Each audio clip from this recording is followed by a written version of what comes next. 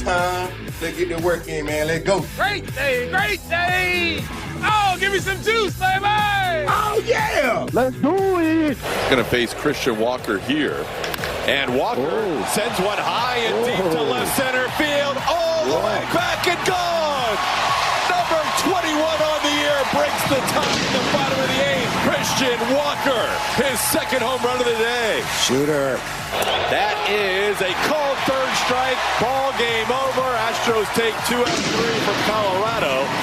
And their lead in the AL West improves to 2 games as we head towards Labor Day weekend. You know, he's got good, ended up literally back footing me on a slider that last at bat. But, I just told myself to be ready for a fastball early, maybe get him up off the bottom to not to chase that slider below. But, a lot of these relievers, it's a lot about just trusting yourself, trusting what you see and letting it fly. So, I think I'm a better hitter the less I think in the box. So just trying to embrace that a little bit. Did I talk to Micah about, I'm sorry, I didn't get to. Okay. I want to, in the audio bumping into the show, welcome in everybody on a Friday, a football Friday for sure, with some baseball sprinkled in as well, as you can tell. Sean Pendergast, Seth Payne with you. Congrats to the Astros on the win yesterday. I wanted to make sure that we got at least a little bit of Jerry Jones in the open, because we're going to attack the Micah Parsons trade in the next segment. We've got a little more room. I think it's worthy of a little more time and space than what we have in the open here, so we'll hit the Astros off the top. Let a few more people get into their cars so they can listen to the reaction here to the huge trade yesterday. Micah Parsons going to Green Bay. And, man, the press conference, Jerry Jones, 11 straight minutes of talking. 11 straight. They asked one question. That's exactly what you want. He was off to the races yesterday. Honestly, everything, his chosen strategy of just preferring to create commotion over getting business done and just holding on to the last moment. It's the worst possible thing for the Cowboys as a franchise. It's the best possible thing for anybody that creates or doesn't even create content. Just rolls it out and lets it go. It's he's so good at creating simultaneously destroying his team. Yeah. It's good stuff. Thanks, Jerry. He doesn't think he's destroying his team. He thinks this is the right move to win now, he said. Well, as he and some other Cowboys fans will tell you, in their constant need to go back 30 years in time, they'll remind you of the Herschel Walker trade. Correct. They'll say, yeah. That was a good trade. Like, using the early 90s as justification for any and everything is exactly why you guys have been so perennially disappointing. Correct. Yes. Yep. So we'll dig into that in the next segment for sure. That was huge news yesterday. That was the big talk, Seth. I was at the Texans season premiere last night. Yeah. The kickoff for the season, where you get a player sitting at each table and rubbing elbows with the rich and famous. We had Titus at our table last night. Right. Yeah. We had Titus Howard at our table, which was Did great. he eat with his hands? He was, dude. I will tell you. I want him to. I want him to be more of a. I want him to, all these guys to be like cavemen on the offensive line. He did not. He was with his wife. So if he was with the other offensive lineman, maybe like when in Rome. But he was. His wife was there. She was very, very nice. Chelsea. They're on. Their fourth kid is due during the football season this year. Titus is about to have 4 kids under the age of 4 in his house. Oh, wow. Yeah. He's already got 3. Only you could afford some help, like a nanny or something. Titus, I think he's doing fine. Titus drinking water the whole time. We've talked about Titus. See, I want my offensive linemen slugging back domestic beer. No, eating not ribs during with their hands and slugging back. Talked about how Titus looked better conditioned this year, and at least at the Texans gala last night, or the Texans season premiere, he was walking the walk, man. That's true. Sometimes my dream of the perfect offensive line is you go back to like the 80s when it was just these guys that were just scrappy cavemen that would, they were beer drinkers and everything. But you also have to remember that they were shoveling handfuls of Diana ball into their mouth at the same time. Yeah. So it's this day and age, you gotta be a little bit more dialed in. That's true. Good point. It's different. Now, who was drinking quite a bit at the table? Me. Yeah, I was. Yeah, I was making up for Titus's lack of alcohol consumption. I did ask him. I'm like, hey, when something like this Micah trade goes down, what's the offensive lineman group text like? And he's like, dude, it was. And he said himself, like, they were all like, man, this is crazy. Like Micah Parsons getting traded. Good to see him stay in the NFC. That's me saying that. That was not my Titus thought Howard. too. Yeah. It's like, all right, cool. As long as and now in Titus, or excuse me, Micah. There's a little bit of the same dynamic with how it was with J.J. Watt. When man, you can be one of the very best defensive players in the league, but unlike a quarterback. Like usually the really best quarterbacks at worst they'll be average in a year. Every now and then there's a dip, but usually they're at least an average offense. Yeah. Where with Micah last year they were horrendous defense. So there's a part where I want to partially stick up for Jerry and say, well, if we trusted you to actually operate the team properly after this, there's something to be said for, man, you need more than one stud defensive player to have a good defense. Historically, since Micah's been there, though, there's been with on the field and him off the field, Right, but the last year, over the course of 4 years, yes, they're an awful defense without him, and they're a much better defense with him. Yeah. But last year, they were one of the worst defenses in the league, just regardless. Yeah. So it's it's not like one defensive player is a straw that stirs the drink. They would have been even worse without him. Don't get me wrong. Yeah. Well, we'll play some audio from Jerry and show you what he thinks about the trade yesterday. We'll do that in the next segment. Astros win yesterday. Jason Alexander didn't get the win in this one. He was all right. It's the Rockies, so that they're duking it out here in the 8th inning, and you need a Christian Walker home run to get out of there with a series win over the Rockies. It's whatever to me. I don't care how they're doing it at this point. I'm just glad they're still ahead of the Seattle Mariners, who were idle yesterday, so they picked up a half game. So the Astros came into this series with a 2-game lead, and they leave the series with a 2-game lead. Yeah, all right. So they didn't pick up any ground. I know every single time you talk about this series, people understandably and justifiably point out that, hey, by the way, guys, it's the Rockies. I don't care. Yeah, I don't care. For one. Two, the fact that you saw the difference with Jordan in there and how much he affects everybody else. I mean, Jordan barely got pitched to. And you saw, versus better teams, how that's going to be good. But then last night, I was just happy to see, good, scrappy defensive plays. And meanwhile, the Rockies are an inferior team. Let's see them be idiots in the field. And meanwhile, Cesar Salazar is jumping out there. Like, talk about throwbacks to the 80s. Man, a beautiful RBI bunt. Yeah, a little bunt. Made Cam Smith with a throw to home and a tag at home that was gorgeous. Cesar Salazar had that other throw to third. Like, there was some good scrappy play out there. Were you as confused as I was when Chas McCormick, it got called that he was hit by a pitch? Yeah. And then, there's runners on base already. I'm like, okay, Chaz, take your base. And they challenged it, and it got overturned so that Chaz could stay at home plate and hit. And it ended up working because he got a little blooper to right field. Yeah. I was so confused. I'm like, no, Chaz is not a hitter. If it was Jordan, I would challenge it because I want Jordan to swing the bat. I don't need Jordan getting, first base conceded to him with guys on base. I want Jordan to swing and maybe hit a bomb. Right. I'm going, why are we what are we doing here? Well, I think the big guy, I guess you start calculating the chances of, then you've got you start calculating the chances of Chaz getting on base. Well, I know. I don't know. I'll just trust the nerds on that. I can't fight the nerds all the time, Sean. Yeah. I just know that by and large they're usually probably correct. Yeah. So go for it. Okay. All right. I gotta sacrifice bunt in this game. I'm like, my old school small ball need is. I don't know. Yeah. I was just very confused. It was. I'm like, okay, we're treating Chaz like he's Jordan. Cool. Hey, the Rangers announcer, the Rockies announced this morning, and that we've all grown tired of the Jason Alexander puns, the Seinfeld puns and whatnot. Yeah. He did call it the summer of Jason. And seen that joke already? Have you seen that already? Yes, I hadn't caught it already. Yeah. Right. No, I've seen people make. I've seen people make that joke. I take back my grudging acknowledgement of it, except that it was an opposing announcer. So if it's an opposing announcer who's just not doing the basic, it's kind of like when somebody makes a joke about the being a better than everybody else scandal.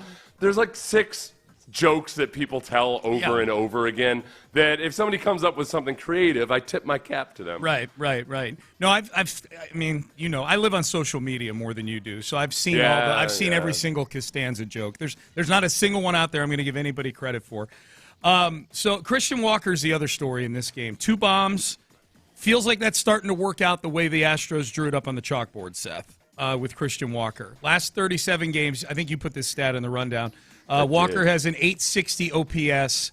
That's best among Astros hitters with at least 10 at-bats. So there's since the All-Star break. Since the All-Star break, yeah. With at least 10. I'm wondering, there's somebody with like 4 at-bats who went like 3 for 4 probably. But he's got 9 home runs. So that feels good.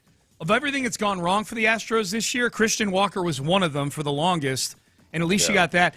I thought it was cool just the other night when Yordan hit the home run, seeing Yordan and Carlos Correa dap each other up at home plate. I'm like, oh, this is the first time we've like seen these two together, you know? Oh, yeah.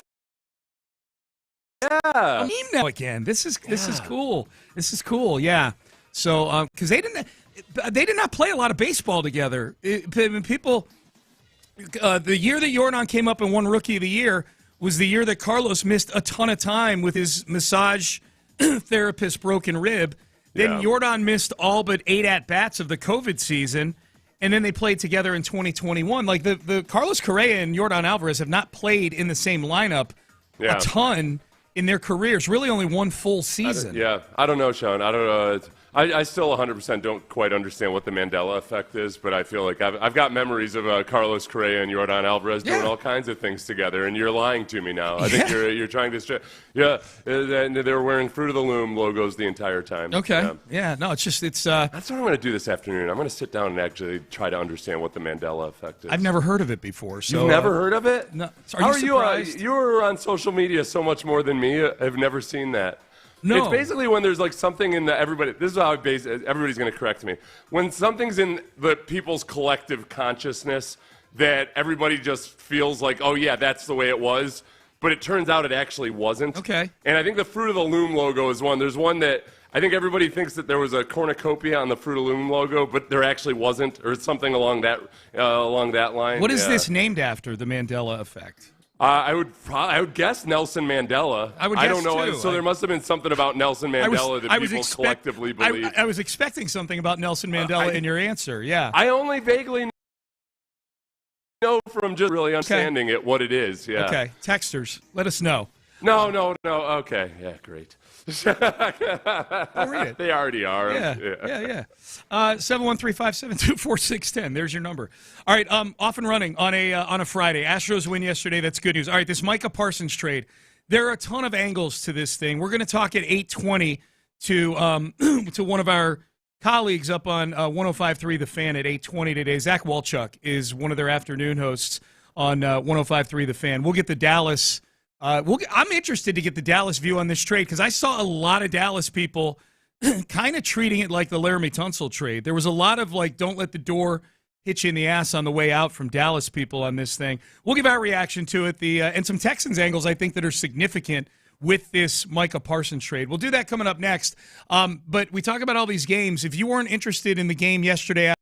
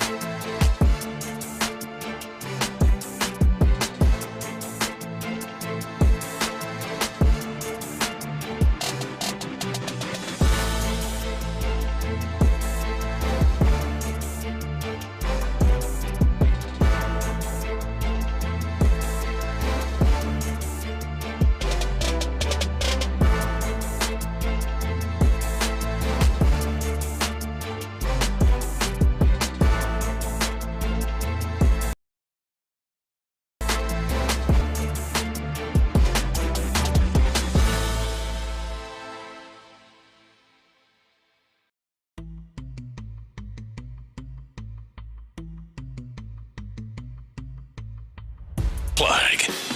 Live from the Mokaram Injury Lawyers Studios, Sports Radio 610 presents Payne and Pendergast. All right, let's dig into this Micah Parsons trade. If you've got thoughts on it, 713-572-4610. So let's establish this right off of the bat, because most of the time when a team is trading a player like Micah Parsons for draft picks, the Cowboys, for those who haven't seen the details of the trade, the Cowboys yesterday afternoon sent Micah Parsons to the Green Bay Packers in exchange for 2 first-round picks and Kenny Clark, who is a defensive lineman. He's kind of a run-stopping defensive lineman. The Packers, in turn, give Micah Parsons the biggest contract ever for a non-quarterback. This offseason has been the offseason of non-quarterbacks jumping and leapfrogging each other. You had Max Crosby, and then Myles Garrett puts a $4 million gap between him and Max Crosby. And then Jamar Chase, TJ Watt, I think, was it until I think he was getting 41 and something. Whatever. It's by like $6 million per year. Micah Parsons is now the highest paid non-quarterback at $47 million a year. But let's establish this right out of the chute. This is not a situation where this is a team, the Cowboys, it's a bad team that feels like we're going into rebuild mode.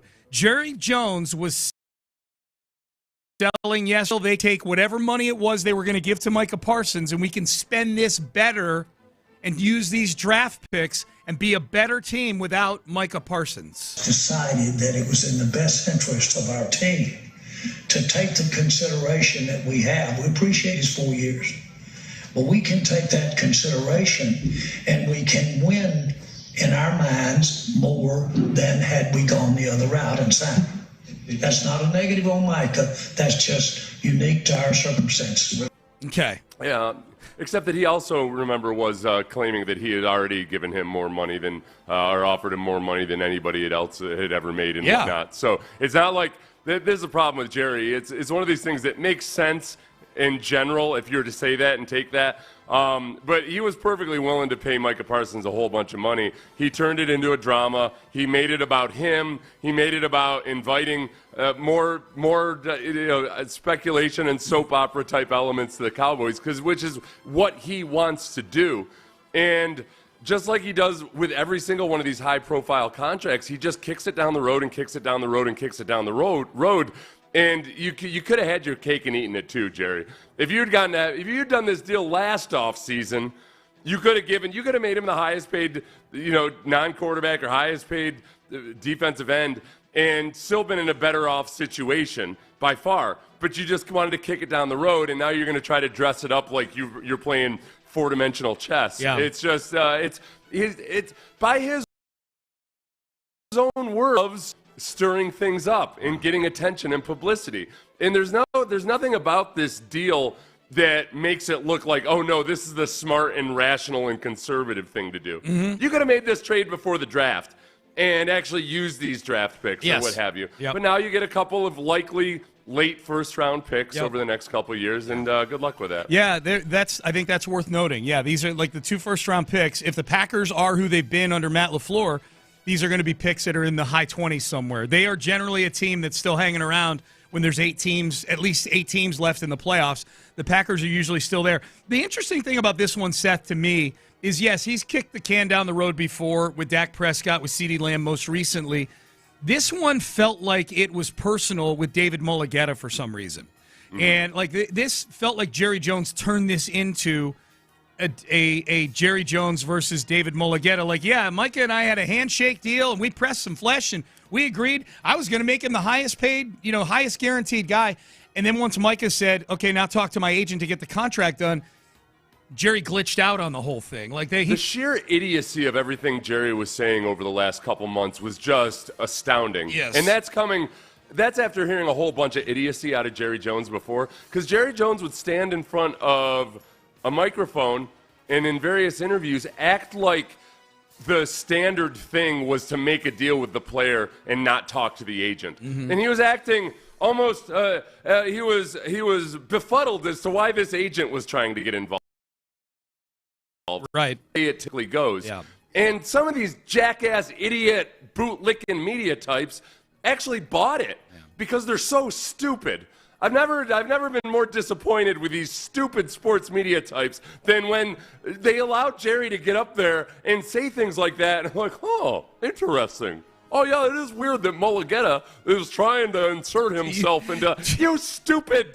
Almost used the C word again. You idiots. It's unbelievable how stupid you allow yourselves to be. Do you have any specific names you want to put out there, or are you just talking in general, the Dallas media? I didn't watch the entire Stephen A. Smith. Did he push back?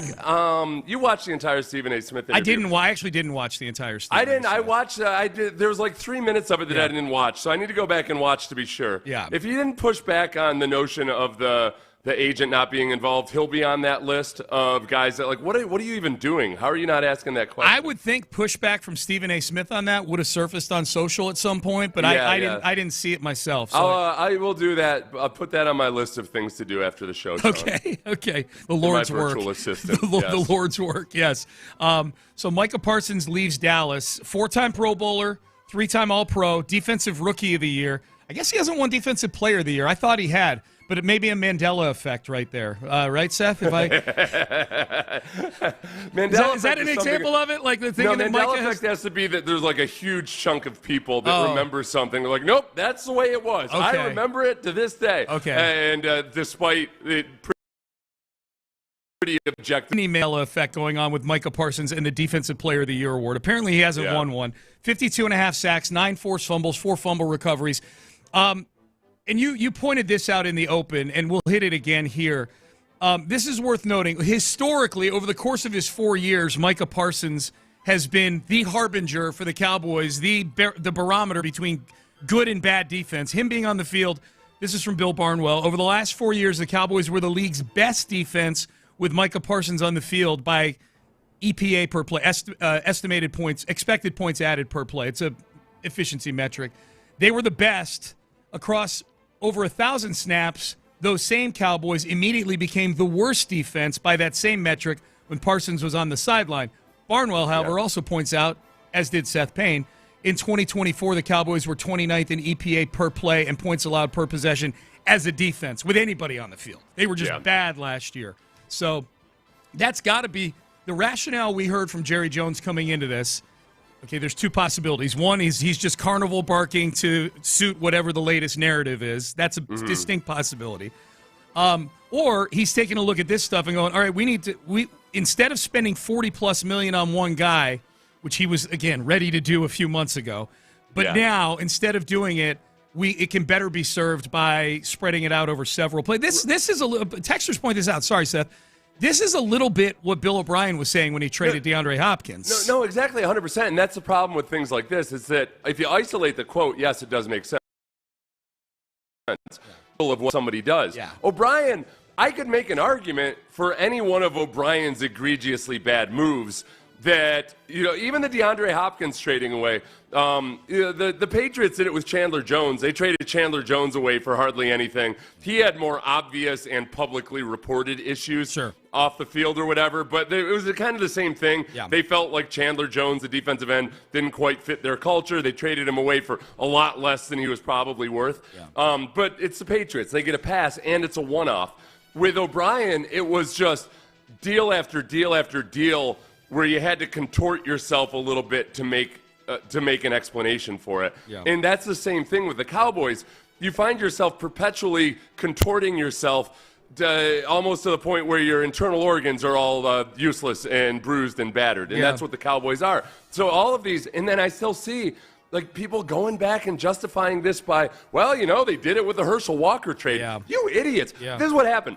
A bunch of people watched a Netflix documentary that was obviously very skewed in favor of Jerry Jones, and now are thinking they've been bamboozled. Yeah. They're like, oh yeah, that's right. This is all part of the grand plan. Yeah. They haven't been to a conference championship in 30 years, and you've got people still like doing what Jerry Jones wants them to do. Yep. Justifying everything he does by pointing back to something that happened over 3 decades ago.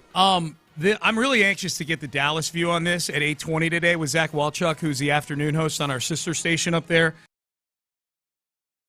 And it felt the parts that I was listening to, there was a lot of talk about Micah in the building, and Micah's a little off, and maybe he's not the guy you want as the face of the franchise, that type of stuff, which are things that we had heard over the last couple of years.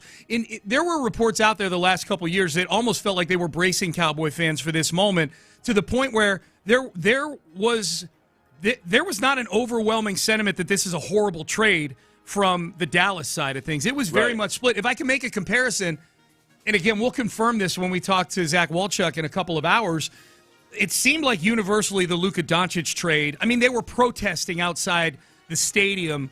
They thought that was going to be the death blow to that franchise, the Luka Doncic trade. Turns out they luck into Cooper Flagg. That's a whole separate thing. The reaction to the Micah Parsons trade, who has been, I don't want to say as meaningful to the Cowboys as Luka was. It's a different sport, and Luka's one of the top 5 or 10 players in the sport. I suppose Micah's going to wind up one of the top 5 or 10 when the NFL Top 100 comes out. I know he's like in the 30s. Anyways, it was very split, is what I'm saying. It was very split up in Dallas. That part of it, though, I think speaks back to, okay, this is what we were hearing 2 years ago with Micah. Yeah. And it's Jerry kicking the can down the road. And if it was the right thing to trade him for various reasons, or how people felt about him in the building or what have you, why did it take 2 years to do it, and why did it draw out this long? Yeah. And it's simply because, like everything Jerry is saying about how they could use these picks to be a better team, yeah, you could have used them 2 years ago. Yep. You've squandered some really good rosters in that time. Yes. And you just can't. You love the drama. You can't help it. You just love the potential for getting all of these clicks and all of these eyeballs. Okay, so here's my question for Texan fans and for the Texans in general. Will Anderson Jr. is not Micah Parsons inside the building. Will Anderson Jr. is advertised by the GM and the head coach as the guy that is the tone setter in that building for everybody, especially on the defensive side of the ball. DeMeco Ryans, unprompted, points to Will Anderson multiple times as follow that guy. So it's the narrative, not even a narrative, the truth around Will is he is that sort of guy, and he's ascending to be that sort of player too. Like if he has the leap in year 2 to year 3 that I think he's going to have, I think he's already in the conversation for Defensive Player of the Year, but he's going to be that type of player. He's getting to that. I mean, what's he going to get, 50? I know. I told you during the break, man, I bet Caserio throughout this ordeal was really wishing that the CBA allowed him to extend Will Anderson right now. Yeah. Because this is where Nick has doled out some big contracts, but they're very early in the Nico Collins and the Derek Stingley ones, where a lot of times those things drag on into August or what have you. He just gets on it right away. Yeah. And I think a lot of that is partly because they know that the price is always going to go up. Yeah. And that also he's known for a couple of years now that, all right, we got what we wanted in Will Anderson and C.J. Stroud. We got to make so pay guys like Derek Stingley. Yeah. He would have loved to have given Will Anderson a contract. Well, sometime 3 months ago, probably foreseeing some kind of numbers like this. Any team that has a non-quarterback, especially an edge rusher or a wide receiver, because those seem to be the two positions that are really pushing the limits right now. Those are the only two other positions that are over $40 million a year right now, is edge rusher and wide receiver. If you have one that's on that ascent to where they're in this sort of conversation we're having with Will Anderson, yesterday was a bad day for you. Watching the highest paid non-quarterback go from $41 million to $47 million, watching it go from the mid-30s to $47 million in one offseason is crazy. Sean, David Mulligetta is... How do I phrase this? I don't want to try to make it bulletin board material because I genuinely mean this. Oh, no, I don't have the same concerns about David Mulligetta that other people do. Yeah. And it's that because the Texans have already demonstrated an ability to work with David Mulligetta on multiple fronts. He's Stingley's agent. Yeah. Now they extended Deshaun Watson already with David Mulligetta as his agent. Now, that ended up, as we know, turning ridiculously south, except they also worked with Mulligetta to get Deshaun Watson traded. Yes. And that was a long and painful ordeal in which they had to kind of work in conjunction with Mulligetta to create that environment, that auction-type environment. Yeah. But, I think that Nick and Mulligetta are kind of, they're strange bedfellows, and they both see the value of getting a deal done early. Yep. And then let the rest of the league deal with the repercussions. So that it doesn't mean they're allies or anything, but I think their goals are aligned somewhat. Yeah. And I think they understand each other. So I think they're gonna be jaw-dropping numbers, but I think deals are gonna get done with C.J. Stroud and Will Anderson. Yeah. C.J. Stroud is the one you're concerned about. Yeah. Will Mulligan is not Will's agent, but yeah, he is C.J.'s agent. So that is absolutely something worth watching. All right. Hey, Football Talk on Sports Radio 610 is presented by Paramount Plus. You can't count on much these days, but you can always count on Sundays with the NFL on CBS and Paramount Plus. Watch your local NFL game live every Sunday on CBS and Paramount Plus all season long. Headlines coming up next. We've got Astros that we'll dig into in headlines. We'll circle back to this Micah Parsons trade. Got a whole lot to get to here on a Friday. Stay there. I got to tell you what, so now that I know my afternoon is going to be filled with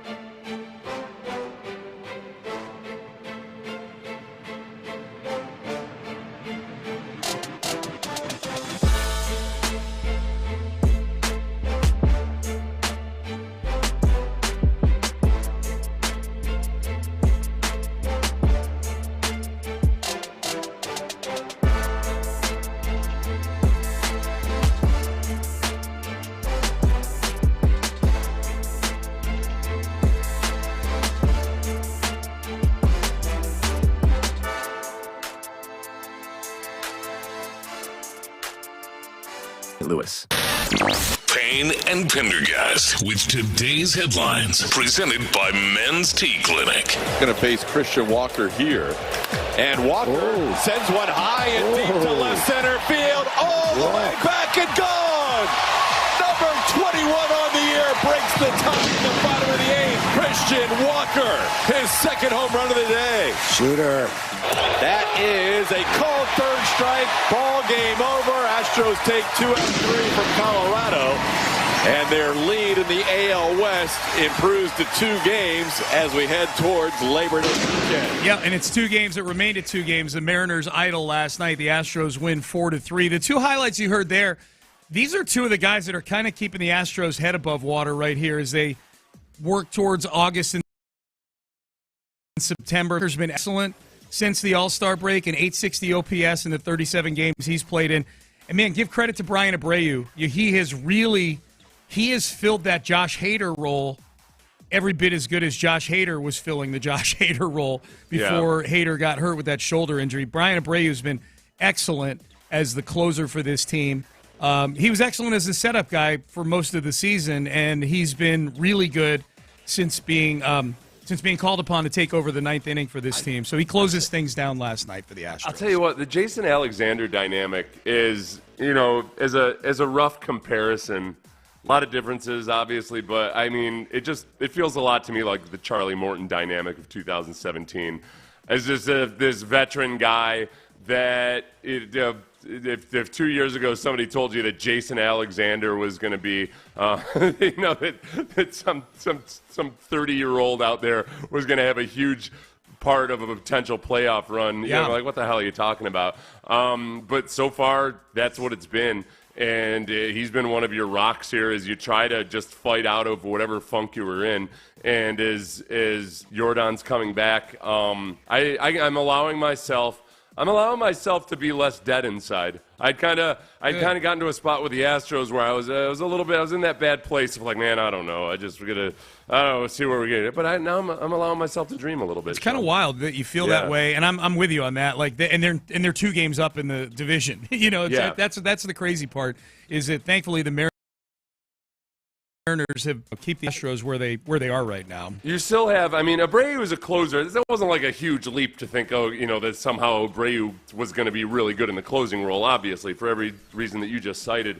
But the return of Luis Garcia, we've been burned a couple times so far already on guys coming back off the IL. We haven't seen the best version of Christian Javier at all. Arrighetti might be rounding back into form, but the Luis Garcia return still looms. Yeah. And as I had said before, if you got 2 of those 3 guys, as viable, close to the best version of themselves, it's a completely different squad in a lot of ways. Yes, yeah. So if Arrighetti, who knows about Christian Javier? There's still time. Arrighetti maybe is getting back to that, and then who knows what we see with Luis Garcia? Well, and we should mention Lance McCullers in all this too. We should. Lance McCullers, according to Joe Espada yesterday, is going to work out of the bullpen in the short term. He could be available Monday. This series with the Angels is a Friday through Monday deal. They play the Angels on Labor Day, so it's a 4-game series going from Friday to Monday, and then the Yankees come to town after that. So he could start on Monday, but the team is not committed to starting him on Monday. And the big thing, available out of the bullpen. Seth, this is my question. This is my question. Yes. How do you think the conversation went with Lance McCullers when Joe Espada broke the news that you will be working out of the bullpen over the weekend here? I think it's a little bit like when maybe you try to float anything that maybe, like, say something to your girlfriend that you think that she might not be into, but you just kind of float it out there. Like, I'm just kidding, like Jason, unless you're going to do it. I think they did that with Lance. You're like, hey, boy, screw. Something funny, Lance. I saw something the other day. There was it was, not to the long-term thing or anything, but, maybe Lance should come out of the bullpen. So you think that they floated it to him to see how receptive he was to it? I mean, he's never been receptive to it. I know at you're all. joking. Yes. He's just given it the hard and firm shutdown. So you're not going to try to say, hey, Lance, henceforth you're a reliever. But maybe you say, we almost look at like a rehab. I think that's part of your rehab process, that we just start you off as even though you started a game last week. A little bit. Right, yeah. But things are different. The circumstances have changed. Yeah. It's just short term. Yeah. It's not going to be long term. Circumstances have changed. You threw 90 pitches in 4 innings the other day. Those are the circumstances that changed. You're not good. You're already operating like a long reliever. Yeah. You're going 3 or 4 innings and throwing a bunch of, let's just go ahead and just compress it a little bit. Yeah. So Lance McCullers will work out of the bullpen. We'll see how it plays out. All right, meanwhile, the big headline today across sports, Micah Parsons traded from the Dallas Cowboys to the Green Bay Packers yesterday afternoon, bombshell at 4 p.m. Micah Parsons on his way to Green Bay. The Cowboys get 2 first-round picks and Kenny Clark, who is a defensive lineman. Jerry Jones is selling this as a deal that the Cowboys, they needed to do this. They have a better chance of winning both in the short term and the long term. At this press conference, Seth, he's like, he feels a need for us. We were not very good against the run last year. I think you earlier had kind of framed it the way it feels like it has been with Jerry Jones. That this is Jerry Jones versus David Mulligetta, the agent for Micah Parsons. Yeah. And no matter which way Jerry spins this as a win for the team, it's a win for David Mulligetta. A huge 100%. For all the smack that he talked and pretending like he didn't know David Mulligetta's name and all of that. I mean, which I might believe because he doesn't even know Micah Parsons' name half the time. That he called him Michael yesterday. He was corrected by his son. And several times he called him Michael. Yeah. So I think that David Mulligetta wins this. If Jerry wanted to frame this as David Mulligetta versus Jerry Jones, Mulligetta won it resoundingly because his job is to get his client the best deal possible, and he ends up getting the best non-quarterback contract in NFL history. This is the second time he's done something, David Mulligetta, where the other 31 GMs are like throwing their pen probably. Great. Like, crap. Thanks, Jerry. Thanks a lot, Jerry. Thanks, Jerry. Well, and thanks, Packers. Exactly. Thanks, shareholders. Exactly. Well, let's not let the Packers off the hook. Brian Gutekunst, the GM up there, just made life a whole lot more difficult for teams. Like we had a texter point out, Aiden Hutchinson. We talk about Will Anderson in the previous segment. Yeah. Will's still got to play a whole season before he's eligible. Aiden Hutchinson is eligible right now for an extension, and we had a texter say he's going to get 50 probably. Yeah, who knows? Or will this be treated like the Deshaun Watson this outlier for the next several quarterbacks in terms of guaranteed money? The whole thing about Jerry saying that, hey, which is true, hey, you don't have to pay this contract so you can use these draft picks and use the cap space to create a better defense. That's all true in a vacuum. The thing that you can't account for is the fact that, yes, the Cowboys' defense was bad last year, but that's while teams were doing everything they could to minimize Micah Parsons. Yeah. So the issues, it's not like it was cap space or anything else that kept them from being a good defense. It was they had a prime circumstance where other guys, that's a classic situation where one of their other defensive ends could have gone off for 17 sacks or what have you because people were so heavily focused on Micah Parsons. Do you like this move for the Packers? I do. I think it's partly because the Packers they do things like this very, very rarely. Yeah. They've got one of the youngest teams in the league perennially. So when you make a strategic move and do something like this, it's kind of a rhythm changer, but it's not what you're banking on year after year after year where it gets you in trouble. So I do like that. I like this move for the Packers. Quick Texans note. Compared to a Micah Parsons trade, this is a pimple on the body of the NFL. C.J. Gardner-Johnson got his number 8 jersey back yesterday, Seth. They announced the Texans announced some jersey number changes. We remember C.J. Gardner-Johnson in his first press conference as a Texan basically warned John Mechie, who's no longer here. He's with the Eagles now. He said, I'm coming for your number. First of all, people don't call me C.J. Nah, I don't like 8, which Mechie got to get that up. I'm sorry, Mech. I'm sorry. I love you to death, bro, but God. Okay, yes, so I have a funny little anecdote from last night, the Texans premiere. The Texans had their kickoff event last night, big charity event, whole lot of fun. So, Seth, we're sitting at our table. Titus Howard is sitting at our table. I was sitting next to Titus. The next table over was C.J. Gardner-Johnson's table, and I was watching him the whole time, and C.J. was holding court. at this table. They were laughing, and so, but on his left hand was facing our table, and Aaron Kapner, who is, I don't even know what Aaron's title is. She does everything around here. She goes, "What is that ring on that guy's hand? What is that right there?" Yeah. And I was like, "That's his Super Bowl ring." He was on the. She didn't know who he was. Yeah. And I said, "That's C.J. Gardner-Johnson. He was on the Eagles last year. That's his." And it was gargantuan. And there's one point where everybody's getting up from the table, dinner's sort of over, and Titus makes eye contact with C.J. Gardner-Johnson, and C.J. just picks his hand up like this and just puts the ring next to his face, and he's smiling at Titus, like showing him the ring. It was so funny.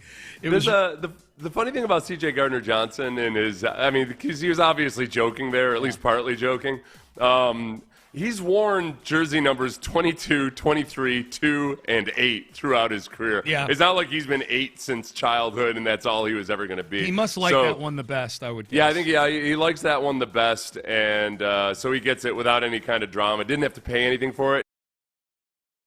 He was wise. There's some players that would spend a king's ransom to get their jersey number. Yeah. Regardless of I did that myself with a player on the when I went to the Jaguars in what would have been my 11th career. I'd been 91 my entire career, and there was a player on the Jaguars at the time who was a training camp guy who was probably going to get cut, but I knew him and I liked him, so I gave him money to get my jersey number, and then he got cut like a week later. You don't have to tell me the exact number. Was it a lot of money? Was it a little money? Was it? It was like by today's standards, it wasn't a lot, but it was. It was. I think it was 5 digits. Yeah. Wow, yeah. Okay. Yeah. Okay. Yeah, I don't need. I liked him a lot. I don't want to say Apparently. the guy's name right now, but Yeah. what's that? Apparently, yeah, you did. So C.J. Gardner-Johnson gets his jersey number back. And I think it's a sign of maturity that he waited and bided his time. Good job, C.J. Gardner-Johnson. He at least looked at the receiver depth chart and thought, okay, there's a chance. He definitely didn't hawk his Super Bowl ring because it was on full display last night on his left hand. Yeah, that's my idea. The Texans, because they're quickly gaining a reputation for being one of the most viciously hitting defense in the league, and I hope the offense starts to follow suit this year. Super Bowl brass knuckles. Nobody's ever done it before. Nobody's ever done it before. That's a great idea. Yeah. Oh, Make it happen. Super Bowl brass knuckles. Super Bowl brass knuckles. That's a phenomenal idea. I love with that. a switchblade that comes out the end of it, Okay, well, too. That's a little extreme. All right. Just the brass knuckles are fine. We don't need to stab anybody. All right. Payne and Super Bowl platinum knuckles. Payne and Pendergast with you on a Friday. Micah Parsons traded from the Cowboys to the Packers odds-making community. What does the odds-making community think of the Packers? What do they think of the Cowboys? What do they think of Micah's chances of winning Defensive Player of the Year? We'll have that for you as we head into a nice long segment here in the 7 o'clock hour. Stay there. But this is my first chance to remind you guys tomorrow, little over 24 hours from now, 10:30 a.m.,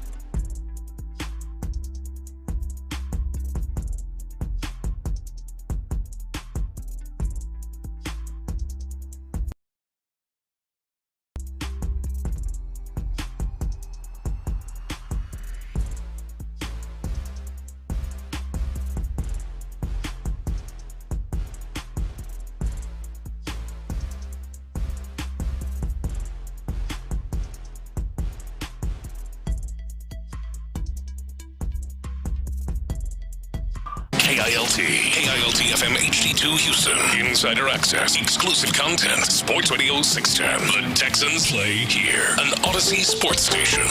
Sports Radio 610 presents Payne and Pendergast. Did I talk to Micah? About, I'm sorry, I didn't get the... That was Jerry Jones' son, Steven, correcting him after what I'm guessing was maybe the fourth or fifth time he messed up the name. Yeah. And from there, I heard, I was listening in on some other cities this morning before we took to the air. And obviously there's a big press conference yesterday. Jerry Jones traded Micah Parsons to the Green Bay Packers. So Jerry Jones met with the media yesterday evening in a press conference where he went for 11 consecutive minutes talking. With a question got asked, he went for 11 minutes talking. So you need to know that. But he butchered Micah's name a few times. I heard some people in other markets talking about it, like, well, he's kind of an old man, and he probably has, not fake teeth. Yeah, he's 82 years old. 82 years old, and he's probably got some sort of dental work gone on that maybe has him mispronouncing things. Like, no. There were a couple times during the press conference where he said Micah right after. No, he calls him Michael sometimes.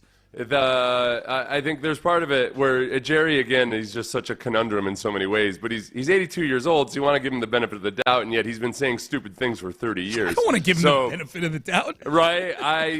This is why NFL teams, there's benefits to them being family-owned and all of that, yet at the same time, man, I just wish all of these teams had a board of directors where at some point you could say, hey, I know you're the owner, but you're not allowed to be the CEO anymore. Right. Like they do in the real world. Well, they're like, hey, I know you're the founder, but you're not allowed to be the CEO anymore. Sorry about it. Ironically, they traded Micah Parsons to the one team that doesn't have an owner. Right. Yeah, exactly. Exactly. That's crazy.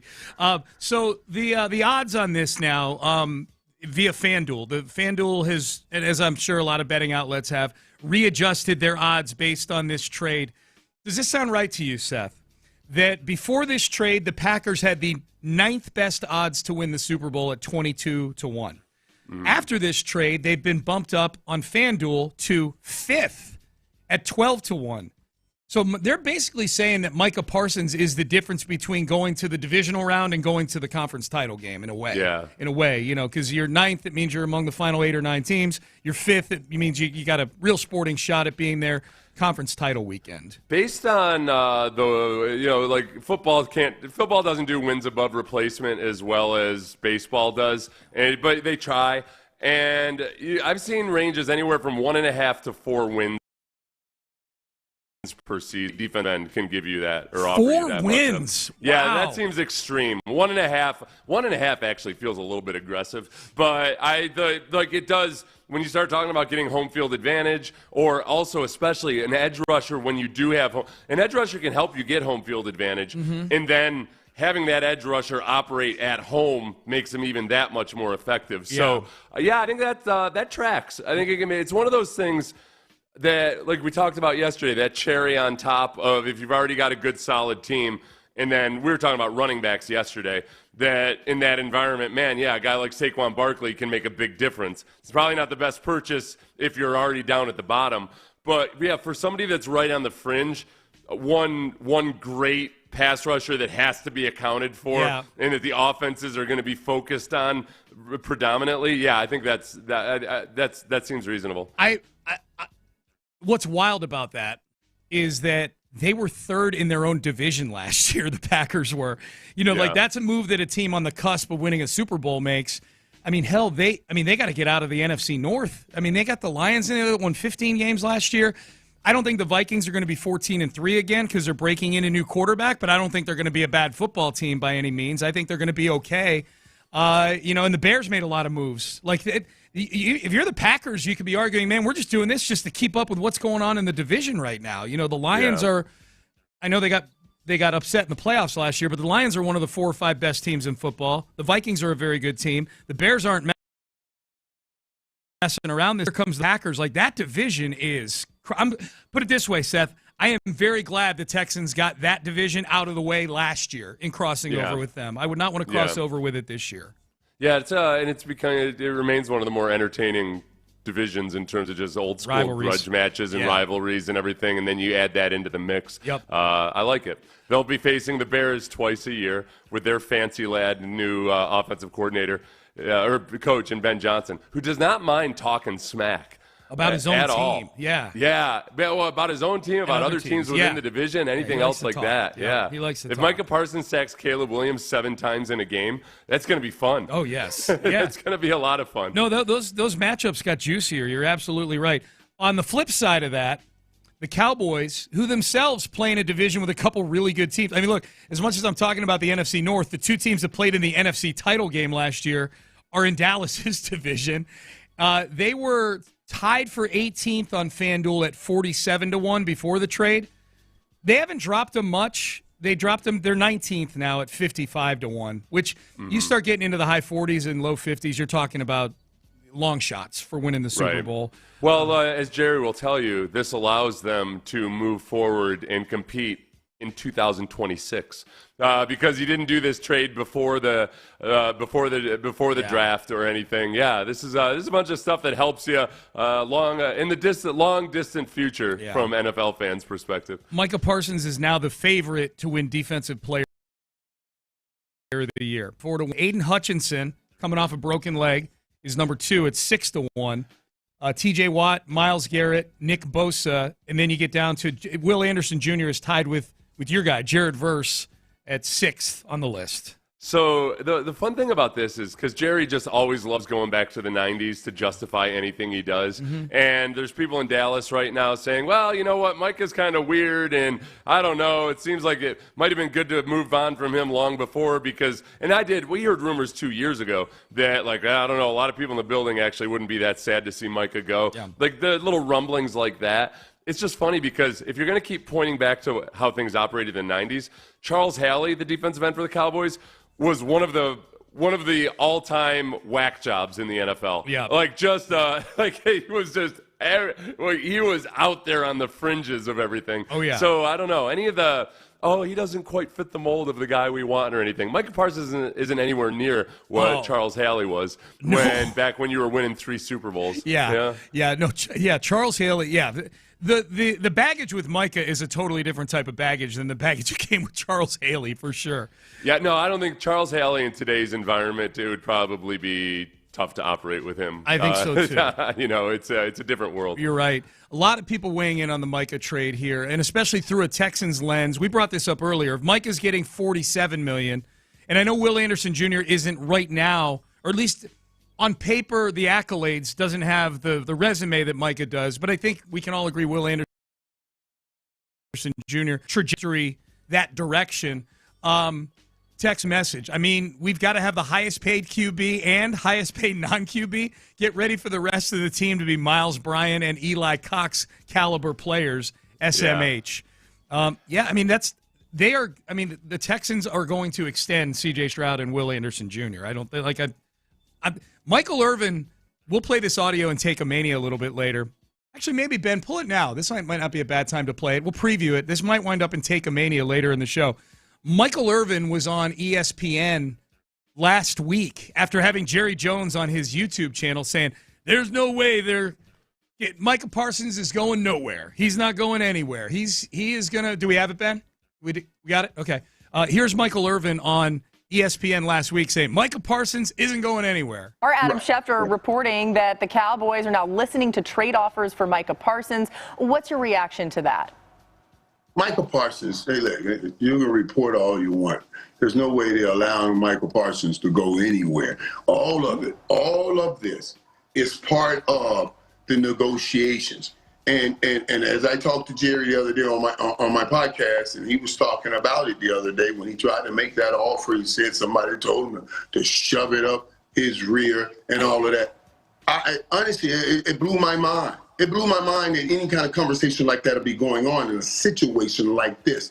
Micah Parsons, I want him to take control of this thing and say, I don't care about you two and whatever y'all got going. Get your butts in the room. That's what you need to be doing. So I'm hoping that's what gets done. But I guarantee Micah Parsons not going anywhere. Okay. Jerry's not that crazy. This is all what we call just negotiation stuff. So I just want to say right now, before we react to that, Will Anderson Jr. is going nowhere. Nick Right. Caserio and D'Amico Ryans yeah. ain't that crazy. Yeah. You are saying that now. Now, whatever speculation there's been about Micah Parsons being, too distracted with his podcast or anything else that goes on, it's exactly the opposite with Will Anderson. Yes. Like just he's exactly the kind of guy you want and want him to be a role model for your other younger players on the team. Yeah. Nick Caserio is not a half-crazed weirdo the way that Jerry Jones is. And now, let's see, Michael Irvin said, he said Jerry Jones is not, did he say crazy? Jerry Jones is not crazy? Yeah, I don't remember the exact I think he said Jerry Jones is not crazy, so Micah Parsons will be here. So by that logic, it appears to me that Jerry Jones is indeed crazy. I think so. And Michael Irvin is saying that he's crazy. For people who are concerned about how this affects the Texans, yes, they're going to have to pay C.J. Stroud. They're going to have to pay Will Anderson. They've been planning for it. Those contracts, once they do get extended, aren't going to kick in for a couple of years. Correct. Right now, the Texans have the 6th most cap space in 2027. So, they've already kind of carved out space and they've planned for this. Where you look at some teams, if they had teams that have already paid their quarterbacks, but like the 49ers and the Bills have the least cap space in the year 2027. Yeah. They've already paid their quarterbacks, so that's part of why that's as low as it is. The Chiefs are near the bottom and what have you. The Texans will have a whole new set of issues once they pay Will Anderson and C.J. Stroud. Yeah. But they are out in front of it. It's not going to be. I don't think it's going to be uncomfortable in the moment. No. It's that those contracts won't kick in until 2028. Yeah. And so it'll be manageable. The real question is a lot of the guys on the fringes or the guys that you've drafted well and that get contracts, you're going to have to make some tough decisions on, if Jalen Petry's contract, I don't know if they'd be able to do this Jalen Petry deal the way they did it this year. 3 years from now, Correct. Or 4 years from now. Yeah. And they're not sitting on any really bad deals right now. Like, imagine being the Browns and trying to navigate. The Browns somehow found a way to make Myles Garrett the highest paid non-quarterback for a minute with Deshaun Watson's dead weight sitting on their cap. So the Texans, to your point, that's a great number, Seth, that they're 6th in cap space in 2 years. But, the Derek Stingley Jr. contract is not a bad contract. He's the best corner in football. Petry, I think they got at a very reasonable price for what they give you. Nico Collins' contract has aged incredibly since they signed him a year ago to the extension. He was a top 10 average annual value wide receiver when they gave him that extension. What did you say the other day? He's 17th now or something like that on the list? Yeah. Nico, and that deal's just now kicking in. So right. They're not, Daniil Hunter is a very highly paid guy. He's basically year to year at this point. You didn't sign him to a 4-year, $160 million deal, The funny thing, man, the 49ers, 2 years ago or last year were in go big or go home mode. Yeah. You go down to 2027, the 49ers currently have $5 million of cap space in 2027. Jeez. Like they're gonna make some moves to get it, but they got to make some painful moves along the way to clear that. Yeah. That's wow. That's crazy. That is crazy.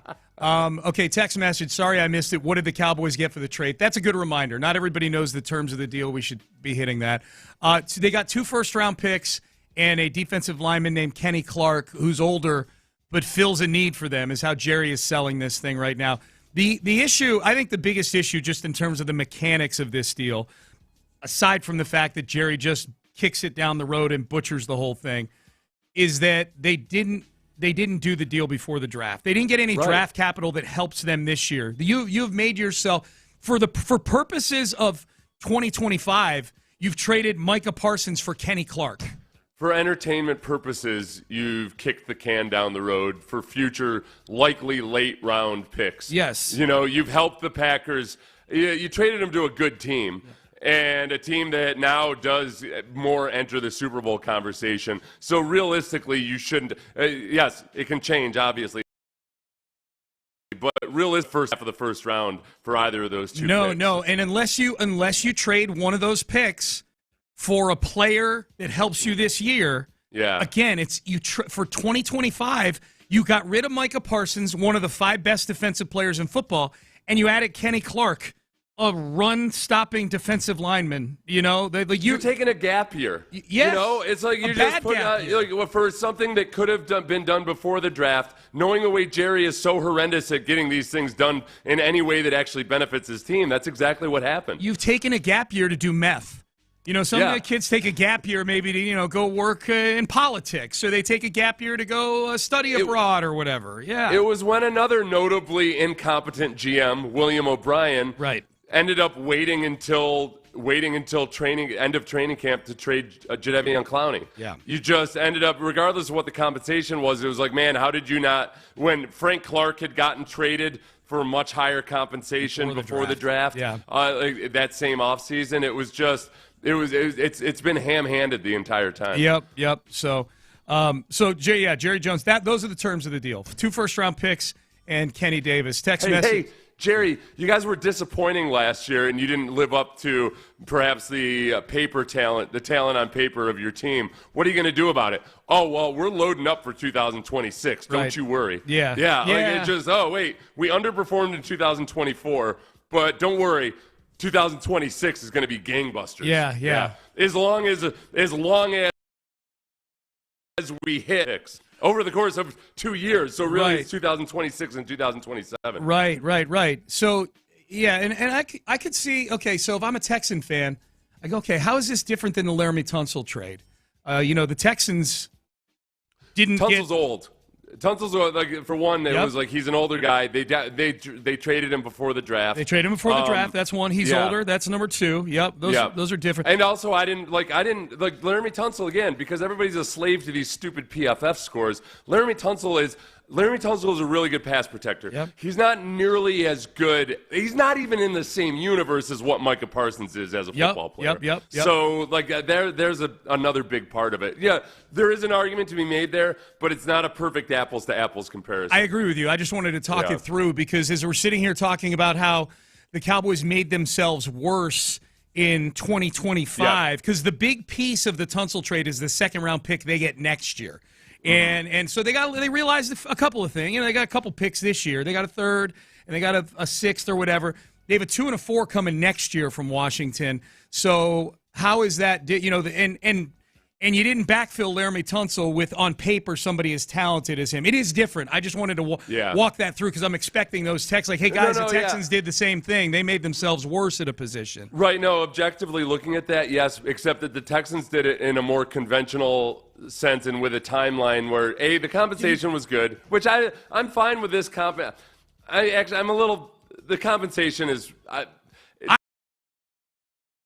thought they'd get a little more. I think they could have gotten more before the draft, too, or if they had done this on a more normal time. I mean, when people are still planning for the offseason and they've got it's tabula rasa or whatever, they've got a blank slate in front of them, and they can look at Micah Parsons. If you're talking March and April and May, then that's a lot different, and they've got more to spend and everything else, then they probably would have gotten more. But it's not like this is deplorable trade value. No, it's not horrible. It's not the Hopkins trade from that standpoint. The compensation in the Hopkins trade was bad.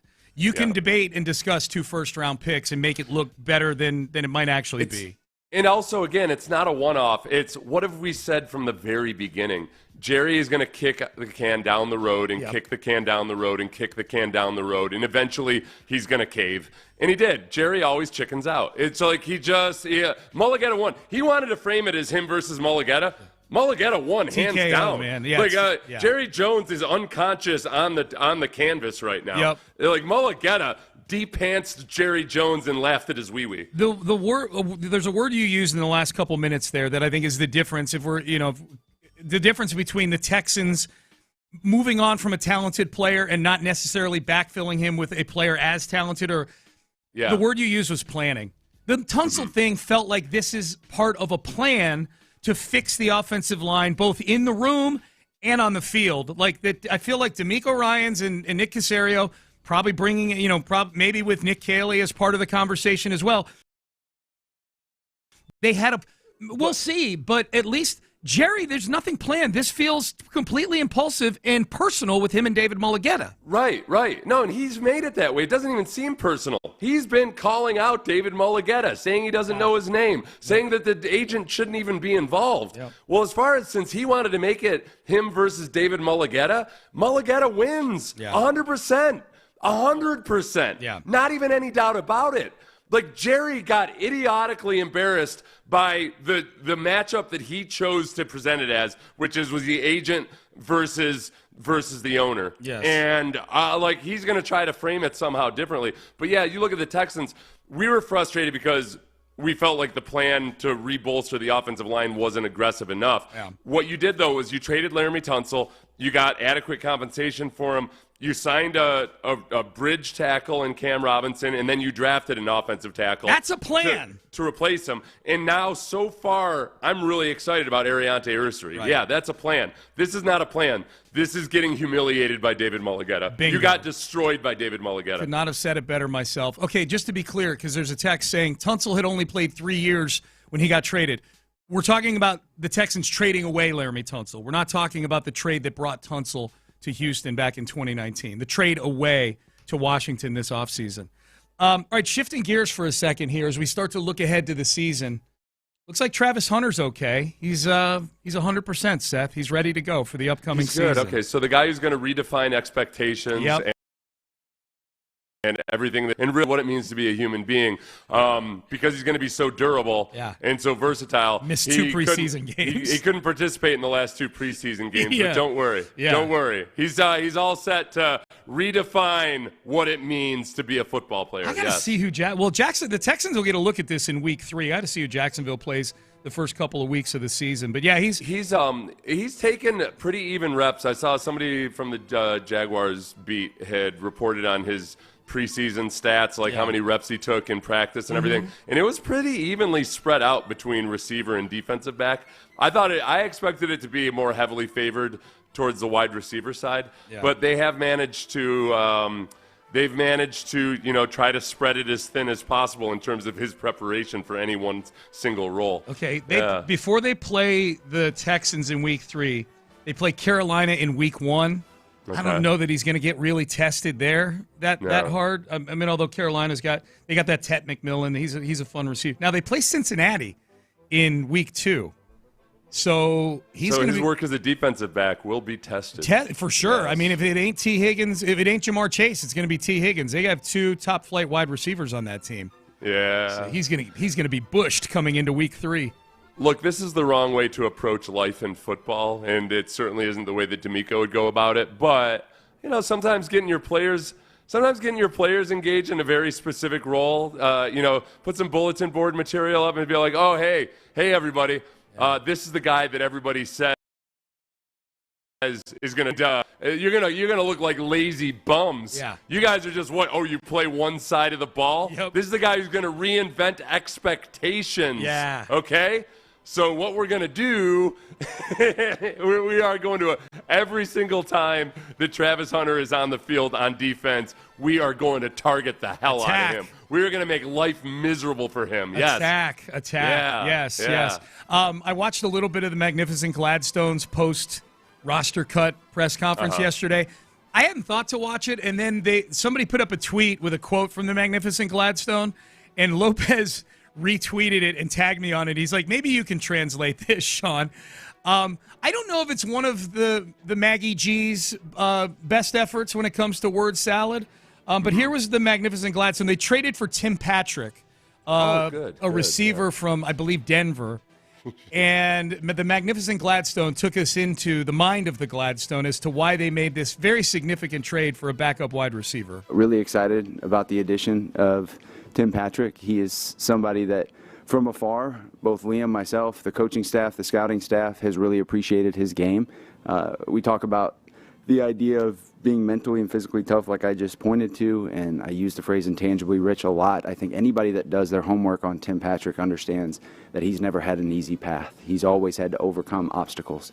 And the only thing that he communicated to us after this decision was made, that he's ready to earn every op that lies in front. And when he's got that hunger that he can provide, obviously, from a veteran presence. Definitely has, up until Diami, a lot of youth, right? A lot of inexperience in comparison. And the idea of building out a basketball team with not only the wide receiver room, but multiple position groups, that can be very helpful, right? Not the same exact genre across the group. That can be something that when you talk with Liam, being able to artfully design plays to tap into those skill sets is something that he gets creative juices from. And so that was something that was really excited about the addition of Tim, knowing that he brings something that we don't currently have in the space. He's like a carnival barker who went to MIT. Yeah. It's like a minute and a half on Tim Patrick. That's impressive, man. Yeah, to come right in here. Hey. You've never seen anything like this before. This is a bearded woman who can also speak French. Behold. Yeah. They did the trade with Detroit. So he was, the Tim Patrick coming over. I don't know.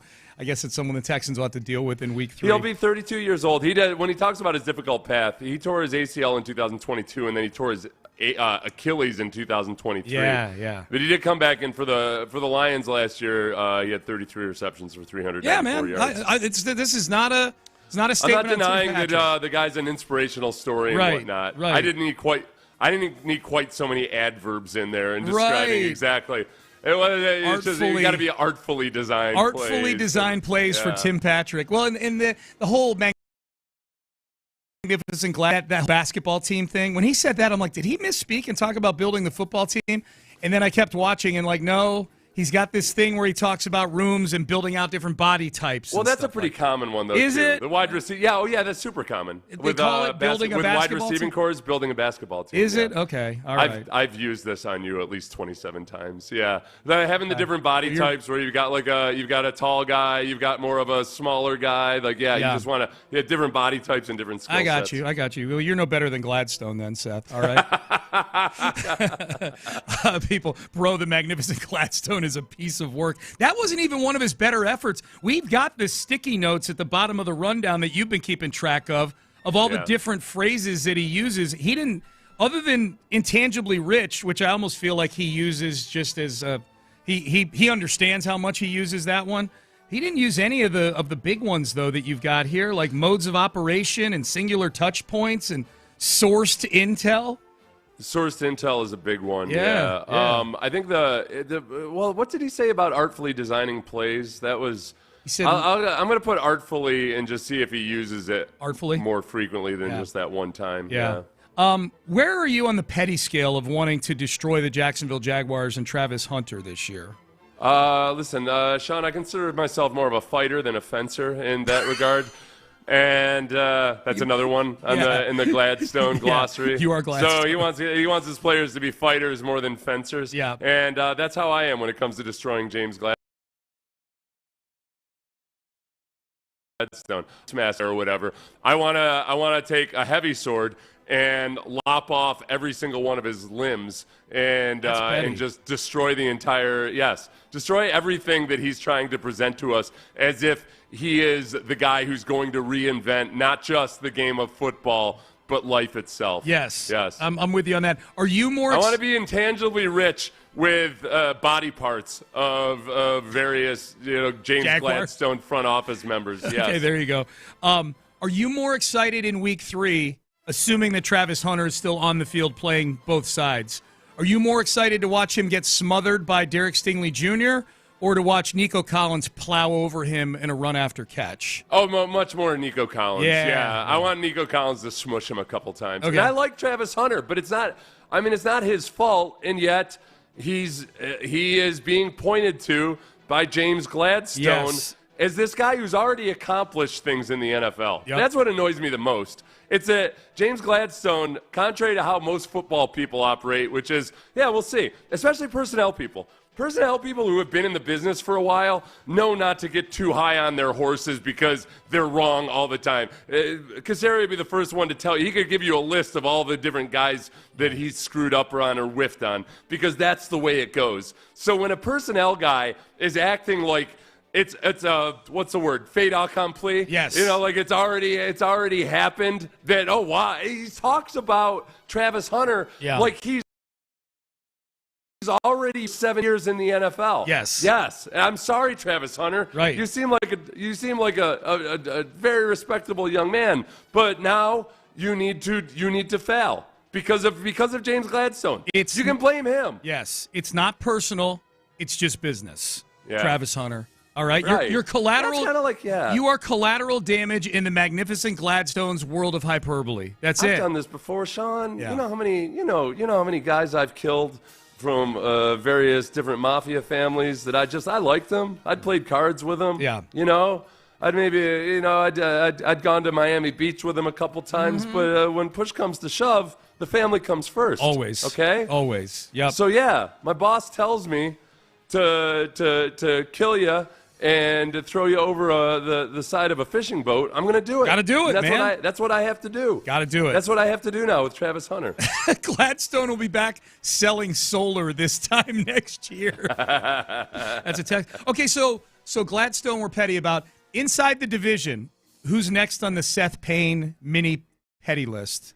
Either Colts or Titans. Like who's Daniel Jones? Yeah. Again, another guy who seems like a swell enough dude. Yeah. But I at some point this year I want to see Daniel Jones' dumb face staring out of one of his ear holes. Oh, you'll get that. You'll get that early. Yeah. Mm-hmm. I think so. There's and then I need Anthony mostly to shut people up who haven't watched Anthony Richardson play football that much. Yeah. I would like Daniel Jones to get benched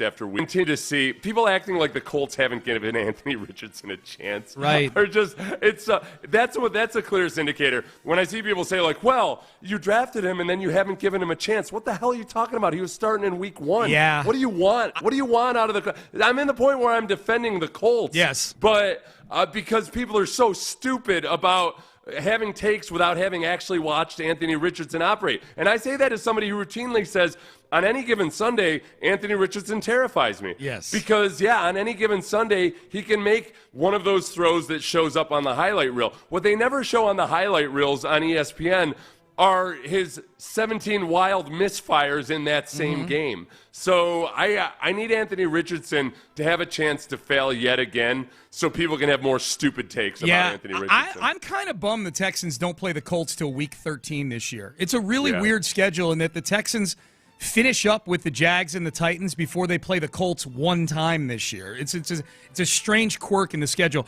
My other one in the division, Seth, with Tennessee, since I can't be petty about Will Levis because I think he's done for the year, right? It's Cam Ward's show now, and Will Levis, I think, had shoulder surgery. That would have been an easy one, and that's been fun the last couple of years to be petty about, wanting Will Levis to get his ass kicked. Yeah. Calvin Ridley. This is why I'm petty about Calvin Ridley. One, despite him being one of my people, degenerate gamblers, the thing I don't like about Calvin Ridley is he complained last year during the season about the Titans offense, and he was outwardly complaining. I'm like, dude, they didn't draft you. You chose to sign with the Titans. Like anytime, it's like Trey Hendrickson complaining about the Bengals being cheap. You knew you. I have no sympathy for anybody who signs, especially a big deal in free agency, and then gets to the team and then openly complains about this janky-ass team that I'm on. They sucked when you signed there, dude. They were a bad offense. Will Levis was the quarterback the year before you signed there. You knew what you were getting into. I don't like that, so I'm petty. So I hope Calvin Ridley gets drilled over the middle in week 4. The one thing this is an easy one and it's low-hanging fruit, but it's time. It's time for the Chiefs to get their comeuppance. Yes. It's time for them to just deliver on what they've been hinting at the last couple of years, is where they could end up being like a legitimately mediocre offense. Yeah. That's what I need to happen. I need for the defense just can't bail them out anymore, and that the Chiefs get to the point where you've got Pat Mahomes openly criticizing Andy Reid or vice versa. Oh, that would be I just great. want there to be misery on the offensive side of the ball, and then insurrection almost from the defensive players towards the offensive players. Yes. Hey, we can't score. You can't expect us to score more than once or twice a game. Right. What are we going to do here? Right. Yeah. Right. Oh, that would be great.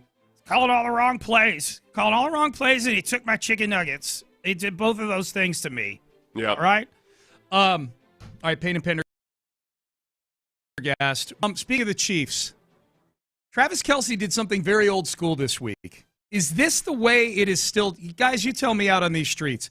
Is it still done the way Travis Kelce did it earlier this week? I will tell you what that is coming up next. Trajan Wealth has been doing it the same way for a long time.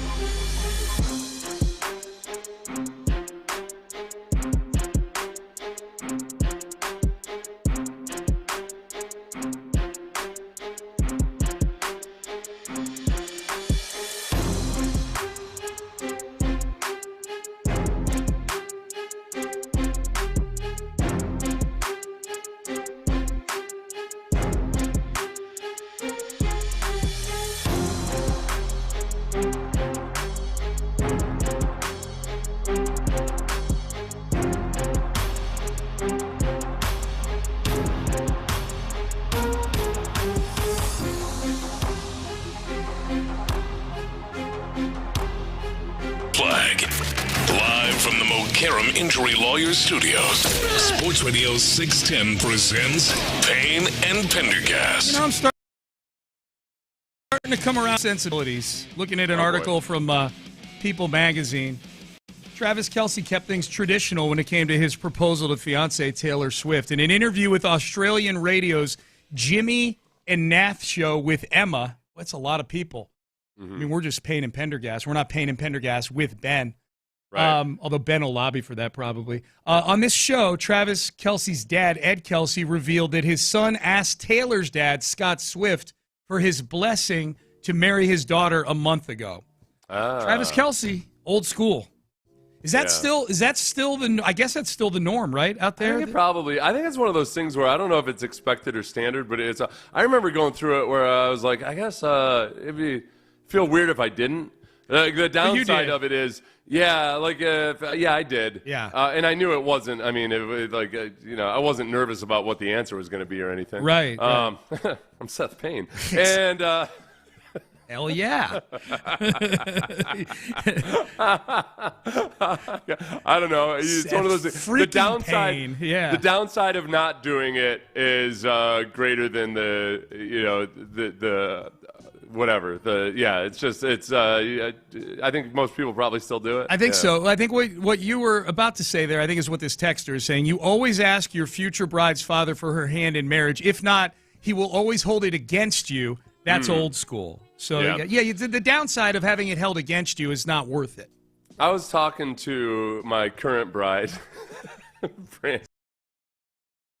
It's another social media thing that guys were doing that, talking about, like, intentionally saying in front of their wives, being like, yeah, this is my current wife. This is my current wife, Susan. And then you see the wife look at him like, what the hell did you just say? Yeah, that's good.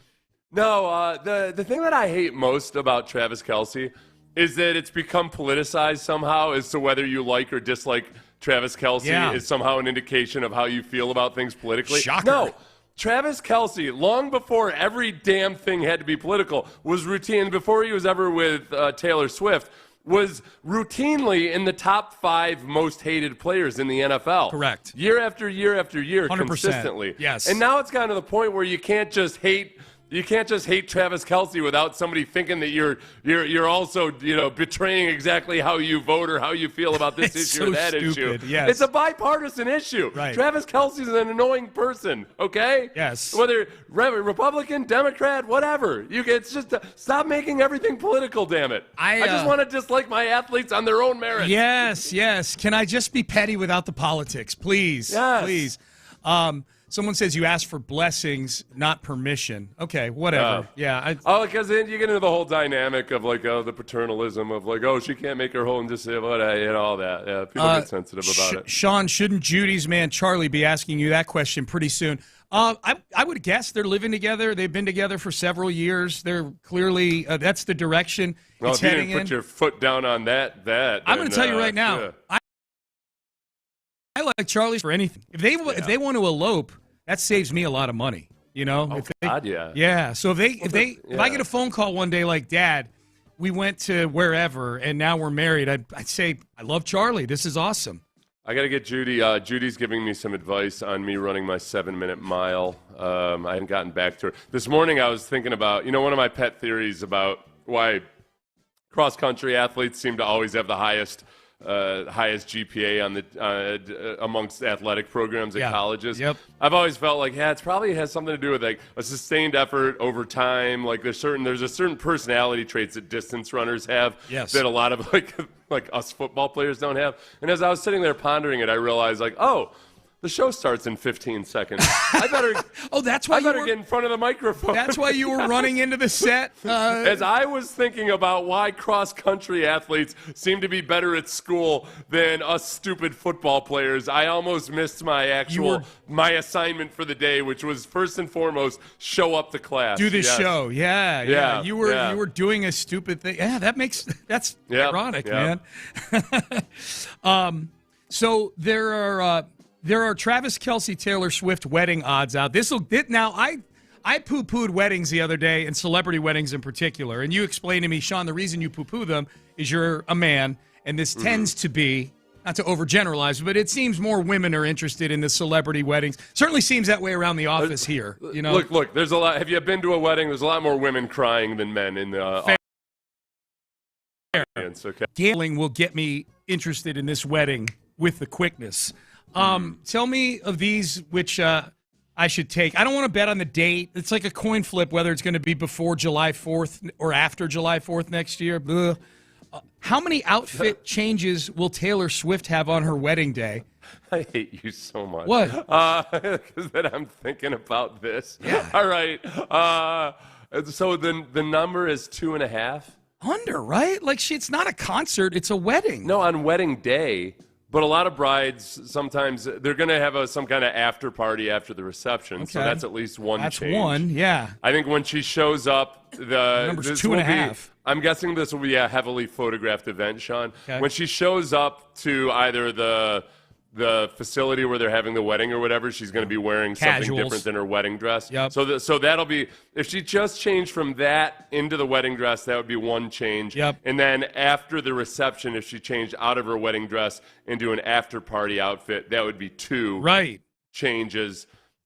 And that would seem normal for a lot of brides. Yeah. So given that this is a celebrity wedding, I would take the over. You I think would? if it's normal for most women to have two changes on that day, then yeah, We're guessing not it's counting whatever she changes into privately after all the festivities are over when they're at the honeymoon suite. Or when he's like carrying her across the Yeah, well, when they're, who knows though? No, I bet there will be at least whatever, now that'll be at like 1 a.m. or 2 a.m. So okay, so it's not the same if that's day. included in that. Yeah. I thought this one number of current or former players in the wedding party. The number's 1.5. In the wedding party, though. But don't you feel like this would be a big wedding? That's the groomsmen? Yeah, the groomsmen. Yeah. So, I mean, he and Pat Mahomes are very good friends. Well, we know Jason Kelce is probably going to be the best man, I would imagine, right? Oh, yeah, so he's in the party. He's in the party, yeah. So that's 2 at least. This is another way of asking, does Travis Kelce have any friends on the team? Is he Bo Callahan? Well, and he and Mahomes are really good friends, so I'm guessing Mahomes is going to be in the wedding party. I would think so. I would think maybe Brittany might even be on Taylor's side of things. Haven't is they she gotten a former NFL player? No. But I'm talking. Oh, okay. No, I'm just saying like the Mahomes family dynamic. Yeah, that feels like an easy over to me, right? Unless everybody hates Travis Kelce on his team the way society hates him. Yeah, no, but wedding party is different than attending the wedding. So that's like it's not.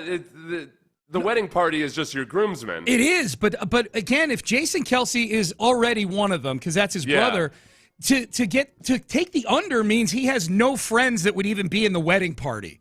If you take the under on 1.5, because you need 2. Well, he can only have friends that are in the NFL. No. But again, like I would think that he's been on the Chiefs for a decade. Wouldn't you think he'd make close enough friends with one person to be in the wedding party? Do you think? I would think so, but also a lot of times, like I don't know. I think this is a trickier one than you're making it out to be. Okay, I bet you on this boyhood friends or what have you. No, I know there'll be other people in the wedding party. I just find it hard to believe that a guy who's been on the same team for 10 years wouldn't have one friend outside from his brother party. I find that hard to believe. But maybe I would take the over on it. Yeah. I just don't think it's all. If it doesn't, it might just be more just for whatever reason he makes it. Yeah. You don't think it's a slam dunk like I do. Who will sing the first song? The Kelce brothers are the 2 favorites. Okay. I think definitely alcohol would have to be involved if they're singing the first song at the wedding. Somehow Britney Spears found her way onto these odds for singing the first song. Is Britney Spears allowed out these days? Like it's. Would you invite her to your wedding? God no. Oh, I would. That's a train wreck waiting to happen. I totally would have invited her to our wedding with me. If I invite her to my wedding, I'd have like a couple of Secret Servicemen watching, who are just watching. Yeah, just waiting for a sign of okay, let's just go ahead and just move her over to let's move her into another room. That's a good call, Seth. That's a really good call. Did y'all turn into Swifties? No, I'm a gambler, and I'm trying to pick out some good bets, okay? I'm not a Swiftie. Last one, this is a little insulting, but it's funny. How many slices of wedding cake will Andy Reid eat? And they put the number at 4.5. Have you ever seen anybody eat 4 pieces of wedding cake at a wedding? This is something, though, I think by virtue of making this an odd, immediately I would take the under, because if Andy Reid is aware of the fact that there are gambling odds on how many pieces of cake he's going to take, he's going to dial it back. Either that or he just leans into it and he just mouths down, makes a joke out of it. Yes. So I would take the under. 4.5 isn't that much.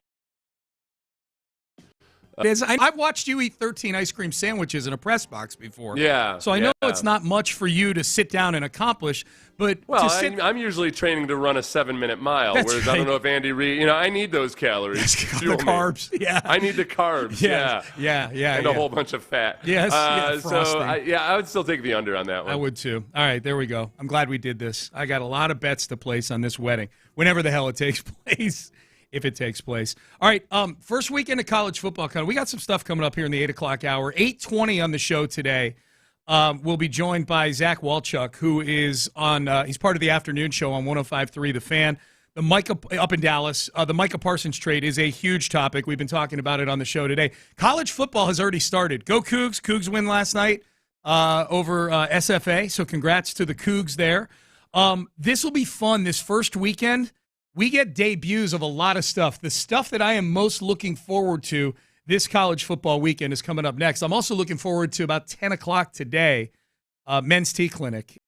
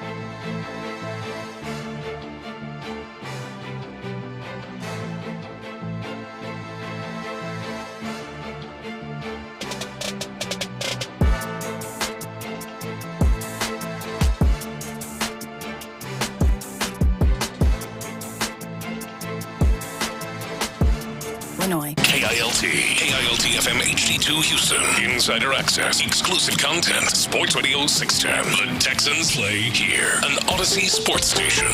Sports Radio 610 presents Payne and Pendergast. C.J. Stroud sat down with Andrew Siciliano via Zoom earlier this week and was asked for a prediction on the Ohio State-Texas game, which is the biggest game this week. It might end up being the biggest regular season game of the year when it's all said and done. Here was C.J. Stroud's prediction for this game. What's it like being a Buckeye in Texas this week? I'm accepting all the smoke. Anybody? Well, here in Houston, it's more Aggie land. So, right. I have a lot of Aggies around, UT guy buddies who are UT guys, and I don't know if I have any teammates that went to UT. I know I have a coach, but it's a couple harsh words and a little bit of back and forth, but it'll be fun. You going? We going to see you on the sideline? You might see me, maybe.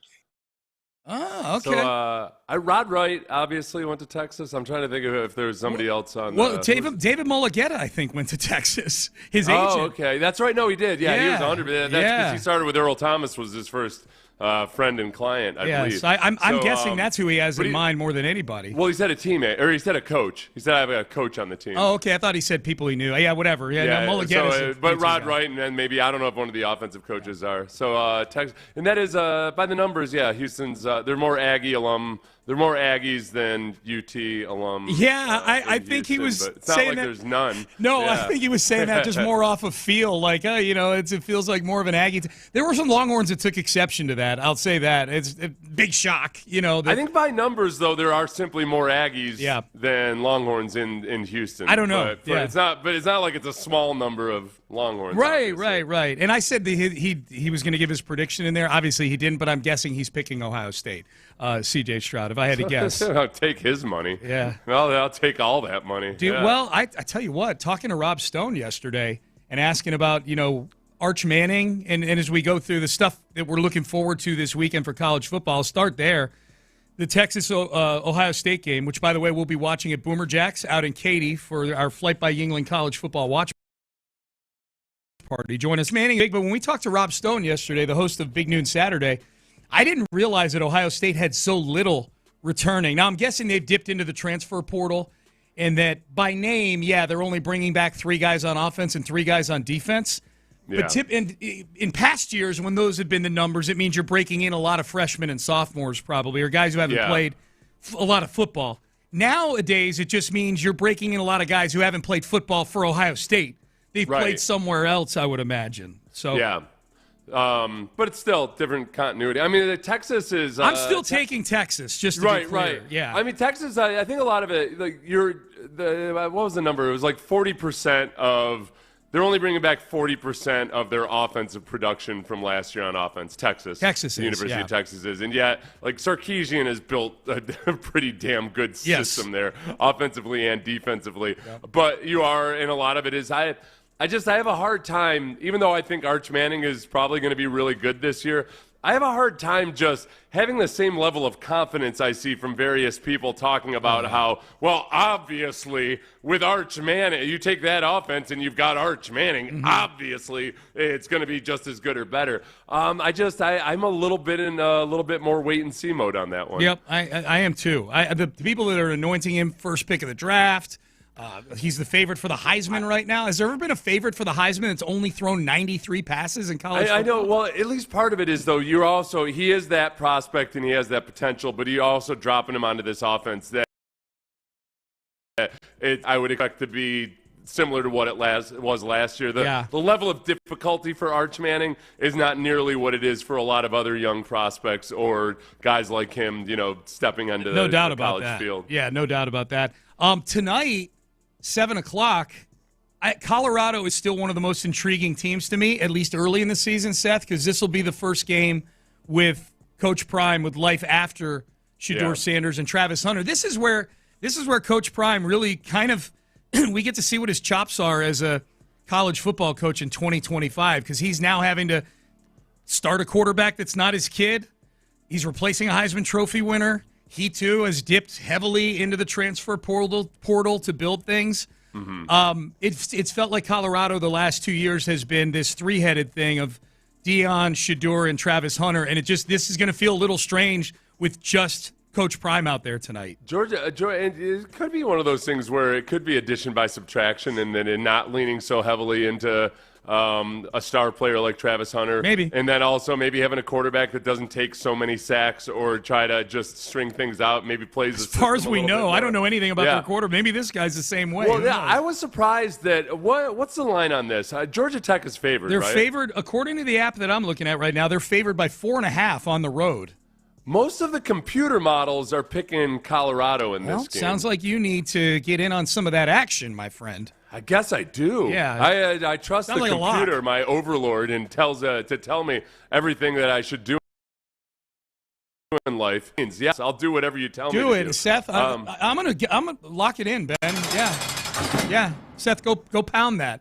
Go pound Colorado plus 4.5.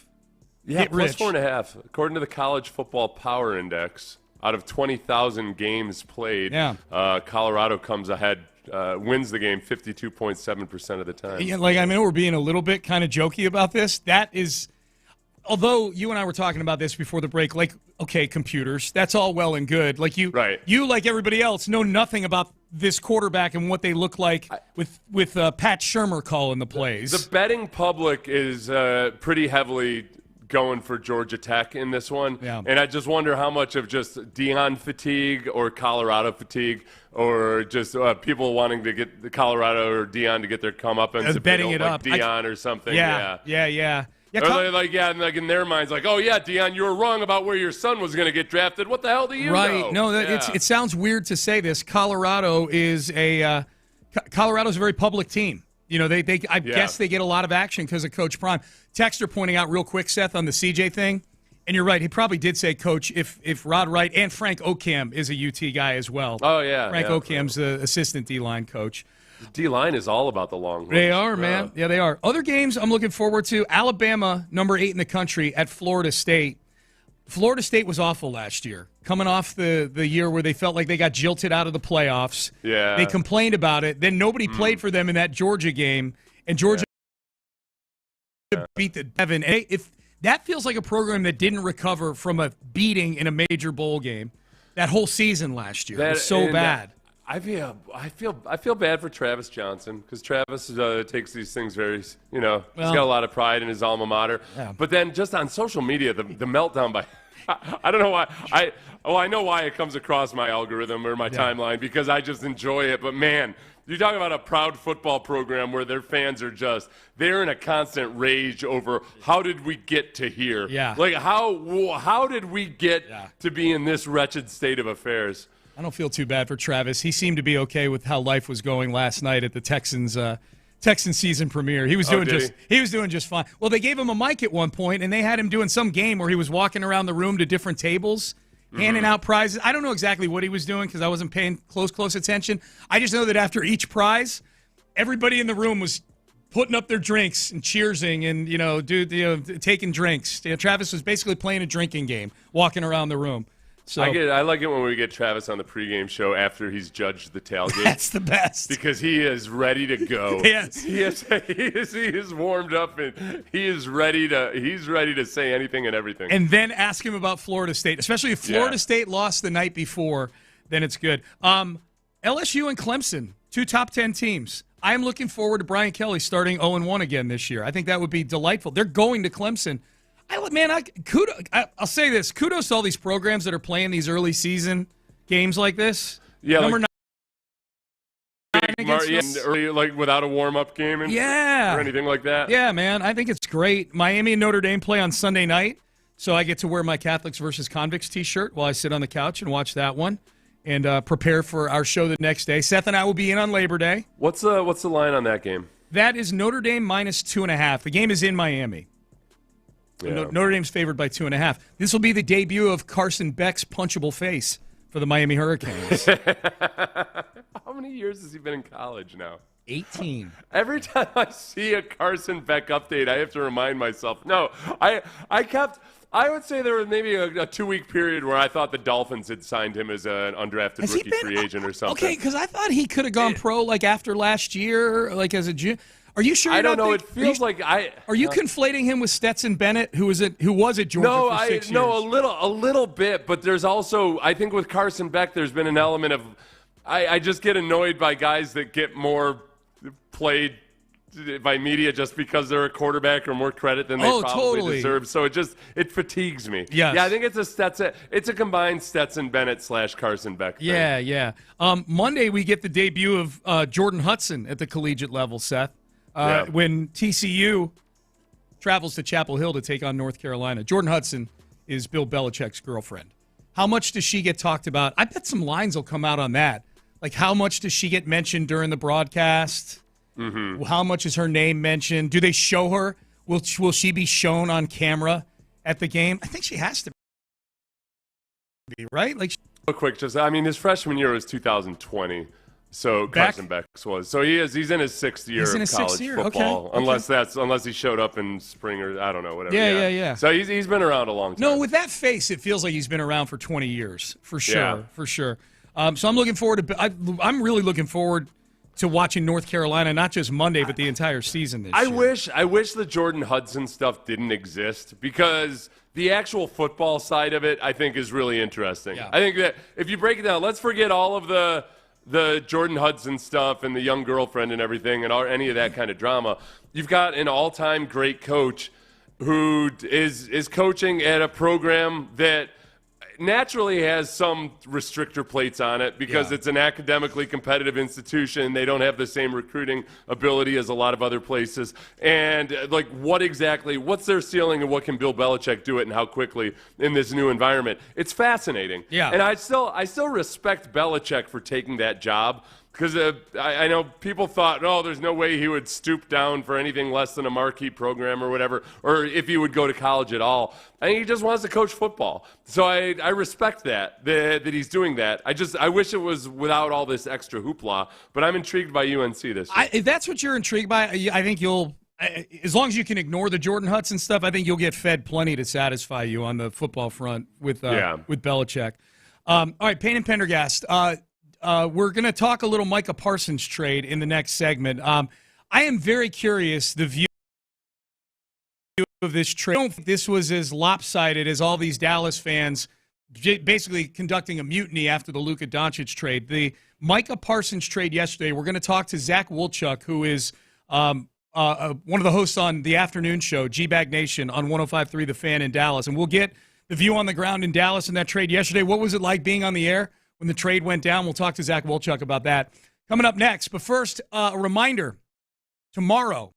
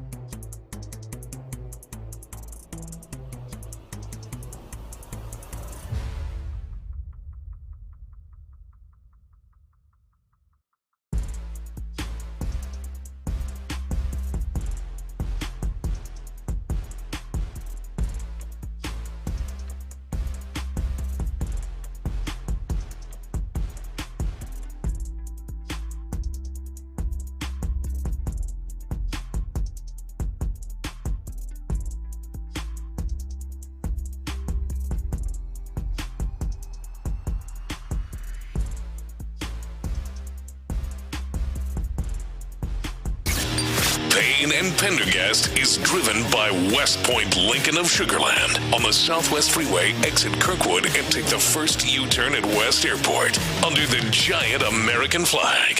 Sports Radio 610. The big news item yesterday happened yesterday afternoon, and Micah Parsons traded to the Green Bay Packers for 2 first-round picks. What? Kenny Clark. Yeah, I don't know if you heard, Seth.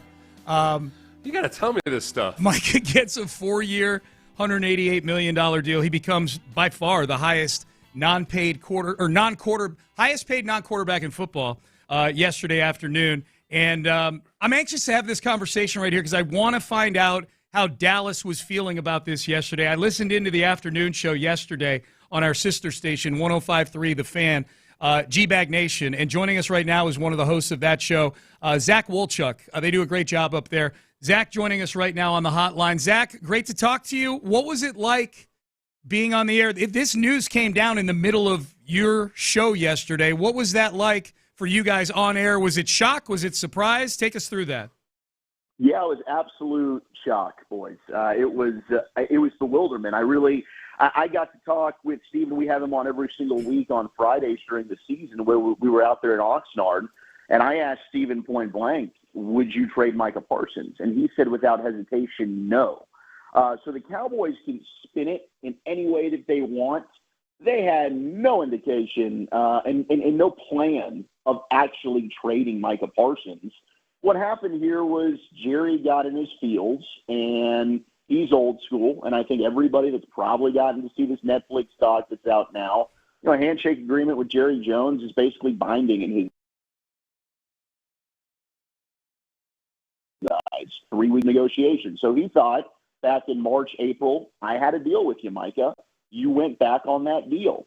And from that point on, it just kind of developed into a point where let's move him. And the Cowboys traded him, and I did not think that they had the stones to do so. Jerry's never traded a star player. So it's fascinating that Mike is the one that they decided to do it with. I don't think Jerry or Steven had any plan of doing it, but they did, and I think that what really hurts is the fact that it's the Green Bay Packers, a team that has ended the Cowboys season in heartbreaking fashion 3 times over the last decade, a team within your own conference, and you waited to do it to where you probably didn't get the return that I think a lot of Cowboy fans were hoping they would. No, Zach, I'm glad you brought that up. Honestly, Sean and I we're guilty of just not even addressing that dynamic. Yeah, from a Dallas perspective, I had thought about it a little bit, but the fact that also you're making that team stronger and in a position to, A, potentially beat you in the playoffs again this year, but also, B, that draft compensation is going to be lower, but that it's the Green Bay Packers is fascinating.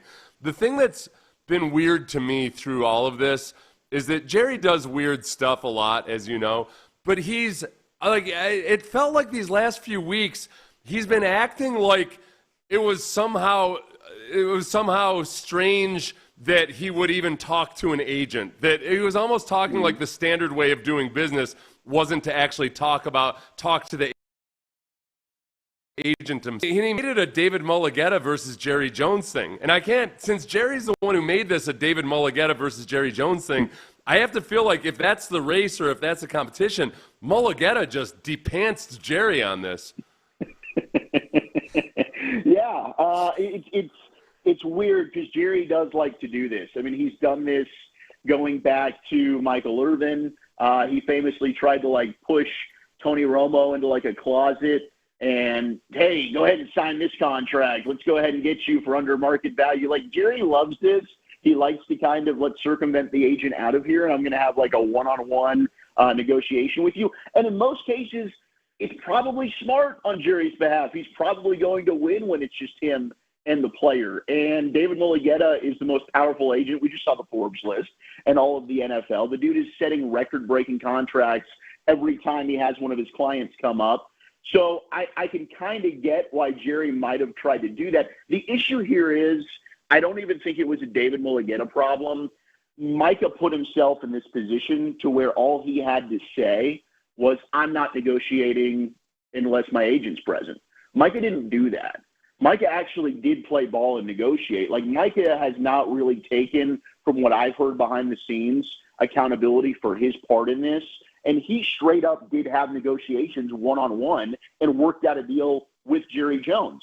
So then Micah goes back to his agent, David Mulugheta, and David's like, dude, what the hell are you doing? No, we're not taking 5 for 204-year deal. And the Cowboys have already set that precedent because they did it with Dak Prescott twice. Todd France got 2 4-year deals with Dak so he could get back to the negotiating table. So, yeah, I mean, there is concern now from the fan base because George Pickens is also a David Mulugheta client.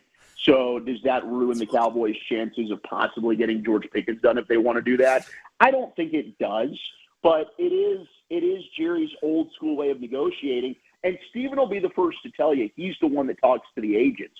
Jerry just doesn't have respect for him for whatever reason. But I don't know that I'd go as far as to say, like, the relationship between the Cowboys organization and David Mulugheta is just screwed forever. Because, I mean, this is business. And they've had riffs with other agents in the past, Todd France, David Cantor, et cetera, and they've moved forward. Business is business. But this is the Jerry old school way, and I do think fans are now not buying the BS that he's putting out there. I mean, he pretty much lied directly to the fans' faces during that press conference yesterday, and I think that we can all see through the BS.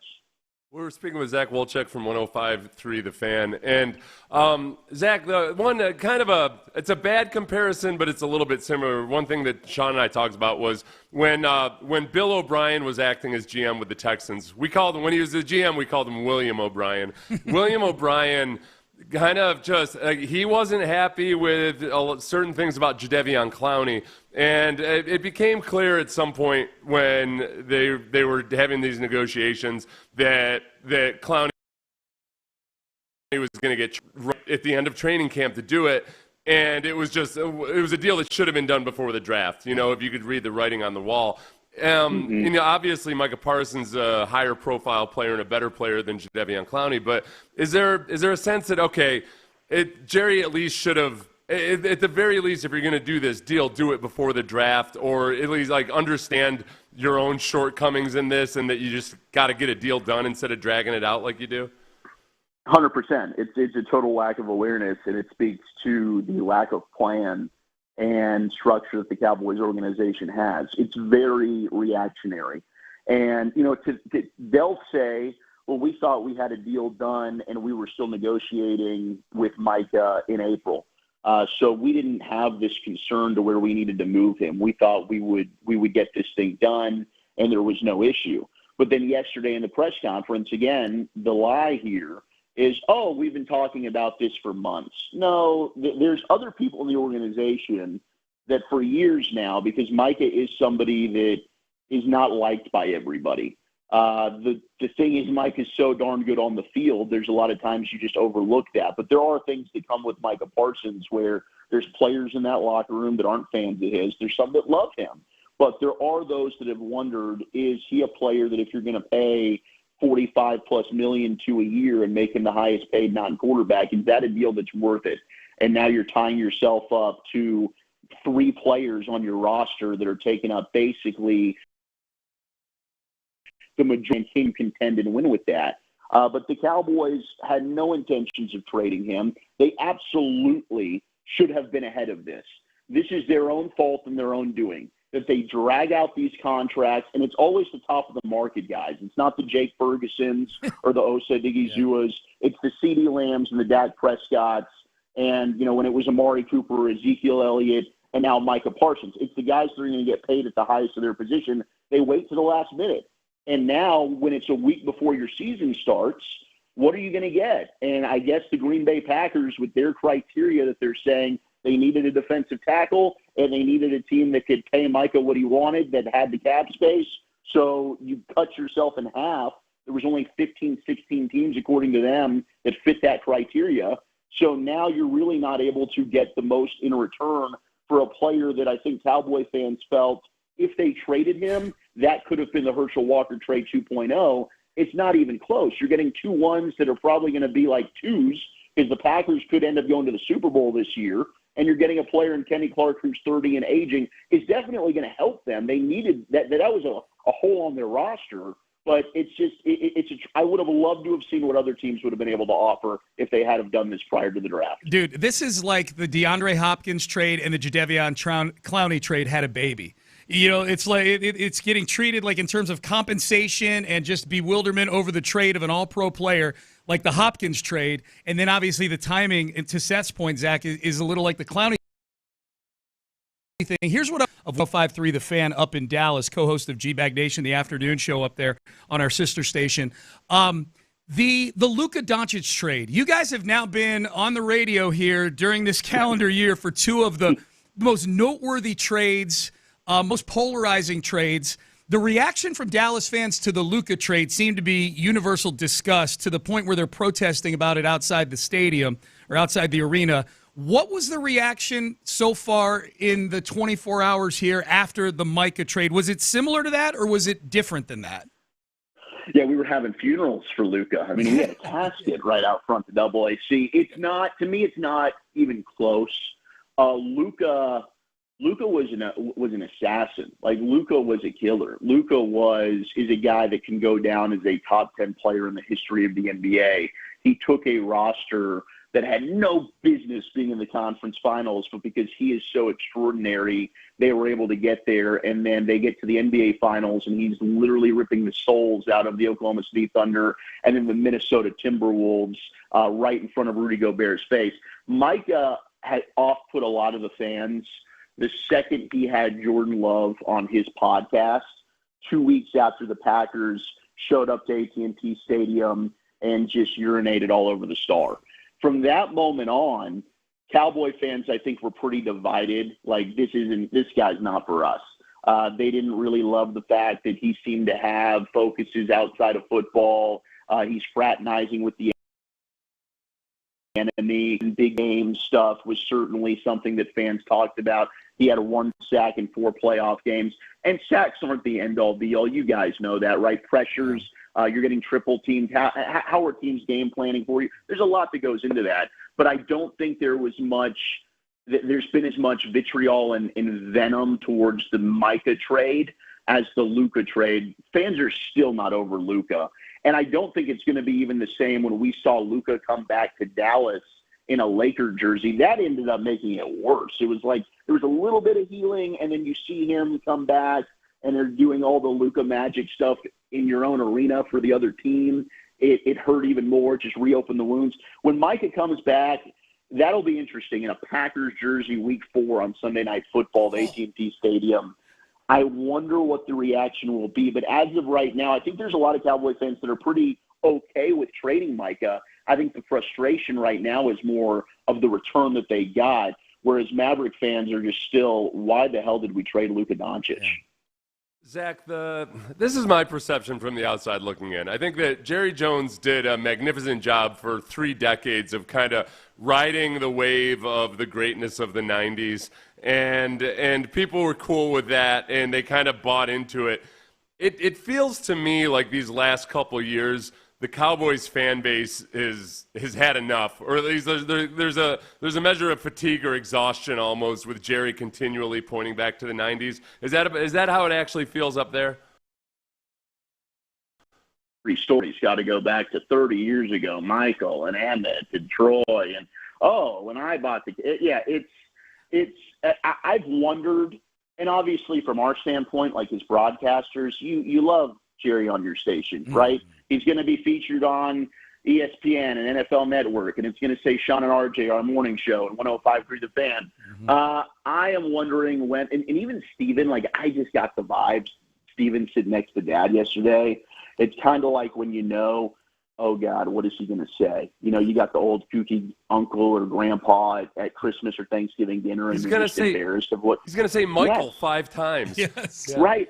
Like, we need please, let's put him to bed already kind of thing. Like, when are we going to stop having him talk to the media? The problem is, and Steven is really running this organization, but they're not, none of the kids are going to say, Dad, no more. It is, Jerry still is the one that has final say on everything, but I think we are getting to the point where it's like, man, we can't have Jerry putting his foot in his mouth in front of the world to see because he is getting to that point where you don't know what in the world he's going to say. And the 30-year stuff is just infuriating to the fan base.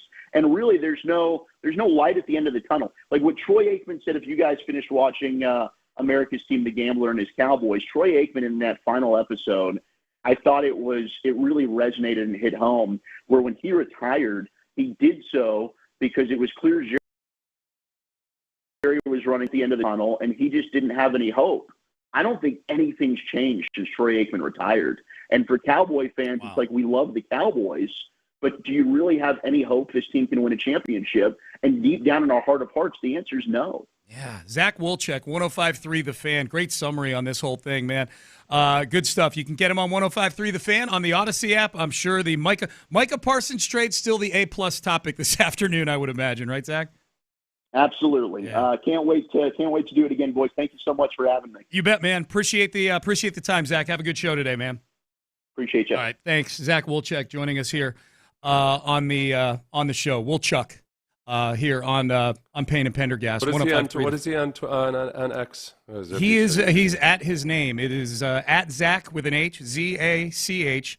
Wolchuk is W-O-L-C-H-U-K. So there you go. So everybody reach out to Zach. Give him a follow. It's funny. Say you guys it was awesome having you on there. Your career is going nothing but upwards. Love on social media from even a few people afterwards. Yes. Go a long way. His banner picture on his Twitter feed is what looks to be the 5 guys that are part of that show, all shirtless. Microphones. It's pretty funny. We should do that. Ben, take off your shirt. Let's do that right now. They do a 5-hour show. 5 hours, dude. Yeah. They've got 5 guys, but one of them is their producer, so they got at least 4 guys. Yep. Yeah. Yep.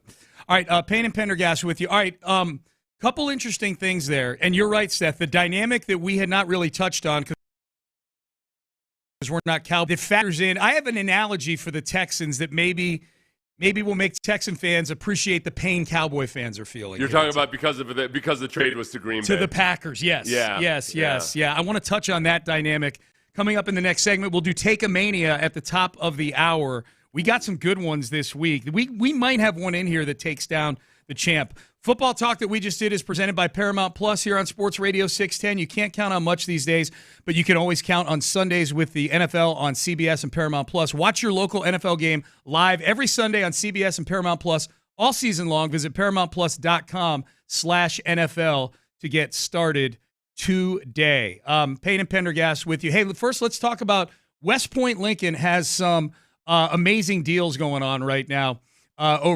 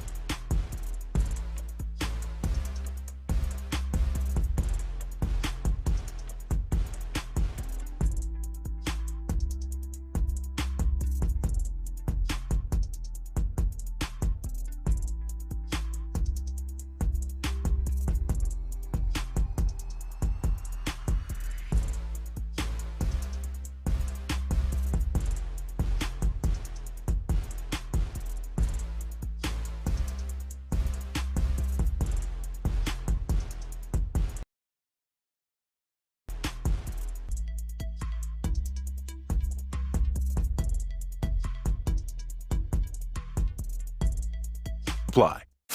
Live from the Mokaram Injury Lawyers Studios, Sports Radio 610 presents Payne and Pendergast. All right, we just had Zach Wolchuk on from 105.3 The Fan up in Dallas. He gave us the view of the Micah Parsons trade from a Dallas perspective. I thought that was interesting.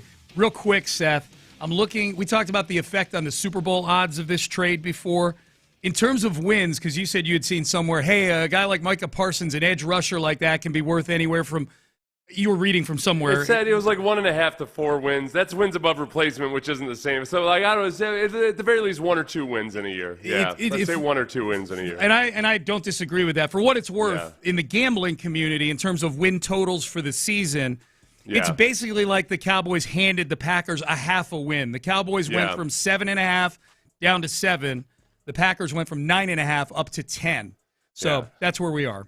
I think in general, like without trying to get overly scientific about it, it's very easy to just envision a stud edge rusher winning a couple games times for a you. season, being the key strip sack or sack at the end of the game to close the game out or whatever it might be. No doubt. Like two games is not out of the not unrealistic at all. I had forgotten that the Cowboys had been knocked out of the playoffs by the Packers 3 times in the last decade. I hadn't forgotten about it, but it hadn't really quite hit me that, man, oh yeah, getting to the Packers, the team that's been the emblem of you as a Cowboys not being ready for primetime action and not actually being a genuinely good football team. You've had the door slammed shut on you emphatically by the Green Bay Packers. Multiple times, including a clip of Jerry Jones out there that was making the rounds last couple weeks. I know there's been a lot of Jerry Jones on the internet the last couple weeks, but making the rounds of him saying that loss to the Packers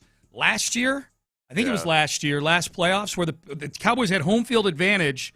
No, I think it was 2 years ago because then they kept losing on their home field throughout the beginning of last year. So it was when they were in the playoffs 2 years ago, the Packers blew the doors off them. I mean, the Packers were up like 35-0 in that game or something. It was crazy. This goes all the way to Dez Bryant and the catch. The Dez Bryant catch roll was at the hands of the Green Bay Packers. There's a lot of notable disappointments with the Packers over the last decade. Right. So if, as a Texan fan, if you're listening right now and you're wondering what does that pain feel like, sure your first reaction is, I don't really care. They're Cowboy fans. I hope they feel tremendous amounts of pain.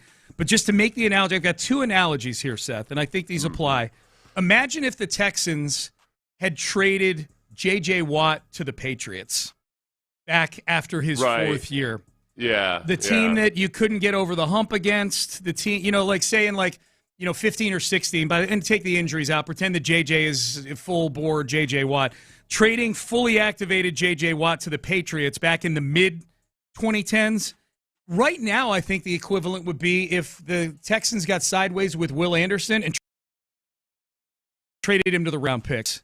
That's the equivalent. And can you imagine what the reaction would be of Texan fans if Nick Caserio traded Will Anderson Jr. to the Baltimore Ravens? I think the Ravens are sort of either the Ravens or the Chiefs are the equivalent of the Packers in this analogy right now. I would say, or even back in the day, trade one of your studs to the Steelers or something. Yeah.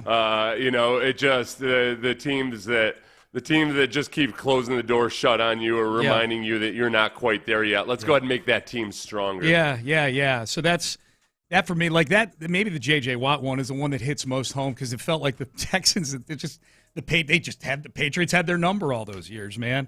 And I don't know. Although J.J. Watt's Micah sorry Seth, to Zach's point, Micah's not beloved by either either of those guys. Yeah, he's not beloved. There's been rumblings for a couple of years now, whether everything Zach said that might not actually be all that popular in the locker room, whatever it might be. I think that there's also the element that we probably didn't really realize is that Jerry Jones is up there yesterday saying, no, this has been in the cards and we knew this was a possibility for months. And Cowboys fans are listening to him and thinking, no, you're lying to us. Why are you lying to us so boldly and blatantly after insisting that this deal was going to get done and that you hold all the cards and all of this? You're just flat out lying to us. Mm-hmm.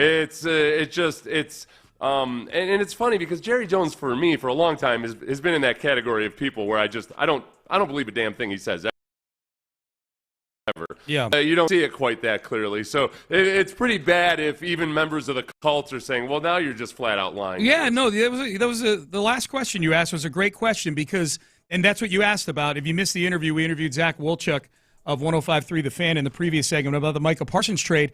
And you asked him about, are fans really, are the fans the fans seem like they're starting to bail. This 3 decades worth of goodwill that you've had, you seem to have burned through that. And I think the evidence has been, Zach had mentioned they go to training camp in Oxnard every year. Well, that was standing room only for years. And now there's shots on social media of empty stands at the Cowboys training camp out there. Yeah. It's like High-Lie in its waning days. It used to be a big deal. And then all of a sudden it kind of fell apart. Yeah. You ever been to High-Lie? You ever been to a Fronton before? I've never been. Have you been to one? I have when I was younger. Yeah, we had a High-Lie. We had Hartford High-Lie right there 15 minutes from my house. Yeah, you told me that. You've told me this multiple times before, and I forgot. Yeah, well, High-Lie Kids was huge on ESPN back in the day. When you could bet on it. Yeah. Like in the Fronton, they had betting windows at the Fronton. I remember reading about, because I was always curious about why did High-Lie fall apart, and then there was a whole bunch of scandal and some untoward. Of course, there was betting. That was a very gambling-heavy event or sport, and people couldn't trust it, so it fell apart. That's why it's funny to me whenever people will talk about ESPN and its current state of affairs, and they'll say like, "Oh my gosh, what has this network become? I remember the old days when ESPN was such and such." Like, no, you don't remember the actual old days. The old days. Like it used to be back in the old days. The old days. At any given time, you could turn on the TV and see something that was nothing resembling a sport that you knew. Australian rules football with the little referees that would run out and do the little hand gesture. Yeah, that was good stuff, man. That was good stuff. Texter says the Jets got 2 first-round picks for Jamal Adams. That's how bad the Parsons trade is. It's funny about that. Like that was a bad trade by the Seahawks, I thought, at the time. I didn't understand or get that. Yeah. This is what surprised me about the trade is that teams have gotten a little more gun-shy about doing these trading multiple first-round pick deals. I think there's been players that have been in conversations about trades the last couple of years where there's people that will be like, well, they'll get 2 or 3 first-round picks for him because Khalil Mack netted you 2 first-round. A lot of these trades with the 2 first-round picks don't wind up working out for the team that's getting the big-name player in the deal. There's a chance this doesn't work out for the Green Bay Packers. Right, and I think, honestly, for me, it was 2 first-round picks was kind of that's the bar where it's not a horrendous trade if you get 2 first-round picks. Yep. But it's the timing of it more so than anything else. For sure. You probably could have gotten more before the draft, and you could have actually helped your team in 2025 if you had done it before the draft. Yep. That's why Jerry claiming that this was, a plan or that they had it all set up, like that's garbage and it's bogus. Because even if it was, if he's saying it was a plan, this is a stupid plan. Right. This doesn't do a damn thing. Not to mention, so you can't help your team out at all.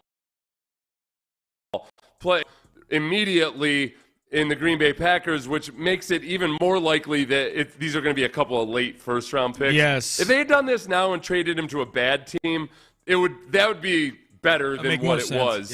Yeah. But you didn't do anything. You basically punted on making your team better in 2025 by dragging it out. And again, you can't just look at it in a vacuum. This is what Jerry does every single time. Yeah. He drags it out and drags it out and drags it out to the point where he cuts off his nose to spite his own face.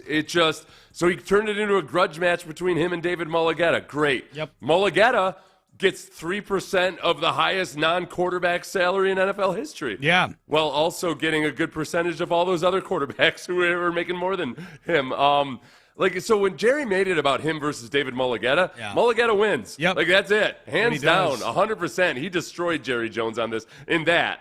And nobody wanted to make it about Mulligetta versus Jerry Jones. The only person that wanted to make it about them was Jerry Jones. Jerry Jones, yeah. Yep.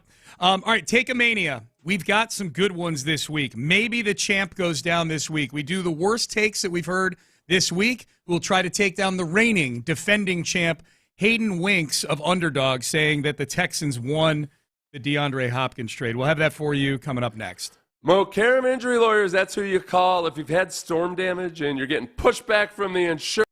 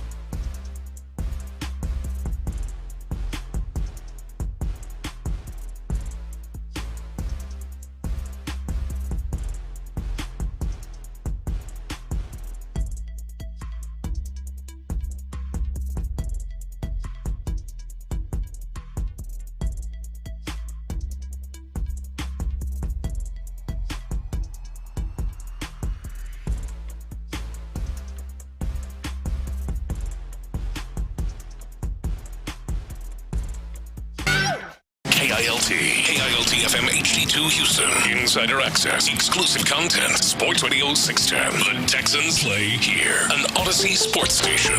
Sports Radio 610 presents Payne and Pendergast. Let's do it. Take a mania for this week. The worst takes of the week try to take down the reigning defending champion. And Hayden Winks of Underdog, with a little bit of an assist from the broadcast schedule during training camp, preventing us from having at least a couple of take-a-manias, has managed to hold on to this thing since the middle of July, at least, I would say, probably early July. And he did it courtesy take on the DeAndre Hopkins trade. You probably think that the Texans lost that David Johnson for DeAndre Hopkins trade, but guess what? You turned out to be wrong. Wrong! In addition to getting David Johnson, the Texans also received a 2020 second-round pick and a 2021 fourth-rounder. That second-round pick, well, immediately wasted, nose tackle, nobody cares.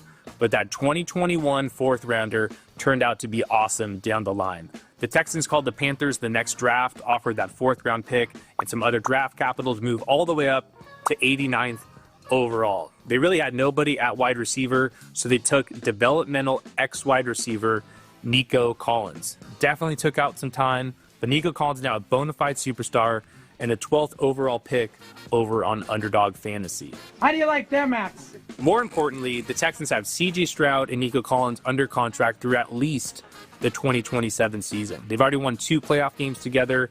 In those games, Nico Collins, 96 yards in a tutty, 122 yards in a tutty. Not bad for just a throw-in. Okay. Seth gets angrier and angrier every week that we play this thing. Like you might have thought Lorena Bobbitt made a mistake in cutting off her husband's penis, but then what if I told you that later on? No, it's just he's trying too hard. We've been over this over and over again. Horrible take. Yes. Horrible take. Yeah. Well, that's the nature of the segment. He's the champ right now. All right. So we don't need to adjudicate that one again. All right, Seth. So let's see if any of these take down Hayden Winks. Yeah. This is Mike Tannenbaum. We played Mike Tannenbaum giving his prediction. I feel like you're mad at me for playing that clip right now. I'm just so. You know what bothers me? That Hayden Winks I think is a really bright guy. I'm more annoyed that I think somebody gave him that to read. I think somebody forced him into it. Yep. But he did it. He's an adult. He did it. He made his decision. It wasn't me that made him read it, just to be clear. Yeah.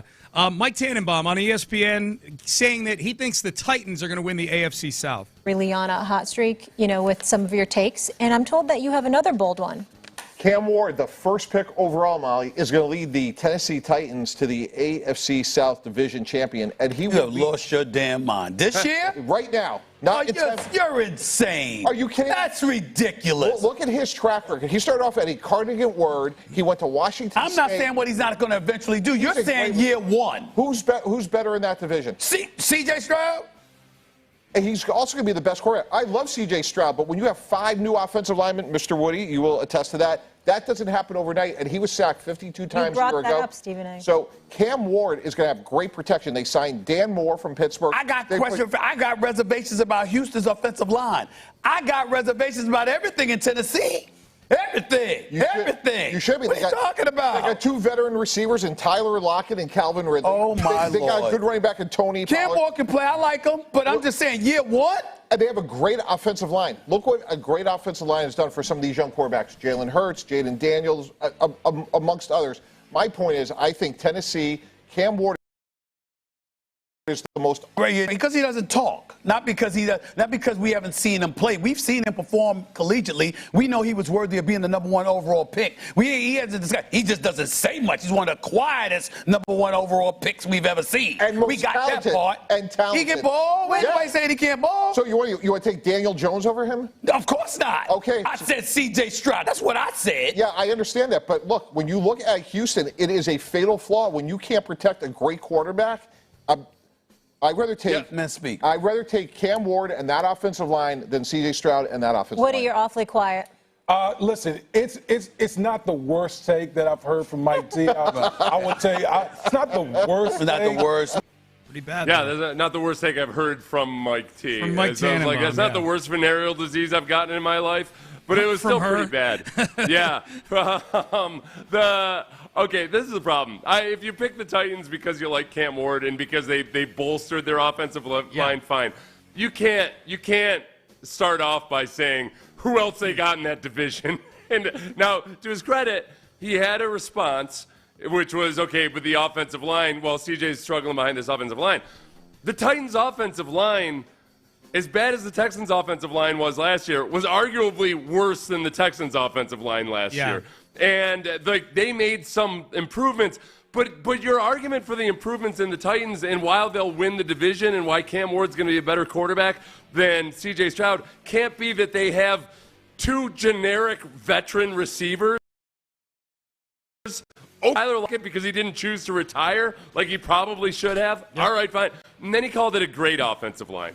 He didn't just call it an improved offensive line. He said that Titans' offensive line is a great offensive line after being one of the worst offensive line of the last couple of years. He also basically said you can't win the division if you can't protect your quarterback. And as a texter points out, but we did win the division. The Texans won the division without protecting CJ. Yeah, you know what? This one, the more times I hear it, it's the number of times he was wrong within it. Yeah. And, he's the new champion. He's the new champ. Hayden Winks, you're going down. All right. Mike Tannenbaum. All right, well, Tannenbaum's got a gauntlet he's still got to get through in this segment right here, Seth. Right, yeah, he might not be. If you don't win it at the end of the day, then you don't get into the postseason tournament. Okay, so there you go. If you're just a 5-minute champ. If you brought up Van Jefferson, that would have been if you had brought up Van Jefferson as one of the veteran receivers, that would have been the That would have been beautiful. All right, okay, so next one here. This is Isaiah Thomas on Draymond Green's podcast. So he's a guest on the podcast, Isaiah Thomas is, and he gives the opinion that Kevin Durant saved the Warriors dynasty because otherwise you, Draymond, and Steph and Clay would have been known as the team that blew the 3-1 lead to LeBron James. That's all you would have been known for, is blowing a 3-1 lead. Let me make a bold statement here. Yes, sir. And I hope this don't upset you, but because Kevin Durant arrived in Golden State. Y'all were on the verge of and being remembered as the team that went 73-9 and lost to a Cleveland Cavalier team in the finals, 3-1. You up 3-1, and probably one of the biggest collapse in NBA Finals history from a 73-9 historical team. Kevin Durant comes that summer and really saves y'all basketball legacy. And you win 2 championships after that. And now you're the Golden State Warriors dynasty that you're going to go into the Hall of Fame on and everything else. It is cemented because if Durant don't come that summer and you guys are remembered as the 73-9 team that lost 3-1 in the NBA Finals, all of your legacies are different. He's assuming that they don't win another championship after Right, yeah. I think that you're assuming that that they would be remembered mostly by losing to the Cavaliers in that finals. And that's how history would remember them, is that they blew that lead in the finals, and they wouldn't have remembered the champ. Now, it's clear, for one, it's easy to say your legacy would have been different, obviously, if you didn't win that championship or whatever, but that's different than acting like he was history's losers or history's bums for blowing that finals. Well, he's saying that Kevin Durant was the right. only reason they won those next two, basically. Right, yeah, and if he hadn't done that, they had no chance of winning anything. Yes, anything. And I would say he's ignoring the fact that they won another one without Kevin Durant. In 2022, Draymond, Clay, and Steph, they actually won another championship without Kevin Durant. It's a bad, and I would also say too, Seth, it felt like Golden State caught more heat for taking the easy way, and actually, their legacy in some ways gets damaged because they took the easy way of bringing in Durant as opposed to trying to tough it out with the guys they altake had. It's a bad take, but it just doesn't hit home the way Tannenbaum's does. That's I think, fine. honestly, on the surface of it, it's actually a much worse take than Tannenbaum's take. Sorry, I was mixing up my bad former GMs. It doesn't. It doesn't move me emotionally. That's important. Yeah. Okay. Kick out. Unbelievable. This next one is Chad Ochocinco and Shannon Sharp on their podcast, bewildered that the Tampa Bay Buccaneers cut Desmond Watson. Seth, I know you know who Desmond Watson is, the big 450-pound player out of Florida. He's this year's version of every few years a 400-pounder comes along, and people. It's almost like the people who dream of a fat hockey goalie. Mm-hmm. They think like, hey, you gotta get in the way of stuff, and you're big. Yeah. He should be awesome. Yes, defensive lineman. It should who offend sometimes, you. yeah, Yes. the overweight, the heavy run-stuffing defensive lineman. I think sometimes people think like, oh, all you got to do is be big. Yeah, right. Yeah. So he's a lot of social media clips of Desmond Watson having to walk or run laps because they were trying to get him in shape. You know, they're trying to get him. And they gave him training. They basically gave him training camp off just to lose weight. Just to lose weight. I mean, he's And he didn't undrafted. do it. It's not like they Yeah. drafted him in the second round or something. He was Right. undrafted. He was a project. Ochocinco and Shannon Sharp are going in on the Tampa Bay Buccaneers for their handling of Desmond Watson. The Buccaneers waived Desmond Watson, the former Gator rookie, listed at 449 pounds with the Bucs. Are the Bucs giving up with Big Dez too soon, Ocho? I would like for him to allow him to play and see how he plays at the size he's at now. He played at that size at Florida, so I understand what you guys are trying to do for safety reasons, but it's how he played at Florida. So why draft him if you're not going to allow him to play the game of football? And why not let him finish out his childhood dream? Why even put him through the ringer like that? He's 6'5". Yeah. Big boy. He only gonna get so small through diet and exercise. 6'5", you're not gonna get him to 350. Because if you get him to 350, he can't play football because you taking all his strength away. Hold on. How much Vita Vea weigh, huh? Vita Vea probably 350. So he's 365. Desmond Watson, 365? 450. Oh, Okay. So Chad Ochocinco didn't even know how much he weighed. No, I give Ochocinco a pass. A little. It's one of those things which is cool on a podcast, especially. He didn't know the whole story. No. So he's kind of. No, this feels like something some producer at the end kind of been like, wait, 450? So that's what he was at the end. And yet, oh, for the purposes, I give Chad Ochocinco a pass in life, but as far as for the purposes of Take-A-Mania, I think Ochocinco, if we had listened to the rest of that, it sounds like he was about to reverse his opinion on Maybe, yeah. But Shannon Sharp, who himself is 6'6"? Yeah, probably. I don't know. What the hell is he talking about? Can't get down to 350. He's 6'5". You can't expect somebody who's 6'5" to get down to 350. How tall? How tall? The vast majority of guys who are 6'5" in the NFL weigh 330 pounds or less. What the hell are you talking about? Yeah, dude. Dude, do you watch the NBA? There's guys 6'5", 200. It's like if he had said he's 7 foot, you can't expect him to get down below his body type or something. No, he's 6'5". Right. Yes, Shannon. There are a boatload of 6'5" defensive linemen who weigh well under 350. Okay. So does it win? No. I have to add on to why it's going to win. Okay. Ochocinco doesn't get a pass for acting like he has a chance to live out his dreams. As opposed to every other damn guy out there who manages to stay at the weight that the people want him to be at. And you know, what is this? A fan? This isn't like a not Make-A-Wish.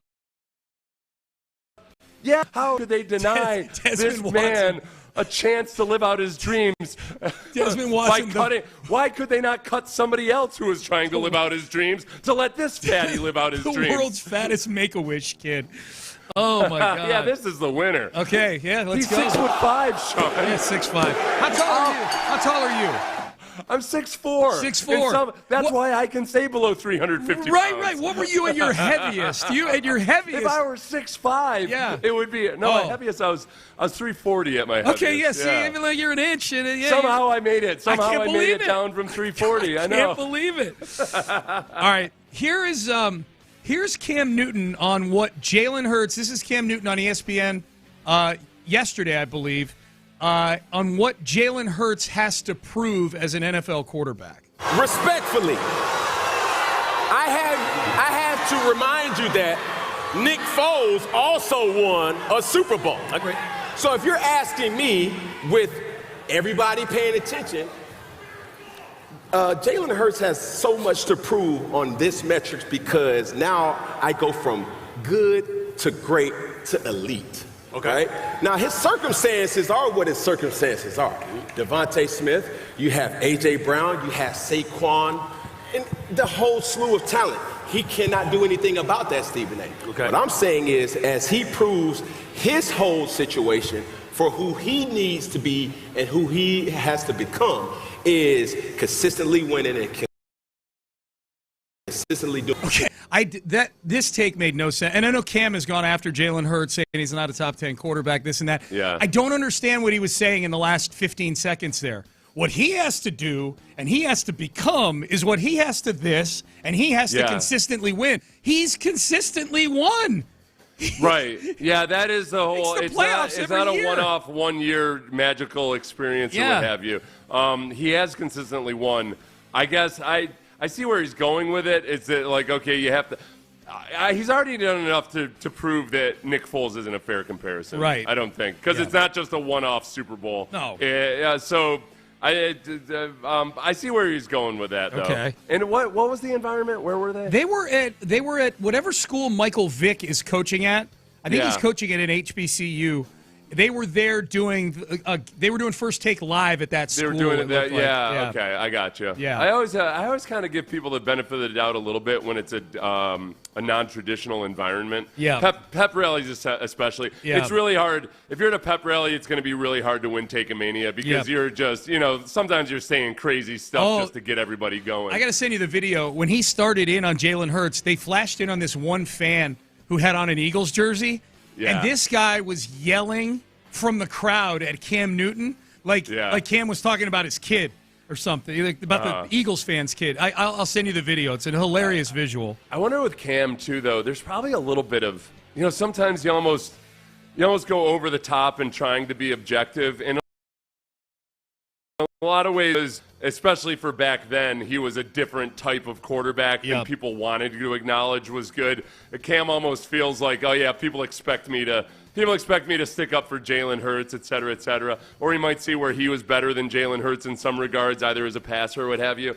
It feels like he's trying a little too hard to either be objective or whatever it might be. All right. It doesn't overtake overtake the impossibility of weighing less than 350 pounds as a 6'5" person. I tell you what, I didn't know that one. I'm like, I think this is a really bad take. I don't know if it can win. But in hashing this out with you, it is a very, very bad take by Shannon Sharpe. Ocho Cinco, even though Chad Johnson it was clear that he didn't really know the whole story, which is fine. Yeah. He's a guest on his podcast and everything all the time. I know he's regularly on there. Right. But it was when Chad Johnson acted like the Bucs owed it to this kid to let him live out his dreams. Yes. Despite him having failed to do what the Bucs asked him to do, which was lose weight, that they still need to let him live out his dreams. And then Shannon Sharpe acting like the being 6'5", it makes it really, really hard to get down to 350. Yep. Yeah. Thank you, folks. Norfolk State is where Michael Vick is coaching right now. Thank you, texters. All right. So we've got. Oh, did we play the kicking out? Did he do it? Color. Did we play it, Ben? I'm sorry if we did. It's So so there you go. Ocho and Shannon Sharpe, they kick out. They are the new champions, the new reigning and defending Take-A-Mania champions. We shall see. There's a lot of stupid people in this world that say a lot of dumb things. We've got 7 days. Be sure, because Shannon Sharpe wasn't a tall tight end. Yeah, he's only 6'2". That's why he doesn't understand. Okay. He realizes that if he had been 3 inches taller, he clearly would have been the league's first 390-pound tight end. Yes. He feels taller than 6'2". Luckily for a tight end, he was 6'2". That's right. He was saved from that fate, unlike that fat bastard Gronkowski. Oh, yeah. Hey, our first college football watch party is this Saturday at Boomer Jacks. Our Flight by Yingling college football watch party, 1110 Grand West Boulevard in Katy. Join us out there. The doors open at 10:30 a.m. They told me that when I was there last Friday. I said, what time the doors open for the UT and Ohio State game? They said, we're opening early, 10:30 a.m. for that game. So come get your seat, have some ice-cold Flight by Yingling. eat some food, root for your favorite team. They'll have all the games going there. They'll have some great prizes as well from Yuengling to give away. We'll see you out there on Saturday. Hey, while you're there, you can probably get a Carajillo too if you wanted to, I would imagine. If not, when you're out to dinner.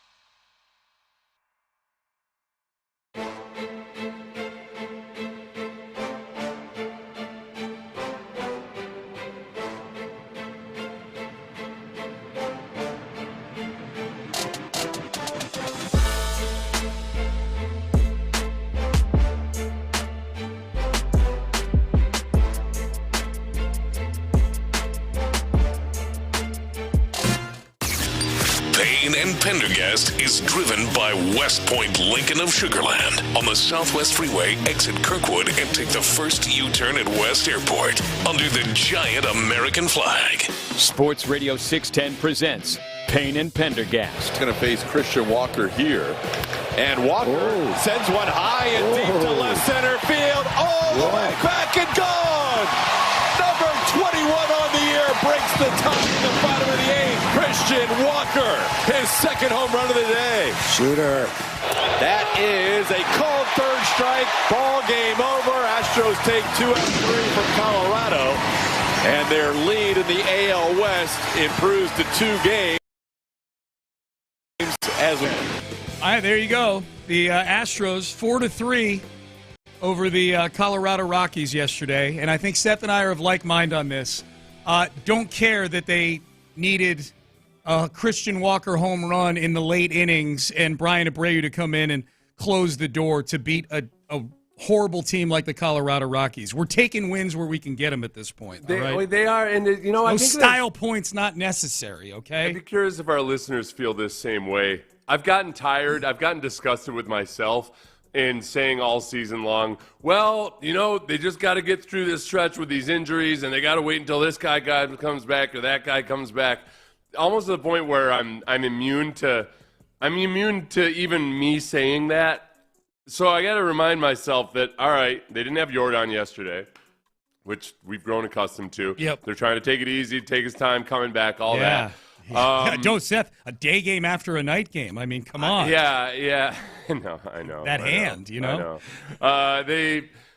Because the problem is, it's as far as we know, it doesn't sound like the hand is completely figured out or healed. So if they have to manage it, then so be it. That's fair, yeah. But I am still in that same boat of, hey, Luis Garcia. Yeah. Who knows when Luis Garcia comes back? And that also Arrighetti looks like he might have figured some things out. Yeah. So, and I'm not completely ruling out Christian Javier, but there are a lot of things that realistically, even though we've gotten tired of saying it all season long, there are still like real and sparks that can come over the remainder of the season and on into the playoffs. Yeah, no, for sure.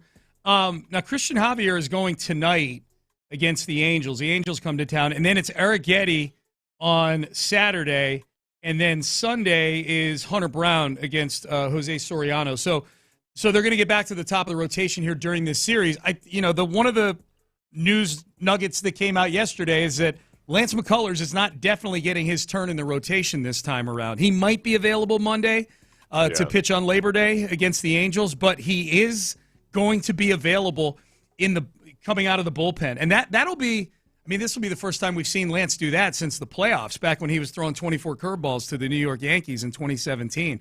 Lance McCullers coming in out of the bullpen, if it happens this weekend, is going to be a very, very strange sight. Given how reluctant he's been reportedly to take on that type of a role. Yeah, and even as recently as this year when he was coming back, he had a very thoughtful response about why he wasn't going to go to the bullpen and why he didn't consider it an option and everything. Mm-hmm. And it's something.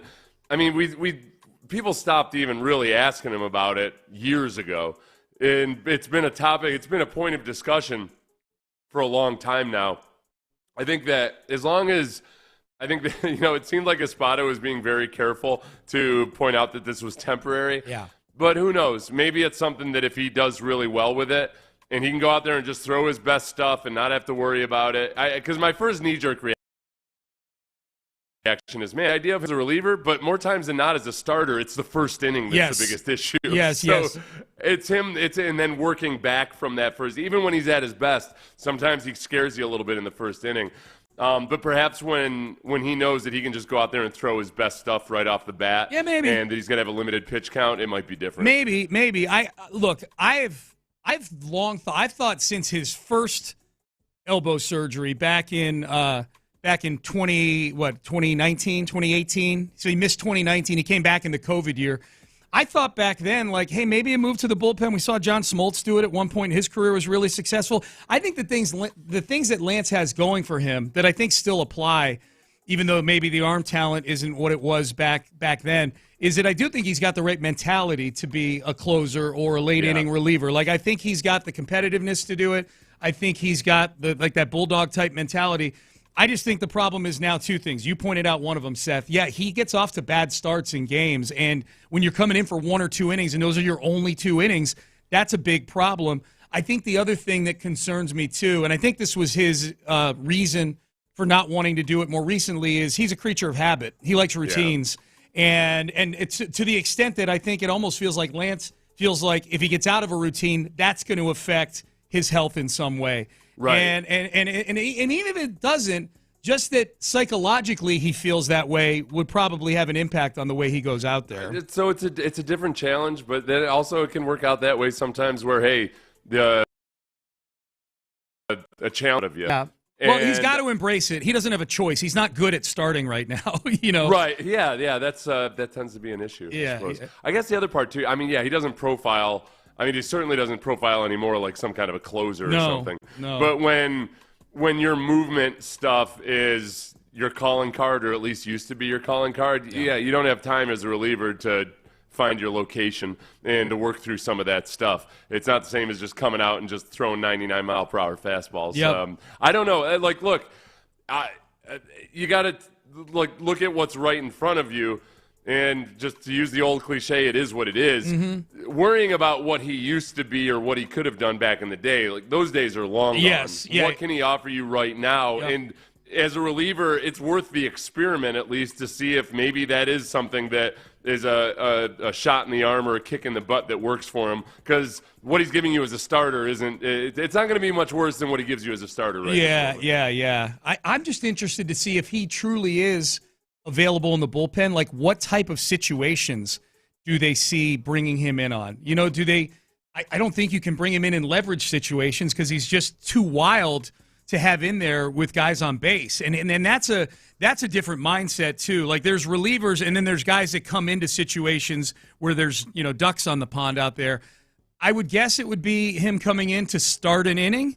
And if so, is he a guy that they view as somebody who is pitching at a level right now where you can bring him in? You know, let's say, on Sunday, Arrighetti goes 5 innings, nothing Astros. Do they feel comfortable bringing Lance McCullers in to pitch a couple of innings to get to the back end of the bullpen? You know, or is he with his 7 ERA right now just a guy that if they get down 7-1, he's in there just to eat up innings and finish the game? Like, I could see every scenario other than him coming in leverage in the 8th or 9th inning. I could see every scenario right now where he's viewed as, look, he's just not very good. So if we get into a blowout type of game, he's going to come in and either way, he's going to come in and eat up some innings. Or I could see him coming in at the beginning of an inning. You know, there maybe if it's a close game, like the 6th inning or something like that. The most shocking stat of some of the advanced stats with Lance and how he's been so far this year compared to his historical numbers, his hard hit percentage is 50.7%. Whereas back in his earlier days, it was like 32%, 35%, 32%, 50.7%. You don't even need to contextualize that stat by saying, here's what the average is. Imagine somebody and half the hitters that are coming up against them are making hard contact. Yeah. Half the time. 50.7. Holy crap. That's wild. All right, final segment coming up.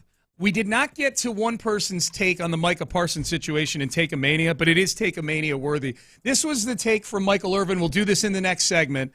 Michael Irvin's take on whether Micah was going anywhere. This is from last week. We'll get to that coming up in the final segment. We'll find out what the guys on In the Loop have going on. You are listening to Payne and Pendergast. Hey, it's football season. That means it's dip season.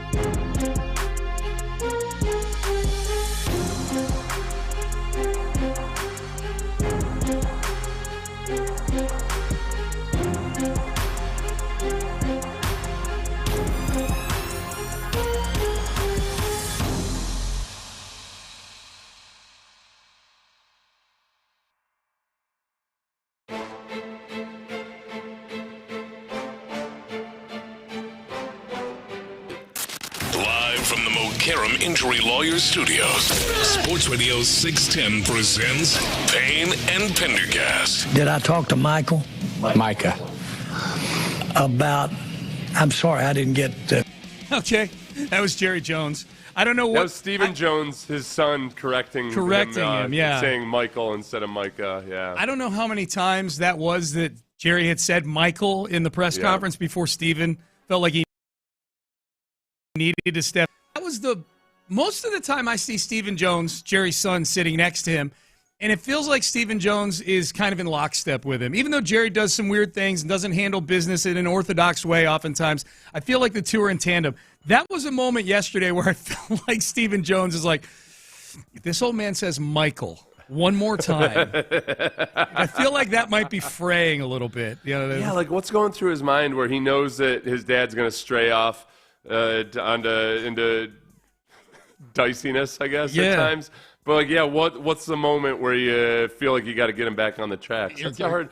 Stephen Jones doesn't get enough or take credit. the keys away from him, Honestly, Stephen Jones might be that rare instance where I'm like, listen, obviously nepotism played a part here, but he's earned it. It's just, man, I'll tell you what, through various different paths to success, I might stray away from nepotism in that regard. Who knows? Stephen Jones could have been managing a hedge fund or something at this point, away from the public eye, and just not had to deal with, just make his own decisions in life. Wow. I think Stephen Jones probably sees that report like $12.8 billion we're worth, eh? Yeah. Okay. Good job, Pops. Here was Michael Irvin, who had Jerry Jones on his YouTube channel last week. This is Michael Irvin. This didn't make it into Take-A-Mania because we ran out of time, but Michael Irvin, I got to go find Michael Irvin's podcast today after this trade, because here's what he had to say last week about the chances of Micah Parsons no longer being a Cowboy. Micah Parsons, hey, look, you can report all you want. There's no go anywhere. All of this is part of the negotiations. And as I talked to Jerry the other day on my podcast, and he was talking about it the other day when he tried to make that offer, he said somebody told him to shove it up his rear and all of that. Honestly, it blew my mind. It blew my mind that any kind of conversation like that would be going on in a situation like this. Micah Parsons, I want him to take control of this thing and say, I don't care about you two and whatever y'all got going. Get your butts in a room and get my money on that paper. That's what you need to be doing. So I'm hoping that's what gets done. But I guarantee Micah Parsons not going anywhere. Jerry's not that crazy. This is all what we call just negotiation stuff. Update. Jerry is that crazy. Yes. Yeah. So that's by that logic, only somebody who is that crazy would trade away Micah Parsons, and yet there he did.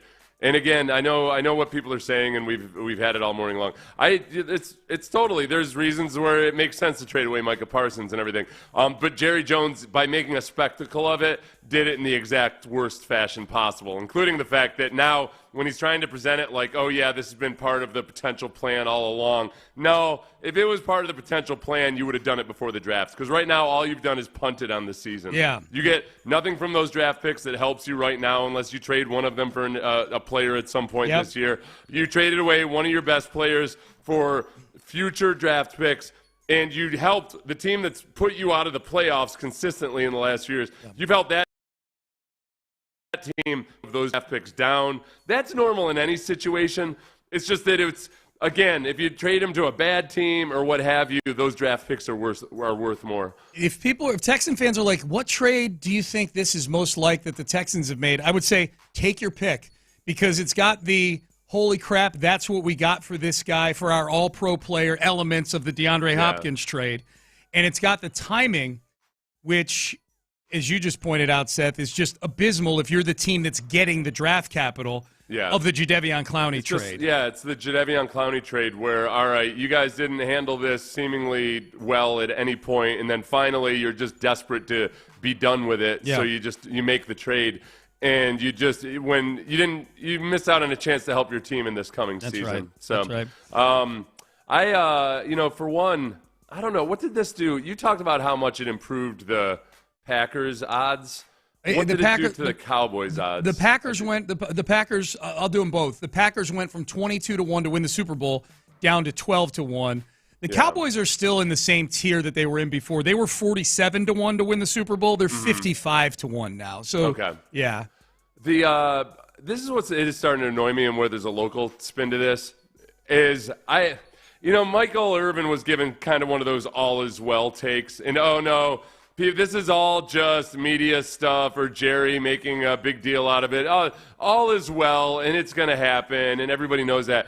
It started to annoy me with the Joe Mixon stuff, just because it's just so easy. And any about somebody's injury or upset about somebody, even like going back to C.J. Stroud during OTAs. It's the easiest thing in the world to say, like, you guys are reacting about nothing. You're stupid. Yeah. You're just being hyper-reactionary. Like, those people were saying that about Joe Mixon during OTAs. Then they were saying about it during training camp. Yep. And then, okay, wait a second. In training camp, you're saying, hey, all is well. Quit freaking out about Joe Mixon. Of course he's going to be fine. Now you find out that he's going to miss 4 games. And the same damn people are saying, like, I don't know why people are freaking out. Yeah. Everything's going to be, you're lying. You were already wrong. Yep. He's missing the first 4 games of the season. It's clearly something serious. We just wrong. have no idea what it'll be. So I reserve the full right to say, I don't know if he's going to play at all this season. Mm-hmm. Like, can you seriously sit here after, if on August 1st you were saying you're overreacting about Joe Mixon, you're just quit being a baby about this. And now when we know for sure he's going to miss at least 4 games, you're saying the exact same thing? Yeah, it's illogical. It's illogical. Yeah. And Michael Irvin are really cheesing me out. Yeah. You know who you are. You're chapping my ass. That's right. I'm looking at the call screen here, and it says Larry and Stafford, death of the Cowboys. Okay, I'm intrigued. Larry, what's going on, man? What's going on, Seth? Hey, man, it's a beautiful time to be alive, man. It's the last weekend without professional football. This time next week, I'll be probably going to the liquor store buying up as much alcohol for my boys to get ready to play the Rams. The Cowboys are in full-fledged meltdown mode, and it's just a fun time. And I'm quick. Lance McCullers has been spayed and neutered, man, like Bob Barker used to say.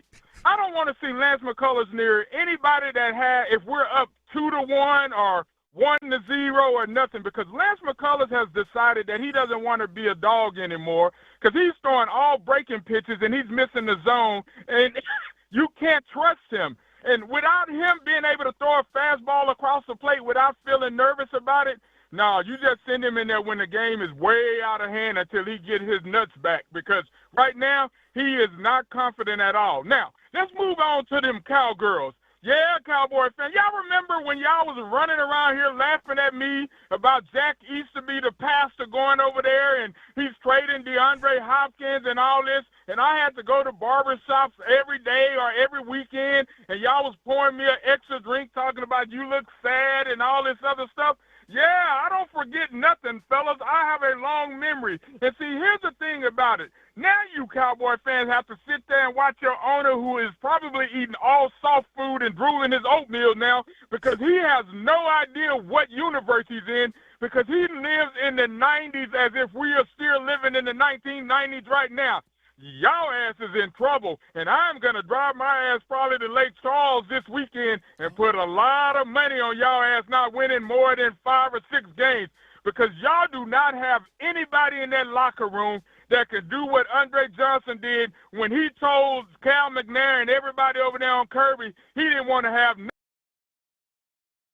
to do with this toxic about Jack Easterby. Y'all don't have them kind of dudes in your locker room. Y'all got Dak Prescott and some no-name groups over there trying to keep y'all alive. But for me personally, it's a beautiful day, because now I'm going to come see y'all ass in the barbershop and get a fade and laugh at y'all ass fellas. They might as well get ready, because as long as the Cowboys are in destruction mode, I love every minute of it. Go ahead and put Jerry back on that show with Billy Bob Thornton and whatever, and let him go ahead and spoon some food, and I'll holler. All right, Larry, appreciate that. Landman is the name of that show. Jerry was good on Landman. Horrible GM right now, but he's good on Landman. Couple things, Seth, on that. First of all, the reason Lance McCullers is throwing all breaking balls is because his max velo is like 92.5 right now. Like he's getting by with what he's got. Whatever's in the backpack, he's pouring it out and going, all right, this is the stuff that's got to get us back to earth. He's trying to MacGyver his way into a quality start. Yes, he's MacGyvering.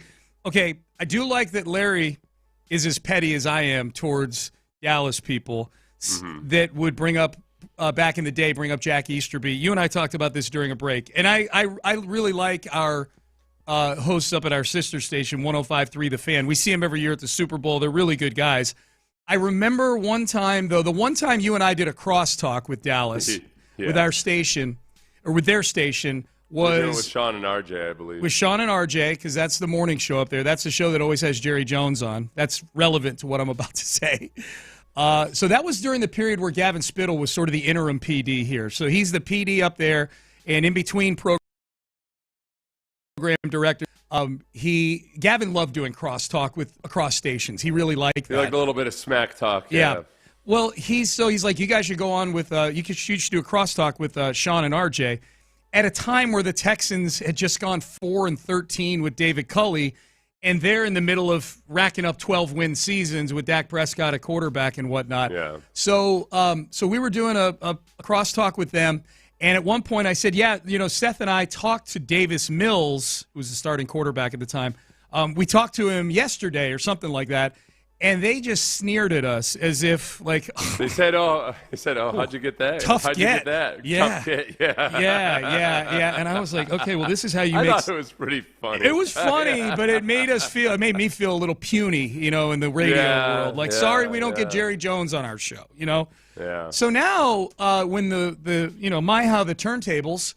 The Texans appear to be the well-run, well-oiled machine. And granted, has not gotten to a conference title game yet, but we're not sitting here trading away our best player for a couple of first-round picks in future drafts and Kenny Clark.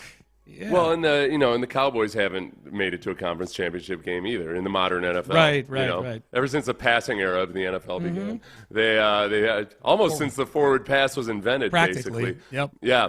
That's what's fun, kind of, is to watch as Cowboys fans, because you guys know at your workplace, you've got a few of those Cowboys fans that would not shut up for years and years and years about stuff that happened increasingly in the rearview mirror, and now it's gotten to the point where you're 30 years since they've done anything notable in the playoffs at all. Yeah. And the Texans have outperformed them this century in the playoffs. It's just by a mile. The fans themselves, the Cowboys fans themselves, over the last couple of years have started to realize it. Yep. I mean, holy crap, we did get old. Yeah. Didn't we? Yep. They were like the woman at Walmart with her muffin top hanging out, who thinks she's she's got it all going on. Yeah. And she's a little delusional, and that's what the Cowboys fans were. Yeah. Not even a pretty face to go with the muffin tops. It's just not. Not even any. They'd be lucky to be allowed into Walmart. Thank you. Yes. All right. Is this a Cowboy fan texting the show, Seth?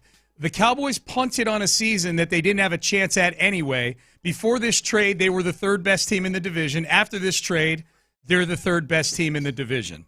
Is that a Cowboy fan, do you think? Rationalizing things? Maybe. I don't know. Yeah, we weren't going to win anyway. That's again, how far have we fallen? They're oh, no, listen, we're playing four-dimensional chess here. We were going to suck anyway.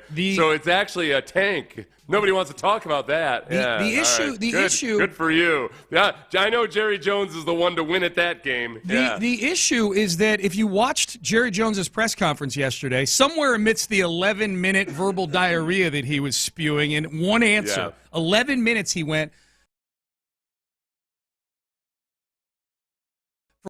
That's long. But in response to a question, the only other time that happens is when we have Rusty Harden on the show. Rusty will go for a good 6 or 7 minutes, as we've learned. But the thing with this, that, they were third place in the division, they're going to be third place anyways, Jerry is selling this at the press conference yesterday as if Kenny Clark is going to be a difference maker for this team. Yeah. He is not – His rhetoric yesterday was not one where he's saying, well, it's a rebuilding year for the Cowboys. He's not doing that at all. If you're going to punt on the season, if that's Jerry's masterful plan, then you make this trade before the draft. Right. To where you can help out in future years. That's and right. It's just and perhaps trade to somebody, find a better trade with somebody who's not the team that perennially, or at least semi-perennially, shuts you down in the playoffs. That's the part that might be the biggest disconnect between here and Dallas when looking at this trade, is that Green Bay part of it, where Green Bay has been their arch nemesis. I don't feel that because I'm not a Cowboys fan, but that's that was a big part of what they were talking about yesterday up there about this. But yeah, yeah, like trading him to the Ravens or for the Chiefs, for the Texans right now. Trying to give Jerry Jones any kind of credit for long-term strategic thinking is it's like trying to say that Forrest Gump is going to craft your foreign policy plan for the future. If it does work out, it's going to be by dumb luck and nothing more. Yeah. He always conducted himself pretty well when he was around heads of state. I will say that, Forrest Gump. He did. He did a really good job in moments. He surpassed expectations. Well, he did tell the president he had to pee. I still question his long-term ability. That's fair. That's John Lopez. That's Reggie Atatula. Hi, guys. Howdy. Yeah, I've got about 29 dad jokes I could make about those clowns in Congress anyway right now. Hey, Crosstalk brought to you by D&M Auto Leasing. How you fellas doing? Terrific. Who would win a mile race between Kenny Clark and Seth Payne? I don't know what are Kenny Clark's dimensions right now. I don't know what they are. Yeah. I think I don't know. I think I'm carrying on any kind of more smack talk about the mile run is going to be in private. You're done with it? I'm the only person at the station that actually cares about this. So I'm using it. I've let it occupy. I've got a text conversation going with Judy Pendergast about my training plan. I'm going running shoe shopping this afternoon. We need to do this. I've got the next 3 weeks planned out for my workouts. I've had to.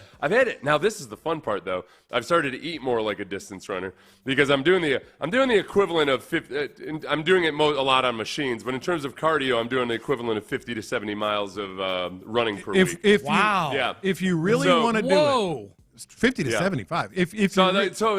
Dude, I tell you what, after being pretty moderately low carb for many years, I'm having a blast. How's it feeling? Yeah. Trying to figure out ways to eat more carbs. Oh my gosh, this is fun. I'm having a blast. Yep. If you really are serious about this, I have secured Rice University's track privately for us. For us, okay. Yes. Hopefully when it's a little cooler outside. Yeah, we'll do it down the road. But okay, good. I have confirmation as of about 10 minutes ago. Okay. Listen. All they need is lots and lots of waivers. We can make that happen, I think. Listen. No, as the only person who genuinely cares about this, because Clint Stoerner insulted me, and now I've got a chip on my shoulder about it.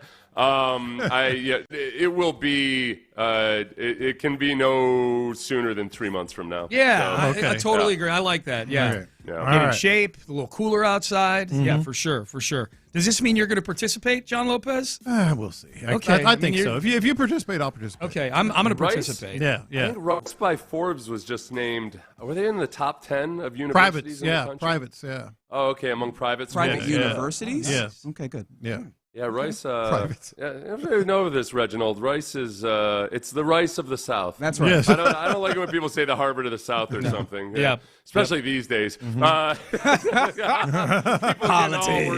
About stuff. So, Hey, be careful. That's where your running coach went to school. Right? Rice Stadium hosted. Was it Super Bowl 3? 3 or 4, something like that.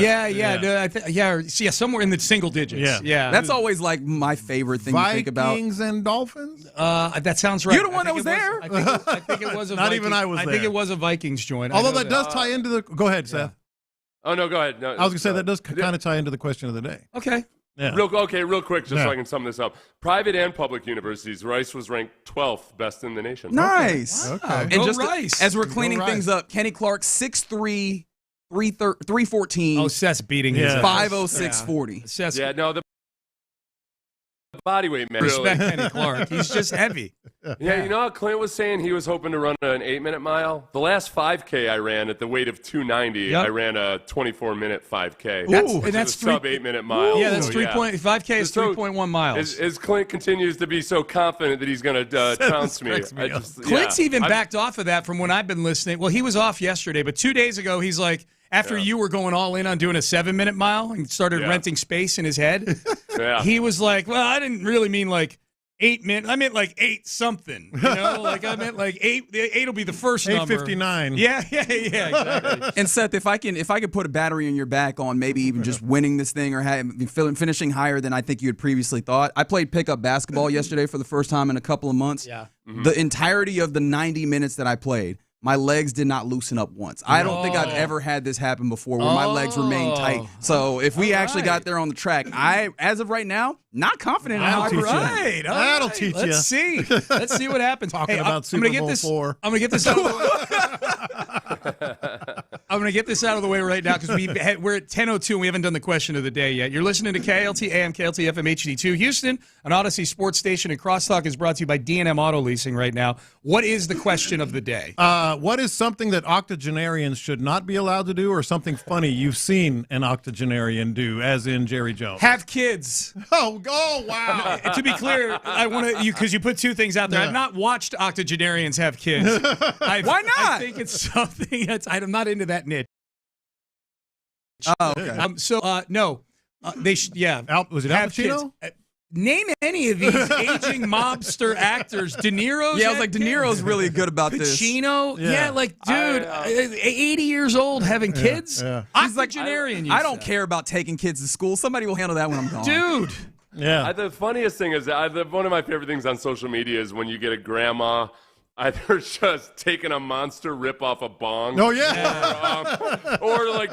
or just a tirade of profanity. Yes, yes. Just doing something that doesn't seem like what you expect out of a 80-plus-year-old woman. I love those. My favorite is a personal one, like a lot of our texters are going to come in, I'm sure. My mother, who, by the way, would have turned 95 this week, she got in her late 80s. She started she was texting. Okay. And at the end of every text, Te amo, mama. That's adorable. Every text. Answering, like putting your name and like, love you. Yeah. Mom. Yeah, a signature at the end of her text? I told her 100 times, like, Mom, your name is on the text. Yeah. It don't matter. Yeah, she's like, you're right, it is, because I'm putting it there. Oh, it was Arch Manning. Yeah. Arch Manning said, or it might have been Eli talking about it, but they were talking about Archie Manning signs all of his texts. He does too. All of them. Yeah, he signs them. Te amo, mama. Yeah. Puts his initials or whatever at the bottom. That's beautiful. That is beautiful. Yeah. And a nice little anti-fraud measure. I like it. Yeah. Yeah, that's a good. Yeah. Just in case, lest you believe someone else has gotten a hold of my phone and is sending you messages. It is me. It is me. All right, fellas, have a great show. Thanks, man. Thank you. Yeah, have a great weekend. Yeah. Enjoy the college football this weekend. Ooh, I enjoyed it already yesterday. It was a good go day. Cougs, man. 1-0. All around good day. And it looks. I don't know if deluding myself is the word that I would use here, but I'm already hyping myself up in a way that I know I'm going to be disappointed at some point this season. Mm-hmm. But I'm like, this Cougars team. Oh, the Cougs. Yeah, it's time. For sure. Hey, shut up. It's time. Yeah. Willie Fritz, baby. Time to win the Big 12. Yeah, man. Yeah. Can I say the Texans player that you just learned lives in your building? Do you think I could say who that is, or he probably doesn't want it out? Oh, I have no idea. I used to talk about Charlie Heck living in my building. Mm-hmm. I came up with a skit for a Texans player who's known for picking up fumbles and running them into the end zone, who lives in Sean's building. I'm like, you need to do a video of you dropping stuff in the hallway. Oh, wow. Running behind you, picking up and then running it into your apartment for you. And then Barrick Darnett can pick them up and scoop Who them is up. that? Yeah. That's You funny. could call it Derek and the Dominoes. That would be. It would be. I laughed when Seth sent that to me. I'm like, that would be pretty funny. Yeah. All right, we are done. We are out of time. I disclaimered already, let's do this thing, fellas. Seth, antibodies to you, my friend. Yeah, antibodies, and we got to go. All right, we got to go. All right, Reggie Atatula, John Lopez, Figgy Fig, they are in the loop. Friday show. Yes, they sir. start now. That's right. Happy Friday to you. You are in the loop right here on Sports Radio 610. You know the people involved. That is John Lopez. I'm Reginald Atatula. Figgy Fig on the 1s, 2s, 3s, and 4s. We're just going to keep adding numbers. How about that? Hold that. But you also involved, as you always are, by getting in on the text line, 713-572-4610. Injury leaders for the live stream. We keep it 100. Both on the YouTube page, Sports Radio 610, and on the Twitch chat, 610 Houston. And yesterday was a doozy, friends. It was a day. It was a day filled with all sorts of sports. I mean, for me personally, I got to play basketball, which I enjoy, but college football, a number of games on all the televisions was really fun to watch. I got to watch college football with my grandson. Yeah, I saw it. That's his first ever college football game. He seemed animated about it, too. because he was talking to the But TV. you had him watching Buffalo, Minnesota? We were flipping. Oh, okay. I was a little disappointed in that one. I'm not going to lie. What was his best bet? I'll let you know. He was born the week after 2 weeks after the Super Bowl. So what did young JJ feel about football game? And his name is JJ. And that was his first football game. So, yes, good day. Good day. And then there was a not so good. Then there's the thing that caught the imagination of all sports fans because it was it was probably a lot more than one part, but the one part of it was just the absurdity of it, right? It was well, I have a group of friends that we kind of do this thing where we talk about Twitter days, like the days that just take over all of our collective imaginations, and we have no option but to stop down and talk about it. So it was a Twitter day, but also because the Cowboys, there's an exponential kind of effect to it, and I cannot believe that Jerry Jones actually traded his probably single best player mere days before the start of the season because he was mad. Yeah, and not probably his single best player. I mean, the argument. How do you feel about CeeDee Lamb? No, he's the best player. How do you feel about who's the best pass Diggs? rusher of all time? Reggie White, probably. Yeah, and his numbers compare almost step by step with Reggie White. And now his path now compares with Reggie White as he what goes. Happened when Reggie White was traded? He goes from the NFC East to the Packers. Yeah, that's although were they still the NFC East at that point? I don't think that's right. But they go from that that same what would be that division now to the Packers, and we'll see if Micah is able to live up to that. Yeah. But let's start here. 713-572-4610. We'll talk about all the other parts of it, but what are the lessons to be learned from this? Because we could stop and look at it and just rubberneck at this crash that has clearly happened up there in Dallas. We can even laugh a little bit. Schadenfreude is not above me, or beyond me, rather. But what are the lessons that we take away from this? Because first and foremost, wow, Jerry, this is one of the big reasons why you figure out deals early. That's one of the things I'm really happy about because this deal should have been done last year. Now, maybe if you want to blame Micah Parsons aside and David Mulligeta's side, at that point, I imagine that they were like, hey, we can wait and see. Actually, no. I think they wanted to get a deal done last year. It was the Jerry Jones and the Cowboys that were like, hey, we have some things. We want to push this off. Yeah. When you push that off, you open up the opportunity of, one, a real fight, which, of course, they came to it. And then Jerry Jones got upset and was not able to get a deal done. Actually, they might have been able to get a deal done, but Jerry Jones decided, no, I feel like we had a deal on a handshake agreement and you reneged, and so you have to go? I think what we learned from this goes one step before what you just said. It needs to be done early, et cetera, et cetera. Everything you said is accurate. But one step before that is the real story here. Okay, where's the real story, Mr. Storyman? Jerry Jones is a buffoon. He's a buffoon. And he should not be running a team. He should not be making football decisions. That's where it starts, Reggie. Like people have said it for years, that he needs a GM, blah, blah, blah. That was one of the 3-4-6. Hire a GM is the lesson that you have where here. This whole story starts is he's a buffoon that has no business making football decisions. Then you can start talking about the football decision. Once we move beyond the buffoon, you could talk about him being a buffoon. I probably wouldn't use those exact words, but I don't think you're wrong. I think that there is a level of ego that is all over this that leads me to another lesson, which is have a modus operandi. Have an MO for your organization. Because that's one of the things that, Figgy, we were just talking about this before the show. What were you expecting to happen with the Micah Parsons deal? I thought they was going to sign the deal right before the game, honestly. Kind of like how they did with Dak Prescott, how they waited to the last minute, and then, boom, he's a Cowboy for life, or whatever the case may be. Right. So, I mean, it's not the best MO, but they don't have a plan on how they handle things, right? Could they have, if they had made the decision that, hey, this is how we want to handle this contract, do we get things done early? These things are done early. Do we get things done late and we just pay him? Then he's paid. Do we decide that, hey, we want to move on from players early like we're the Steelers or whatever, and, hey, thank you, but we're not going to overpay. You trade him before the draft. You get assets that you can then turn around and use to make your team better sooner rather than later as an organization. And I mean, that feels like that is the basic. If you're running a sports team, if you're running a business, if you're running a household, have a gosh darn plan. And it is abundantly clear that they just, because of, I imagine some of this is probably because they don't have any responsibility to anyone. They clearly don't feel a responsibility to their fans. They just feel like whatever we feel like on a win. So I can run my entire multi-billion-dollar organization based off the idea that I feel like when I bought the team, I shook somebody's hand, and when I shake somebody's hand, they should hold up to that deal even though it's not agreed to and signed on the dotted line. This isn't like the Dust Bowl and you're making deals about your farm and a handshake is gold. No, you're right. No plan, no culture, no strategy,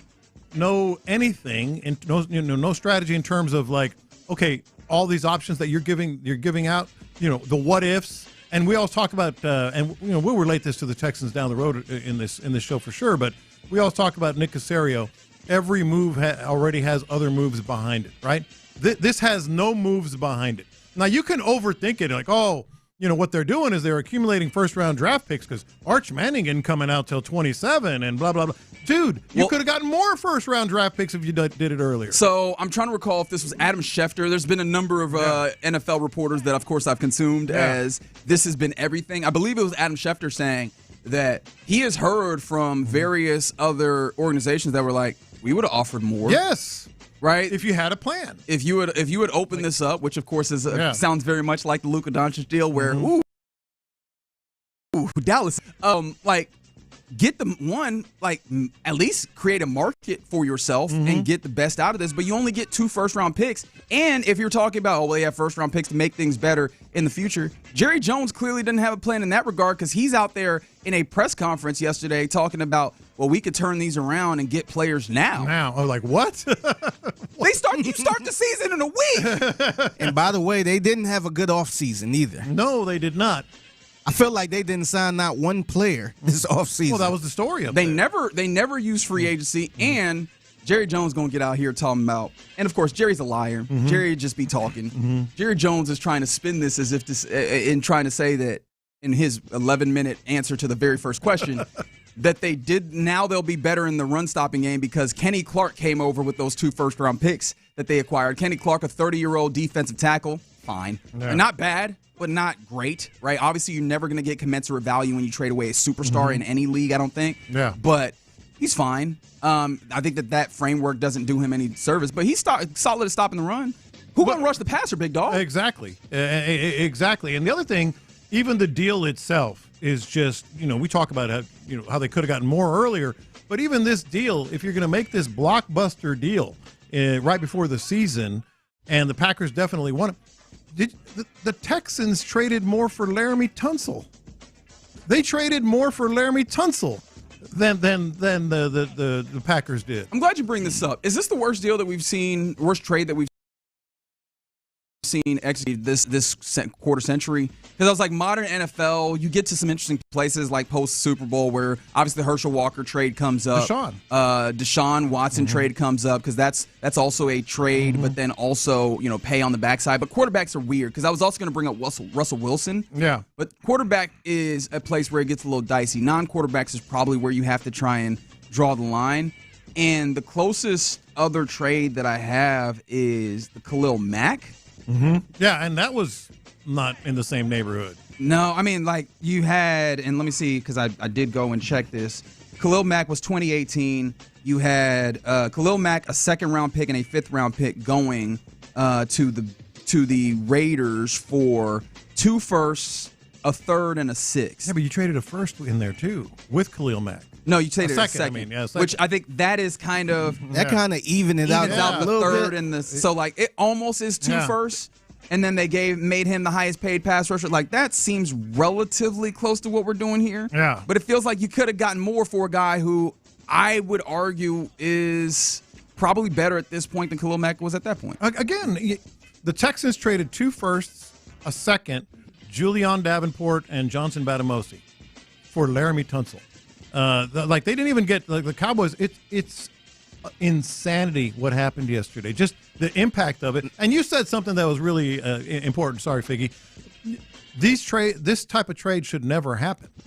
It should never ever happen. Not unless you absolutely want. In fact, it don't happen this late like this. And and also you could, if it's going to happen, it's going to happen during the draft or something like that, where you can get a top 10 pick or something like that. You could get more for him. Yeah. Someone said Deshaun Watson, Russell Wilson, Herschel Walker, Ricky Williams. Yeah, that one was a rough one. All those are good. But I mean, this is a Herschel Walker type trade if you really think about it. They didn't get back enough though. No, but I'm saying just impact on the team that got the pick. The Cowboys were the good team back then. You know what I'm saying? They won 3 Super Bowls. Yeah, but they're the team to get the. But I felt like nobody overpaid in this trade though. They just didn't get a bang for their buck. Yeah. Somebody said Trey Lance. Oh, Trey Lance is a bad one. Of course, still in the quarterback realm, but you give up future firsts, mortgaging the franchise for a quarterback that ultimately had not played enough football and then got hurt on top of it while you had him. And I don't know if enough people bring that to Kyle Shanahan's doorstep on the, hey, man, he lucked you've got up on a great the quarterback. Yeah. He lucked up on a franchise quarterback. Yeah. Man, that is the saving grace because they've been out here trying to make it shake, getting all the talent, having a lot of obviously great schematics, and they needed a quarterback. And when they went up there and tried to upgrade, which I thought was the right way to go about this, mind you, because Jimmy Garoppolo wasn't winning no Super Bowls for you, right? Yeah. I saw Kyle Shanahan in the Super Bowl actively trying to mitigate the imagined harm that Jimmy Garoppolo would do to them by not having the football in his hands, really. Yeah. So I get it. Try and go get a quarterback. The way that he did it was a problem. Yeah. But one of the options, Dockel, is don't let your feelings mess up your money. 100%. Because this was all feelings. And it's funny because you would think that with the way that this trade is very clearly a loss for the Cowboys. I don't know. You could try and spin it the way that you want to or whatever.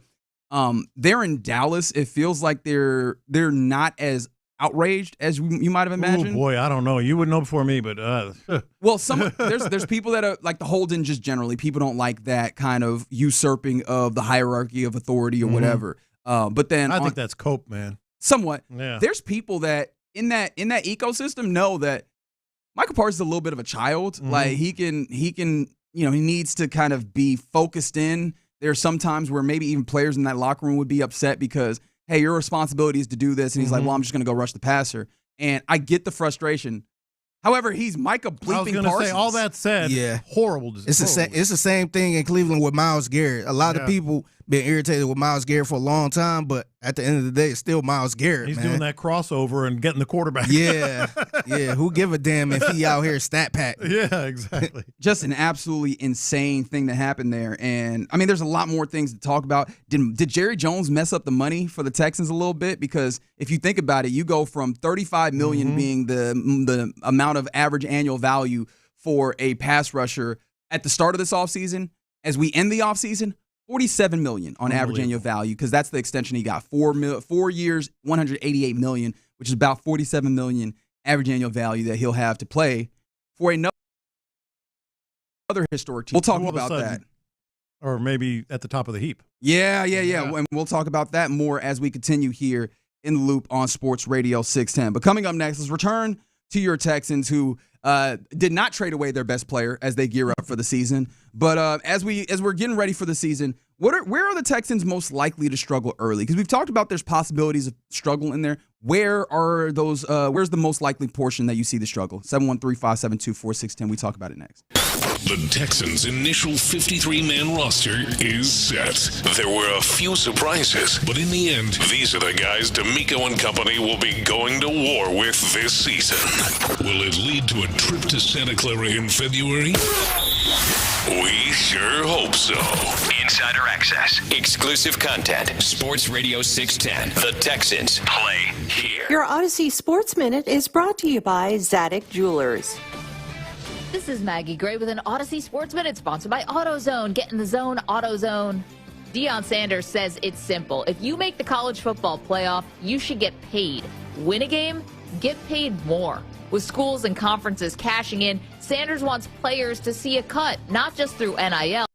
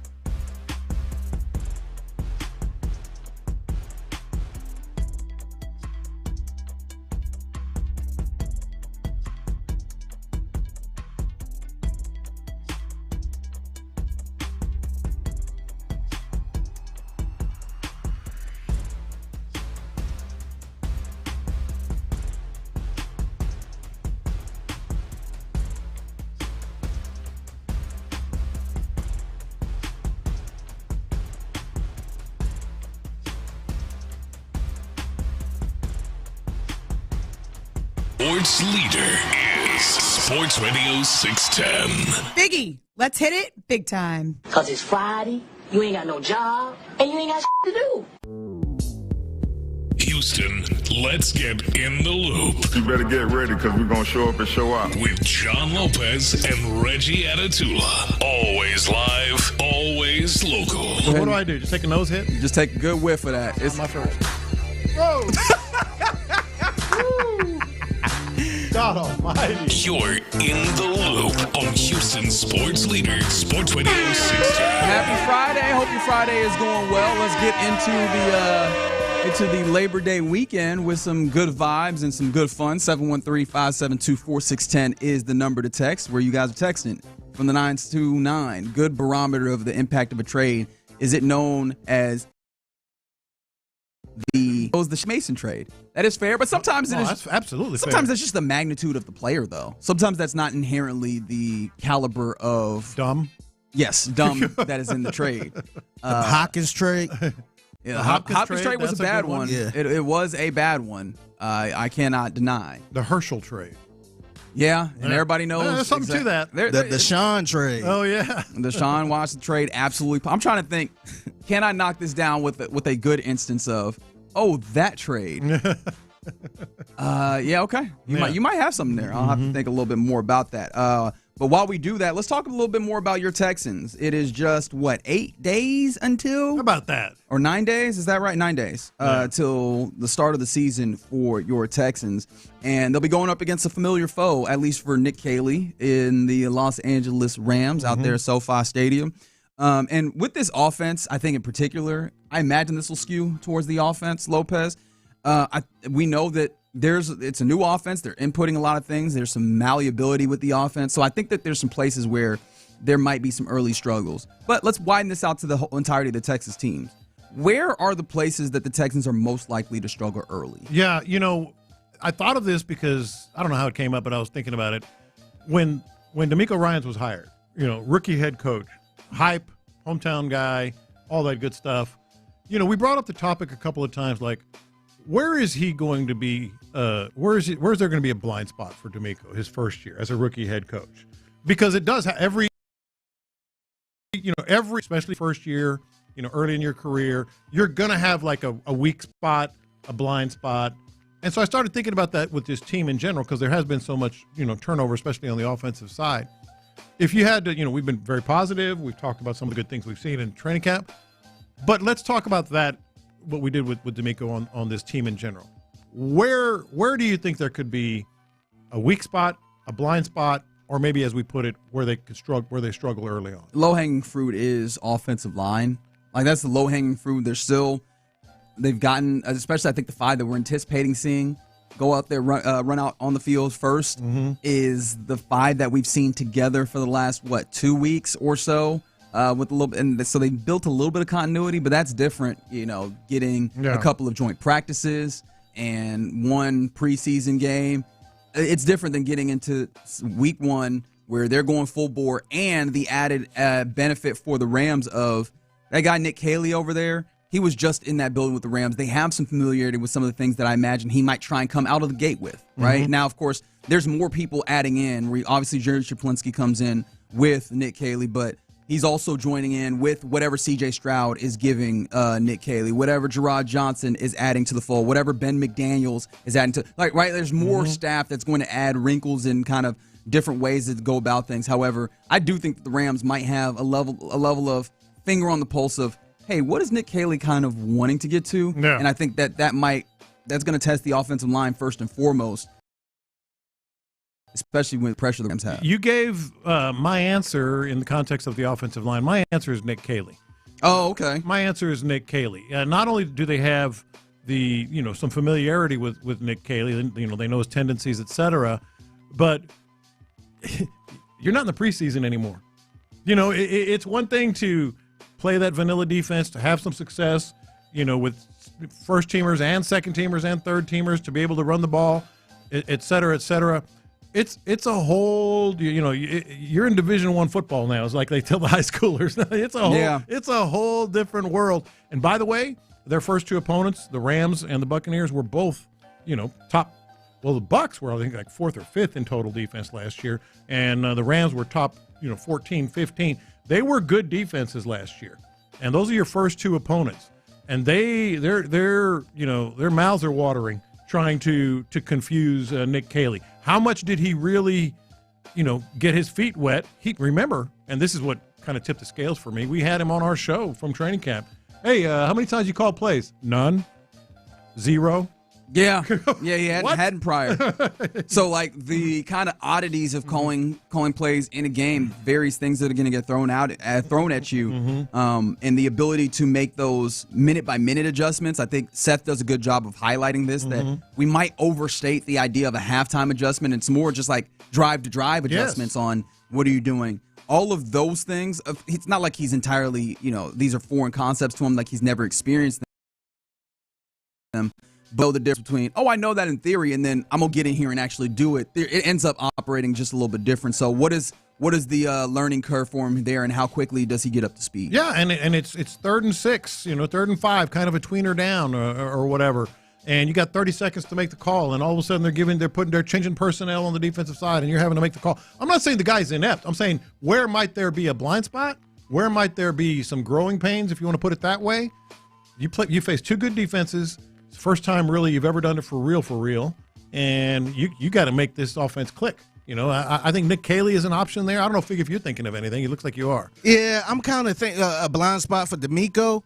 I feel like if this season offensively don't look as well, 100% the offense side of the ball is a blind side. And then me personally, I'm probably thinking like, damn, is he even looking over there at this point? Yeah. Or he just focused on the defense and he just got too much trust into whoever he hires as the offensive coordinator. Yeah. And I think that's like a larger kind of full season thing, but I think I feel you on that. But yeah, early on, I think another thing is, at least, again, continuing offensively, we know you're depending on some young cats to probably come in and make some impact. Or if you're not depending on young cats nearly as much, which I think you will, you're also Xavier Hutchinson looked good in camp. How many times have we had the conversation of somebody looks good at camp, and then what do they ultimately give you in the season? I know that it's been made on a national kind of level, which again, I know that we can take that with the grain of salt. Hutchinson was in this room last year when you're looking around and saying, get Nico Cohn's help. Yeah. And of course the system matters, protection matters, CJ Stroud's ability to,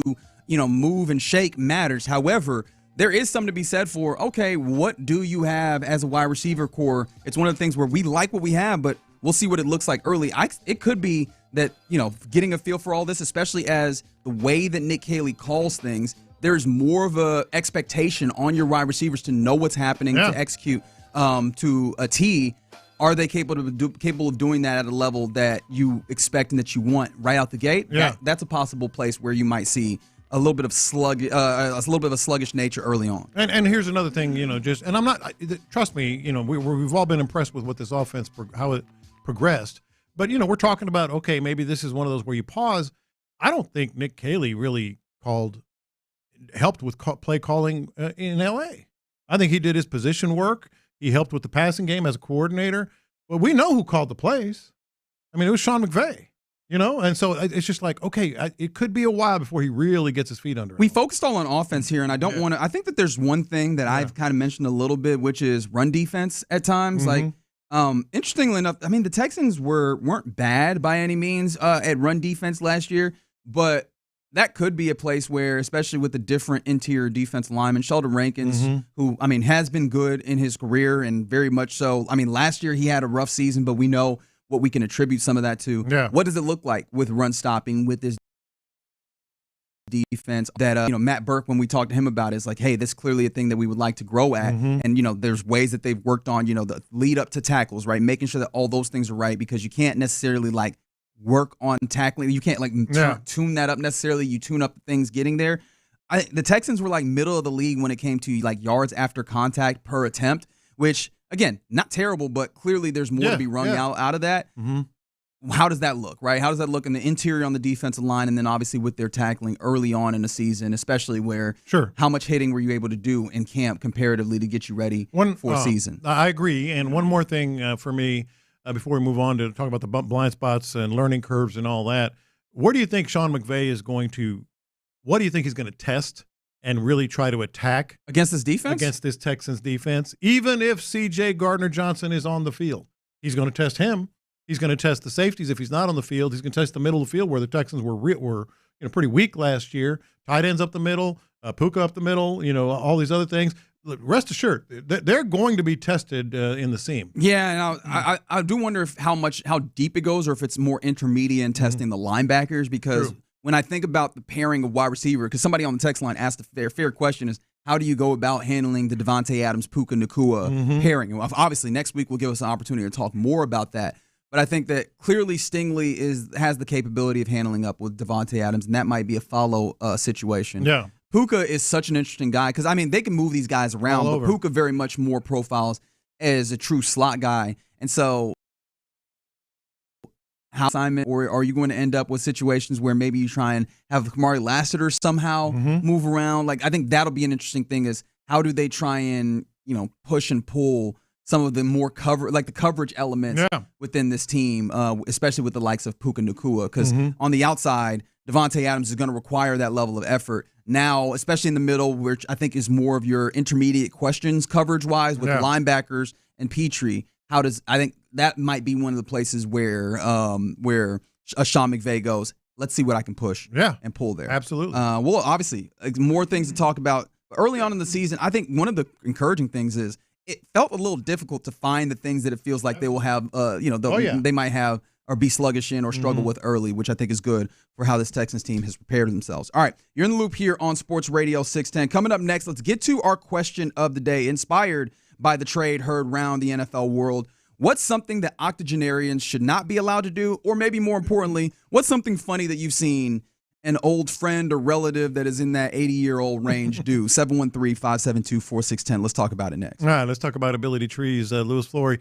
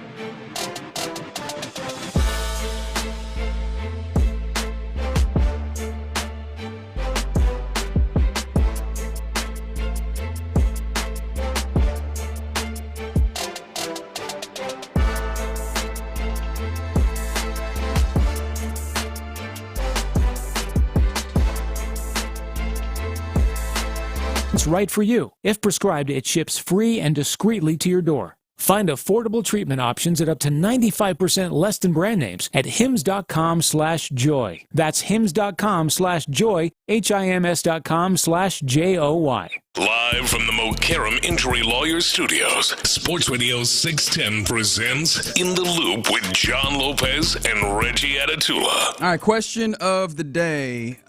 What's something that an octogenarian should just not be allowed to do, or something funny that you've seen an octogenarian do? 713-572-4610. Obviously inspired by Gerald Wayne Jones deciding to trade his best player just mere days before the season starts at what I think a majority of people would say is an undersell, right? And then really for all the wrong reasons, it feels like. Jerry Jones did that. And I'm still amazed that he actually did this. Yeah. He is. I honestly thought he was older than that. Yeah, well, I think he turns 83 here. Well, it's because his face is melting. He looked like he's about probably 87. And he also talks like it. One of the things that Jerry will do, like if with the drama that was happening with Micah Parsons and him calling David Mulligetta the agent. Yes.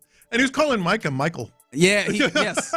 So which is one of those things. Maybe you have a story like that. Like I do think I think that there's animus there clearly. Like this, he was upset.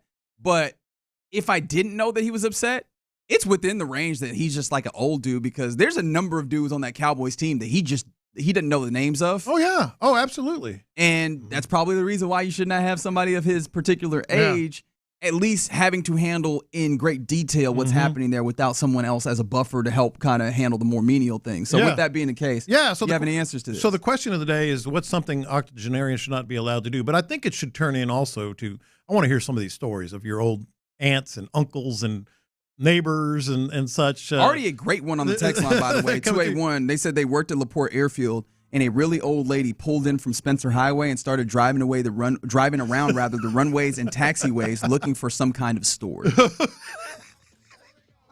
You laugh. I mean, some of it is sad if they have some sort of, something going on. Right, if there's dementia or something of that. Let's set that aside. Driving obviously is one, but two came to mind for me. I told the story briefly earlier. My mother, God bless her, just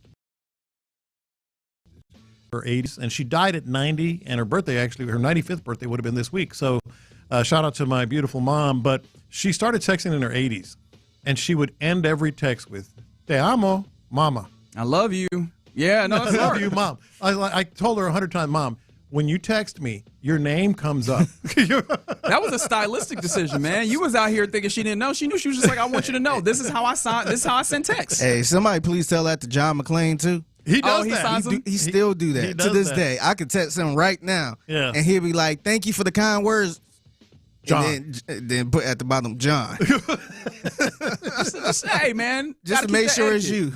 Another one that I think this is more of the first part. Something octogenarians should never be allowed to do: click on any link ever.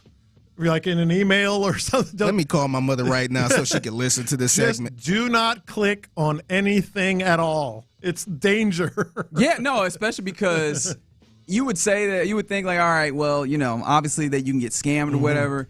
The worst part is that it ends up backfiring on you because you become tech support, man. Like, something's happening with my computer. Can you look at it? Now I got to spend hours Googling to figure out what's happening here because I don't got no IT degree or anything. We got past the whole getting scammed thing. Now it's more getting hacked. Yeah. You click something. Now your phone is done. Now they hack all of your stuff. I will say the funny thing that I love about somebody who is older is that they get a level, like socially, we understand. You pay back to that person, you let them cook. I've always said, I can't wait to be old to just accost some young person and just talk their ear off. It's one of the funniest things. There is some advantages. You see an old dude just be like, and let me tell you something. And he can hold you there for a good 25 minutes, and you have nothing you can. And I've seen this happen on multiple times, and it's just funny. I'll sit off to the side and just watch and be like, he can't go. He's trying to find like, yep, yes sir. Can I? No, okay, I'm still here listening to you. Yep, yep. And they can't do anything about it. It's one of my favorite things. My favorite thing is when you're out and about, and the old person that don't know you need your help, and they just be like, "Hey, young man, hey, can you grab me that cart right there?" Oh, yeah. And they just sitting there with, "All right, I'm sorry to bother you. Can you pick up that watermelon and put it in the cart?" You ain't gonna say no. You're gonna be like, "All right, sir, here you go, sir," or "Here you go, ma'am." Yeah. And grab that case of water. It is one put of it in the trunk. It is like, all right. You have advantages. I spent about a good 15 minutes one time just helping this lady around. You were her personal shopper? Yes. I felt good after that. I wasn't mad, but I felt good. I'm like, some people won't even try to ask for help, but for the simple fact she asked me, ain't know who I was. I could have been a bad person, by the way, but yeah. Another one, and I feel like bad people aren't even bad people when it's like just a little old lady. Like, can you pull that down from the top shelf? You better turn into a good person. Yeah. You seen that picture of Gucci Man carrying the old lady groceries? I think I got the shirt. Got Gucci carrying some groceries. This happened to me recently, and I can tell you it wasn't like dementia or anything like that. Old people tend to do this, even with all their faculties intact about something. Every time they see you, I love it. Every time they see you, hey, did I tell you about blah, blah, blah, blah, blah? And sometimes you feel bad saying, yeah, you did. Like you wanted to move on. You just kind of have to take it. All right. I'll tell you the Joe DiMaggio story. Back when they first started. John McClain loved telling that Joe DiMaggio story. But it's a good one, though. From the 832, very much pointing to the super old folks should not be allowed at gyms. I don't think that's the case, but we gotta figure out some rules around this locker room. Oh, the naked old man? Yeah, man. Naked old guy. They're everywhere.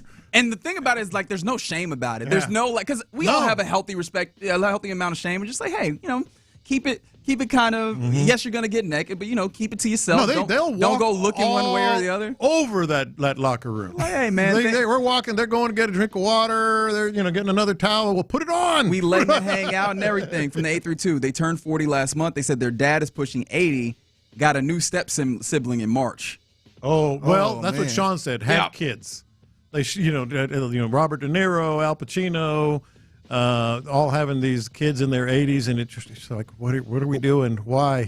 Lope, you probably had this moment. What was that moment you had with your parents or your mom where you like, oh, my mom is older now, man. Like she because mom used to be Superwoman, and now it's like, oh man, this is my mother. She need my help with this now. Yeah. I had to jump on the phone with T-Mobile one time with my mom because I guess she tried to get a phone or something like that. Yeah. So she put me on three-way to talk. I had to talk to the lady at people at T-Mobile because she's trying to get her money back. It was a whole big mess. So the lady, I'm like, I'm sorry. I had to apologize to the lady because my mom wasn't trying to hear it. She was just like, no, I want my money. Yeah, I need it now. And so I had to jump in as the third wheel to try to straighten everything out. My mom used to do the readings at church every Sunday. Oh, and it was just a bless your heart situation now, wasn't it? In the Spanish language, early morning service. And she used to drive a little bit, and then she would take the bus. And then one time I drove her, and in the middle she set down these papers, and the type on those papers was like an inch, 3/4 of an inch. She had about 15 words per page, just flipping them. That's when I went and I said, Mom. And the Lord said, flip page. Yes.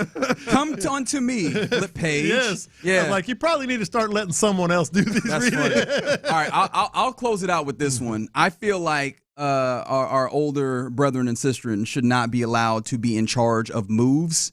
My late grandmother, at one point in the great city of Houston here, she was like, hey, she told my mom and me, like, hey, can you come help me move? We're like, yeah, sure, absolutely. So we get there. Not a single box is packed. Yeah. I went through that with my grandfather. My grandmother was a pack rat. So, like, she had planned the move. She was like, yeah, I ordered a U-Haul and everything. Nothing was packed. And then we start, we're packing and we go. Going to work. Like, what you mean going to work? I thought you were moving. It's like, yeah.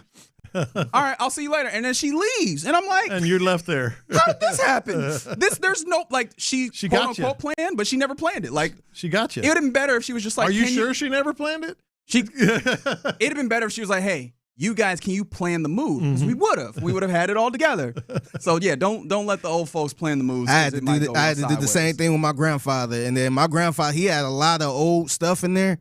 and he was trying to hold on to it. I'm like, man, nah, you can't. It ain't gonna happen. I'm like, nah, you can't take Everything's got sentimentality. Oh, you can't take that paper? That's from the first time that I read the word? I'm like, Granddad, this pot is rusted and old. It got a hole in the pot. Like, we can't take this. All right, you're in the loop right here on Sports Radio 610. Coming up next, we'll go around the NFL, including we've evaded what was going to be a very dark day on the weekend for sports watchers with this news. We'll talk about that and more next. All right, hey, let's get your new roof going. Good weather this weekend. Maybe you have plans on the holiday weekend, etc. But you.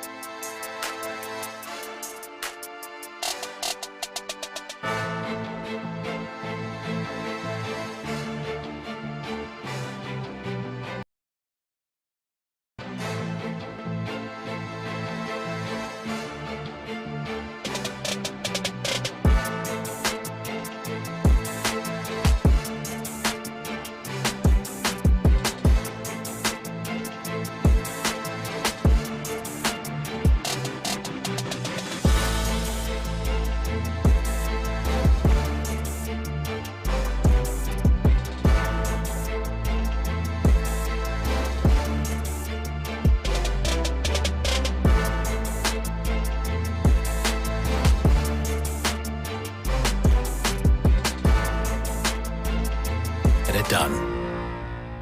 KILT FM HD2 Houston. Insider access, exclusive content. Sports Radio 610. The Texans play here. An Odyssey sports station. Let's go around the NFL in the loop style. Why are you smiling? Because I love football.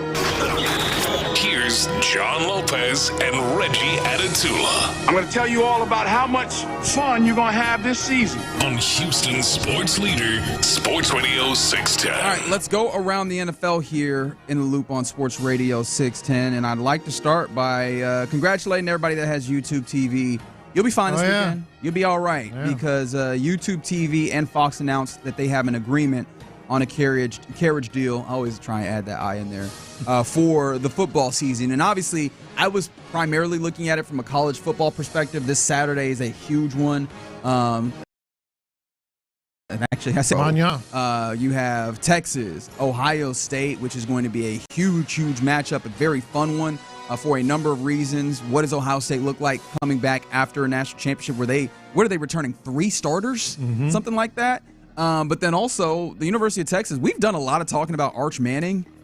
He's started 2 games in his career. Neither of those were notable opponents. Like, this is going to be a big time for a start for him. But also, have not talked about, hey, Fox is also the home of NFL, and that was going to be a huge part of this weekend as well. But the YouTube TV will carry Fox, so we did avoid it. We avoided the danger that seemed like it was coming. Funny how that works out, right? They could do it. How come Jerry Jones couldn't do it? Get it done at the last minute? Get it done at the last minute? Because make everybody happy? YouTube wasn't like, well, Fox, we had agreed to something earlier. It was a handshake agreement. And it feels like you've reneged, and I'm upset. Yeah, I don't think Fox was like, you know what, let's get this deal done early. Yeah. Nah, let's do it right before the season start. YouTube was like, all right, we getting Fox out of here, but that's so that we can be better with our ESPN. You know what I mean? That's what we're trying to do. And you know what? Or make a trade. We never wanted Fox. Trade it to Space City Network or something. I feel like you're insulting numerous people in one fell swoop there. But yeah, so we did get out of that. So you will be fine if you have YouTube TV. We've made it into another football season without having one carriage dispute annoy you. Until next year, right? Because there'll be another. It just feels like every damn year this happens. Yeah. We always talking about it when we were talking the idea of.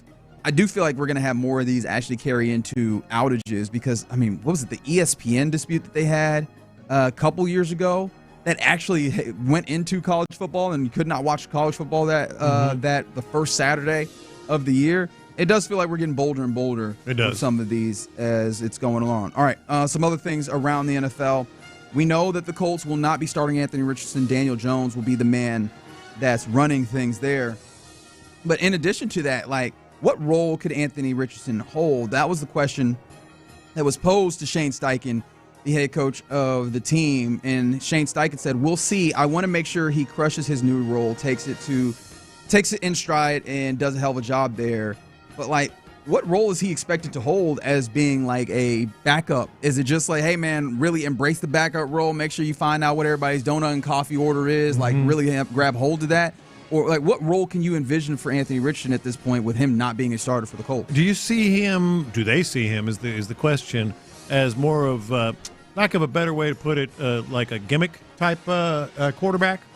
That is one way that he could get on the field and be impactful. The only thing that's tough is what would his gimmick be that you would not inherently have in Daniel Jones? Because the whole idea of Daniel Jones, he can run too. Yeah, that's the thing is he's not necessarily a great passer of the football, but what helps you imagine is he has some wheels, right? We did Daniel Jones is a little bit more of an athlete than we gave him credit fast. For. Yeah. Does that change at all with Anthony Richardson on size on the field? Yeah, I guess the size. Be my own guess that they bring him in. But aren't you also, if you do that, you're almost raising kind of a white flag on Anthony Richardson just as a quarterback in general? He becomes a gimmick, Yeah. I guess that's fair. So what would you prefer? Just to sit, treat him as a full reps, backup? Practice as much as you can. He's just in a bad spot. I don't know what they're going to do with him. I don't think you should play him. Even like I said, those gimmick things, Daniel Jones can do a lot of it. It's sort of like maybe a tush push to protect Daniel Jones, that type thing. Yeah, I'm interested in actually an on the field role. Obviously, their off the field role, it does matter. Did you see? Was it Riley Leonard, one of the backup quarterbacks in that quarterback room, making fun of the Anthony Richardson taking himself out by tapping his head? Yeah, it does feel like, as much as they might be joking about it, I feel like all humor has a little bit of like a nugget of truth within it. I wondered about it at the time. And a lot of people did. And I probably was more of the person that was like, I don't know how much that's going to sit with like the guys. You know, obviously everybody's in a war room and you fight for each other. I do wonder if he might just need to do some of the off-field stuff to earn the respect of his teammates even more so. That's probably the most, you know what, you're probably right. That's probably the most important thing. Change your ways, be the ultimate backup, the ultimate teammate, you know, supportive, all that stuff. And coaches all want that, but they don't always get it. That might be the only thing that can really help him in the locker room. And I actually thought it was maybe not a big factor, but something of a factor just in how they viewed him in general as the quarterback. Some other things around the NFL. We didn't mention this earlier on in the week, and so I did want to mention this here. I don't know how much you want to dwell on it, but there was an investigative report that came out earlier this week that pointed to the idea that obviously Jim Irsay, the late owner of the Indianapolis Colts that passed earlier this year, we had no idea as to what happened there. And I think that did we get anything that was officially saying it was natural causes, or just kind of that he passed, it was peacefully in his sleep? That's what was the phrase that was used. And we were like, what does that actually mean? Because my immediate thought was substances. Well, lo and behold, and I'm not happy to report this, Jim Irsay did relapse before his death, is what an investigative report done by the Washington Post has described. It seemed like he had gotten into, if memory serves, and let me not say that without double checking that, but yeah, substances had returned to his life, and I don't know if we can necessarily say that is inherently what did him in. It was his ultimate demise, but. How does that make you feel? Like, sad. How does that hit you? Yeah, because that was sad. I'm not gonna lie. In my lifetime, I have made the jokes about Jim Irsay and the pills or whatever. Because I mean, I'm sorry, I do find it funny that when you get stopped in the car and you got all these pills, money, and stuff, and it feels like you're a drug runner of sorts. Even though I know that's not inherently what's happening here, but it is sad when it's like he's passed away and clearly.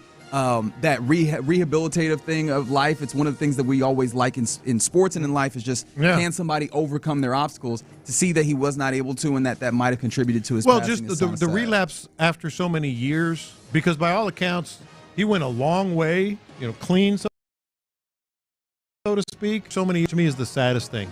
Like, you know, you are clean, you are no longer addicted, your body no longer craves it, it's your mind, and your mind, you know, so powerful, you know, makes you go back to me. That's one of the saddest things there is. No. So just I saw that and I was like, oh, I had an opportunity to mention it. It was really a sad thing to see. Some other things around the NFL. The Texans, week 1 opponent. We've talked a little bit about it. Obviously, next week we'll really get hot and heavy into it as we gear up for week 1 in the NFL. The Los Angeles Rams, head coached by Sean McVay. McVay, in his media availability yesterday, had said a couple of things that were noteworthy. I'd like to start with the first one here, Figgy. This was Sean McVay talking about the first game of the season and the Texans, the quote, unscouted looks that they will have when it comes to meeting up against the Texans. You know, in the first game of the year, there's always some unscouted looks. I think it's really about, you know, being able to play rules ball. Obviously, with them having a first-time coordinator, he knows us, we know them a little bit, you know, familiar with their defensive structure. They're excellent, and then they've always been excellent in the kicking game as well. So I got a lot of respect for this group that we're going against, but I think it's about us having a good week of preparation, making sure that we do a good job of trying to put our players in the right spots to have good, successful outcomes, and then when the time comes to be able to kick off, let's go cut it loose and go for it. You know, interestingly, and again, we'll dig into this more next week, but interestingly, I think the Texans know a lot more about the Rams than the Rams do about the Texans. You think so? Yeah, because I'm convinced. I haven't really, you know, heard this directly from anyone involved, but I just can't imagine that Nick Caley really called anything. You know, I thought he helped with call from press box or whatever, sideline.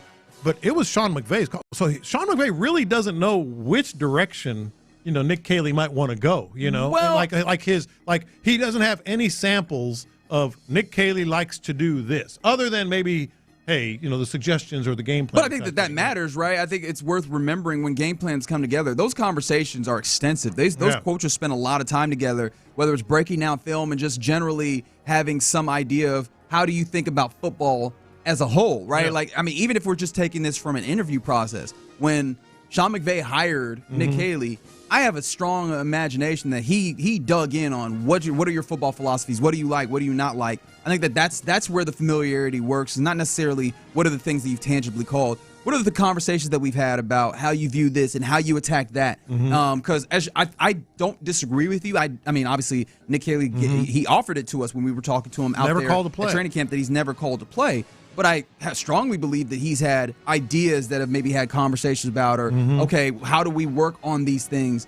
And those are going to be some level of influence, I think. He knows philosophies and thought processes, but he's never, he doesn't know like, everybody likes to put their own stamp on things, and he doesn't know that Nick Haley is, when it comes push comes to shove, likes to do this. So I think there's a little bit of both, but I think there's a little bit of an advantage for Nick Haley, presuming he can pull it off. And I also wanted to hit this from Sean McVay, and also I appreciate this text that said, "Can we get McVay some lozenges for his raspy voice?" No kidding. I'll listen to that portion of this, but importance of continuity with coordinators. It's big, and I really feel fortunate to be around a great coaching staff. And we had 6 new additions, but I think they all fit. They've all done a great job of, feeling like they're one of us. But I do think it's been great, Brock, to be able to have continuity at the coordinator spot.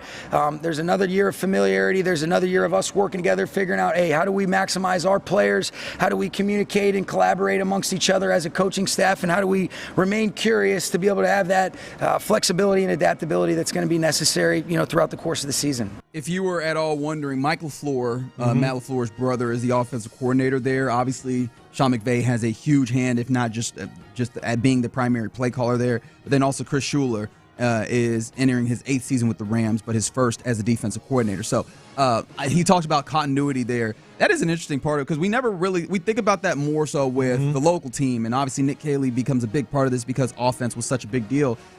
They have some of their own movings and shakings on staff. In fact, they have more new additions to their staff than the Texans do to theirs. I mean, you heard him say that. But having the coordinators and him being the play caller, that's enormous for the Rams. It is. Remember when Sean McVay was going to retire? Yeah. Whatever happened to that? I was thinking, he found a new love for the game, man. Because he's talking about you got to be refreshed and you got to, however he put it there. And I'm like, I thought this guy was burned out. Well, I think that he was. I read a really interesting piece, and I think this was Kalen Kaler, if memory serves, or maybe it wasn't, but it was in The Athletic. So it might have been Jordan Rodriguez. Now I think about really interesting piece about how he was able to get through that kind of malaise or fatigue. And it was actually Chris Peterson, the former that's right. Washington I read that. I remember head coach. That. Yeah. And he, decided, and he had never met Sean McVay, but he reached out to him and kind of mentored him on, how to maybe find more of that love in the game. And really, I say that as if that's the big part. The big part was how to find the balance in life so that you were able to bring your best self to football. So depending on how you feel about it, you might blame Chris Peterson for, giving that rejuvenation to Sean McVay and seeing that. But we'll see him and his team next week, and we'll gear up for that one. Real quick before we go, I should remind you that football talk on Sports Radio 610 is presented by Paramount Plus. You can't count on much these days, but you can always count on Sundays with the NFL on CBS and Paramount Plus. Watch your local NFL game live every Sunday on CBS and Paramount Plus all season long. Visit ParamountPlus.com/NFL to get started today. We did not get to the top 100 from yesterday, but I did want to bring this up as, I've been trying to get this to you every day. Last time we checked in, I got to Trey Hendrickson at 14 on the top one. Actually, I think Jared Goff was maybe the last one. So Trey Hendrickson came in at 14, the pass rusher for the Bengals. We talked a lot about him. A man that we saw recently, at least in preseason. Number 13 is offensive tackle for the Lions, Penei Sewell, who is incredible. Like, offensive linemen that can be ranked in, like, the top 25. That's real high right 13? There, man. That's real high. And that's like a 10-spot jump from him for last year. Yeah, twice a year now. Yeah, that's right. Yeah. That's right. That'll be a real fun situation. A man that we're very familiar with, and maybe not in no good way, defensive end for the Chiefs, Chris Jones, comes in at 12. And then, similarly, outside linebacker for the Steelers, obviously an edge rusher, T.J. Watt comes in at 11. We're getting into the supreme here. Yeah, but I did find it interesting. T.J. Watt, because, again, the top of the pass rushers, so guys that I mentioned there, or maybe defensive lineman, because Chris Jones. He's inside out. He's elite, but, he's mostly inside, even though he kind of works outside as well. mention Hendrickson, mention TJ Watt, mention Chris Jones, all in this space. Your pass rushers on the Texans are Will Anderson Jr., who came in at 46, and Danielle Hunter, who we thought, hey, he's getting some love. He was at 25, which is still a good 10 spots below some of these guys. That's pretty high, though. And TJ Watt has the pelts on the wall. He's got a bigger sample size. Maybe not. I mean, Danielle Hunter can argue, but yeah. Definitely he's got more on. So that. no beef about the way that lines up. Top 10 coming up. Top 10 is coming up. Yeah. So next week we will find out who officially lines up in the top 10. But yeah, I did find that interesting that you get just a glut of pass rushers right here, which makes sense, right? They're going to have, I guess, the importance of their position will help elevate them. I just like the juxtaposition between what is some of the elite ones. Obviously, the most elite ones are still to come next week, but some of the elite ones and how they compared with your pass rushers, which is an elite tandem, but still, I guess, amongst players is not necessarily amongst the very top. Yeah. That's the crazy thing, though, is that it feels like Will Anderson Jr. is not far removed from 46. Hey, we're 1 year away. 1 year away. Hopefully that kind of almost robotic, immediate response that he's talked about on the Greenlight podcast when he's pass rushing, hopefully that will help him make that jump of, let's say 30 spots?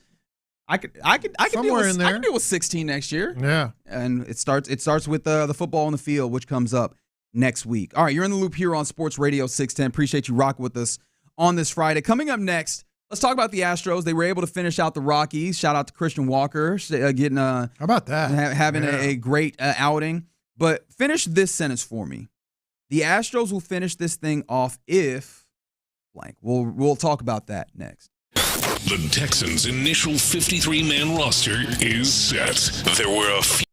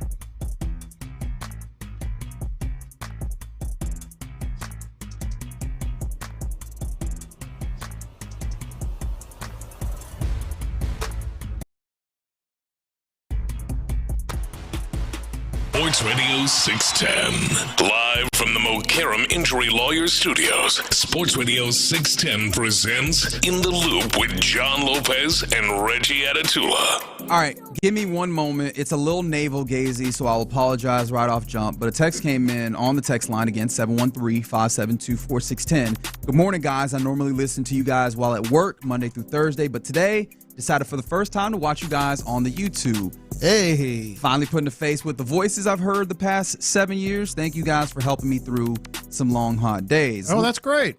We appreciate you rocking That's a with us. commitment, too, to listen to somebody that don't know what they look like.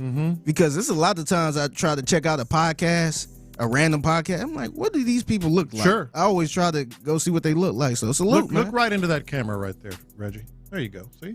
It's awkward. Feels like I'm staring into your soul. No, but we appreciate you rock with us. And a reminder, you can always get involved on the YouTube page, Sports Radio 610. The Twitch chat's available for you. Figgy has mentioned the numerous various places the that you Odyssey can hear. app, AUDACY, as Clint like to say, and the iHeartRadio app. Yeah, that. I mean, AM, Old school. HD radio on the FM. Like, there's different ways that you can keep up with us. And however you decide to keep up with us, we really greatly appreciate you doing that. All right. Keep up with us in this way, 713-572-4610, and answer this question, or actually fill in the blank, because it's not a question, and it really would annoy me if I just kept saying, answer this question. Finish the sentence. the if blank a victory that was needed. Yesterday in some day baseball versus the Rockies, a 4-3 victory in which, hey, shout out to Christian Walker, man, 2 homers for the kid, and he ultimately helps you get off. Kid, I like it. I mean, I'm just trying to have some fun with him. I feel like I've been negative enough towards Christian Walker. It's not the point of right now, but I was thinking about this yesterday. I'm like, since July, I believe his OPS is somewhere, it's like damn near about 800. But then also I was just a couple days ago like, damn, why is he behind Jordan? So like, I've been pretty up and down. So, I'm trying to show him a little bit of love, but he deserved it, especially after yesterday's performance being, I mean, he was ultimately what lifted you up over the Rockies in that one. Were you upset at all about the way that one went, or were you just willing to take the win? No, you take the dub. It was a much more interesting game than I figured it would be. But there's been a lot of those here lately.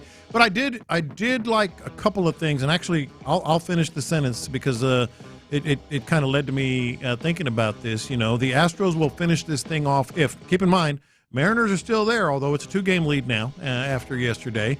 Because they had an off day. I've noticed that a lot more teams have off days on Thursdays than it seems like the Astros do. The Astros end up playing on a lot of Thursdays. I guess they had more early in the season. It is obviously going to balance out, I guess, the off days and travel and all that. But, so my thing was, what was the most impressive thing about yesterday to you? I'll start it that way before I finish the sentence. I don't know. I mean, it could have been Christian Walker. He's been on a heater, man. I really did appreciate that. My dumb brain is like, do I take off points for him barely sliding that Oppo taco in right field, just sliding just barely past the foul pole? I shouldn't. It counts as a home run, just the same as if he'd hit it 500 yards. So, or 500 feet rather. 500 yards would be insane. That would be pretty cool. I'd like to see that. No, at that point, I think we should start giving 2 runs. Like I feel like at that point we should start doubling up if you hit it 500 yards. No, but I'm trying to not just take for granted the mundane. Having Brian Abreu be this locked down and this nails. That's mine. Okay, That's good. Mine. We're in the same place. Yeah. That is not something that we should take for granted. This was an Astros team that, as recently as last year, had 2 closers. And you sent one on his merry way, regardless of how that worked out for him when he went. And then the guy that you were like, hey, we're putting all our eggs in this basket, he's gotten hurt. Yeah.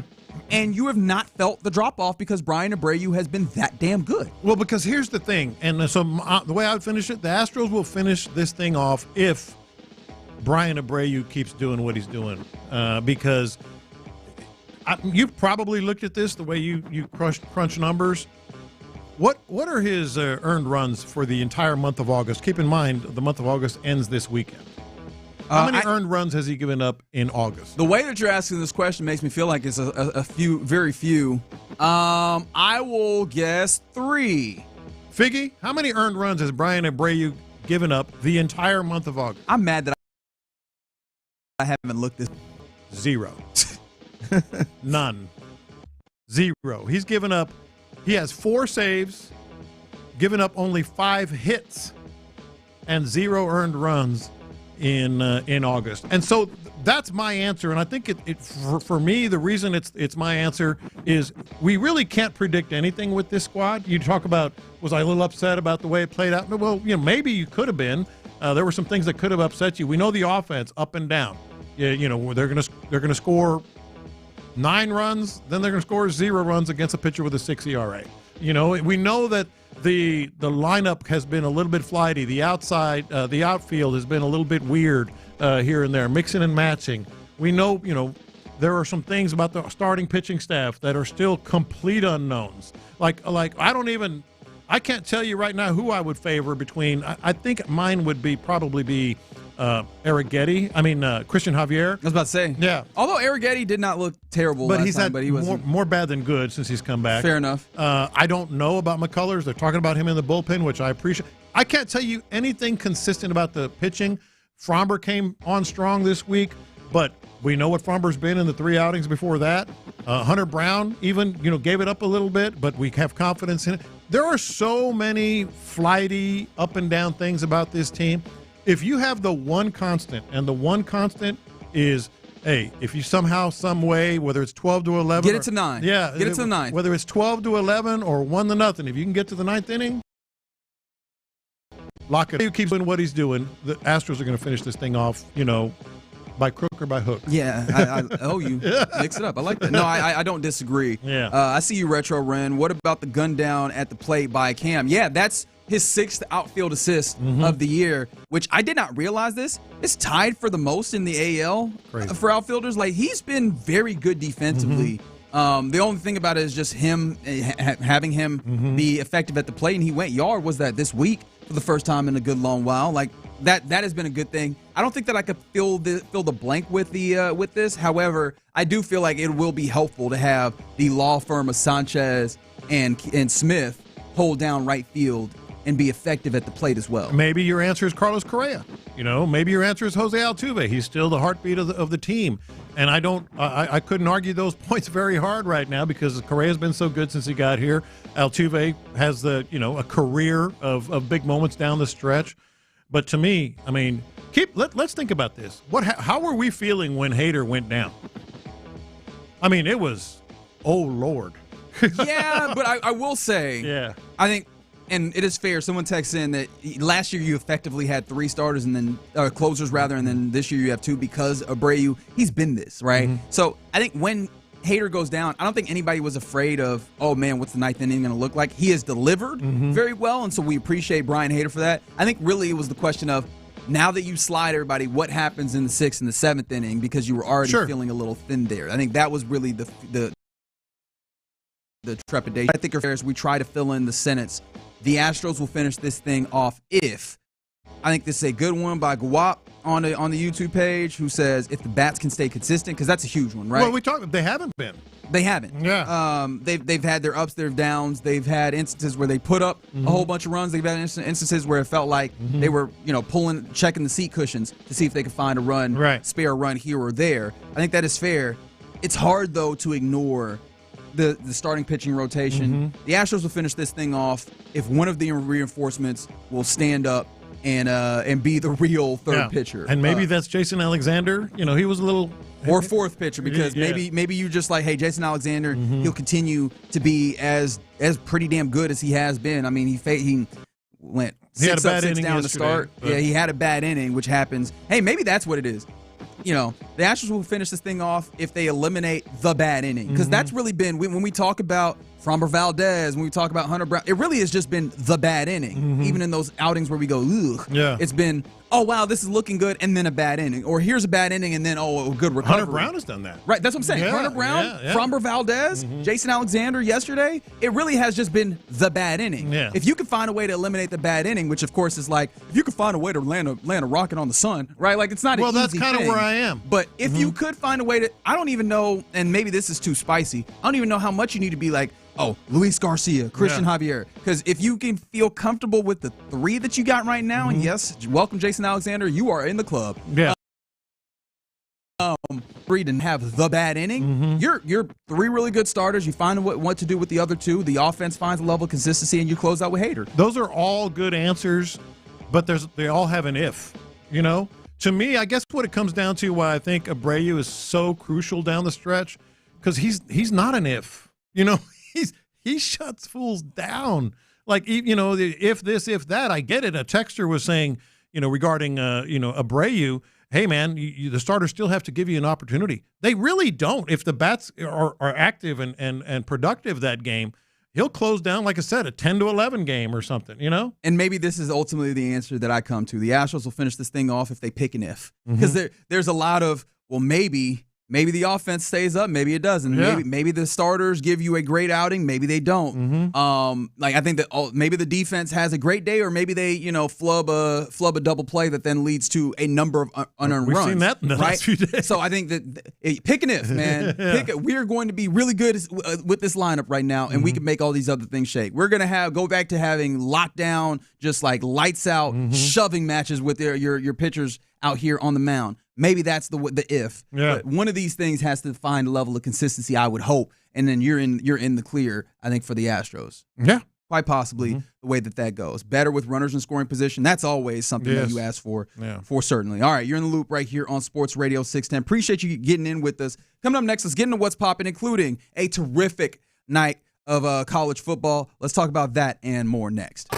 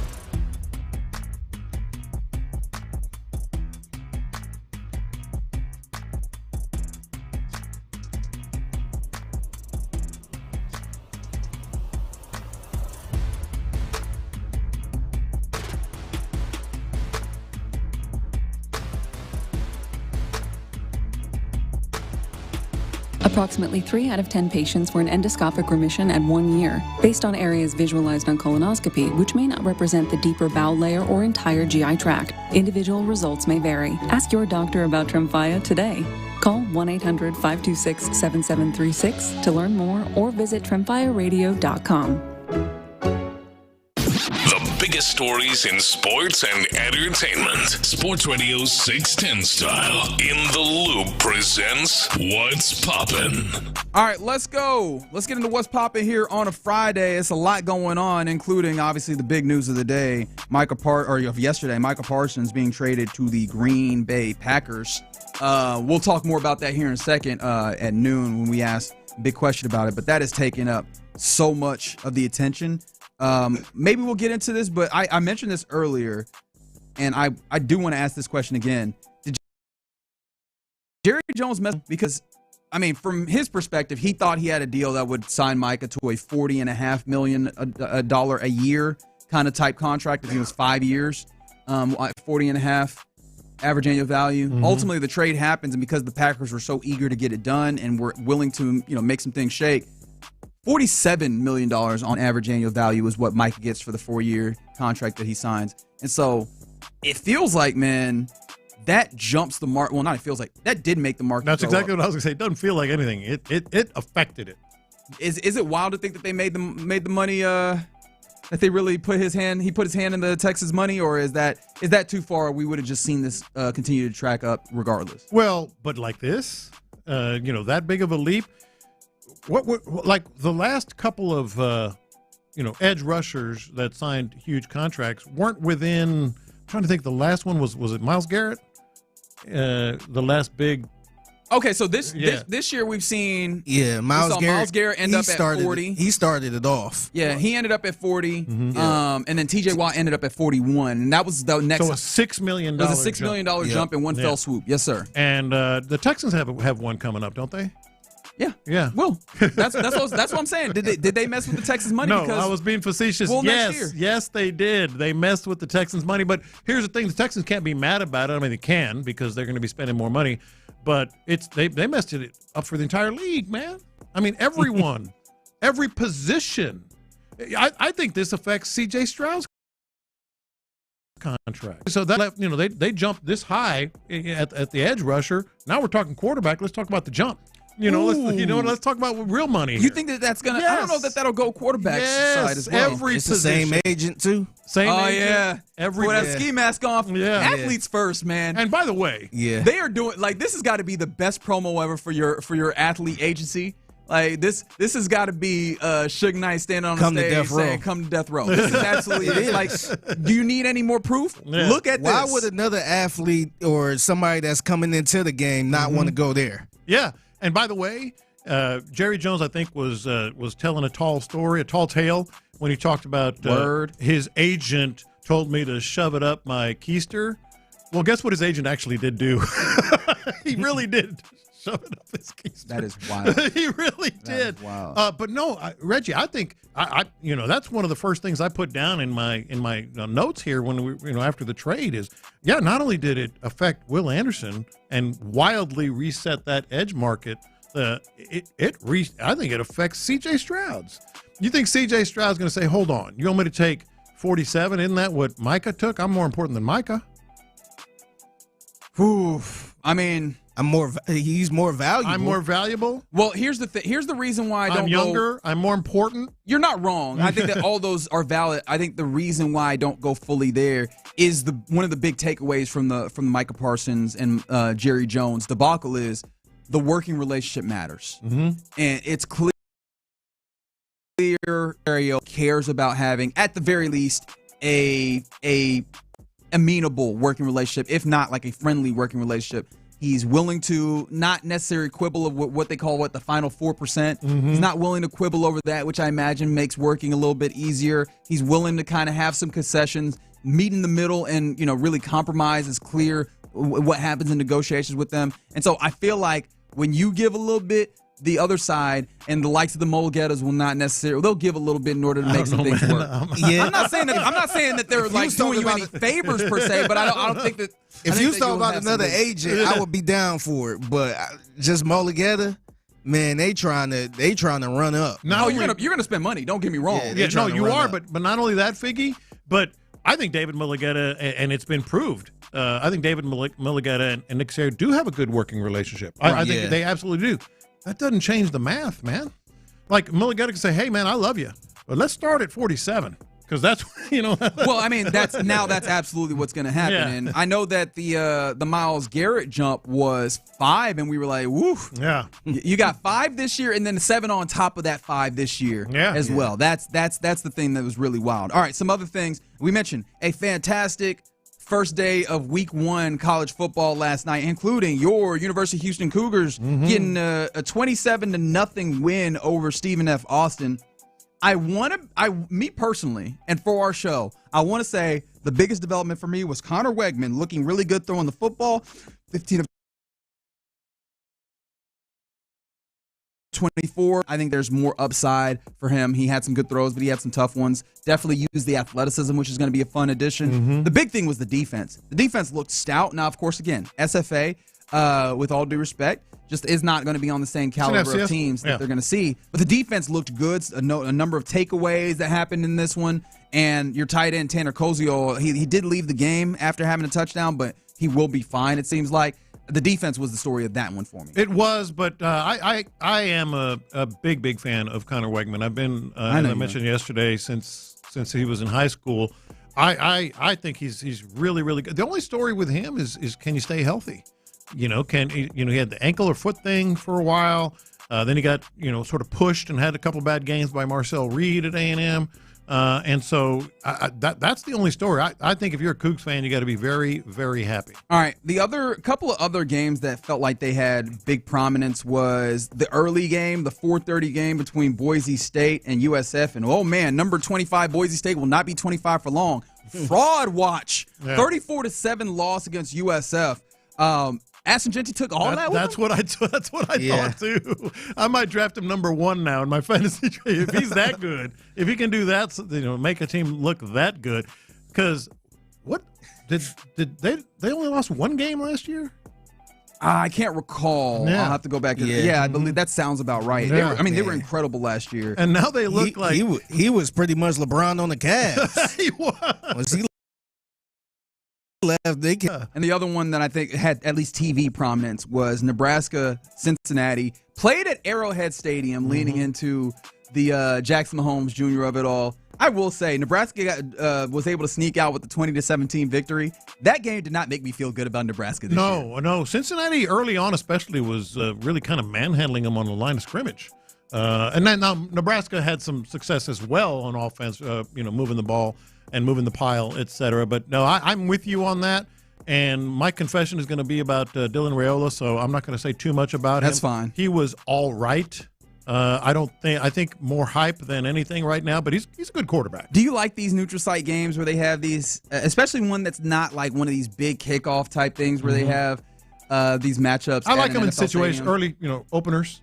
Things like that. I should have known. I'm asking the Aggie. Y'all play damn near every year somewhere, whether it's like AT&T Stadium or something like that. Oh no, that's during the season. That's a tradition with Arkansas, and that ends this year. That ends this year. Yeah, that is true. They used to have that kickoff classic in New Jersey. Remember in the Meadowlands and all that stuff. Yeah, that is true. Yeah, I hadn't thought about that. Keeping up with a little bit of Eurobasket, Turkey played again this morning. In fact. 92-78 victory over the Czech Republic. Obviously, the thing that we are here for is the all-star for your Houston Rockets, Alperen Şengün, a nice 23-12-9. All right. This close to a Eurobasket triple-double in all of 27 minutes and 51 seconds. That's what I'm always looking at. Like, that's good competition if you're not paying attention.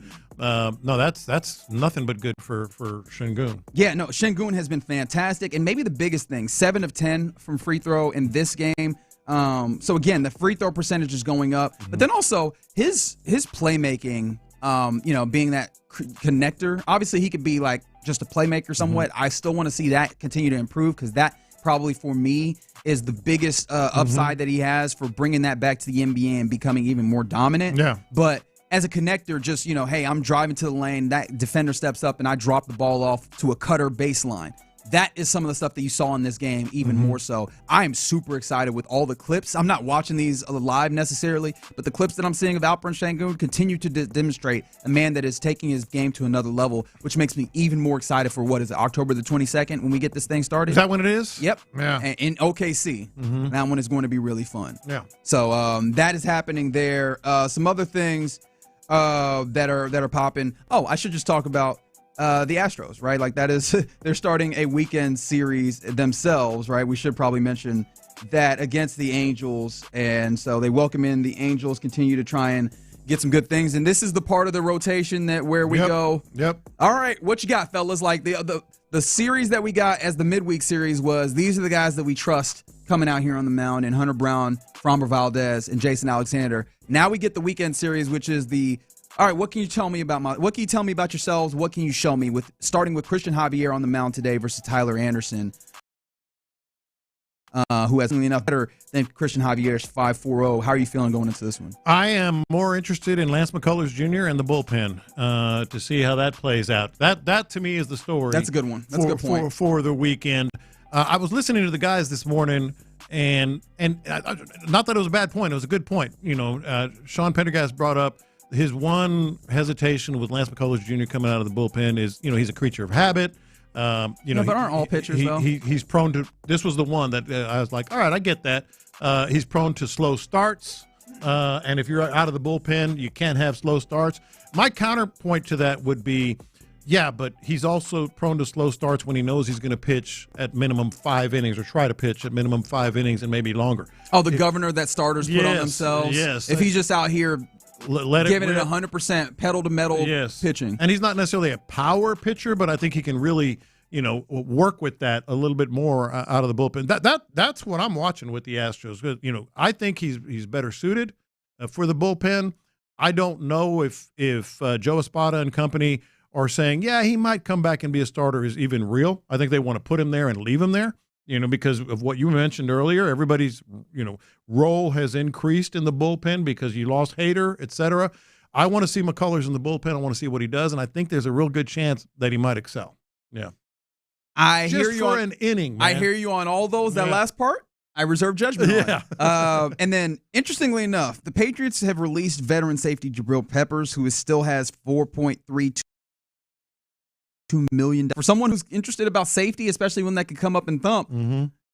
Texans, question mark? What team released him again? The Patriots? Okay. All right. So here, coming up next, I will get your opinion on that. But more importantly, did the Packers defense jump the Texans in one fell swoop?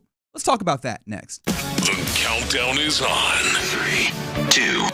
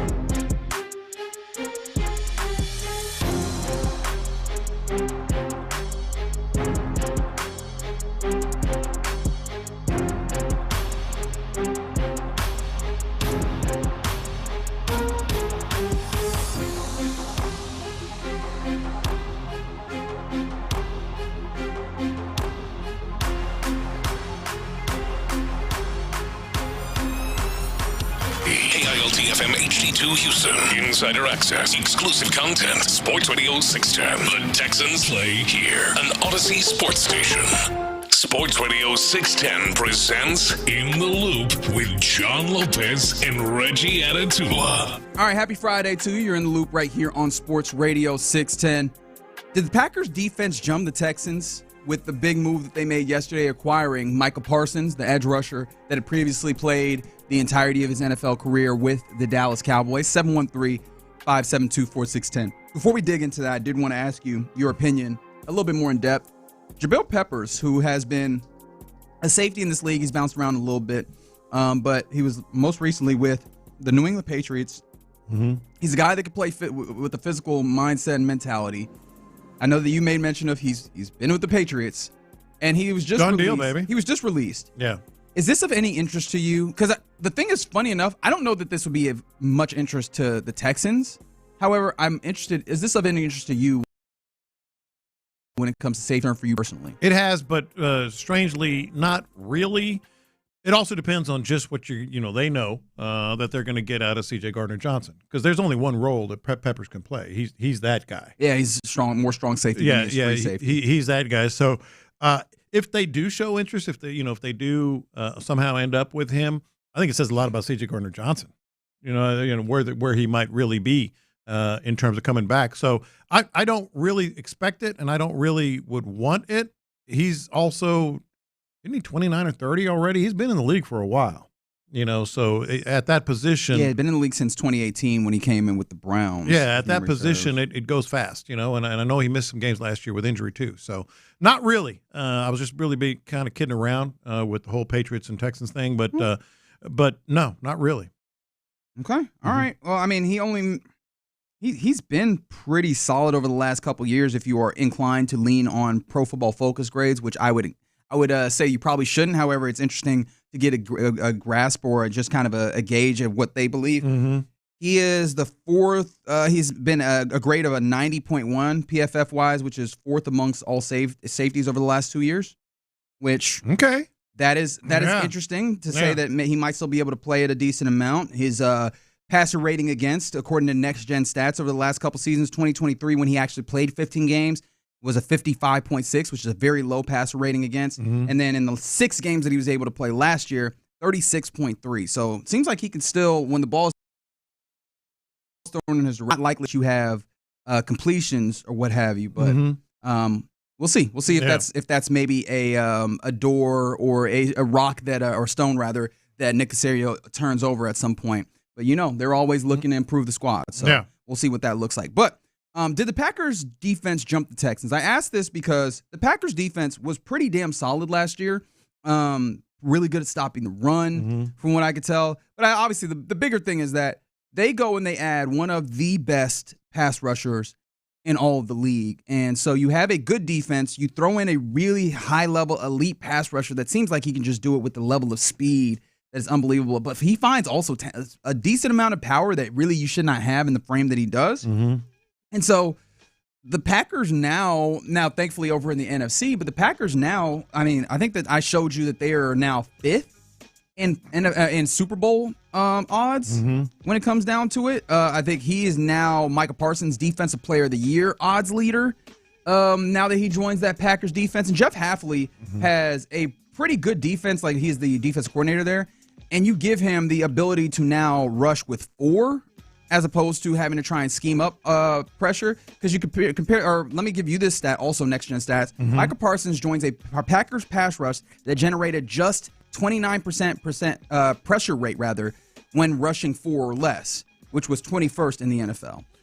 Parsons led the NFL in pressures and pressure rate since 2021. So you go, a dude who is instant pressure on a team only 4 without having to without blitzing or what have you. That is a really scary proposition that the Packers have added. That's a great question about versus the Texans. When we all know what the expectations are and what the results were of the Texans last year.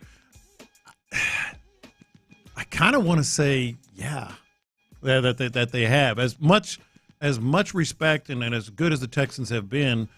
And by the way, the Texans have 2 pass rushers that can help that secondary a lot and create turnovers, and the Packers were good at that as well last year. But they were really good, against the pass, not just because of the secondary, because the secondary, I think a lot of people are saying, this is going to help the secondary so much because that was one of the, if they had a weak spot, it was the secondary for Green Bay. And the answer is absolutely yes. Absolutely yes, it's going to help the secondary. And in terms of turnovers, the Packers, they were pretty good last year as it turned out, and this is just going to make it that much better. One of their big turnover pieces, though, they moved on from Jair Alexander. Yes. Which I am interested in how that works out, where one of the big playmakers on the back end is now gone. Now you add yourself a real big playmaker on the front end. Mm-hmm. Does that change how that goes? Because you compare that to the Texans, where obviously the pieces are largely the same. Yeah. You have a lot of playmakers on the back end who will continue to turn the ball over. Will that remain the same with the Packers? I think you could argue either side. Yes, it has, and no, it has not. Simply because I think the Texans have more secondary studs, if you will, that are just going to make plays whether you put pressure on or not. But the pressure is that Micah Parsons, what he is able to do with a team that already was high in sacks last year, is going to be amazing for the secondary. So from 3-4-6, who cares? They don't play each other. Does the pride of having potentially the best defense in the league, does that matter to you at all, or is it just hey, it's effective and that's fine? Because it does feel like people have taken. And this is my read on it. Again, I'm open to being wrong. 713-572-4610, the number to text. Let me know. It seems like people have taken pride and really have clamored for the respect of, hey, no, I want you to appreciate just how damn good this defense is. Mm-hmm. No, I think he has there's some, truth to what he's saying. Who cares? They're in the other conference. But you're right, too. Like the Texans, I've been saying, I think they could be a top 3, top 5 defense. I think the Packers are right there. So, the pride factor of what you're talking about, et cetera. And the bigger picture to me is, you need to get through the AFC first. So I get what the texter said. I'm not worried about them in terms of getting to the AFC. But I think in terms of Super Bowl odds, if you think the Texans have a shot at making the Super Bowl, the Packers are now, what'd you say, 5th? Yeah, they jumped up to 5th in Super Bowl odds. I believe they're plus 1,000 now. And so who are the top 5? One moment here. Obviously, let me bring Eagles, this back up. Chiefs, I would guess, would be up there. And if the ultimate goal, I think it definitely affects the Texans. So last I saw, which was yesterday, the Buffalo Bills, the Baltimore Ravens are 2nd, the Eagles are 3rd, the Kansas City Chiefs are 4th, and then the Green Bay Packers come in as 5th best odds there. Well, there you go. Then definitely they passed them. But this whole deal is just putting the NFL on its ear. I mean, it's changing the way, not necessarily again they're in the NFC, but not necessarily how you're approaching your conference. But it's certainly changing the way that the NFL is viewing contenders, the tiers, if you will. I think that all of a sudden the Packers are in that upper tier. The Texans are still knocking on the door of that upper tier. Okay, so as far as the Packers making this deal, I mean, it's probably a really good thing that Jerry Jones operated the way that he did and really spited his own team trading Micah Parsons, their best player, to a team that had knocked them out a good amount as recently as a couple years ago. It really embarrassed them, kind of sent Mike McCarthy on his way there. I think that, or actually, no, he stayed after that year. Wild. But keep him in the NFC, right? Keep him over there, because I imagine that there are a number of teams in the AFC that could have very much competed when it comes to the get back and brought a huge pass rusher into the AFC. No, true, but I'm getting so much joy out of this because the whole concept of the Cowboys and the big picture. You're not seeing all the chess moves. No, the chess moves should have been made before the draft if they were going to do that. The other thing I'm enjoying is just on top of Luka, you get Micah, and Dallas is just suffering so much. That's the main thing for in terms of just raw emotion that I have. But in terms of football, the Packers are another. How do you want to look at it? You want to look at the AFC, or they go through the ultimate prize, and that's ultimately where I would land. But of course, the Texans haven't proven that they're with even their there moves yet. that they're there yet, which I think is a fair point to bring up. With that being the case, though, and of course. What was I just about to go to? I don't forgot. No, look, man. If you're a Texans fan, you can also just sit here and say, okay, I'm just sort of enjoying, the pain that Dallas has had. That's where it was. It was the pain of Dallas. There's no team, there's no NFL team I despise more than the Dallas Cowboys. Is that still the case for you? Oh, yeah. It's just fun watching them, suffer. I imagine that. Yeah.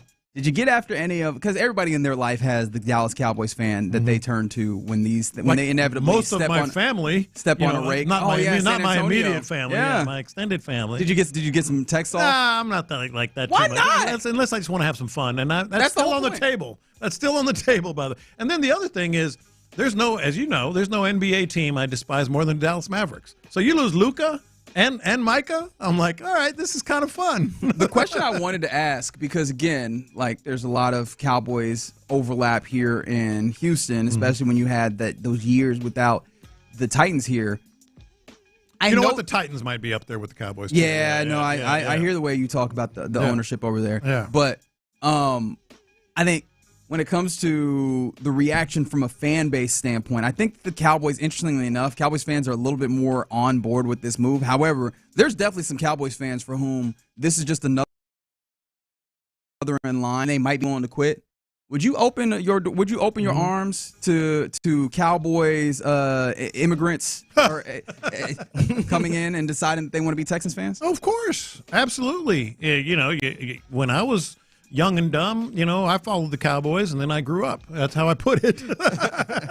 Because that was one of the things that I saw people kind of getting after was like, oh man, there's going to be a lot more Texans fans, and I was like, I do wonder if that happens, and I also wonder how do people take that, right? You was over there with them, yeah, and now you want to come over here and get on this Come on side? over, man. Come on over. No, I don't have an issue with it. Yeah. I think the issue I have is the people that's like Cowboy fans, and then I'm an Astros fan too. Yeah. And so you can't cross streams. Yeah, that's the part I don't really get. But if you just done with the Cowboys and you live in Houston, by the way, I ain't talking about people that live in Dallas. Yeah. But if you live in Houston and you just done with the Cowboys and rather root for the I'd be fine with it. And I also you just mentioned this about.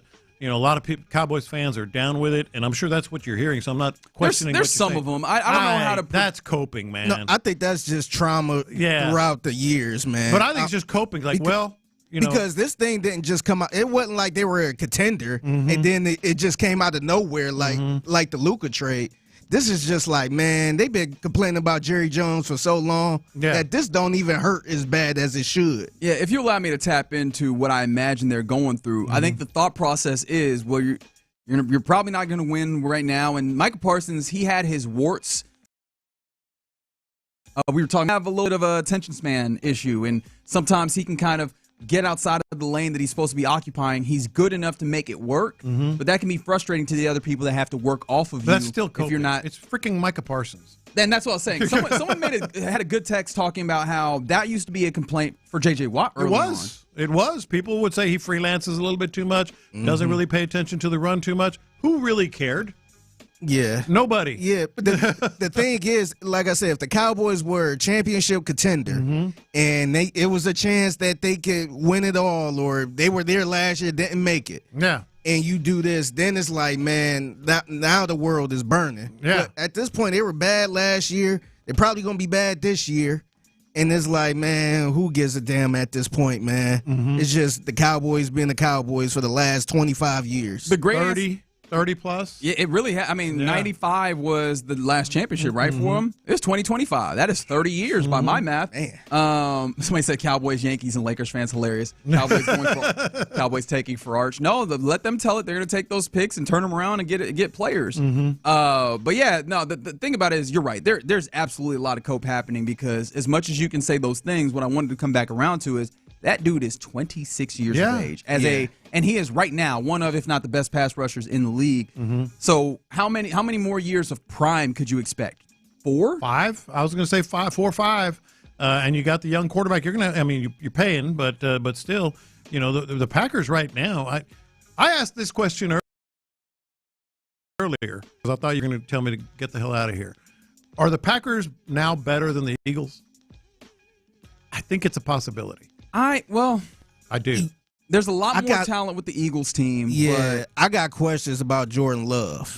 But I think he's really good. I'm just kind of wondering if he's one of those quarterbacks that, have a flash throughout the season and then just don't really do nothing in the playoffs. Are they better than the Lions? That's going to be something that they're going to have to prove. Tough, and honestly, I think this was earlier this week. I kind of wasn't really high on the Packers like that because I think it was during Judge John Lopez. Yeah. Where I was like, man, the Bears might have a chance to win it. Yeah. But I think this kind of throw everything off a little bit. Mm-hmm. And one of the things that is worth considering when you talk about the Packers is that they do have a much harder schedule than they did last year. Now, of course, that typically they open with the Lions. Right? I believe so. Yeah, they do. Yeah. And so, baby. Yeah, we're going to very quickly get an idea of what this looks like with Micah Parsons. Apparently, he tweeted out he's asking if he should wear 0 or 1. So you'll see that. But yeah, we'll see very quickly how this changes them. I think that there's a level of hype. There's probably something within there, and this is why I had that hesitation of pause, because I look at the Packers and I like Matt LaFleur as the head coach and the offensive play caller. I think he does some really good things. Their wide receiver core is full of dudes that like dropping footballs, even though they're young and fast. Yeah. Jordan Love has his up and down nature at times. Of course, Jacobs is fantastic running the football. Right. And that defense, like I mentioned, they lost something on the back end while adding one of the better defenders. There's a level of kind of finding the level that I think needs to be found, but they clearly have given themselves a much better opportunity to jump up. They do got a rookie receiver too that we kind of want to. Yeah. So you got to get like Matthew Golden or someone like that in a trade though, right? Well, how? Well, when you're sending them Micah Parsons, because someone's like getting 2 first picks. Is that coping? I feel like you should be able to extract a little bit more. No, it's absolutely. Especially if you use your market and you are able to let teams bid against each other. If that was the price, I think everybody should probably be in 100%. On this. Yeah, that's not a steep price. The Texans gave up more for Tunsil. I was talking about that earlier.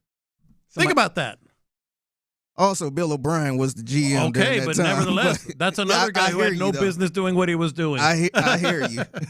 Just a whole bunch of people doing things that they shouldn't be. But yeah, look, it's fair. It's fair to say that it's not going to actually matter to the Texans. But I was interested on if that defense, which was very good last year, or pretty damn good at the very least, you plop in one of the best defenders in the league. Now, one of the questions I will ask, and before I go here, they did send that defensive tackle. Yeah. Was it Kenny Clark? Is that his name? They sent him back.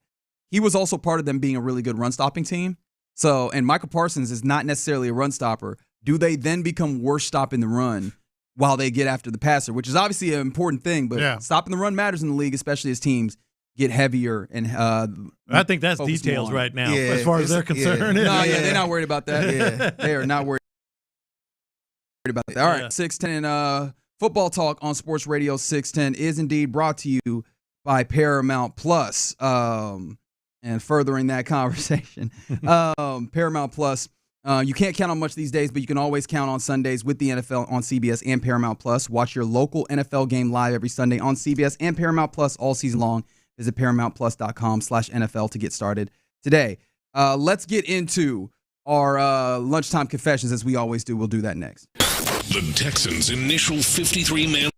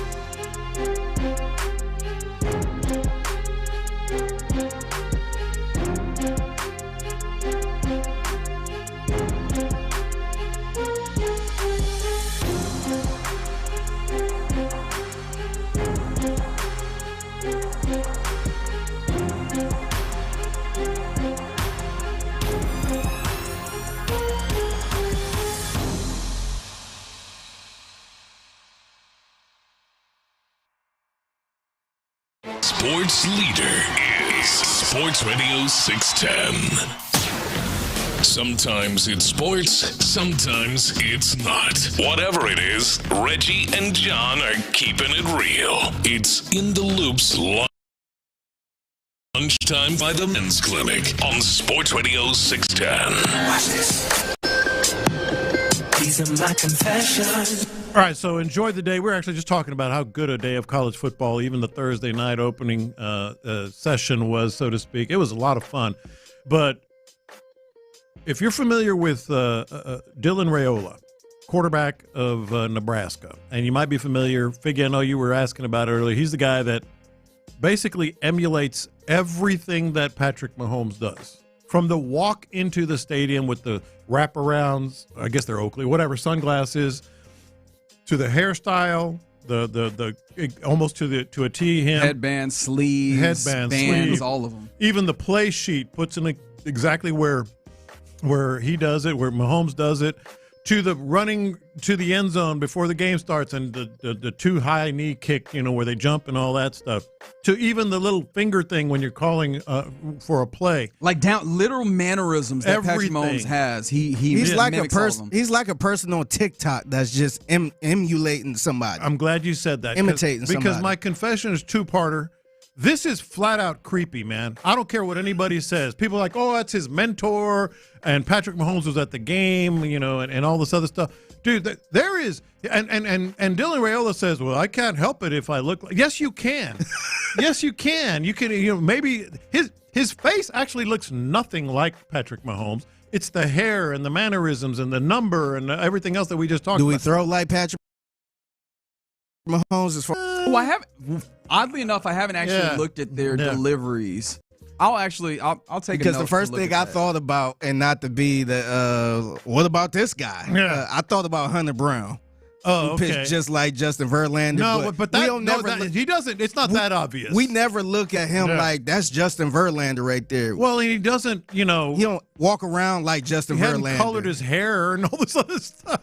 Yeah, I feel like, hey, I'm just trying. I'm trying to do the mechanics of what you do because that helps me. Because that is literally what helps you be as good as what you can be. He's trying wearing to look the like same Patrick headband Mahomes. and the glasses are weird. Like that doesn't help you. He's trying to look like him. Yes, I'm watching this game and I'm like, all right, this is just creepy. Like to the point of like, I would, if it were me, I'd kind of start thinking about like a restraining order or something.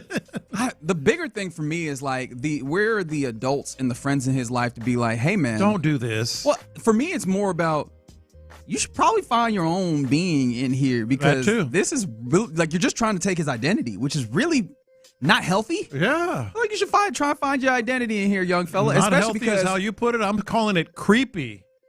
I also don't think he's good enough to make this shake, man. No, I'm sorry. Like I have not watched enough Dylan Raiola prior. Mm-hmm. I watched him in that game versus Cincinnati. And I was like, This He's is all right. This is who I'm trying to be. Like, I'm trying to be Patrick Mahomes. Like, hey, brother, your arm or whatever you're doing's got to show up a lot better than what it did in that contest. So, yeah, man, how about you find your own identity? Or if you're going to emulate, like, let's find a way to emulate the play style. And the text points this out, and it's one of the things I did not mention. He even tries to walk like Mahomes, a little kind of waddle or whatever you want to call it.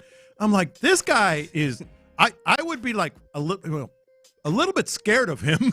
I would be like a stalker. I will probably call my lawyers like, yo, yes. Is this something we need to look into possibly? Maybe some type of lawsuit or something? Because he's acting just like me. It's incredible.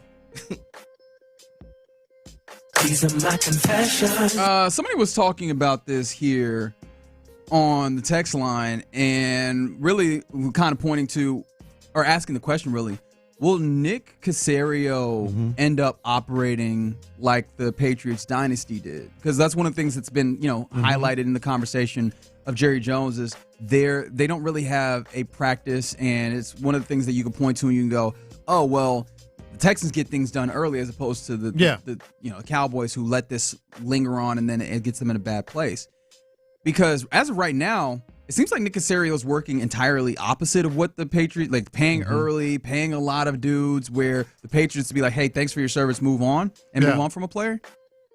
I got to confess, I think that you can draw dots to see how the way that the Texans operate right now is maybe less of an MO, but all of a setup.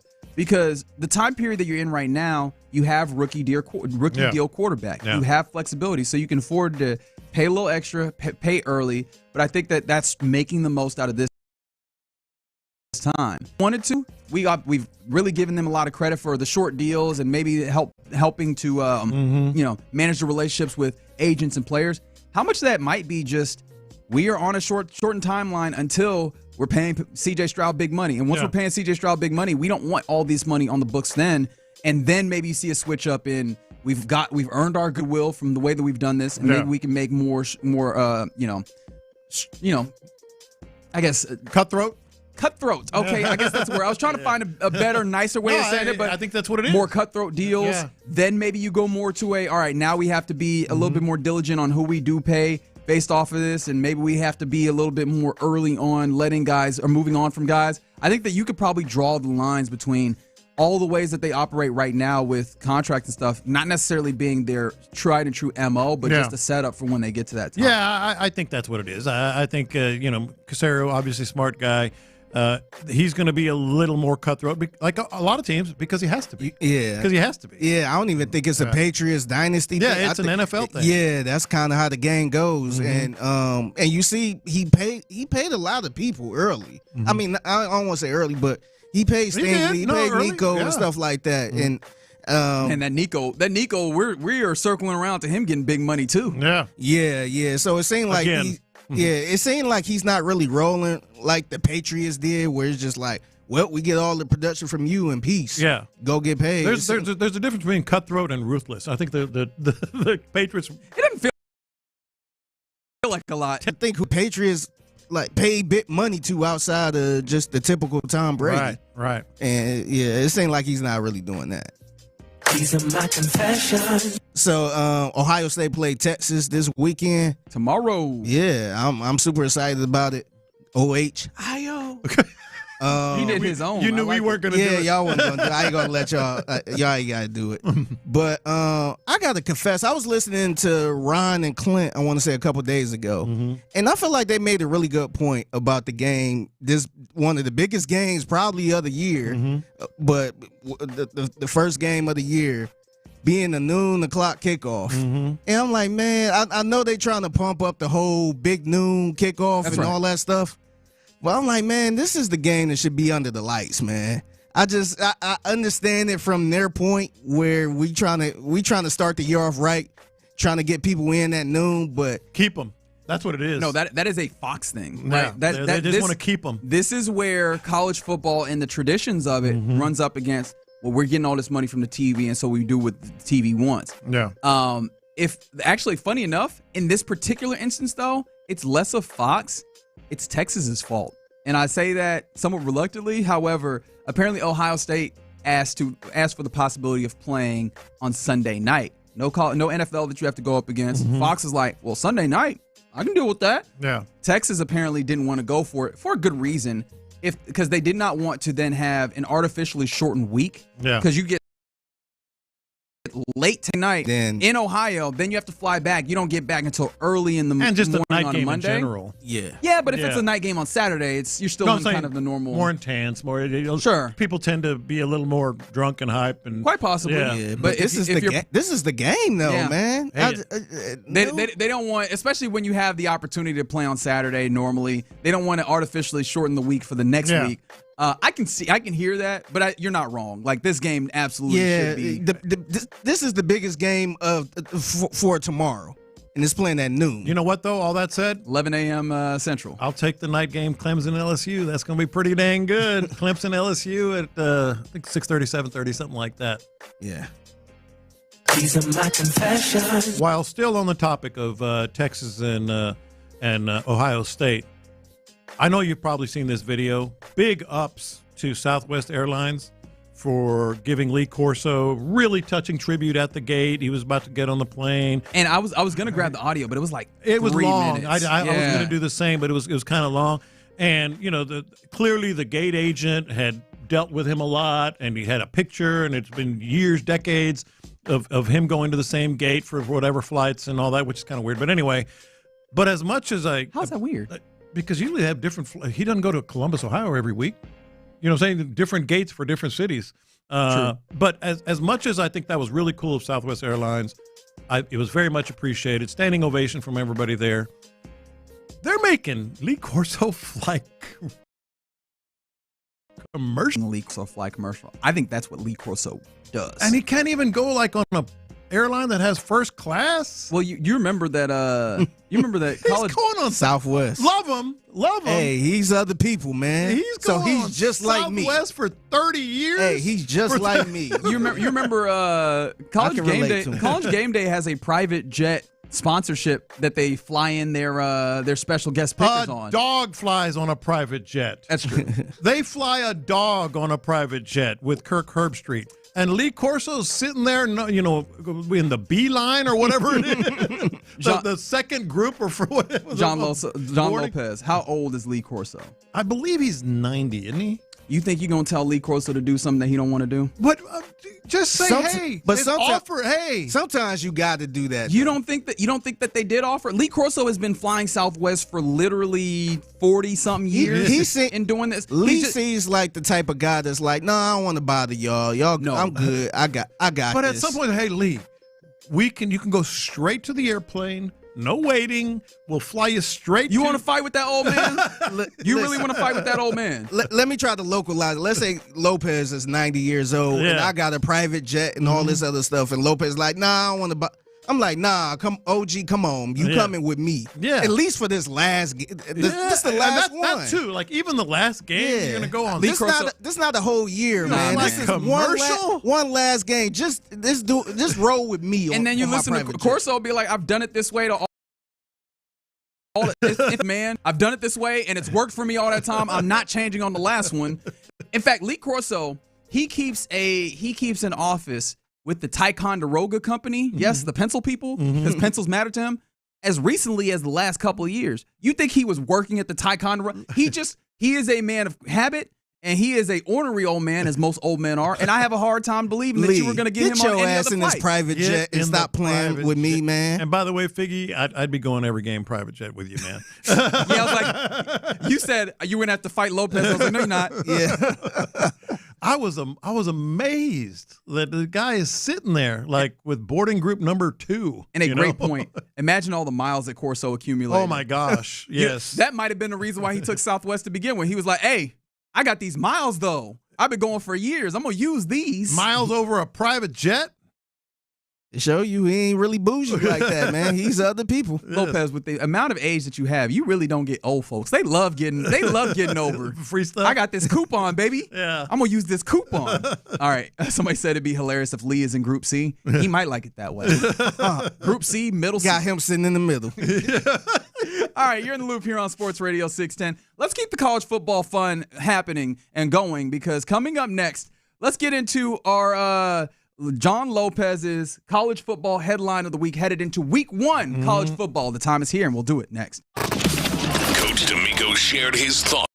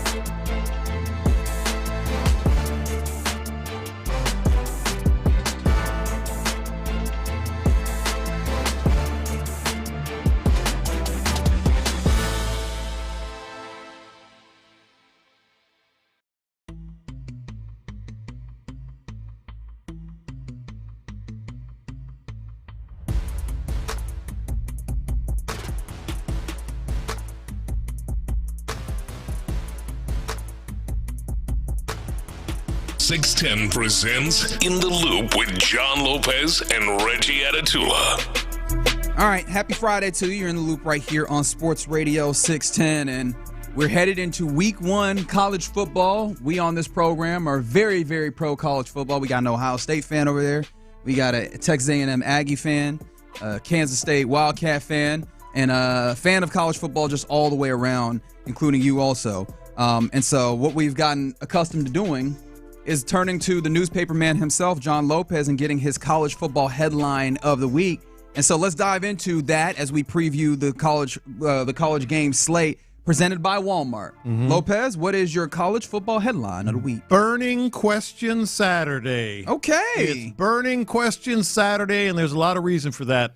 And we will start with the game that is going to be, dominating at least a lot of real games too. So it's going to be a lot of fun. But Arch Manning, what's it going to be? Performance? He is probably the most hyped quarterback going into a season that has never really started more than, 2 games? 2 starts. Yeah. And I got to remember what those starts were, but I do recall when I last heard it, I was like, those are not teams that, the amount of hype, we are doing this all off his last name. Because if he was Arch Johnson, the quarterback for Texas, would be like, all right, cool, 5-star, that's awesome. Excited to see what he is, but we'll see. We're like, Manning? Oh, man, put him in the league right now. We have not even seen him get a chance to play against a particularly good team. So I'm excited to see him against a team that we know is good, but to what degree of good is also something that we have to figure out. Well, they've got their own. Julian Sayin is their rookie, I was going to say, but still, damn near rookie. Yeah, starting quarterback. And so there's a lot of burning questions on this one. Ohio State lost a lot of dudes off of that team, but it's Ohio State, for goodness sakes.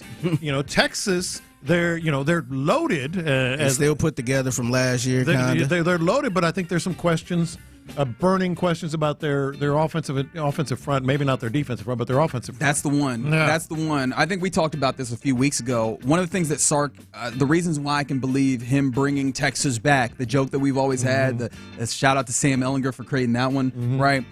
Texas is back, and it felt like he had actually done it because he had established their trenches, something that they had done such in making them far away from the Texas that you anticipate with the money that they have and the influence was they weren't putting dudes in the league on those trenches. Yeah. He established that again, but now you have to do the diligence of reestablishing it, and he's got the stars, he's got the rankings, the recruiting rankings up there, but they haven't done it yet. And Arch, we know from the little we've seen, the tools are there. He's really good, but it's 2 starts. Played it in a couple Louisiana of other games. Monroe is one of them, and then the other one I'm having a hard time recalling. But he made some big plays in other games as well, so it's there. But I think you're right. Arch Johnson wouldn't have gotten this. But so there's a big burning question there. Heisman favorite, number 1 team, playing at the Horseshoe. That's going to be a lot of fun, and questions start to be answered. Another burning question. Not till Monday. But Bill Belichick is coaching this weekend. That's right. TCU and North Carolina is Monday on Labor Day. This is just going to be an all-year thing, isn't it? What are they going to look like? What's he going to be like? What's the gold digger going to be? And I can say that now because she copyrighted it. What's the gold digger's place going to be? How much of a Why did she copyright that? Because she's going to start selling jewelry and pendants, I think. And so she's leaning into it. I don't mind it, but she's officially gold digger. But North Carolina's going to be so fascinating. I was going to say fun. I don't know if it's going to be fun. It's going to be fascinating. Yeah, and they're actually letting Gate on campus for the first time, I believe, there at in Chapel Hill. This is going to be such a fascinating game. And I am eagerly awaiting this in the similar way that I was eagerly awaiting the start of Deion's tenure at Colorado a couple years back as a hater. Because and it's not a hater of those teams, it's a hater of the general public because I think the hype is in the wrong place. Now, with UNC, I might be speaking a little bit on my keys to Colorado. Clearly, we were there. But I think people think Bill Belichick, great football coach, so this is going to be awesome. They're going to be great this year. And I'm like, based on what? Yeah. Right? That is not the program where you typically find a lot of great football. And I still don't believe that the way that with Lombardi and Bill Belichick and the ways that they've kind of flouted the way that college football works. NFL people doing NFL things. Which might work. With seemingly not a lot of respect for the ways that college football is different. Yeah. I'm not certain that this goes the way that they anticipate. TCU is going to be an interesting one right off the jump. And ESPN's matchup predictor does lean towards TCU winning this one. Another burning question. Your other favorite team, Figgy, University of Michigan. True freshman quarterback that got paid, $11 million? Bryce Underwood? Yeah, Bryce Underwood had committed to LSU. got a little bit of a bump, so to speak, and wound up in his home state of Michigan. True freshman starting at Michigan. And the other burning question for me is Michigan is I'm not sure how – I mean, they've got the players. We know that. But I'm not sure how good they're going to be. I really am not. You know, they took a little bit of a step back, and now what? Yeah, just seeing how the Jerome Moore is going to be fun for me. Michigan, for a little while there, you looked at, John Harbaugh, and honestly, you don't even have to go, Jim Harbaugh. I always do that. Mm-hmm. You looked at Jim, and I made fun of Jim in the first few years of his tenure, like, hey, he's the dude you brought in to win the big games because Michigan had a problem winning the big games. Yeah. And then he found a way to make that happen. All of a sudden, I was like, well, I got to shut up. Yeah. Is it possible that was that a Jim thing, or is that now a program thing? I think that's where we're starting to get on learning with the Michigan. The big games, and you mean the big game like the big game? The big game. Well, yeah, I mean, that was always the issue with Michigan, right? They could be some level of solid. Could they win the big games? Obviously, Ohio State games. Yeah. Could they win against the big-time programs? Okay, yeah, but I was going to say, if you're talking about that game, then I feel like that might be more of a Ryan Day thing. When it comes to okay, yeah, because they lost to Michigan last year. Yeah, Jim Harbaugh wasn't there. Yeah, so I wonder if you're talking about that might be more of an Ohio State thing. No, for sure. And some of that and I guess I need to give Sharon Moore his credit for that because you're right. But I guess in my brain, I'm doing the college football thing where if you're not inclined to believe something, you hold off on it and you go, well, that was with somebody else's players. Let's see what happens when you have to. And so I think we're getting a little bit closer to that hater perspective. Speaking of which, this is another burning question that I was reading something, digging in on Penn State. They are so deep, so experienced, so loaded. The question becomes, this is the burning question, if not now, when for James Franklin? If not now, when? If not now, never is what it is. Yeah. But that's the thing. It's really good. I was down on Drew Aller, his first year because he did play as a freshman. He's come along quite well. They've given him some talent to go to. You're right. Like they're just chock full of talent. This has to be the year. Who are they playing week 1 though? Who is Penn? I think I have it here, but it's like is my question more is, are we going to get some feel? I mean, they're playing Nevada week 1. We're not going to get a feeling for that if not now when this weekend. But you're right, for as a season long perspective, that's absolutely where we are. But number 2 Penn State, I imagine they come out and they display what we're talking about, the massive amount of talents by just beating down a Nevada team this weekend. Another burning question. This is so funny to me. All due respect to our program director, is Hugh Freeze deliberately trying to hijack his own career? Oh, is this the? He's going to play 3 quarterbacks. Yes, at Auburn. 3 quarterbacks at Auburn. What? He's already like under fire. Yes, at Auburn. Correct. And now he's on the record as saying, "Yeah, we're going to play all 3." He walking in with gasoline draws at this point. That's right. I do wonder how much of this, though, is, college coaches be lying sometimes, especially trying to get the advantage into week 1 before teams have gotten any feel of it. Like, that's the beauty of college football. If you can play cards close to your vest here, there's no real way. We're not playing no preseason games. You're not going to get a feel for what's happening. We could slide out here. 3 quarterbacks? 3 quarterbacks. I will understand if it was 2. Yeah. If you add 2, if you go back and forth. But I don't believe that. I don't believe he's actually going to. He ended up Why exactly would where you I wanted even to be, say which is the 3 quarterbacks at this point, man? That sounds stupid. You had all of preseason to figure this out. I think I like all 3, man. I think I like all 3. And that guy talking about big games and doing weird stuff. That's tonight, right? Isn't it? At McLean Stadium versus Baylor. That's not an easy game. Baylor looks like a team that absolutely can and maybe even should win the Big 12. You compare them against the Auburn team, like he might, especially if it's embarrassing, it could really go that way. Now the line is leaning a point Slightly, and a half towards the Auburn side, but this ain't no walk in the park for Auburn. Got another couple of burning questions for you guys. Are we going to start wondering, if Nick Saban, the whole "miss me yet" thing is real with Alabama? With Kalen DeBoer over there, yeah. There were some ups and downs, but not exactly what Alabama standards are used to. And they got Florida State right now this weekend.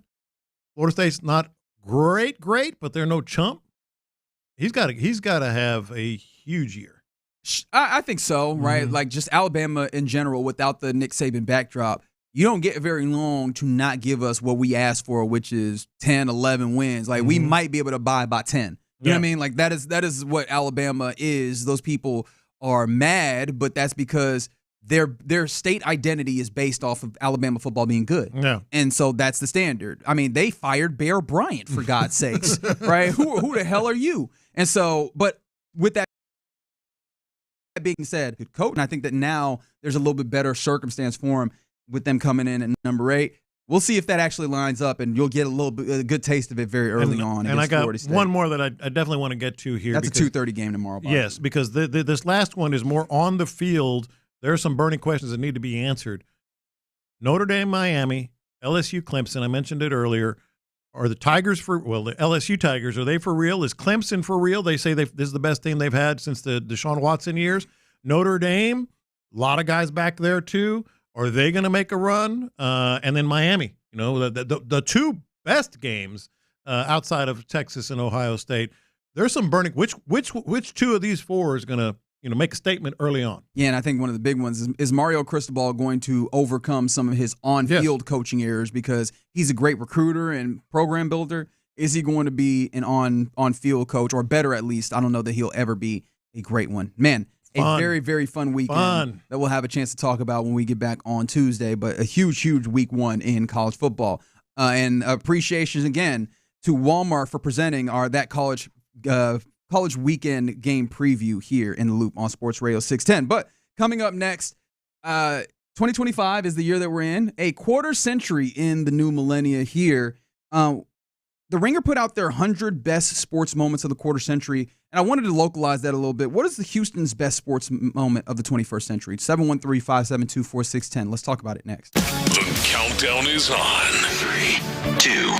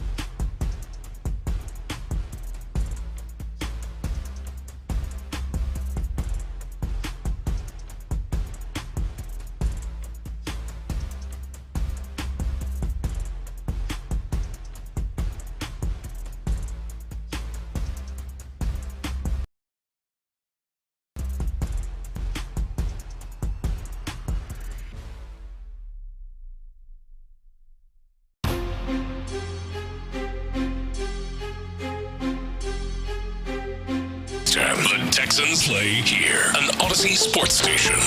Sports Radio 610 presents In the Loop with John Lopez and Reggie Atatula. Well, I have to think it's been a quarter century since we had the whole Y2K debacle and everything. That is nuts. But that's where we are. 2025, year of our Lord, is where we are. And these milestones, I think I always view it as a great opportunity to reflect. And that's how a lot of people have been handling 2025, right? There's a lot of opportunities to look back over the last 25 years, whether it's, history, like current events, things of that nature. But sports is always one of those fun places. And The Ringer put together the 100 best sports moments of the quarter century. And I mean, this is such an expansive, work that they put together. There's a lot of things that are in here, all the way from number one, number one being the David Tyree helmet catch in 2008. Really? That is they put that as it's a title moment, so you have the stakes being there. It's one of those underdog aspect, right? So you have that's against the greatest team we ever saw. You have that, like, legitimately, they stopped them from tying the Miami Dolphins as a undefeated season. That's a good pick. 20-0. That wouldn't have been top of mind. An insane thing, just in it, that happening in the way that it happened, because one of the things you talk about, the helmet catch, before that we got Eli Manning, notorious statue type quarterback, breaking free of tackles in order to get that one down the field. Just a wild, so that's number one. But I mean, you can go through a number of things all the way to number 100 on this list, which it was the Fail Mary. Remember when we got the replacement reps in 2012 and you get a game in which between the Seahawks and Packers, everybody comes down in a heap, and you got one ref saying touchdown, one ref saying incomplete, and we're just like, what the hell is happening? Get the real refs back here. There's so many things in between that one. That was a Monday night game, wasn't it? Yeah, that was a national So it was an island game on top. So everybody's watching this. We all know that the replacement refs are here, but people ain't respecting no refs. We don't give a damn about refs. Roger Goodell called those refs that night, like, yo, y'all want to come back? We give you whatever you want. Quick, fast, in a hurry. We had the real refs back out here. Which, by the way, if I didn't know better, I'd be like, those real refs got to them replacement refs. Like, hey, just do something stupid for me real quick. Just do something stupid for me. Just do one thing. The thing, so I encourage you at some point in your free time, maybe over the weekend, visit. It's really fun to relive some of the great memories in sports over the last 25 years. I have a problem, though. I go through this list, and I search for Houston teams, no dice. Astros aren't on there? I search for Houston-related things. And the closest I get to is number 44, Houston native Simone Biles and her all-around performance at that counts. In Paris. Heck yeah. 2024, last year, coming back from the twisties and was not able to continue. Coming back and reasserting, that she is the best damn Olympian gymnast in the world and all of that. That's awesome. That's as Houston as we get. If I really want to stretch it, I get to number 13 on the list. Vince Young, University of Texas, which, look, you hear how much I'm stretching that. Madison High. Right. That's where I'm getting to get to Rose Bowl performance in 2026 or 2006. And so with that, it got me thinking, all right, what are the Houston best sports moments that clearly were neglected when this list was put together? Astros, walk-off home runs, beating the Yankees, beating the Dodgers, the way they did that. Talk about, Jose Altuve. Yeah. And how was that not on the list? I find that to be incredible. Like, the Astros do show up, but because they have a couple of kind of insets within this list of 100, and they have the best worst sports moments of the quarter century. And the Astros 2017 championship run shows up there, obviously talking about how they, quote, will always, the series will always be tainted. Now, nothing comes around for 2022 when you come around. Well, that was a Jordan moment. Right, and win it. Yeah. Right, you have moments like you have ALCS moments that are kind of being neglected in here. But, I figured, okay, if they're not going to do it for us, even though I really love what's happening here, let's do it for us. What are the moments? What are the great Houston sports moments over the last quarter century? Well, we got to talk about the 3, 4, 5 of them in terms of just moments which is kind Astros wise. Yeah, Astros is where your mind goes immediately, right? Well, what were the wow, never unforgettable moments, and the Astros frankly dominate that. It's not like my mind goes to the Astros for whatever reason. No. Just go down the list of great moments that they had in 17 and 22. Yeah. And really, even in the series in 19, before they lost, they had some great moments there. Yeah, I was thinking of a moment. It's not probably like the biggest moment in history, but the first thing I thought about was I think this was a regular season deal, but Tracy McGrady. That was one that we were thinking of. Yeah, just how many points and how many seconds? 13 points, 35 seconds versus San Antonio. Yeah, that's the first thing. Like, to me, that's a NBA moment just in general. Because we're stretching already. We never. You think that's a stretch? No, that was a great moment. It was an incredible feat. I'm just saying that, I'm in my mind. I'm thinking Houston moments. Yeah, because I was thinking like J.J. Watt's touchdown. That's a stretch if you're talking about, and truly compare it to like what the Astros have done, with the stakes involved. Because like even the McGrady thing, is incredible. It was. I think it was like a December game. Just like a regular Tuesday. It was a huge moment. Yeah, so I would. I mean, if we were ranking it, I wouldn't put it as number one. But I think and I want to harp on moment because I see some people like Kicks Rock, 7 straight ALCS. That's not a moment. No, that's not a moment. That's an accomplishment. It's a feat, and that it's worthwhile. But I think moments end up being bigger, like what we're talking about here. And that's one of those ones where if you talk to a basketball fan and you go, what was one of those just like, wow, I can't believe people this scoring floor. Reggie Miller, and then I feel like second, people bring up that McGrady deal. Second or even third. though that wasn't a playoff game or anything, but people bring that up a lot just off of a conversation. Yeah, no, it counts and it's on the list somewhere. I'm just thinking the Houston moments, though. I would actually put the JJ pick 6 second behind all the Astros ones, just because of the stakes. It was a playoff game, their first playoff game. I was almost going to encompass the entirety of that game, but you could really isolate it down to the JJ interception. And then maybe McGrady's in there somewhere. Next, maybe even. But what else would there even be? I overthought this, to be honest. No, it's good. I think that's the way to handle this. And can I ask the question here, especially since you gentlemen were here for it? And I think that I bring this up not just to highlight this moment, but also to help us expand the way that we view this. Where does Andre Johnson's being inducted into the Hall of Fame land on for this? Because again, it's not on the field. It's not a moment, is it? It's more of a lifetime achievement award. Okay, fair enough. I would say Finnegan.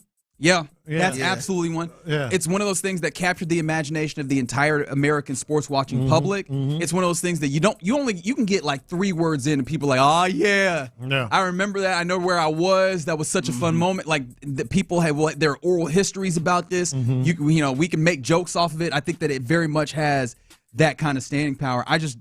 If you're talking Texans, is Andre beating up Cortland Finnegan one? Yes. Or beating the Cowboys. Is in there. Seth Payne and Gary Walker, man. With the safety. That is absolutely, it's sad in a way, but that is absolutely top 3 behind the Astros feats, maybe. In terms of just like a wow moment, I can still just put myself in that stadium and how loud it was in that moment. Yeah. No, that's in there. And I want to remind folks, because I see some people mentioning Mario Ellie and mentioning obviously 25 years. But yeah, this is since 2000. This is in the in the last quarter century. And that's kind of wild because Houston as a city has a good amount of those in the 90s and stuff. Since the turn of the century, like obviously there's championships that have been won in the city. I don't mean to denigrate that at all. It just feels like if you were going the last 25 versus the 25 prior, which of those would you take if you're talking about moments? Yeah, Astros and then probably JJ and then either McGrady or McGrady or maybe oh boy, I don't know. I'm trying to think of another one. You know what? One that came to mind, please, because the moment to me is it makes you go, wow. I can't believe that happened. And this is maybe overthinking it, as I said earlier, but just Houston getting an NFL franchise. That's one of the biggest upsets in this city's history. Los Angeles was, had the commissioner's literal vote, publicly to get the NFL team. LA is getting the next team. And Bob McNair said, the hell they are. I'm going to write an $800 million check. And we're ready. We have our stadium and everything else. So maybe that's overthinking it, But like just after the Oilers stuff and being without football, just getting a team in 2000. I think it was 2000 because they came in 2002. Whatever it was, it was right there. Just getting an NFL team, I was like, because I was obviously covering it at the time, and I was like, I'll be damned, he did it. No, I mean, can you imagine what the city's sports life is like if you do not return, if the Texans don't return, particularly at that juncture? Like, if you have more time in the wilderness between Titans leaving or Oilers leaving, rather, and then eventually becoming the Titans, and then football returning to Houston. Yeah. I can't imagine what this place is like. The Texans are necessary to kind of keep together the fabric of the sports community, even though obviously the Astros have very much done their part over the last decade of being something that we can rally around. The Rockets at times have been one of the best teams in the NBA that give us something to root for. Football just means so much more in the American zeitgeist. Yeah, it would be I'll say it'd be a lot of Cowboy fans and a lot of Titan fans around here, man. It was a sad 6 or 7 years, man. I mean, we would go cover just anyone. Just any team. Lopez, I'd like to lean on you here because I was probably I don't even know if I was into my teens when this happened. Yeah, I'd be just maybe turning 13 when this happens. And 281 says, where does the Astros 05 NLCS going to their first? Jeff Kent, Carlos Beltran's run. I'm glad those are very much on the list. Stupid Pope. Did y'all bring this up? Because I was kind of doing. Did y'all bring up the 2023 playoff for the Texans? No, we didn't. Where you get the win against the Browns? Yeah, I know it's kind of recent. So Christian Harris pick. Man, that was an incredible game, man, because remember, like, if you want to kind of paint the whole picture, remember they got whooped by the Browns here at NRG Stadium. Like 2 weeks before. Yeah, it was no C.J. Stroud, but that was one of the best defenses in the league. And then you put a whooping on, what, it was like 45 or whatever. That was a crazy game. No, that's good. The Astros in the 04-05 are definitely, that was a good call right there. As a Texas reminder, hey, beating Duke. Yeah, that's what I was going to bring that up. Beating Duke. Yeah, because I think it's tough because you want to juxtapose it with, what was it, 80, is it 83? Yeah, where you want to juxtapose it with that.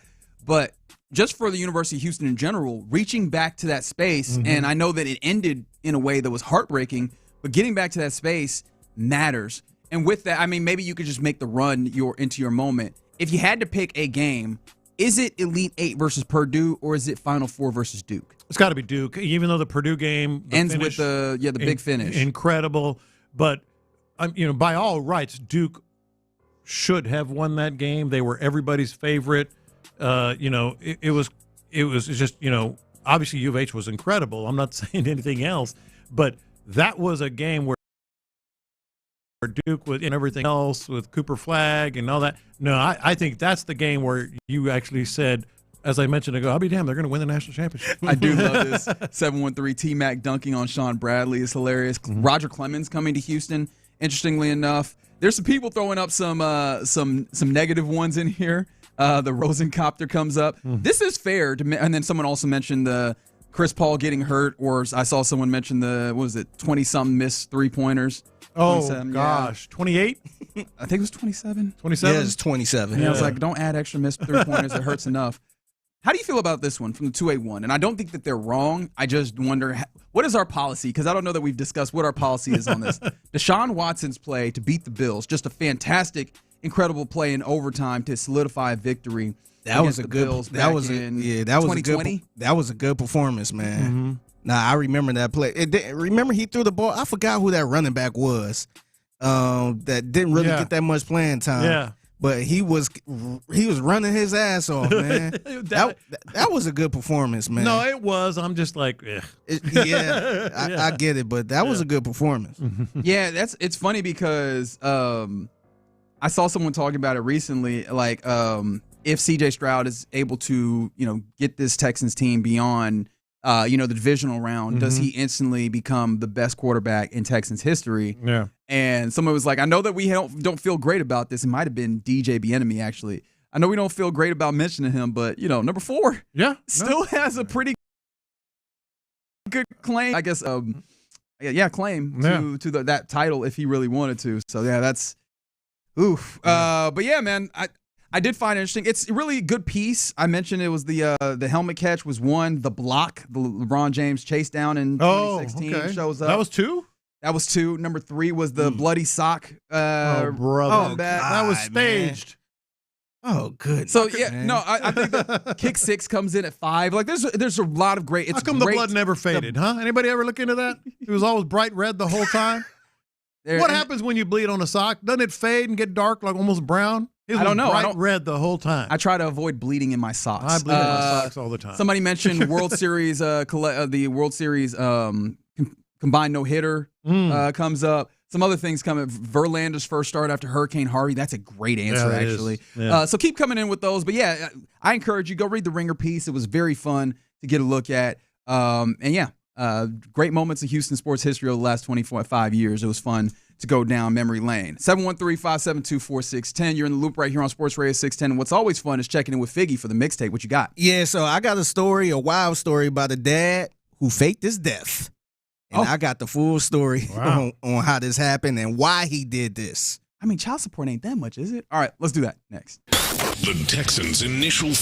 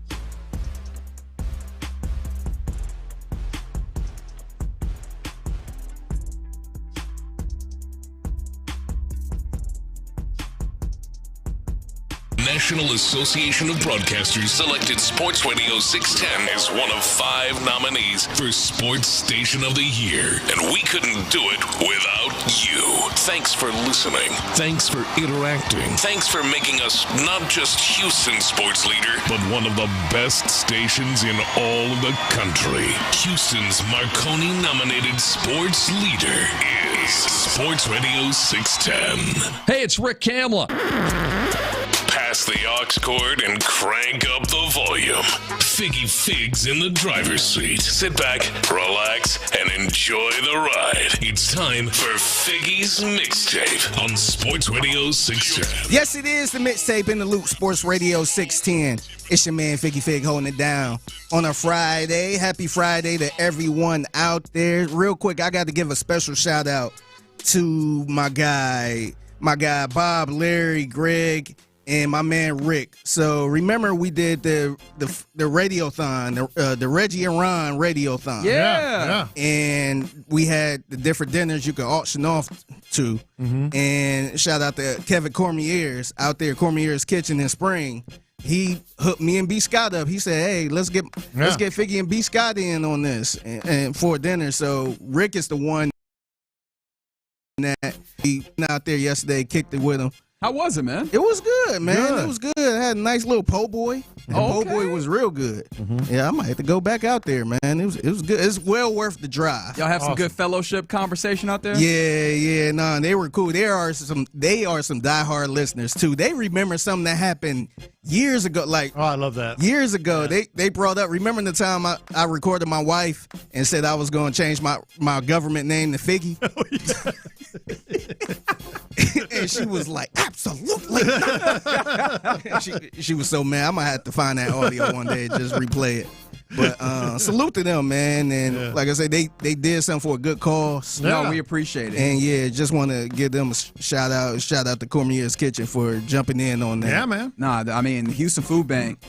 I imagine they made some good work with, because it was a pretty penny that they put down to make sure to have that. So I hope that they enjoyed having dinner with you and B. Scott. Probably two of the best people to sit down and have dinner with on the station. So that sounds really fun. Yeah, it was a good time, man. Just shout out to everybody that was involved with that. 346, no gummies were involved because I wasn't at the dinner. Yeah. They did say they would. So Rick actually have a restaurant. He have an Italian restaurant. Uh-huh. And it is called Capone's. That's a Capone's? I think I might be messing up the I've name. been to Capone's. Campini. Oh,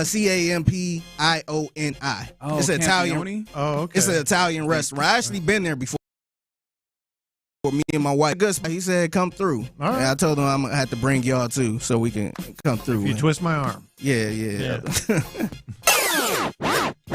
All right, so before we get to this story about this dad who faked his death, I came across something not too long ago, and I think this was old, but it just came across my timeline.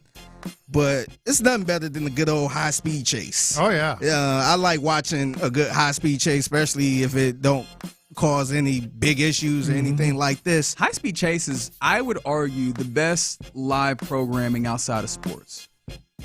We used to do play-by-play when they would pop up during the day. It's the best. Yeah. I legitimately, in college, I skipped a whole day of classes because there was a high-speed chase going on, and I was like, well, I'm here. I'm not doing this. No, it was cool back when the office was open. Yeah. We used to be just walking you could hear around. Cheering? Everybody be in the front looking at the TV just watching. Go in the parking garage. Go in the parking garage. Go. Turn. Yeah, so I ran across this high-speed chase. I want to say it's in L.A. Of course it is. L.A. is the America's capital of high-speed chases. 100%. Yeah. They got that 3-strike rule, so they probably just driving around. But here's the little play-by-play. I love that their channels stop whatever they're doing. They're like a chase. Yeah. Here's the play-by-play from this high-speed chase that just happened not too long ago. Southbound Long Beach now making another westbound turn here, finding another gas station. Might be the same one. He must be low on gas. Driver stepping out of the vehicle. And he's going to drop it right here. He's going to get gas. Hopefully get gas after feeling some degree of relief here, although you can tell he's still very animated. He's got his shirt covering his face, clearly aware of the helicopters, but pretty unaware of the fact that he's pretty much on his own down there. There's really nobody pursuing him anymore. All of the law enforcement is pulled off. LAPD has abandoned this pursuit. This is a wild scene here as he just drops the pump and continues on after a quick splash of gas. Now back on the run here, but there's nobody behind him as he continues to drive like a maniac through here, and now getting back onto Long Beach Boulevard. Wait, why was nobody? Yeah, so I think they kind of caught. They had the helicopter still trailing, but I think they kind of called it off a little bit. But they eventually came out of nowhere. Back, I'm not. I was trying to. I ain't really had time to look up this story. I'm not sure if he got caught. Oh, really? Because they showed the part. I had to cut a lot of this out, but they showed the part where he got under a bridge. And then the car was still rolling, and they realized he wasn't in the car. And so I think he was out hiding somewhere. I don't know if he got caught. That's the tough thing about it, because I usually they always get caught. You get us run. Well, I've seen instances where, but you have to be real smart, because once they get the helicopter on you, that's it. It don't matter what kind of left, right turns you take. They have that higher vantage point where even if they're not with you with the cars or the patrol cars, if they know where you are, they're gonna come talk to you. Yeah. So that's why I've seen a dude go into a park garage to where you can't see, they don't have visual from the helicopter. If the patrol cars aren't following you to see you from that ground level, you can make a change, move somewhere else, and then be out. Yep. But I don't know if he got caught, so I'm gonna try to look into it and maybe report back on it to see if I'm just trying to picture him tap his card on the gas pump. I do love that he was like, I gotta cover my face when I get out and get this. But gas I'm gonna give them my card. The suspect is getting That's gas. a great point. Yeah. That's a great point. We're just like, all right, so I need to go to that gas station and check the what was the last transaction from a John Smith? All right, thank you. Let me put my code in 2236. All right. But this is the thing. Is it better if he goes inside? Hey, can I get 15 on 10 right quick? Appreciate you, big dog. Cameras. All right, it's the Mixtape in the Loop, Sports Radio 610. So I teased this yesterday about I'm gonna call him a deadbeat dad, and you'll understand why after I tell you about this story on a man who faked his death. And let me just play the story. The dad accused of faking his own death and starting a new life with another woman overseas is now facing the music in the good old USA. Ryan Borgwart was booked into a Wisconsin jail after flying home yesterday and surrendering to authorities. Sheriff Mark Podol announced the surprise twist at a news conference today. He came back on his own, got on an airplane, and the United States. A downtrodden Borgwart appeared in court this afternoon. I had $20 in my wallet. The judge entered a not guilty plea on his behalf and set bail at just $500. He has come back apparently halfway around the world, voluntarily turned himself in. That shows to the court that he does not appear to be a flight risk at this time. So where was he all this time? In the nation of Georgia, once part of the old Soviet Union, where he was apparently living with a woman he met online. Borgwart decided to come home after appeals from law enforcement and his family he abandoned 4 months ago when he faked his own drowning in a kayak accident. After police abandoned the search for Ryan Borgwart's body and announced that his drowning was staged, he sent authorities this proof of life video without revealing where he was. I'm in my apartment. I am safe, secure. Now it's back to reality for the dad who left his family to start a new life. Man, I thought this was America. What happened to the good old days where you could fake your own death and go have a second family? It's people that had second families without faking their death. This is true. And you won't find out until the funeral. And those are the best stories. Those are the best funerals. Just like, who is that woman that's crying over there? Yeah, so he was, they actually sentenced him to 89 days in jail. He was looking at 45. You're trying to get 45 days in jail? But they gave him 89 days in jail because that's how long he made his family think he was. Yeah. He also got to pay $30,000 to cover the cost of the search and rescue. Oh wow! Yeah, and this was his wife for 22 years. Dang. 22 years, and she decided to file divorce 2 days after he got back. So. That's what I figured. I was about to say, wife for 22 years. I was like, I bet not a single day more. Yeah, and it's unclear if the mistress is still in the picture. I'm guessing she's not. If he came back to America broke. Yeah. He went to the Soviet bloc, bro. Yeah, he went to Georgia, man. I want to see what this lady looked like. For you to fake your own death and leave your family, he took your that wife for midnight train to 22 Georgia. years? That's I guarantee you she looked better online than in person. Dude, 22 years, man. At this point, I ain't going nowhere. Yeah. I ain't trying to do all that. What do you think the breaking point was? Because there had to be somewhere he was just like, I can't do it no more. I got to go. What do you think the breaking point was? Probably see some hot-looking chick. Yeah, that's what it was. Probably I don't know if opportunity. It was yeah, but a hot-looking chick does not make you leave. Like, he left because he was tired here. He lied and said he was dead. He ain't just leave. It'd be one thing to say, you know what, this ain't working out. Yeah. I'm leaving. You know, let's and then go to wherever. You know, you fake that you died. That's because he was like, I'm trying to get out of here. Yeah, but Figgy's right. You could just get a divorce. Just say this ain't working out and pay alimony and all that. He was like, I need to get out of here. I need to get out of this. Yeah. Oh, go ahead.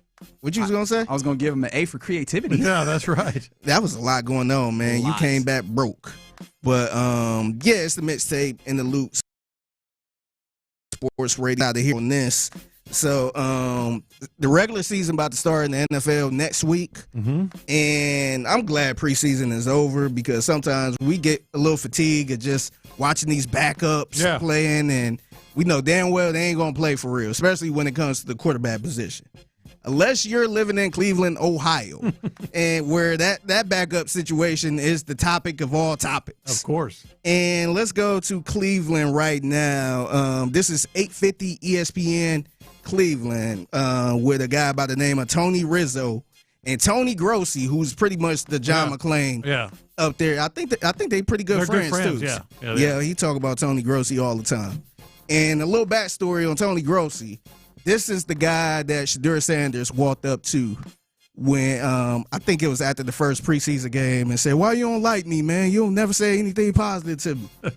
That was him. So here's Tony Grossi and Tony Rizzo having a spirited conversation about the last game Shedeur Sanders played in that preseason game. You mean he hurt his chances that much? Why would they value the third game over the first game? Riz, because you're supposed to improve with every appearance. He played with the twos in the first game. I'm not going to argue with him, all right? He had 5 series, and he went backwards on each of them. Played with the threes, Tony. 4 of the 5 guys got waived the next day. That doesn't mean anything? That doesn't mean anything to you. Boy, it means something to you. It means something to you if playing with the threes and they got waived the next day. That would mean something to you. Doesn't fit your narrative. Doesn't fit your narrative. Narrative? I don't understand your emotional investment in Shedeur. Tony, I'm rooting for the kid. Don't worry about what my investment is. Worry about what your investment is with your guy. Don't worry about me. Don't worry about why I like a guy.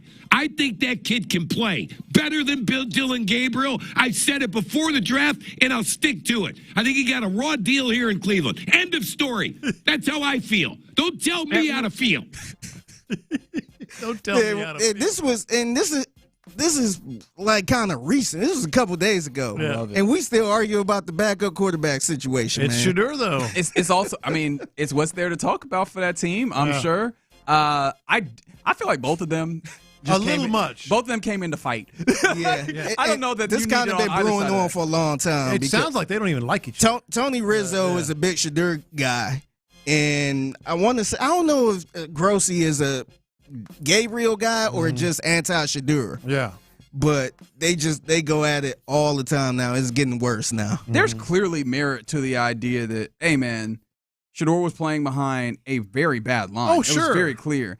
I think you can also make points that the progress that you would hope to see in him, especially handling pressure, is not there. I don't know how that ended up in a shouting match about what. There's a lot more there than just the third team quarterback. Yeah. No, the thing is, it seems like whenever somebody play good, it's when they don't play good, it's like, wait a minute, this is preseason. Yeah. Well, you're putting too much into this. This was third stringers and all that stuff. So, yeah. That is very clean. I'm glad I ain't got to go through that. 100%. More power to them. That's Figgy's Mixtape, 1:20 p.m. every weekday right here on Sports Radio 610 at the Figgy Fig on social media. If you want to get at him and let him know that you have something that's mixtape worthy. All right.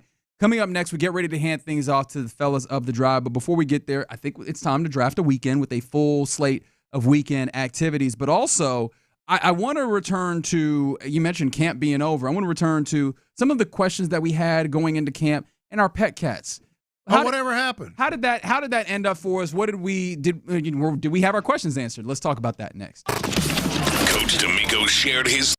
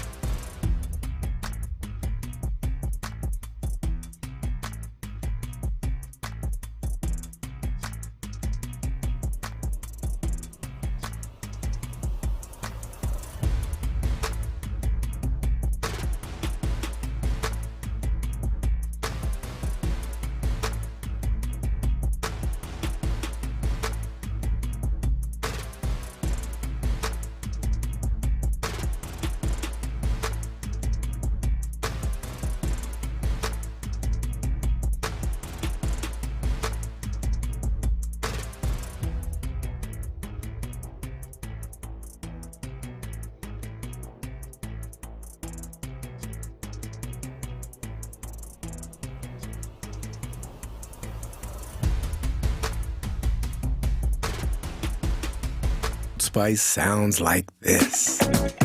Sounds like it smells amazing. Thank you, Figgy. Live from the Mokaram Injury Lawyers Studios, Sports Radio 610 presents In the Loop with John Lopez and Reggie Atatula. Been a fun show to this point, getting ready to hand things off to the fellas of the drive. Today it's Ron the Show, Hughley, and B. Scott. Of course, with T-Mill manning the ones and twos. So we'll get ready to hand things off to them here in a moment. But before we get there, a few things that I wanted to get to. First and foremost, we were talking at 1 o'clock about, the best moments of over the last quarter century since the year 2000. And I saw a number of people on the text line maybe didn't fully understand what I was talking about, because I saw a number of people bring up, the Mario Ellie kiss of death, and some of the other Houston Rockets things. Those are the 90s. Like that's more than 25 years. But then that got me thinking, if you go the previous 25 to the last 25, so obviously the last 25 is now 2025 all the way back to, let's say, 2000. I know that you can do the exact numbers, but you know what I mean. How about 1975 up until 2000? If I had those two subsets of 25 years, which of those do you think hits more when it comes to best Houston sports moments? Man, I think 1975 to 2000 kicks the ever-living bleep out of 2002. Damn, not even close? It's a beatdown. An absolute. Really? Yes. Damn. I mean, it's okay. No, I'm just no. I'm not pushing back, but I'm sure you're not alone. I'm gonna hit you with because the Rockets ones are the ones that come to mind for me. Obviously, you can talk about Kiss of Death. You can talk about, for me, I always think about Hakeem Olajuwon repossessing the MVP against Robinson the Admiral. Against San Antonio. Like, those are some of the ones that immediately come to mind for me, in addition to obviously the two championships in the time period where people thought that only the Bulls and Michael Jordan could win championships. The Rockets are like, we got these two in here. All right, so compared, let me go through it, Figgy, because I know you're not the only one thinking that. Like, what are you talking about? No, I know you was going. I didn't know you going to say it wasn't a match. It wasn't even close. So 1975 to 2000 with Seth Payne running a mile. 2000 to 2025. That's how I would compare it. And let me illustrate. This mile thing will never die until we actually get out and running. Now, let me illustrate it. 1977, 1978, 2 AFC Championship game appearances for the Oilers. Okay, so there's that. The 1990s, the Oilers. I'm staying with the Oilers now. The Oilers with two of the big runs. Although obviously we know about Buffalo, but big time run with the run and shoot and all that stuff. Okay, let's go. What about the Astros? Didn't they stink? No, 1980. They went and played the extra game in L.A. and won the division and ended up playing in the playoffs there. 1986, one play away from probably winning a World Series. In 1986, that's just Astros and Oilers. Oh, what about the Rockets? Oh, the Rockets. Ralph Sampson's shot against the Lakers. That's true. I didn't even go that far back. There's back Georgetown. Yeah, against 84? Georgetown. Yeah, in '84. North Carolina State in '83. Figgy, I'm telling you, 75 to 2000. Running laps around 2000 to 2025. Yeah, okay. That's wild. Yeah. And then somebody mentioned Earl on Monday Night Football versus the Dolphins as well. But I wanted to go back. We're done with camp, thankfully, but I wanted to go back to where we were before camp. And I remember I had like the less prominent camp questions coming in, because obviously we had the big camp questions. What's the offense really going to be and bring with this offense? I think we've gotten some questions there. And I think, interestingly enough, pretty satisfactory, all things considered. But I remember I had a few questions, and I don't know if you had any of the other questions that I kind of want to see. Where did we land here? What can Sheldon Rankins add to the interior D-line was a question that I had. How do you feel like we've resolved that question with these Texans? I don't know if we have. I maybe. Really? Well, no. I mean in a good way. That's not in a bad way. Because I'm just resigned to the fact that we're going to see 5, 6. Keep in mind, they kept 10 defensive linemen. Right. So we're going to see 5 or 6 guys on the interior just rotating through. I think it's going to be situational. Now, are you going to have that one guy, that big-time interior player that stuffs the run or whatever? No, I think it's going to be series to series. I mean, look at the guys they have. I mean, Fatukasi has had some really good moments, and he's going to be rotating in. Danico Autry goes in sometimes. So Togiai has been the kind of the belle of the ball. Yeah. I'm not. It's not so much like I don't know what Sheldon Rankins is going to do, because that's fair, given the injuries and everything else. But I know they have other options if it doesn't work out. Sure. Yeah. Yeah, I guess it's fair to say that we don't know for certain. I'm really hoping that we add to that because at least I can say that I feel more comfortable than when I did coming in, knowing about, the illnesses that he was dealing with last year and the ways in which that clearly hurt his ability to perform. Because I was like, are we getting a significantly lesser version of Sheldon Rankins even than the one that you got 2 years ago? Maybe. So it feels like that's not going to be the case this year, which I'm happy about. Midway through the league, right in the middle of the league when it came to yards before contact per attempt. Yeah. I think that's where you really look at what can your interior defensive lineman do to make that so that there's less of those yards before you can get contact on an opposing running back. I think that'll be something that we'll see. One of the other questions, are Jalen Reed and Jalen Smith contributors or projects in year one? Smith is clearly a contributor. Yes. 100%. He, by the way, he was wearing 30 in camp. It looks like he'll be wearing the number 22 come game time. So we had a couple of numbers. He had a change. The other one was Jalen Reed, who was wearing something in the 30s. He's going to be wearing 23 as C.J. Gardner-Johnson goes to the number 8 vacated by Mechie. But Jalen Smith's the easy one. Jalen Reed, is he a contributor or project in your mind this year? Jalen Reed is... Because the injuries really hurt him in trying to figure that question out. I think he's more project because of that, isn't he? Yeah, it might be more MJ Stewart that they trust to come in and be a contributor. I mean, he's on the roster, but I think MJ Stewart is more contributor than Reed depth-wise for the safeties. And then the other one that I had was, can Kaimi Fairbairn refine his dominance as a kicker? I mean, it didn't feel like he had any problematic kicks in preseason now, did it? No, I don't think it did. I don't think it did. And Sean Pendergast is saying, I agree with your overall take on 75 through 2000, but the one play away thing is what he might have issue with in terms of the 75 to 2000. And then when we start talking about the home run, that was game 6, that one play. Yeah. Because game 7 was Mike Scott. Yeah. That's the one play I'm talking about. Then Mike Scott was going to pitch game 7.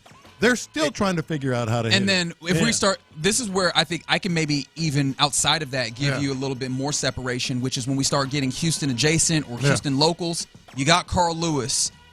I was about to say, Foreman's not getting into that time period. He might be the quarter century before that. Simone. You got Comets in here as well, who run up the first 4 WNBA championships. Yeah. There's some other Houston Olympians that I'm forgetting in this moment, but I think that you've got a number of those that help make the difference there. And then real quick, we're not drafting the weekend because I'm already looking eye to eye with some of the guys of the drive, but most interesting game to you on the weekend in all of sports, which I know is really unfair because we got college football going, we got some baseball games going this weekend. What's the one that you got your eyes on, Figgy? I'm going to let you go first because I know where you are. Texas, Ohio State, baby. Yeah, man, that's going to be a very, very good one. 11 a.m. on Fox. On Fox. I'm about to say Fox Sports, but Fox. What is it for you, Lopez? It's the same. Absolutely the same. Although, look, man. Don't sleep on Notre Dame, Miami, and Clemson, LSU. I think those are going to be probably right up there with them. I mean, Clemson, LSU, those are 2 teams that think they can win the national championship. Yeah, it's Texas and Ohio State for me for obvious reasons, but like LSU, Clemson, like I'm actually if I'm like a step outside of my own like bubble and just kind of be objective about it. LSU Clemson is right there for me. Yeah. And the Miami game too as well. Yeah. Yeah, I think LSU Clemson is the one because also we're seeing Dabo Swinney dip his toe into the realm of utilizing the transfer portal. I think he got all of like 3, which is radical for him because previously he refused to go into that. Is that going to revive what was a Clemson team that was really taking advantage of their geography, recruiting out of Atlanta, and really became a power in those teen years, and they've fallen back? Is he able to bring that back in the ACC and have a Clemson team that matters? And then the juxtaposition with LSU being the polar opposite of that, right? Yeah, like they are a super transfer portal team, right? And so these are 2 teams that have done it really different ways, but have also been obviously relevant over the past decade. Yeah. What are they going to look like this year? Yeah. I mean, I think to open the season with that game in prime time, that's going to be big time. Yeah. Obviously, that is B. Scott in for Clint Stoerner. We're on the show, Hughley. They are the drive today. Appreciation to D&M Auto Leasing for giving us the opportunity to talk with them and cross-talk with them. Fellas, how you living, man? Pretty good. Falling back to winning an ACC championship and making it to the very first college football playoff. That damn Dabo. Oh, yeah. I mean, but am I wrong, though? I get what you're saying. Yeah, them in Alabama used to be the yeah. Like, it was the presumptive. You could walk into the season not knowing nothing about the college football. You'd be like, all right, Clemson about to be here. I'm just saying, listen. Yeah, Clemson was the way we're talking about recent years. I get it. I'm just saying, as people who I think we all fall into this, as a K-State fan, I believe, as a A&M fan, both of you as a Kansas fan, man, can you revive it after winning the conference and going to the college football The conference playoff? also stinks. Like, I don't care. Does it look the same if they're not in that conference? I don't know. I don't care. Okay. To revive it though, to win the conference and get in. To do that, it's a lot of good games. I was going to say Rays Orioles. That should be that's right up there. Real fun one over the weekend. A thrill For sure. That's a thriller. Yeah, that's a Rays Orioles. That one made it move. I do want to say from the one you guys spoke about. Is anybody else super annoyed that we got to get up and get ourselves ready for the game of the day at 11? I heard you on this the other day. I can't wait to get up. The big noon kickoff. Get up. That they Y'all have. not out of bed? Yeah, it's at 11. It's a whole Saturday. But listen, I didn't mean get up. Like, you better wake up, yo lazy ass. Like, I want to. You want to kind of. I'm really just going to roll over to my couch. Like, 11 o'clock. You want some build up. The game of the day is not 11 o'clock. Yeah. The game of the day, like that's Minnesota and Michigan State. Except tomorrow. The game. No, it's more than tomorrow. It's just they've stuck themselves into this big noon kickoff, so they got to go noon. They have to. Big noon kickoff. How come it can't be big noon kickoff at night? or just big kickoff. Like, why I got to have? Why I got to have a time on it at all? I can explain that to you off air. I can. Man. That needs to start. Gus Johnson. That needs to be a 7 o'clock. I'm with you though. I'm that LSU Clemson under the lights. That's going to hit pretty good, man. You already got one. I already got one. So like you got me early. Yeah. You got me late. Yeah. I ain't doing nothing on Saturday. I want to build up to Texas. No, I get Ohio State. Well, that's TV for you though, man. Like, hey, we want to get you hooked on that midday. We know we got you for prime time. You coming back for it? We know. They just stepped out there and said, big noon kickoff. Let's do it. Ohio State, Michigan, 11 o'clock. What? I'm intrigued by it because for me, I'm a Texas fan, so it's going to actually set the mood. Year. It's going to set the mood for me for the entire day. Or it can ruin the rest of the day for you. No, that's what I'm saying. It's going to set the mood. Fair enough. Whether that's positive or negative, we will see based off of this quote-unquote noon kickoff. I know you do. You remember the last time these two did this? Yeah. Didn't Ohio State, Texas did a home and home? Yeah. And Vince out there. Of course. Oh, my God. That was some of my highlights at the last. I know your boy went to both of them. I know we were going Houston. I went out and got But if we were to go Texas. Who was the receiver from Texas? Moments of last? What was his name? At the horseshoe. Down the sideline. Limas. Yeah. I'm sweet. Yeah. One of them. Swede, yeah. Good times. That was it, man. I need this under the lights. Well, you getting it under the light of the sunlight, baby. 11 a.m., baby. I know Gus Johnson's ready. Good. In this day. Let's go on about the rest of my night. Have I ever told y'all the time that I inadvertently bought Gus Johnson a drink? I doubt it was inadvertent. It was inadvertently. I'm very jealous. It was unintentionally. I was a runner for Fox Sports. Okay. So they had me in the third quarter's coming, the third quarter's ending rather. And so in the press box, or in the press box is connected to like the suites, right? The luxury suites, whatever. And the bar that they have up there, it's gonna close, right? It's last call. He hands me like a 20. He's like, hey, go give me 2. I think he Jack and Coke something. Oh, for real? Yeah, because when he gets off the air, he's ready to chill, man. He's ready to get. And I'm like, all right, cool. I go over to that bar. Let me tell you, them drinks are not $20. Yeah, so I'm like, I guess I got to pull out my card. Yeah. Guess who never paid me back on that one? No, that's all right though. That's good. That is called paying dues. I know. That's what I took it as. That's the unofficial. That is 100% what I took it as. But I inadvertently bought him a drink. Gus was like my hero. I got too many of Gus's calls memorized. Just random ones. Gus is my dude. Yeah. He is a delight, by the way. He keep losing weight though. Is that a problem for you? No, well, I mean, are you being a hater? Like, once you get to like a Kurt Franklin size of your weight loss, like you one put stop up the stop sign, don't we? Yeah. He said you did it. Like, you made it. You got it, man. That tied him. Yeah, he's getting a little. He's like, you ran the marathon, you ran through the strip. Yeah. Just stop running. Yeah, man, you got it. He's like, Hey, as a skinny brother myself, I resent this conversation.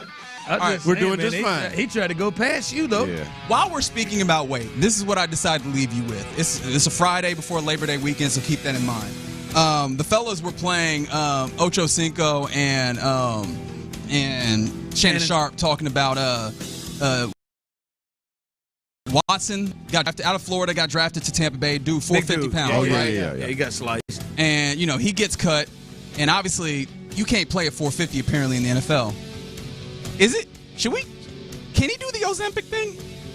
Why not? Because if this is going to be this much of an issue for him to have an NFL career, like he's got to do something, and clearly he's been trying to do it the right way. He might want to go slip over to Dr. Now. Around the corner. Oh, you think we just surgery this thing up? Well, I mean, it could get to surgery, but Dr. Now also does other things. True, if you fair watch enough. 600-pound life like I do. But if you're that big, is it just the weight that's the issue? Like, are we dealing with more than just? It's a mental thing. Yeah. I feel like there's still something to overcome once we get past whether it's the Ozempic or the surgery or what. I feel like we still got to work on something here.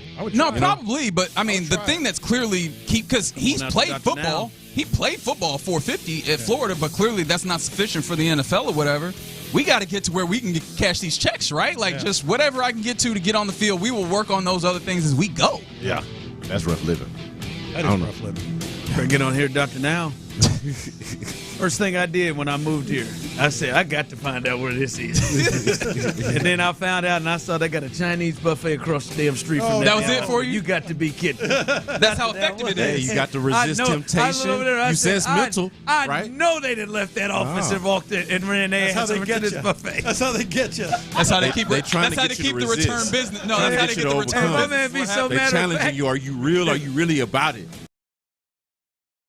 There's no way. All right, fellas, have a fantastic, fun Friday. We will catch you next week. You're listening to KLT AM, KLT FM, HD2 Houston, and Odyssey Sports Station. You got B. Scott, you got Ron, T-Mill on the ones and twos. Right now, The Drive is live. That's right, The Drive is live here in the building on a beautiful Friday. B. Scott's in the building, Clint is out. We'll all be back in here on Monday. T-Mill right there, as you can see if you're on YouTube and Twitch.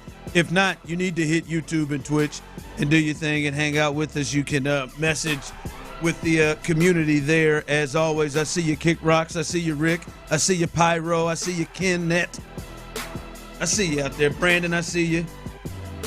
So come on out and hang out with us as we are rolling through. There's a lot of places to go.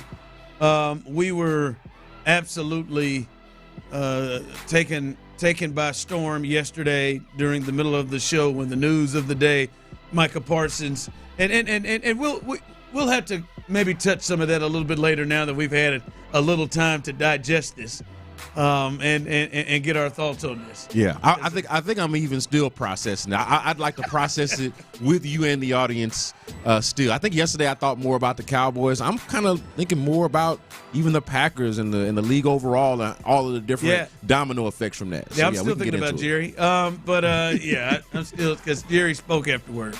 Yeah, well, Jerry, there was nothing surprising about Jerry. Steven's sitting there looking like, and he is just lying. Man, it was so typical Jerry and predictable. I was like, oh yeah, this sounds about like Jerry. Yeah, this is it. If AI were to do the Jerry press conference, it would have sounded just like that. Yeah, no, sure. A lot to get to, but I want to start here. College football.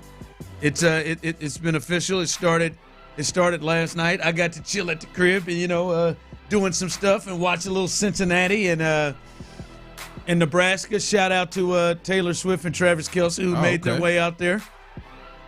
By the way, I mean whenever Taylor was doing her thing back in the day with, who are some of the guys she's dated? Come on, Tyler, I know you know. Oh man, you got it. She's got a list. Jake Gyllenhaal. Yeah, Big Jake. John Mayer. John Mayer, that's John right. Mayer, he is a sneaky bastard, isn't he? Oh, his hit list is impressive. Yeah, didn't she get Justin, what did Justin Bieber get a run there? Ooh, I don't think or so. Did I make that one up? I don't think know so. about Justin Bieber. Yeah. But any of these guys that have been on her list.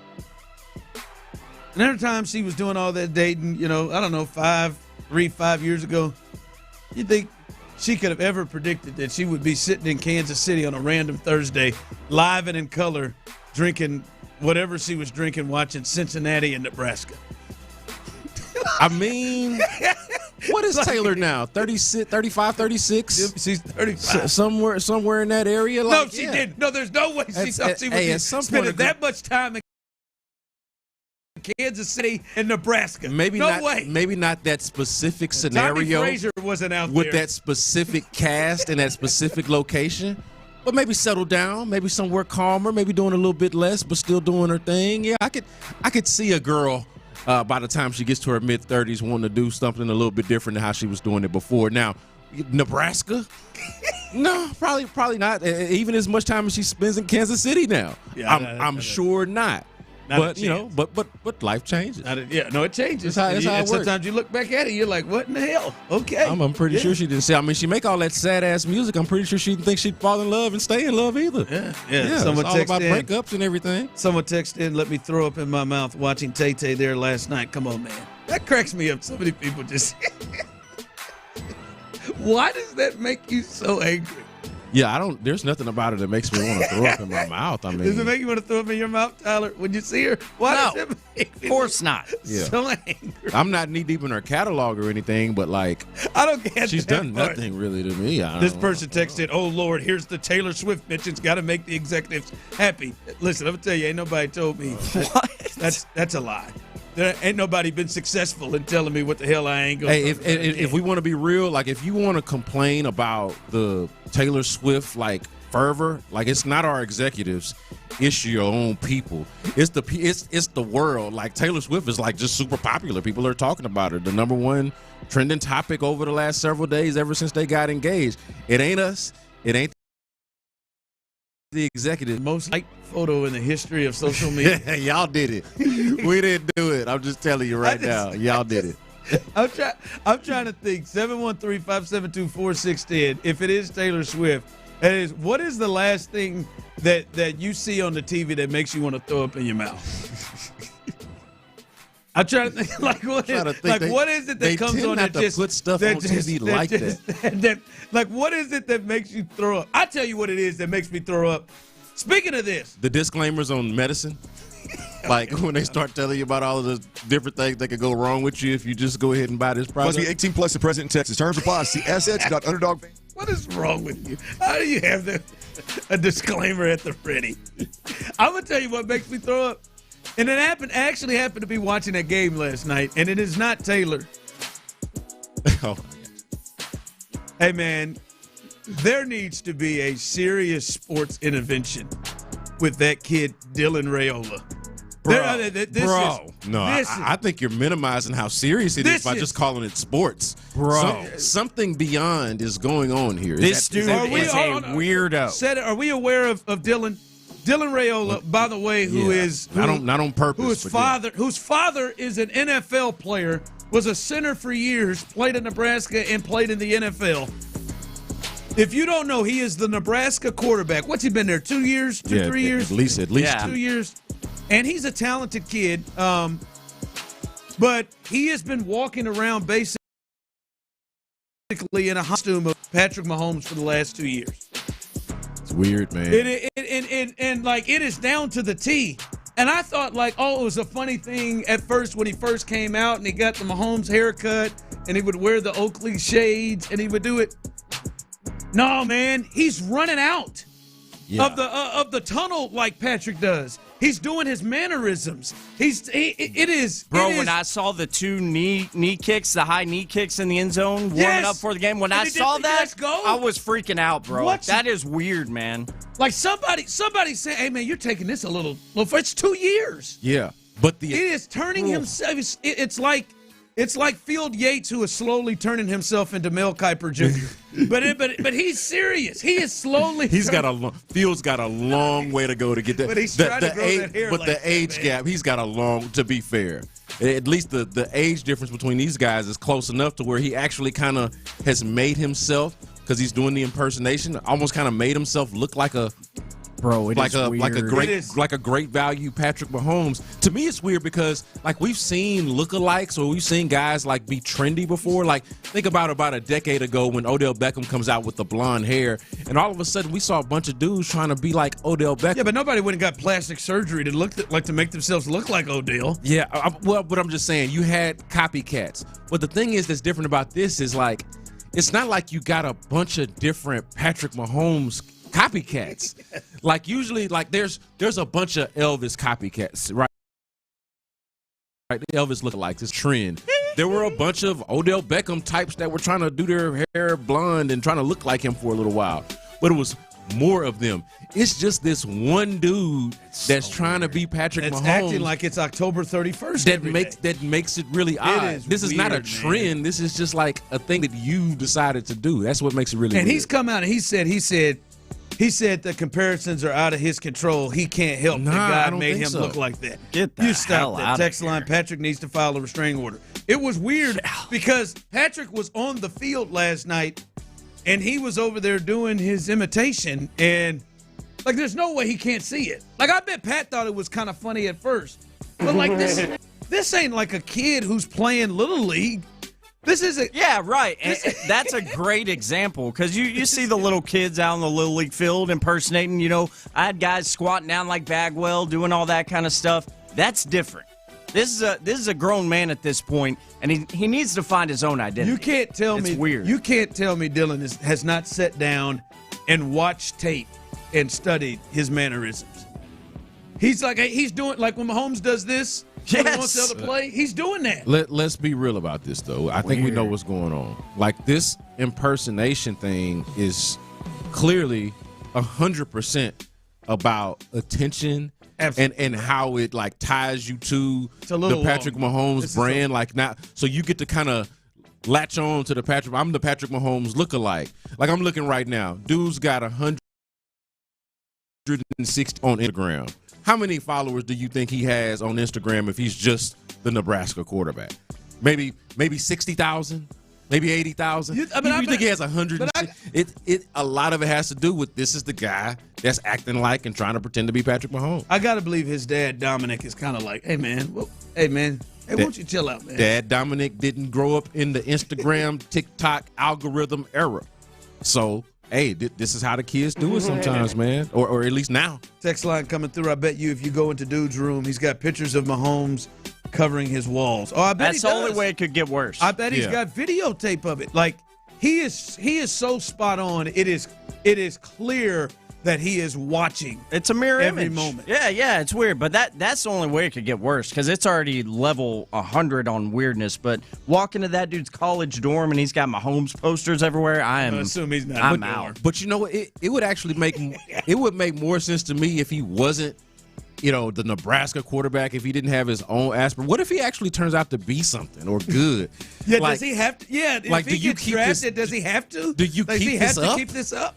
That's the weird part to me. Like, is he playing Andy Kaufman? Because if he's not serious, then playing Andy Kaufman is hilarious. Like, okay, this is his bit. He knows he's not going to be anything, and so this is going to be his way. He's got talent. That's what I'm saying. That's the part that's weird to me. It's like, okay, wait a minute. Are you going to ever try to be your own dude at some point, or are you just going to get in the league and find yourself, fella, and be the fake Patrick Mahomes for real? Like he met Andy Reid this week. The game met Andy Reid, and like I don't think Andy looked at him like it was funny laughing. Like I feel like Andy said, "Hey man, let's hey." Like, I know Andy's a real ass dude. I know I have a sign in my office that says "Don't judge," but here, man, let's sit down and have a talk, man. Which is funny because we've seen. How did you get here? We've seen Andy Reid impersonators, even from like they'll dress children up like Andy Reid, but we don't have exactly. There's not a coach that's like, hey, you know what? I'm gonna get my Andy Reid on. You know what I mean? There's not a coach in college that's like, you know who I've always wanted to be? You know who my inspiration is? Tyler, Andy Reid. Tyler, what if Mike Elko could do it? What if Mike Elko just he could do it if he wanted, What man. if Mike Elko just started to say, you know what, damn this. He's got the belly. I'm gonna start growing this stash. Yes. Or you know how Brian Kelly tried to do the Southern, accent for the LSU? He tried to do the Louisiana accent. But instead of that, he went with, you know, I'm trying to see if I can grow a red stash. He starts going. Mike Elko all of a sudden comes Oh, that's in, good. talking That's about good. cheeseburgers big time all the time. Well, I took Moss. I took old Le'Veon Moss to get a burger the And other he day. always started calling himself Big Maroon. Does he then try to recruit Dylan though? just to really land the plane? Or he goes further back. He tries to find a Donovan McNabb, looking like, I'm the Eagles version of him. God, man, it is. That's probably more likely. You just go find a linebacker and be like, I'm serious. Like it was the first time was that was interesting. Oh, that's funny, man. That's crazy. He made himself, and you get it. Like, look, like how long are you gonna ride out with this? I think he's almost confused, and I think he may believe he is Patrick. Hey, at the very least, his job right now is to make you believe that he believes that. Human psychology is a crazy ass thing. I've heard Wilder. Coming up, the Astros, they get a win yesterday, and they'll be back at it playing the Angels tonight. Now, overall, as we look here, they got a 2-game lead. 713-572-4610. Those of you can jump in, and we'll discuss this on the other side. How do you feel about the top 2 pitchers on this staff? Getting closer to the playoffs, 28 games left. How do you feel today about your pair of aces? We'll discuss that coming up next. Welcome home. The countdown is on. 3, 2, 1. It's the final countdown. The rosters are set. The preseason is over. The moment we've been waiting all offseason for is just a week away. H-Town. Are you ready? Insider access. Exclusive content. Sports Radio 610. The Texans play here. Check it out. If you got big, beautiful value.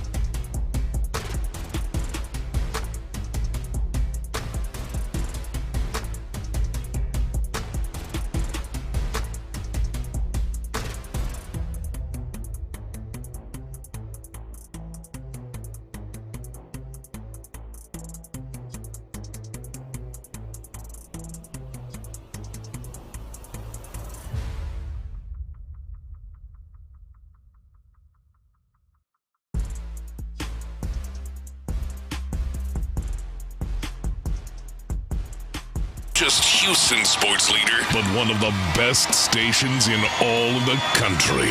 Houston's Marconi-nominated sports leader is Sports Radio 610. Live from the Mokaram Injury Lawyers Studios, Sports Radio 610 presents The Drive with Stoerner and Hughley.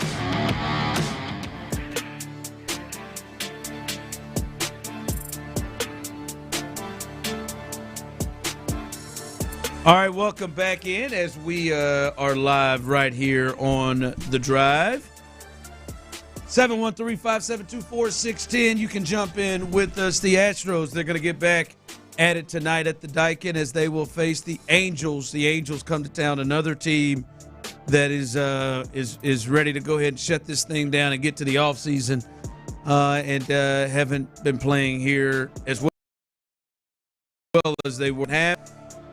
They'll get ready for those fellas tonight. They hold a 2-game lead in the West over the Mariners right now as they are clinging to that. So you want to continue to get on this. Listen, I think the Astros will make the postseason. It would have to be a major collapse. I was say thanks, man. I'll see you in October. The postseason. These are the Astros you talking about, bruh. I know. I just said that 7 times to kind of set up the conversation piece that I want to get to. All right. The postseason. I like it. I like it. Scott's feisty on a Friday. I like it, man. man. You The got that. Astros I'm with you. are going to make the postseason. This must be. You mean that thing that's automatic in Houston? All right, Damn right the Astros Go ahead. are going to make the postseason. Y'all want it? So let it out. Let it out. You got Oh, to man. let that out. Talk about the Just try Astros to here, set up the man. conversation. Man. That must be the juice that Nick Caley comes in with every day. The way you just came firing off. That must be what they're saying. Man, look at this guy. It's juice. But the reason why I say it would take a major collapse for them to get to the postseason, I think we can start to look ahead to how things will go in the postseason. And the biggest thing in the postseason that I've always watched is pitching, and especially starting pitching, and obviously the bullpen as well.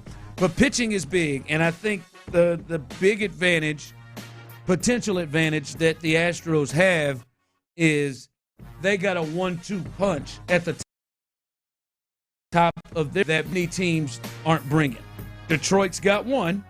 Skubal is maybe the best pitcher in baseball, But they got nothing close. but to after them. that, behind it, hey baby, they got a 3 of spades. They maybe got a 9 of spades. But I mean, they better be cutting early. Yeah. If you know what I mean in that conversation. So they don't have a lot behind them, right? And again, the Yankees are very similar. Yeah. You know, with Fried and not a lot behind. So, you know, they're pitching. That is a big advantage they have.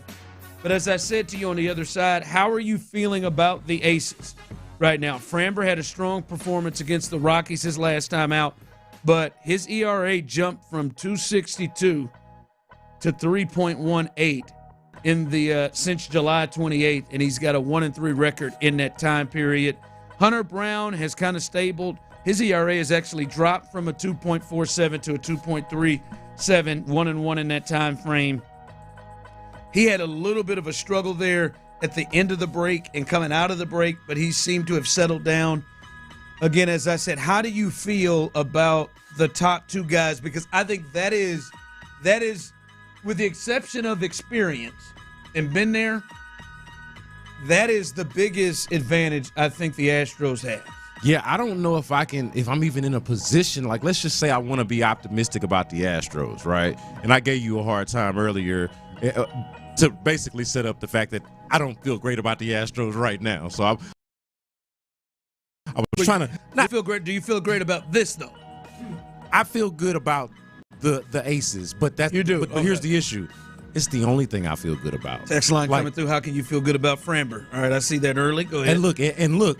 I think there are justifiable reasons to not feel good about either Framber or Hunter in the moment at the very least. But let's make no mistake about it. What you said, how you preface this thing is true. Like they have to be right, and they are their advantage, I should say. The Astros' advantage is their pitching, or it has been at least throughout the season, their pitching overall. And then I would say more specifically what you laid out, the fact that they got Hunter Brown and Framber Valdez at the top of it. My issue is that that's the only thing that I really feel like that I have to lay my hat on. With the whole team? Well, I'm talking about in terms of consistency, the thing that you can have been able to rely on throughout the season, even at the times when they struggled. You know that you've got these two guys at the top of it. Everything else, and especially lately, in terms of the offense, kind of being Dr. Jekyll, Mr. Hyde, and mostly on the other side, on the wrong side of that, right? Like they have not been a good offensive team. Can we get a timeout real quick? And I want you to pick that up. Which one is the bad one? Which do you know, Brandon Tyler, Dr. Jekyll, Mr. Hyde? Is Mr. Hyde the good one? I think so. Or is Jekyll the bad one? I know maybe Hyde is the evil one. So Jekyll is his normal self. Oh, so Hyde's the evil one. Yeah. So you're talking about the Hyde side. Yeah. I'll be honest with you. I've never been certain about that. I heard someone in I know sports I'm remember. Mr. Hyde. I've said it. I've never been real certain on which one, because Jekyll sounds like the mean. I love when that I you hear asked, Jekyll, that sounds like. I love that you asked the question because I never even thought about it. I just knew that one was good and one was bad, and that was But the I point want to that I know was which trying to one was make. good and which one was bad. Yeah. Because when I hear Jekyll sounds mean. Yeah. Hyde sounds now Cheryl's frantically looking it up. I don't want you to get nervous or not.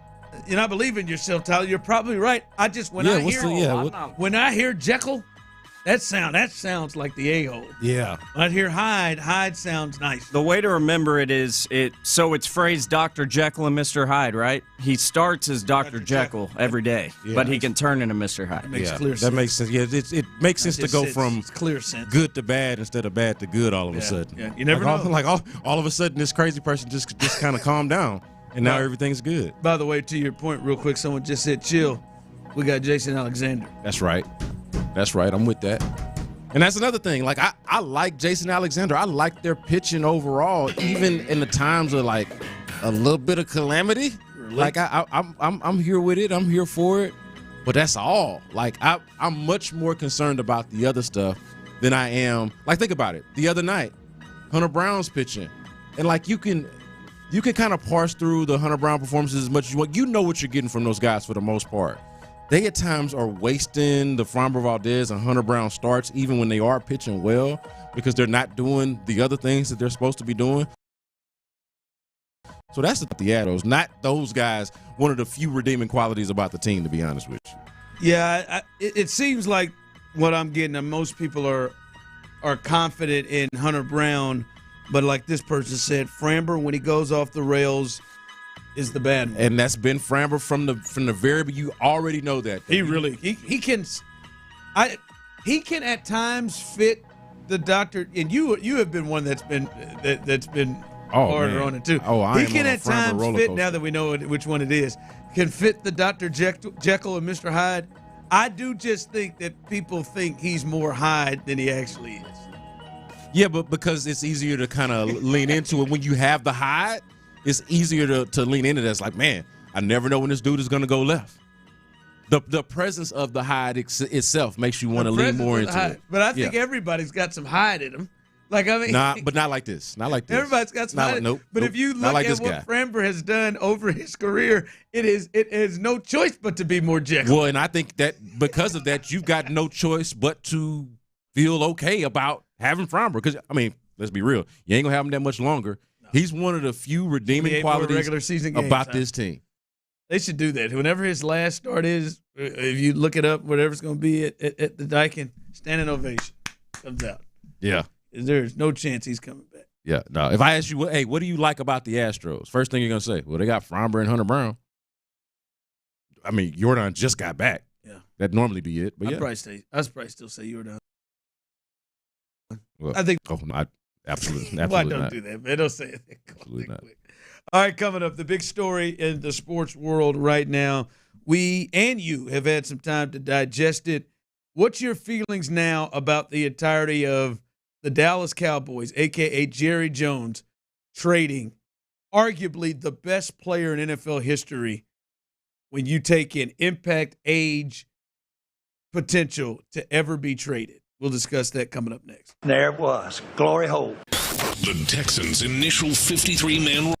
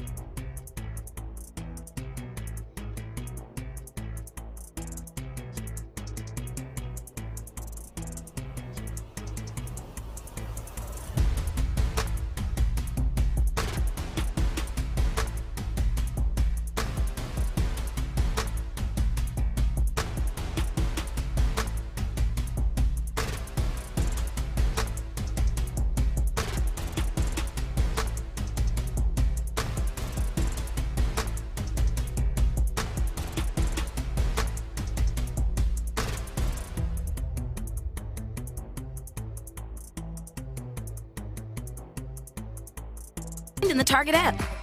Hurry and save more with the long weekend sale happening now through Monday. Only at Target. Live from the Mokaram Injury Lawyers Studios, Sports Radio 610 presents The Drive with Stoerner and Hughley.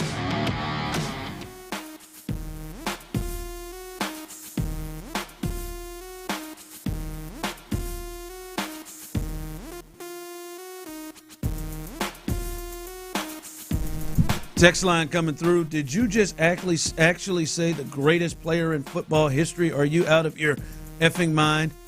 No, I didn't say that. Trait, arguably the greatest player when you look at potential and you look at age and production. Potentially, that is the greatest player ever traded in NFL history. Yep. Like at the point of where they are right now. Traded at the time. Yeah. Obviously, there were greater players that were at some point traded in their career, but what Ron is saying, at the time that they were traded. This is like the Texans trading J.J. Watt at 26. Or the Rams trading Aaron Donald. Yeah, I mean, 26 or 27. You know what I've seen that's been weird to me is because Micah has had some, let's say, some playoff no-shows that people have just forgotten exactly who Micah Parsons is. Like, not everybody, but I have seen like a faction of Cowboys fans and just like general NFL fans that have kind of downplayed how special of a talent that Micah Parsons is, like exactly who Micah Parsons is. Like somehow his greatness for some people has been diminished, or like maybe this whole episode has made them forget exactly like what trajectory this guy is on. I mean, we're talking about at least 2 or 3 All-Pros already. I mean, it really one of the more unique players that you might ever find in the NFL. And when you talk about the combination of speed and strength, like he's stronger than somebody his size is supposed to be, but also quicker than somebody his size player. Maybe people forget he was like a linebacker. He's linebacker size. They're like, you know what? This dude's so strong. He's such a menace. Let's just have him rush the passer. You know, like he could be an all-pro at linebacker. So, yeah, I don't think people realize how different and how special of a player, or maybe some of us are forgetting how special of a player we're talking about, and then he's just 26. Yep. Yeah, 26 years old, 3-time All-Pro, 4-time Pro Bowler, has been in the top 3 of the Defensive Player of the Year award voting for 3 years in his career, in his 4 years in 4 years playing. Yeah, I mean, all you gotta do is look at the money. Those guys don't get traded. And they don't get record-setting money. Yeah. Like, that's all you got to look at. And they don't get traded. And the criticism of Micah Parsons is a familiar one for a lot of great pass rushers, which Micah Parsons obviously is. And that's that you can run right at them and they sell out on the run and they're only chasing stats. Yeah, sometimes, look, I'm not excusing that, but sometimes that is the consequence of having a great pass rusher. They are selling out on their greatness, and sometimes they can be selfish. And I'm not saying that's not an issue, but that does not take away from the fact that when they are, in fact, special players, that they're special players. Like, this dude is an anomaly for the most part. I mean, he's an anomaly. He is a legitimate pass rusher in a linebacker's body. Like, I mean, it's just he's a different kind of player. I mean, guys. This is. I'm not gonna stop. We don't have to. It's odd. Yeah, because I've seen a lot of it. It's like, oh, he ain't that good anyway. I'm like, Micah Parsons at the text line. Not good. I'm going to disagree. John Elway is the greatest player ever traded. He was drafted number 1. Again, that part right there He wasn't the greatest player when he was drafted. Yeah. I think the qualifier. Joe Montana, I believe, was traded. Yeah. I mean, it's not that. It is. Those guys don't get traded. John Elway wasn't traded after he took the Broncos to the Super Bowl or started to show who he was. I think the best comparison for this for me is actually Khalil Mack. like what Khalil Mack, a lot of people have compared this Tyreek to. Hill would be in that range. Yeah, it's Matt Stafford. Yeah. I think he was a little older though at that point. But then I think, on the back end, in retrospect, goes and wins a Super Bowl. It's hard to not think that maybe he was being underrated even at the time. You know, like maybe people didn't think he was as good as he actually was because he. And that'll go right to this. That'll go right to this text. You're too high on Parsons. 1 sack in 4 playoff games. 4. Yeah, no, I get it. He's James Harden of the NFL. Okay. I don't think I'm too high on the guy. I think he's probably talking to me because I'm the one that kind of went on that little spiel about how great Parsons is. I get it. But are you going to? So you're telling me he's not good because he had a couple of bad games in the playoffs? So you don't want Micah Parsons? All right, cool. I'll take Micah Parsons. You go ahead and go with whatever you got going on. I'll just say, like, yeah, we say, hey, okay, look, we got to address some of these issues that he ain't all of a sudden ain't Micah Parsons. It took year 7 before Chris Jones recorded a sack in the playoffs. It took year 7. Yeah, and they were in the playoffs every year. It took year 7 for Chris Jones. Recorded a playoff sack. Yeah, you can't play. You can't compare football playoffs to basketball playoffs where they play series, and in football they play one game. But we're here now. What's your takeaway now that you've had some time to think through? What's your takeaway now on that whole situation that's kind of taken over the sports world? Yeah, I still feel like it is. To me, it feels like a self-sabotage, just more so because it didn't have to happen. I think the biggest takeaway is that the fact that it got there in the first place. Because once you get there, there are ways to justify this move. Like, it's already sour with Micah Parsons. Maybe it is a little rich for your blood. Maybe you don't want to pay him more than $45 million a year, and we see he's going to get 47. But we also get the conflicting reports about, Jerry even said in his press conference yesterday, we actually offered him more guarantees, earlier on when we talked way back in April or in March or whenever it was. So it's like, okay, so this did not have to get this far, and once it does, now you can justify, okay, well, let's rebuild our team. But it is odd to me that a team that has an 82-year-old owner, a quarterback making high dollar what Dak Prescott is making, what you just brought in George Pickens, you're paying a team that's just like in reset mode that's going to be able to just start over, be bad, and try to figure their way out and tanking everything. Like that's not happening. So like you made your team, I think, worse for no real apparent reason, and you don't really look like a team that's in position to rebuild. So it's like it's confusing to me that they would let it get this far. Here was Jerry Jones in his 45-minute press conference that was his 45-minute press conference talking about where the Cowboys can go without Micah Parsons. Decided that it was in the best interest of our team to take the consideration that we have. We appreciate his 4 years, but we can take that consideration and we can win in our minds more than had we gone the other route and signed. That's not a negative on Micah. That's just unique to our circumstances.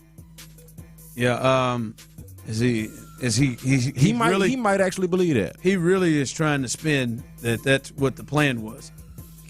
You think he believed? Do you think he believed that what he just said? No, has he convinced himself of that lie? Maybe. Is what I'm saying. Okay. Who's Kenny Clark, the guy they got yesterday in the trade, good player. He practiced for the Packers yesterday. Had this been in the works and he was the guy that he wouldn't have practiced for the Packers yesterday. It just came about. And he mentioned that. He did mention that. Yeah, no, he talked around. He talked around a lot. Like, it's like, man, Jerry, you could in half the amount of words. Like, but that's what you get when you get an 80-something-year-old rich Southern man. This is where it goes to me with the whole thing, and I've been thinking on this. And Houstonians that are Texans fans, just think about this. If Cal McNair,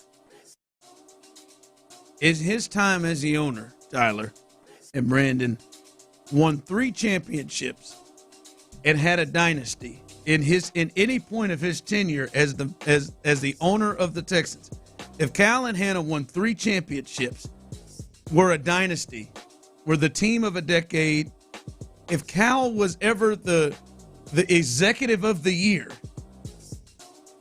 was inducted into the Pro Football Hall of Fame, made the Texans the most valued franchise in all of the sports, in all of sports, not just in the United States, but in all of sports. He'll bring in a whole new TV partner with the Fox deal. If he had paid, let's say the Texans wanted to get a new stadium, and Cal and Hannah paid 75% of that stadium out of their own money, what would have to happen for Cal McNair to be viewed like Nico Harrison? What would have to happen for Cal McNair to be viewed as somebody that is hated by the fan base? But see, I don't. What would have to happen? Like Nico Harrison. Well, it is. That's what they're looking at, saying to me what Jerry has accomplished. Jerry should be viewed as a legacy from Dallas fans, as a guy who has been beloved and a plus.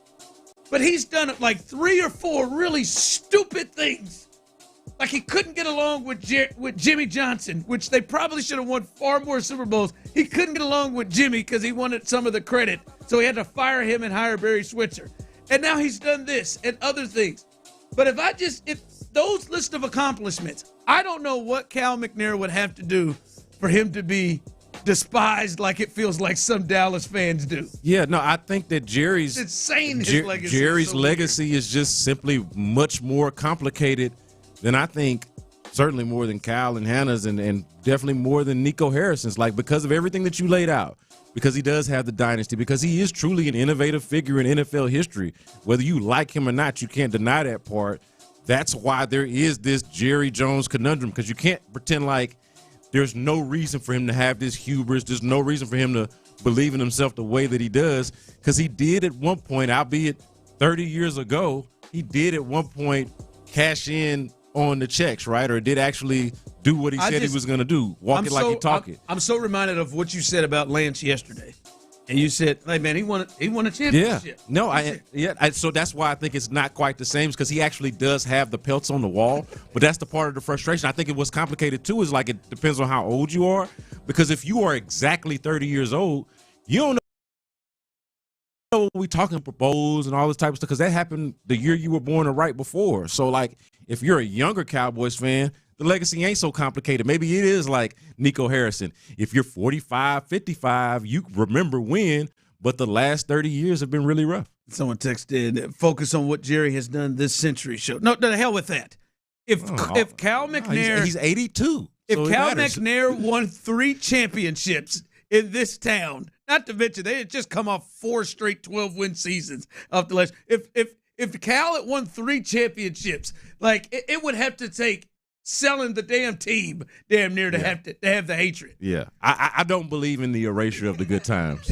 Like, we can just – that's what makes it complicated. You just add the bad on top of the good. You don't take the good out. You just be like, man, we got a whole bunch of bad here. We don't not talk about it. We don't pretend like it didn't happen. But you don't pretend like the other stuff didn't happen. Now, weird stuff – now he could trade like C.J. Stroud. Then that might be out of it. Yeah. But I mean, but he wouldn't do that. But he don't have 3. But he also don't have 3 Super Bowls to stand over. No, he don't. I'm just saying it is just wild when you look at his accomplishments. How the hell did he win Executive of the Year in 2014? I mean, he just got a Netflix doc. I mean, who does? What kind of loser gets a Netflix doc? Coming up, I know many of you are going to make this decision before you even hear the arguments. But we have a Texans kind of side we're on. You on Brandon's or you on my side? I'm certain many of you have made that decision already. We'll discuss that coming up next. Y'all got to be ready to go, man. To me, Texans.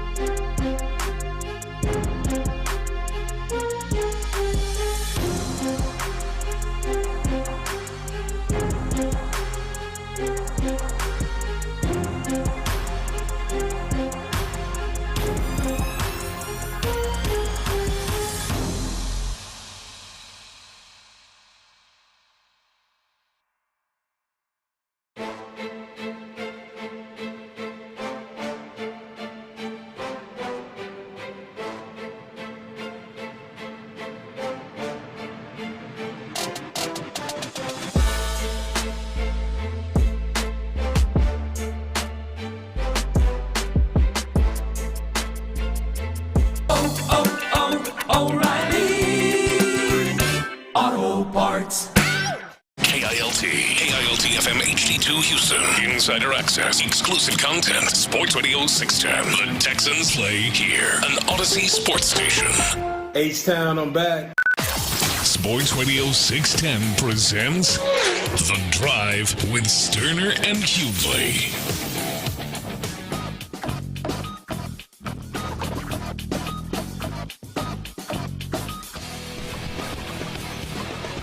Welcome in to The Drive. Clint Stoerner, he's out today, but B. Scott, you know him. Friday within the loop, you're on with us. Every Wednesday at 4:40 on The Drive. Every Friday within the loop from 11 to noon, except when I'm on The Drive with y'all. That's right. And you catch all his work at SportsRadio610.com. He's in the building. Tyler Milner, he's in the building. If you're on YouTube and Twitch, you can see T. Millie in the Billy. Nope, I'm sorry. Go ahead. What? T. Millie in the Billy. I'll take 5. I thought that was an inside joke. Did y'all? No, I've never y'all heard speak that. Coded language now? I'd never heard T. Millie in the Billy. But indeed, T. Millie is in the Billy. If you mean building, but hey, Billy. this is that millennial slang biting you in the ass. That's my fault, man. That sizzle, rizzle, izzle type of life that we used to live. That got away. I don't know how. No, I don't know why I didn't just. No, you're born in the 80s. Finish off building. No, and that's been born in the 80s. I don't know that Billy that got me. I'll take that. Yeah, the Billy. That got my fault. That's on me. Damn you, Snoop Dogg. In the Billy. T. Millie and the Billy. Yeah, that was. Yeah. Yeah, I apologize for that, guys. That's not Marconi. Little Willie from Philly. I remember that from Fresh Prince. I'll be honest with you. I'll get back with you whenever I do something Marconi award worthy. But I do want to have this discussion. This Marconi award winning discussion. Yeah, I do want to say football talk on Sports Radio 610 is presented by Paramount Plus. You can't count on much these days, but you can always count on Sundays with the NFL on CBS and Paramount Plus. Watch your local NFL game live every Sunday on CBS and Paramount Plus all season long. Visit ParamountPlusy.com. Sorry. Just got to lean in. You're a fool for that. I mean, you got to laugh at yourself. I don't want to say that. Visit ParamountPlus.com/NFL to get started today. All right. Whose side are you on? Pal's pal, before even hearing the argument, said, I'm with Brandon. Man knows wisdom. He hasn't heard the argument. And we were talking about this the other day, B. Scott. And Tyler, you're going to be one of the first ones to let us know which side you're on. And you can text in 713-572-4610, YouTube and Twitch. Jump in. We were talking about the process of bringing in the new OC, Nick Caley. And that's coming off of D'Amico talking about relationships and his ability to communicate. All of those things is a big thing that he was looking at in a new OC to run his offense. And we were discussing, what does this mean for CJ? What type of guy were they looking for to bring in to work and be connected with CJ Stroud, the quarterback? I have a thought on what they were looking for. B. Scott has a different thought in what they were looking for. You can text in, let us know which spot and which part that you roll with. I know many of you are just going to say B. Scott anyway. That is fine, but just at least listen to the arguments. What was your thought process in what they were looking for, in particular with C.J. Stroud from the OC's perspective? I think they wanted to have somebody that both C.J. Stroud and whoever they hired felt like they could have a back and forth with C.J. Stroud. Like, I think where you and I are going to agree is that C.J. Stroud is being given some level of power, like a lot more power within the organization than he had, let's say, when he was a rookie. And that they're I think one thing we'll agree on is C.J. was damn sure a big part of what their thinking was in the OC they hired. 100%, and as he should be. Like, they would be fools if that wasn't the case. So I think we agree on that, and I think that part is true. But where I'm coming from it is that, like, I think that they were looking for somebody that could go toe-to-toe and back and forth with C.J. Stroud. C.J. Stroud is somebody, from my understanding, who is not afraid of back and forth, not afraid of even a little bit of confrontation, but also wants there to be a back and forth. And there just wasn't a lot of back and forth. There was not a lot of coaching. There was just like Bobby Slowick was just much more of a play caller and play designer and not much of a collateral kind of way you consider a coach, somebody that kind of goes back and forth with the players. And so I think that they wanted that. Like, C.J. Stroud, make no mistake about it, is the more like important and influential figure. But I think they were looking for somebody that, and this is hard to find when you're on your second offensive coordinator with a defensive coach, but I think they were trying to find a respected voice that could go back and forth with C.J. Stroud and in some ways even like hold him accountable. Like, I think there was just a lot of, with Bobby Slowick, like it was just a lot of like, it just call the play and that's it. And then wait, do we have answers after that? Yeah, what am I doing? What am I doing right? What am I doing wrong after? There wasn't a lot of back and forth. It was just, when it was good, it was good. When it was bad, it was bad. They need somebody that, I think they needed somebody, or were looking for somebody that they could kind of have more of a back and forth with and would actually coach C.J. Stroud. So, as you said, a respected voice. A respected voice. That could, what did you say? You didn't say. Challenge him. Yeah, but also hold him accountable. Also take his input. But the back and forth. Like, I think there's a yin and yang there that I think they were looking for that they just did not have previously. You hear that, Tyler? A back and forth. All right, that's B. Scott's vision and feel of what they may have been looking for in terms of the OC with C.J. Stroud. I go a different direction. For me, I felt like they were looking for somebody who would be more likely to work than to be somebody that's, I guess, as you say, holding him accountable or going back and forth. I think CJ is the one that I think they wanted to bring somebody in that would empower CJ and kind of allow CJ to be comfortable. That's what I think it was. And I think we're in two different places right there. I think they wanted somebody who can work with CJ and allow CJ to have more freedoms and more input and more power in what's going on. Again, I'm not saying that that's wrong at all, but I'm just saying I think they were looking at that. I don't think they were looking for somebody that's going to hold his feet to the fire. I don't think they were looking at somebody that is going to that will go in there and challenge him. I'm not saying that didn't happen, but I don't think that. I think they were looking for somebody who could make CJ feel more comfortable, and they have a better relationship, and they could feel more comfortable as opposed to being able. Because the way you describe it, I hear like more of an aggressive. Yeah, no, figure. I don't. But see, I think ideally, like you don't need that because everybody's kind of on the same page.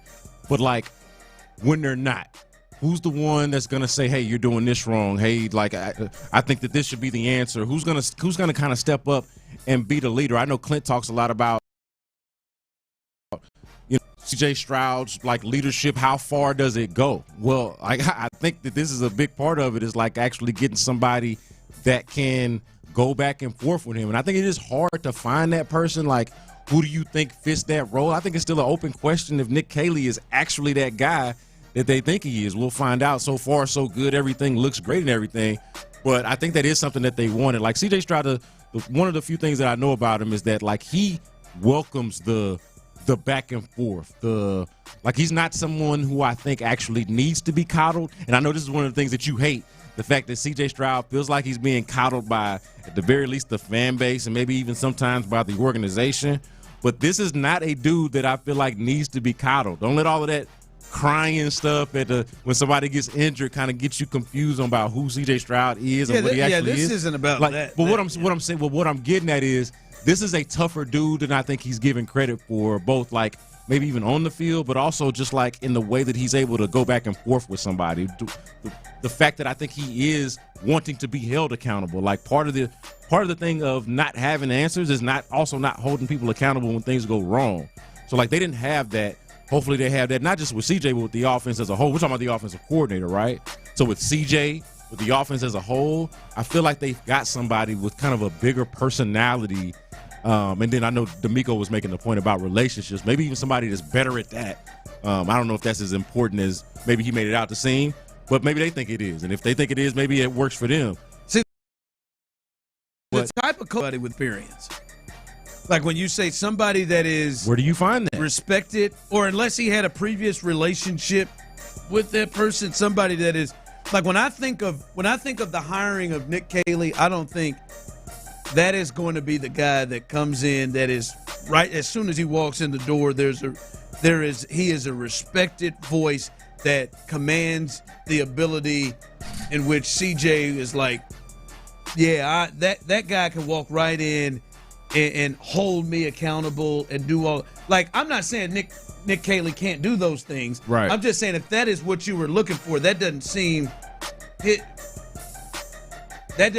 like that would be what he is bringing to the table right off the bat. It seems like somebody with more experience that has been a play caller at some kind of level. That is somebody where C.J. Stroud sees him and it's like, oh, okay.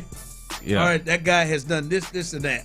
But it's much harder to find that guy and hire that guy, especially when it's your second hire. So I think the likelihood of getting a guy that's just clearly and obviously that, like to me, once you do the second offensive coordinator thing, it's a roll of the dice anyway. Yeah. So to me, it's not going to be like apparent to the naked eye that this guy is that guy. You just got to be able to discern that yourself, and we'll see if they got it right or if they got it wrong. But clearly they feel like they did with Nick Caley. I also think that this is kind of where some of the personality stuff comes in. Like Bobby Slowick, much more of,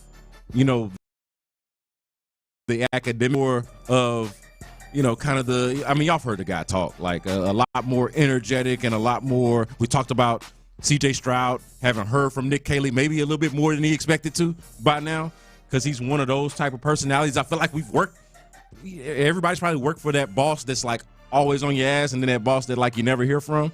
Like the difference between the two. Nick Caley, and if you could think about those in your own life, Nick Caley strikes me as the one that, for better and or worse, is going to be on your ass. As I said, which side are you on? B. Scott feels like the thought process and the type of OC to work with C.J. Stroud is a guy that is a respected voice that will be able to hold C.J. accountable and have the ability to go back and forth with C.J. My thought is somebody that works with C.J. and not somebody that C.J. is working for, but somebody that is working in a partnership with C.J. that allows him to have much more freedom to have control of things, and somebody to me that will make C.J. feel comfortable. I think that is to me. Which side are you on? Someone texted in and said, Team B. Scott. Oh yeah, B. Scott is right. Someone said, Show is right. CJ doesn't need help with accountability. From what it sounds like, no one holds CJ more accountable than CJ. Who the hell thinks the organization coddled CJ? Oh, I just said I kind of laid it out. Ron does. I don't know. The media. I mentioned the media more specifically. Yeah, I think he is still in a space of the good things are all damn near 100% because of him, and any adversity or troubles with the offense is all the other stuff around him. I do think we are still in that space. Now, I don't know. I'm not saying the Texans feel that way. I'm just saying from a media and fans' perspective, yeah. I still think he is in that. Would die for CJ. Yeah. Everyone knows that. I do want to be clear about this accountability thing. I think it's just as much about having answers as much as it is having your foot up somebody's tail. Like, I don't think it has to always necessarily be that, because I agree with the texter saying, like, C.J. Stroud doesn't need help with being held accountable, but he does need help being coached. And what I'm saying is C.J. Stroud 100% wants to be coached. I think the offense wants to be coached. They want to have somebody that they feel like has answers, somebody that, to Ron's point, obviously, that they can collaborate with, but more so than anything, a leader that they feel like they can feel confident is leading the offense. I will say this, Tyler and Brandon, I know that the Texans will never say it. Like, I would not be surprised. In fact, I would almost think more it's likely that CJ wasn't in the room when they were looking at who the next OC would be. And I think there are a lot of quarterbacks that are in the room with decisions of who's going to be running the offense at all. If it was a deal of, hey, how do you personality traits? Do you feel comfortable with this person? I definitely think he was heavily involved in who the next person was that was going to run this offense. Yeah, I would agree with that part. And like, that to me is not surprising or shocking, especially when we're talking about, like, it's not like he had any input on the first one, right? Because he's already here. But like on the second one, this is the one thing that we cannot deny. A big reason of why Bobby Slowick had to go, it wasn't just the play calling. It was because of the relationship with C.J. Stroud. I firmly believe that if C.J. Stroud wanted Bobby Slowick back, that they would have figured out a way to bring Bobby Slowick back. I'm not saying that he got him fired, but I'm saying I don't think you make the move if it's not okayed by the quarterback that you're about to pay $65 million a year to. So that part is clearly a part of it. But I do think that they wanted somebody to come in here and that a voice that they felt like they could respect, and that it would also, for lack of a better term, say it with their chest. Like, this is the type of team that wants that. I definitely disagree with that. I don't I think they want that. I think they want that. They're not. I don't think they're reluctant to that. Like, they need you yes men in here and just do what I say. It's not that type of team. Yeah, I don't know if it's yes men stuff. That's like kind of the way you describe it. Like, just you gotta whatever C.J. Stroud says. It's like, I didn't say that. I said work with them. There's a difference. That is working with them. There's a difference in holding somebody accountable is working with them. I think there's a difference between working with somebody and saying it with your chest. I'm not saying they're falling on their knees for CJ.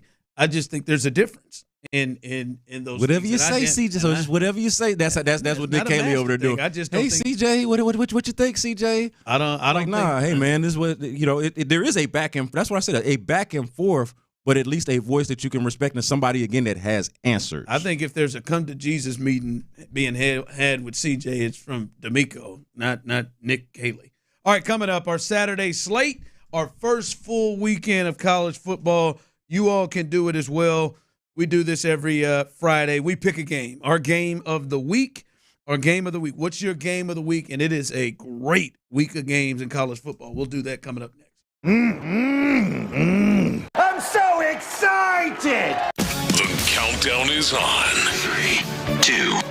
It's the final countdown! The rosters are set. The preseason is over. The moment we've been waiting all offseason for is just a week away. H-Town, are you ready?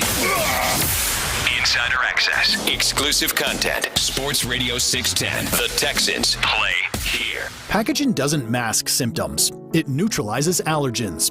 Whisker Block, our patent-pending technology, binds the allergens so your immune system doesn't overreact. Many users feel relief.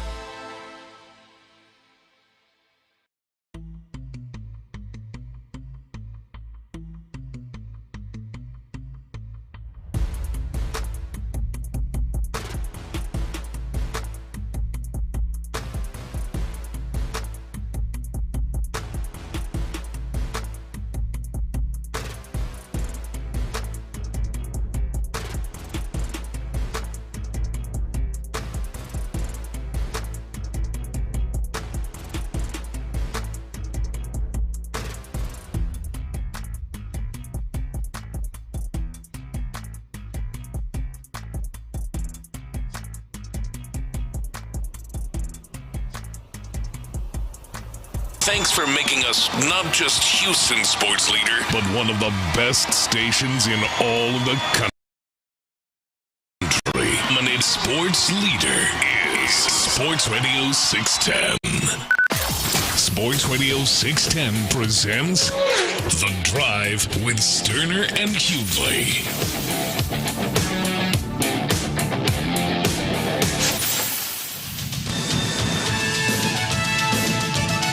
Oh, hell yeah. That is it right there. 10 minutes back, baby. It's that time. It is that time, baby. It started last night. Actually started last week. It starts tomorrow. Week 0, but it really does start tomorrow. There are a lot of games. 713-572-4610. Those of you on YouTube and Twitch. Saturday slate. What college football? It ain't got to be just Saturday, over the weekend, because it's they're taking over. College football is taking over. It started yesterday, tonight, Saturday, Sunday, Monday as well. What is your game of the week? You got to pick one college football game of the week, and this week there are a lot of them. I will be a very nice man, and allow the guest to step in first. B. Scott, what is your Saturday slate game of the week? Man, there are so many to pick from, and I know going into this, I was really leaning toward that LSU Clemson game, but I'm going to pivot here and go with the obvious. I didn't want to go with the obvious because I felt like it was too obvious, but it's also just too obvious not to go with. Yeah. So it's going to be Texas-Ohio State. I might even, for this Texas-Ohio State game, I might just to make sure that I can sleep in and still be awake by 11 o'clock. Well before 11 o'clock to watch this game. And then move right over. Yeah, man, I might skip through Lee Corso, get through a documentary before the game starts, but absolutely going to be locked into this game. And I hate that it's got to be like the sexy topic, but it is right there, like the Arch Manning thing. I am concerned about the hype around Arch Manning. Certainly I hope that he is as good as everybody wants him to be and says that he is.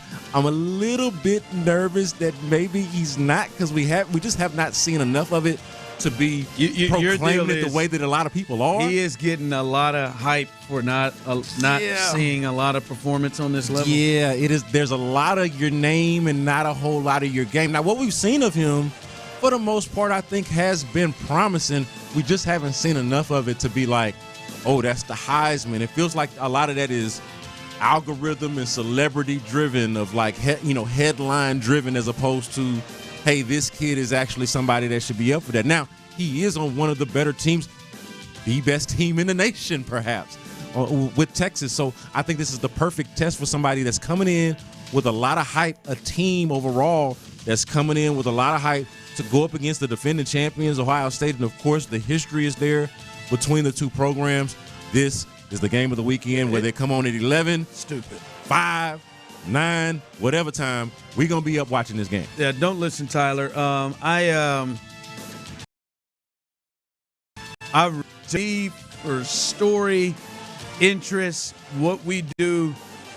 I really hope that Arch starts off fast, because Arch, like, this will make a story all year long if Arch Manning is anywhere close to what people are believing him to be.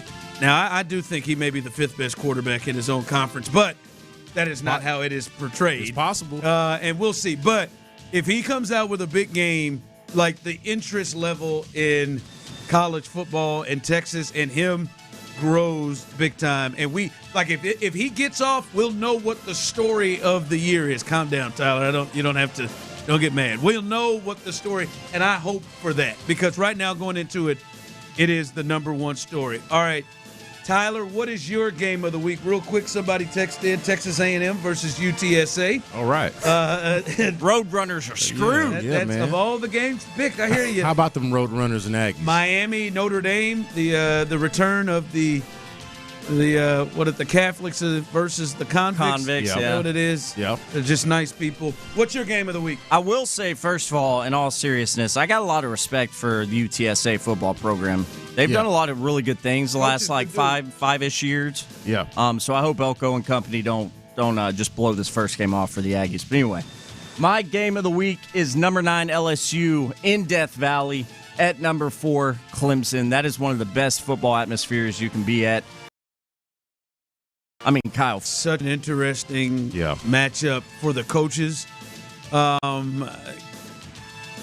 For some reason, like, people are down on Dabo, and when you look at what he has done overall in a down year, which was last year, a down year, my man is winning the conference championship and going to the college football playoff, first ever college football playoff. But then Brian Kelly's got to stop losing these games. And he's got so much talent.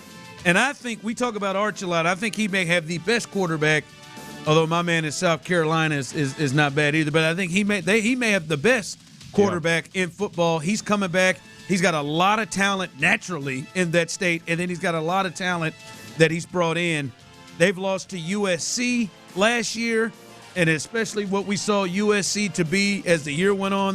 They got no business losing that game. They lost to Florida State the year before that. This is a big one for LSU. Big one for both. Yeah, I agree too, man. Like this game, like I talked about Arch Manning and the whole Texas, his debut in this sort of role. But this to me is actually the QB matchup. The LSU Clemson game is more of a QB matchup. As you mentioned, Ron, the head coaching matchup. Also, if styles make fights, I feel like stylistically these teams are different in the standpoint of how they go about it, how they go about building their teams. Like Dabo been reluctant to dip into the transfer portal. LSU, like, infamously goes into the transfer portal. Like the way they go about, and then of course, like just the history over the last decade or so, both of them being relevant programs, trying to get back to that. Like, yeah, man, I'm here for this. And both have, obviously some of the more intense atmospheres to watch a game. So Death Valley at night is going to be, I think, amazing. Yeah, and they actually probably have two of the top quarterbacks that are actually going to be in the draft coming up. That's what I'm saying. Those two. They've got the better quarterbacks, even though we're talking about Arch Manning. Arch Manning gets talked about more so than these two guys, but they're probably actually the better quarterbacks, at least going into the season until Arch shows us something different. My game is Georgia Tech at Colorado. Georgia Tech is on the road in Boulder, and they're a 4.5-point favorite.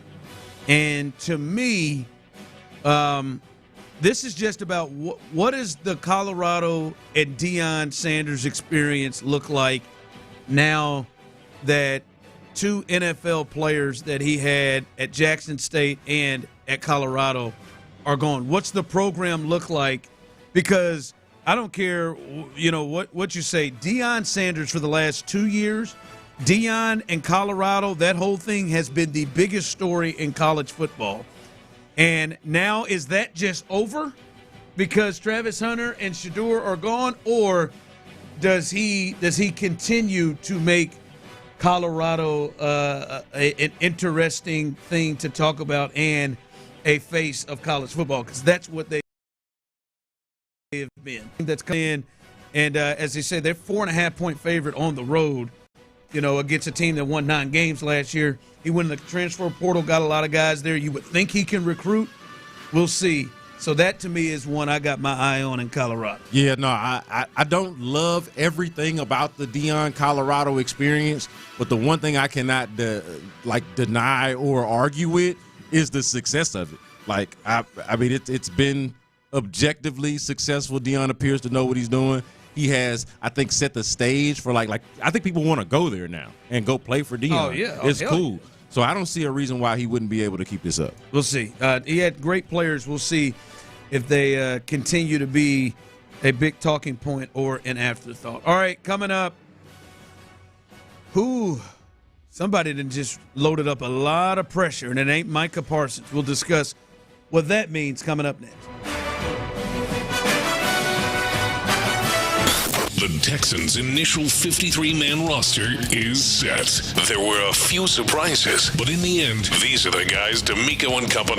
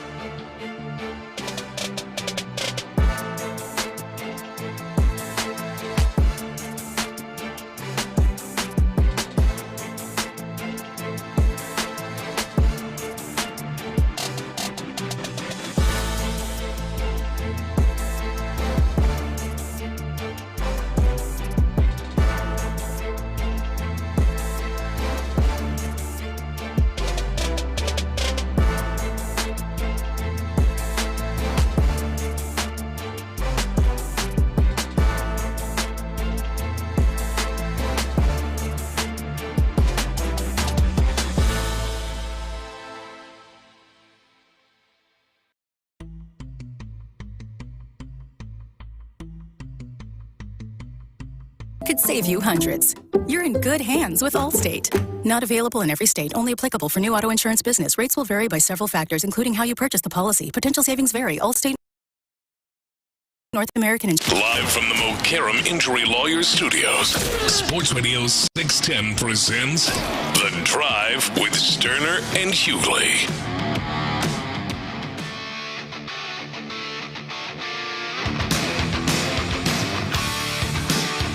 There really are a lot of great games this weekend. Someone said FSU, Alabama, the Noles are back. We'll see. No, they had a really nice transfer portal offseason. Yeah, I don't know about them being back, but that will be a game to watch, though. It will be worth watching for sure. I mean, they're not nothing. Like, that's not going to just be a rollover kind of type of game for Alabama. So, yeah, I'm with you on that. Yeah, well, Alabama for that coach, they better not just be back quite yet. They're gonna lose their mind. What if Florida State? What did they go 2-something last year? They were awful. Yeah. God. But awful. they've reloaded though, from what I understand. So I don't think they're going to be awful this year. At least from what I've been reading. Now they might be, but from what I've been reading, they're not anticipated to be off or as awful. There you go. 2-10, 1-7 in conference. Yeah. Ugh. In that conference. Yeah. Ugh. Yeah, Caleb DeBoer is not going to be able to afford to lose that game. Y'all know what SMU is expected to be like this year with that program? They're ranked. They're the preseason 16. Yeah, I was going to say they're ranked. So, okay. Yeah. I think they're picked to finish third behind Miami and Clemson. Yeah. So it'll be still decent. Yeah, it'll be fun. It'll be good. He's Rhett building that up. He's been on here with us. I know Clint's got a relationship with him. All right.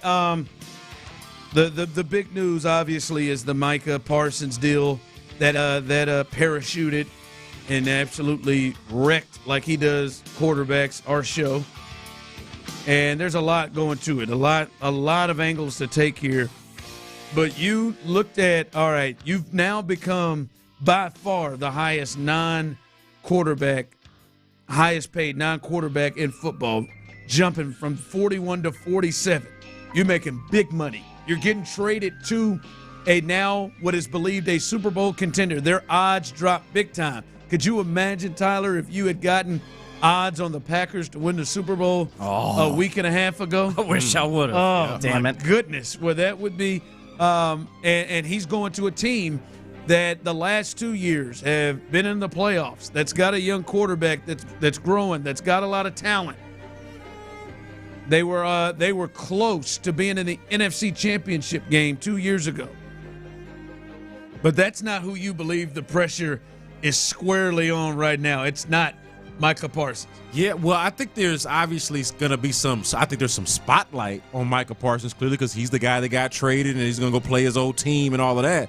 But the pressure, when we're talking about pressure, I think now it shifts to Jordan Love. Like, Jordan Love, to me, is now quarterback under the most pressure going into this season, but he's one of the greater X factors in all of the NFL, because what version of Jordan Love or the answer to how good is Jordan Love exactly, I think is the difference between, the 9-win team that they've been, and now with adding Micah Parsons and having the kind of defense that they have, I feel like it's the difference between them like shaking the whole or shifting the whole NFC landscape. Like, I don't feel like when we think about the NFC that we talk about the Packers as this special team. They're just kind of another team in the NFC, and albeit in a very deep division. They're a team where you look at it, if Jordan Love takes it to the next level. If Jordan Love takes it to the next step, then now we're having a different conversation.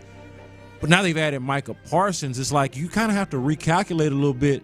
Who do you even like the most in a very deep NFC North between the Detroit Lions, this team, the Green Bay Packers, and, of course, the Minnesota Vikings? I think they're going to take a step back, but they're a well-built enough team overall to where they're going to be scrappy as well. And, of course, Chicago, I think, improved quite a bit over the offseason. So, that's a real competitive division, whereas Jordan Love might very well be the best quarterback in it.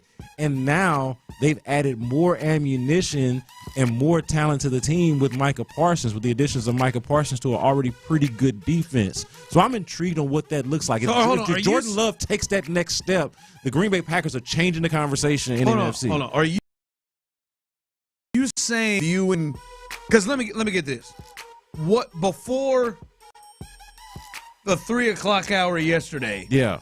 How would you say your view was and expectations were about Jordan Love? I just thought he was a fine player, but it was almost out of sight, out of mind. He's in a crowded NFC North, but now with the spotlight of Micah Parsons, he's a fine player, and now all of that has changed. No, you're viewing him different. What I'm saying is he is a fine player, but now there's more of a spotlight, and I think more pressure on him, proving that he's more than just a fine player. Like, he's similarly situated to C.J. Stroud in this way to me, where we already know they're good. I don't think we're like questioning, hey, is this guy good?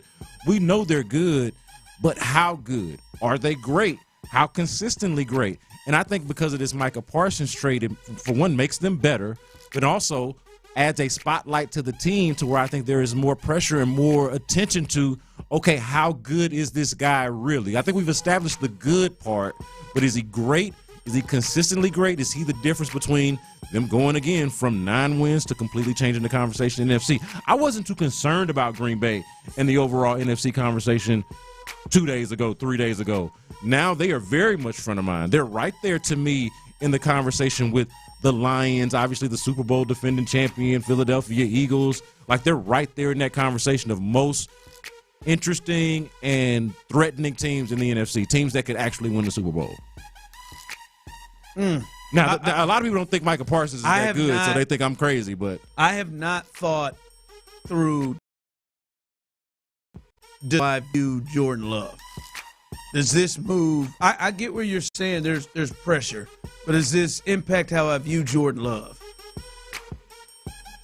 Like, I'm trying to think. If they don't get to what I'm saying is that he matters more. Like, I think we view him how we view him, but I think what he is exactly matters a lot more because of the opportunity that's in front of them and the attention that they're about to face. I'm just saying, for me, like, when Lamar got Derrick Henry and then, they went and drafted Zay Flowers and you saw that he was starting to develop, they went and got Odell, right?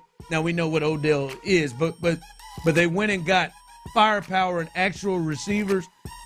I looked at Lamar and thought, all right, well, the excuses are now damn near out. Like, you got firepower. You've got a team around you where you should. I don't know that I'm looking at Jordan like that. Now that they've added him, not yet. Now that they added him, if they don't get to a Super Bowl. Now, unless he just goes and folds. But if they don't get to a Super Bowl, I'm not looking at him like, I don't know, boy. Now, like I said, I thought that's been unfair with Brock Purdy because I still feel like he's in that range. Yeah, for me, I think he has more talent and could grow and get better. But I feel I look at the Packers and just saying, all right, Jordan. Like, you got no excuse. You got everything around you that you should perform to this certain level. Not the way that I looked at Lamar. Yeah, we might look at pressure a little bit differently. To me, I'm just talking about because I actually believe in Jordan Love. I think he's a really good player. So it's not so much as me like, hey, you got to do it. It's just more so of, hey, I'm watching a lot more. Like, I'm going to watch more Packers games. I'm going to pay more attention to Packers games. And so, what Jordan Love is doing is just going to stand out a lot more because they have upped the ante a little bit and have made their team better. So I think it's actually very similar to the things that you described here, like with Lamar Jackson. And so you do. Yeah. No, I think it's a similar thing. Now he's not as far along in. I look at it as an opportunity for him. He's not as far along in the Lamar Jackson conversation of hey, MVP and all of that kind of stuff, and being held accountable in that way. But adding a Micah Parsons is kind of in a similar vein in bettering your team as adding a, say, Derrick Henry to the Baltimore Ravens. I think it's a similar kind of thing. So Yeah, no, I think that they are under a much bigger spotlight, and heavy is the head that wears the crown. Listen, I think the expectations for the team is higher. I don't know. Now if he comes the hell out, but again, I don't think Jordan Love has to, as they would say, drive the bus. I think Lamar's got to drive the bus, and now it is like, now you got everything you need in this bus, right? I don't think Jalen Hurts has to drive the bus.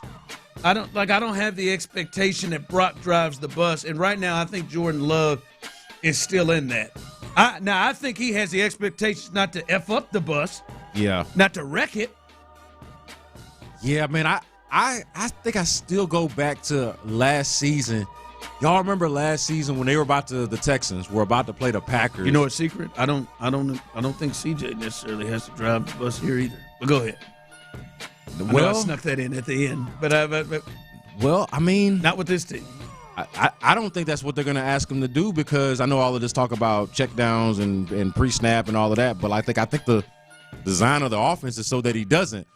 But I think back to last year when the Texans were about to play the Packers, and DeMeco Ryans said, real matter of fact, but in passing, that Jordan Love was the best quarterback that they will have faced so far that year. And they had already played the guy that was about to win the MVP in Josh Allen. Now, they took him behind the woodshed and didn't make him look like anything like an MVP. But they did play against Josh Allen, and here he was saying that Jordan Love was the best quarterback that they had faced all year, or will have faced all year up until that point. And I'm like, has he done enough to warrant that kind of praise? One of the better defensive minds in all of football, and DeMeco Ryans, I don't feel like he said that lightly. So, I'm waiting to see, is he actually that? He's got great talent. He's got great talent. Right. When you say opportunity, yeah, I think we're looking at opportunity. Maybe pressure's the wrong word, but to me, the opportunity is the pressure. The opportunity being right there, and the fact that we're going to be watching this, that is where the pressure that I'm speaking of comes from. We will be watching the Packers this year. Oh, absolutely. Absolutely. I guess just the expectation is a little different. All right, coming up, a little bit of Dirty's Daily. And listen, there's a lot of things that people can say about Texans fans. But if you're a Texans fan,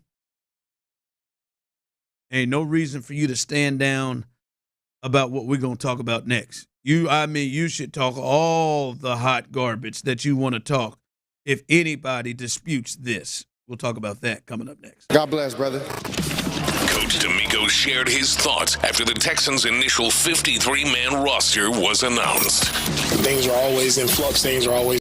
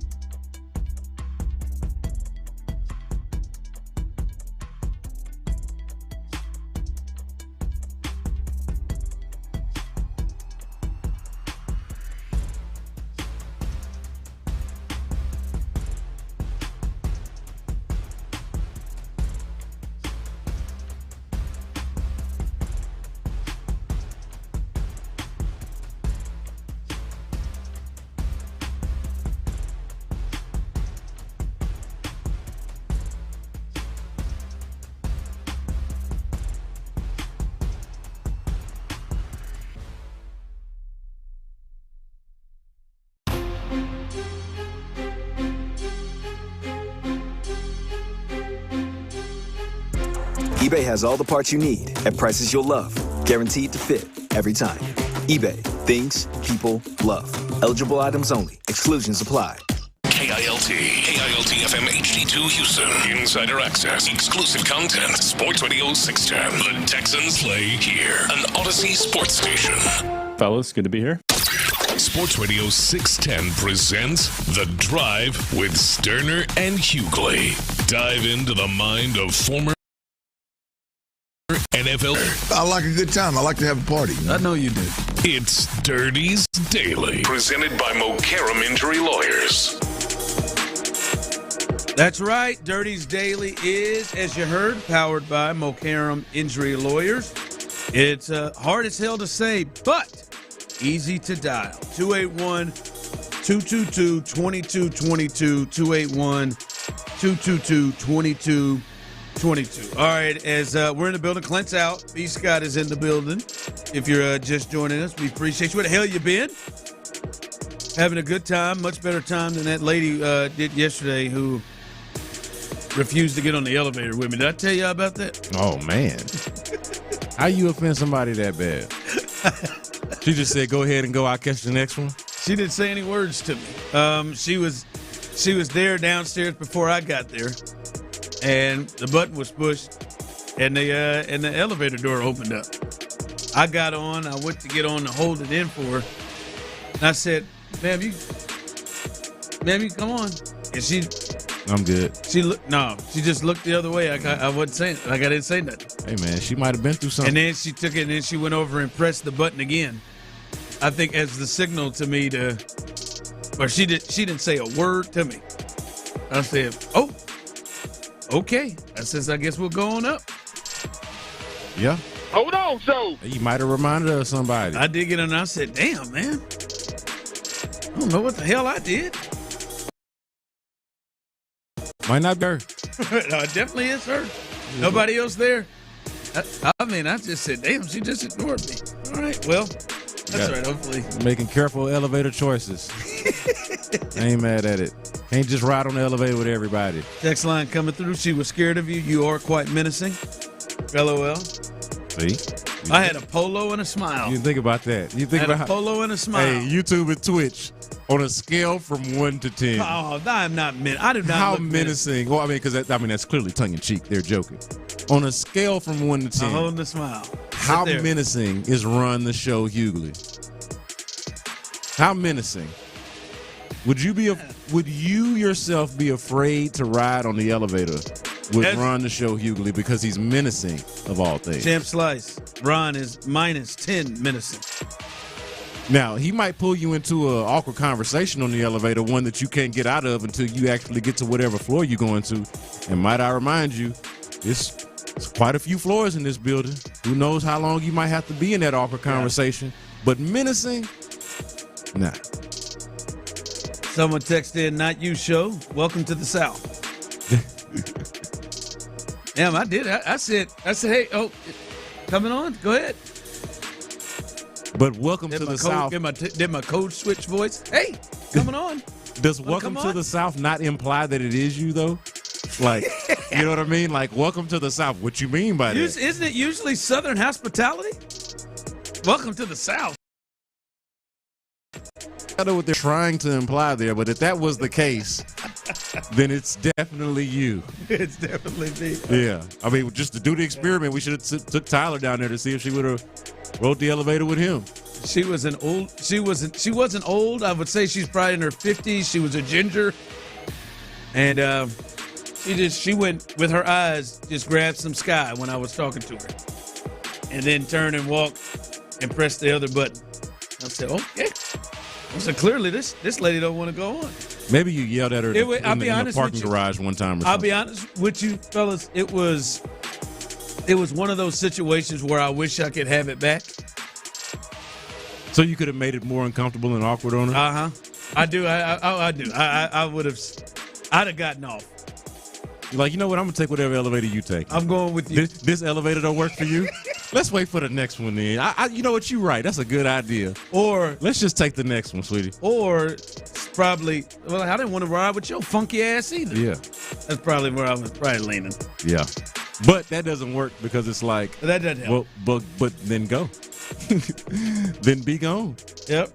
Text line, Ron. She thought you had a hole in your draw. That was the other day. I threw those away. But if you did, then shame on her for not saying nothing. She gonna let you get on the elevator with a hole in your drawers and not say nothing? Shame on her. Well, listen. I definitely don't want to be on the elevator with her though. Rich Eisen, who I'm sure people get on elevators with. Rich Eisen. Seems like network or ESPN. I don't know what the hell he is now, but maybe both. Yeah, the lines are blurred these days. Rich Eisen, he spoke about the division. And listen, I will say this, Houston. Sometimes you guys have, how can I put it delicately? You guys have some serious delusions. All right, you get a little over your skis at times with your trash talking. Not the Astros portion of the Houstonians, but maybe other teams. Now, I will say this, though. What Rich Eisen says, I completely agree. And if anybody says anything different, then they're off their ass. And you should absolutely fight the good fight, go to the basement, and not quit on the conversation, because they are dead wrong if they disagree with what Rich Eisen had to say when he was talking about how he sees the AFC South.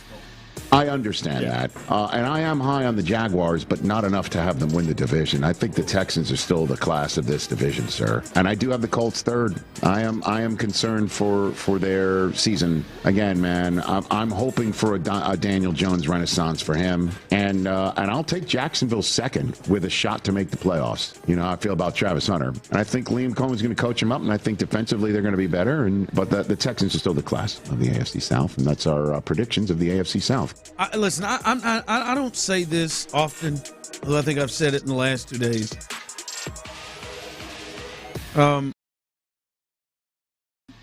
Really not another take. I don't think there's another option. There's a lot of things. I think there are some delusions on some Texans fans that see themselves in the same class of the upper echelon of the AFC. Like the text from yesterday, Ron, I believe by far Houston has a better roster than Kansas City. I think there are some delusions. There are no delusions with the expectations and the feel that the Texans are the best in the class of the AFC South.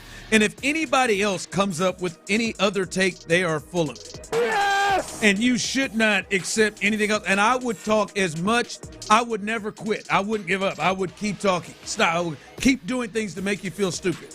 Because I'm not going to sit here and guarantee you and say anything could happen, right? I'm not going to guarantee you that I'll be shocked off my ass if the Texans lose the division. You don't know what could happen.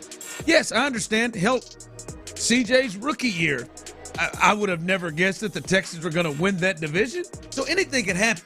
But I just don't know how anybody could walk into the season and believe that they trust any other team more than they trust the Texans in the South. And I think it's a ridiculous take to go any other way. Anything else could happen. The Jags could raise up and Trevor turn back into the player he was several years ago and Duval. And that guy make a real impact, and Travis Hunter really makes an impact. But there is no say, yep, I'm going with the Colts. Yeah, I mean, you can't do it. Not only is it like Texans over everybody, but I think the pecking order is even clear.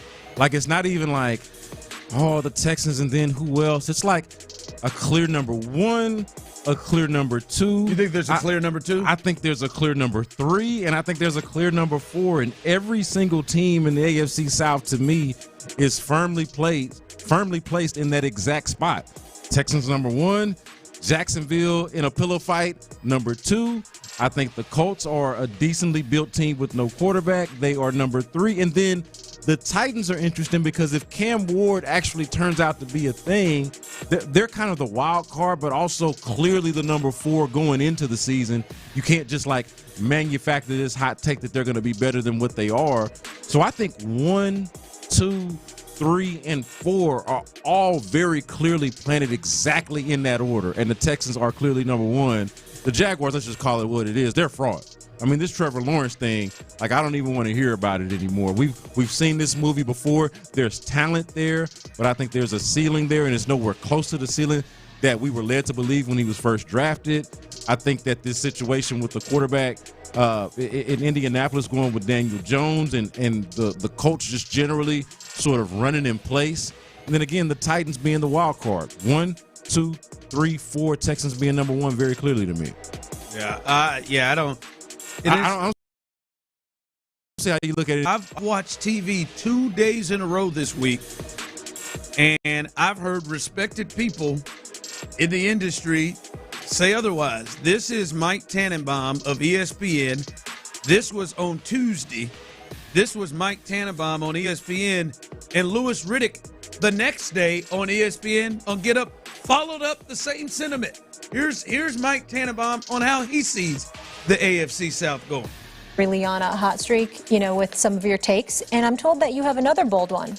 Cam Ward, the first pick overall, Molly, is going to lead the Tennessee Titans to the AFC South Division champion, and he will lost your damn mind. This year? Right now. You're insane. Are you kidding? That's ridiculous. Look at his track record. He started off at a Carnegie Word. He went to Washington I'm not State. saying what he's not going to eventually do. You're saying year 1. Who's better in that division? C.J. Stroud? And he's also going to be the best quarterback. I love C.J. Stroud, but when you have 5 new offensive linemen, Mr. Woody, you will attest to that. That doesn't happen overnight, and he was sacked 52 times. So Cam Ward is going to have great protection. They signed Dan Moore from Pittsburgh. I got reservations about Houston's offensive line.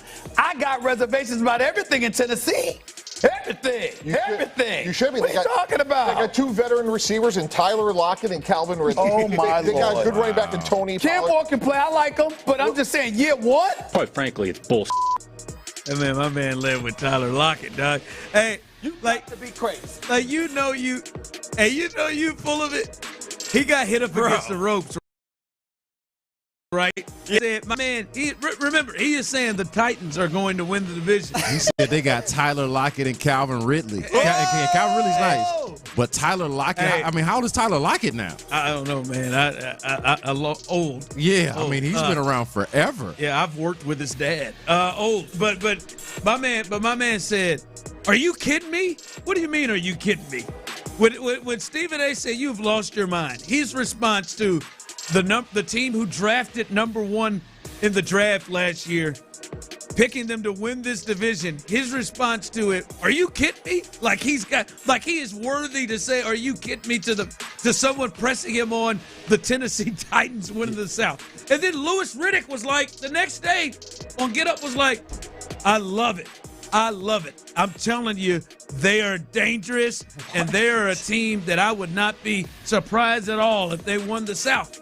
Again, I cannot. I would be surprised. I will be shocked off my surprised. ass. I will be shocked off my ass, and then we will have to have a full different conversation about incoming quarterbacks in the league.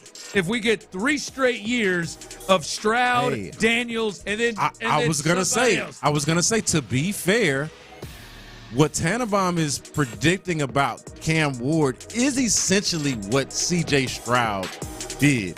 Came in the trap, took that trap. And nobody could have seen that coming. Nobody was predicting it. Again, and that is fine. So I do get the...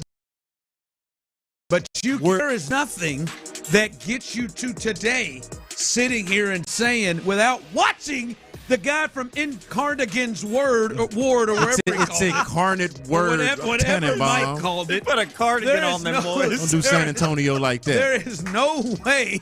There's no way you can sit here with confidence and say, "Yep, I trust the Titans to jump this thing." Look, I trust O'Callahan and Ward to do this thing. Bri.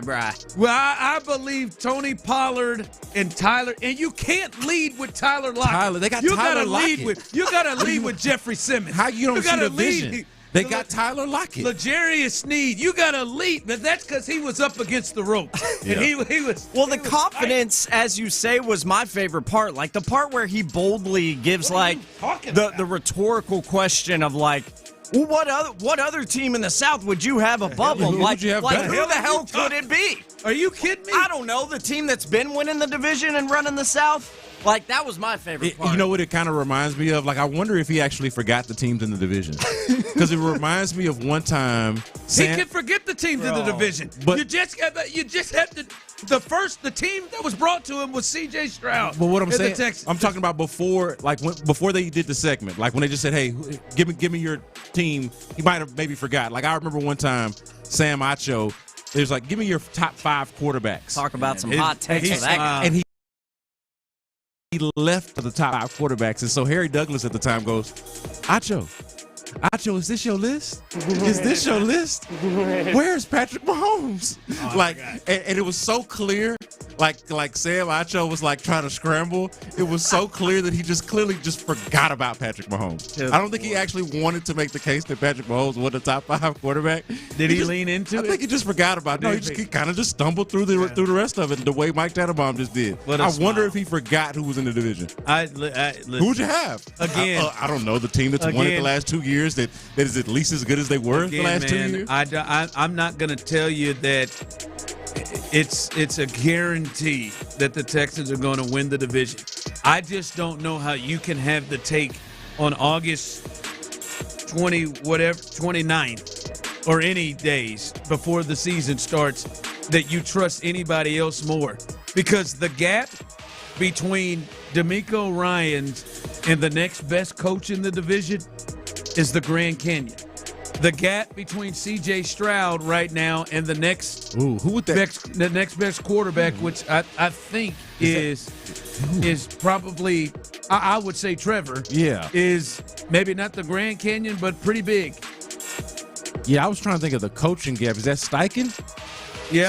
So the team is even different. The next best quarterback is on one team. The next best coach is on another team. The next best defense might be another team. And those are the two most important things in football. And it's why the Patriots have been so dominant in this thing.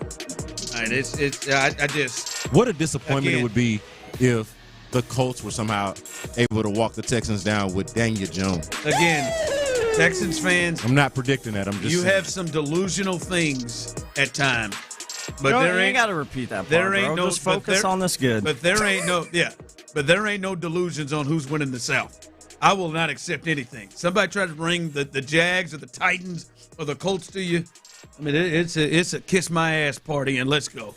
Coming up, we'll get you ready for the Astros as they get ready for the Angels. Is Mike Trout in the lineup? I don't know. Has he gotten hurt yet? I mean, your safest guess is no. But we'll get you ready for that. Their lineup is out, the Astros, and we'll get you ready for that. Coming up. Really happy. The countdown is on. 3, 2, 1. It's the final countdown. The rosters are set. The preseason is over. The moment we've been waiting all offseason for.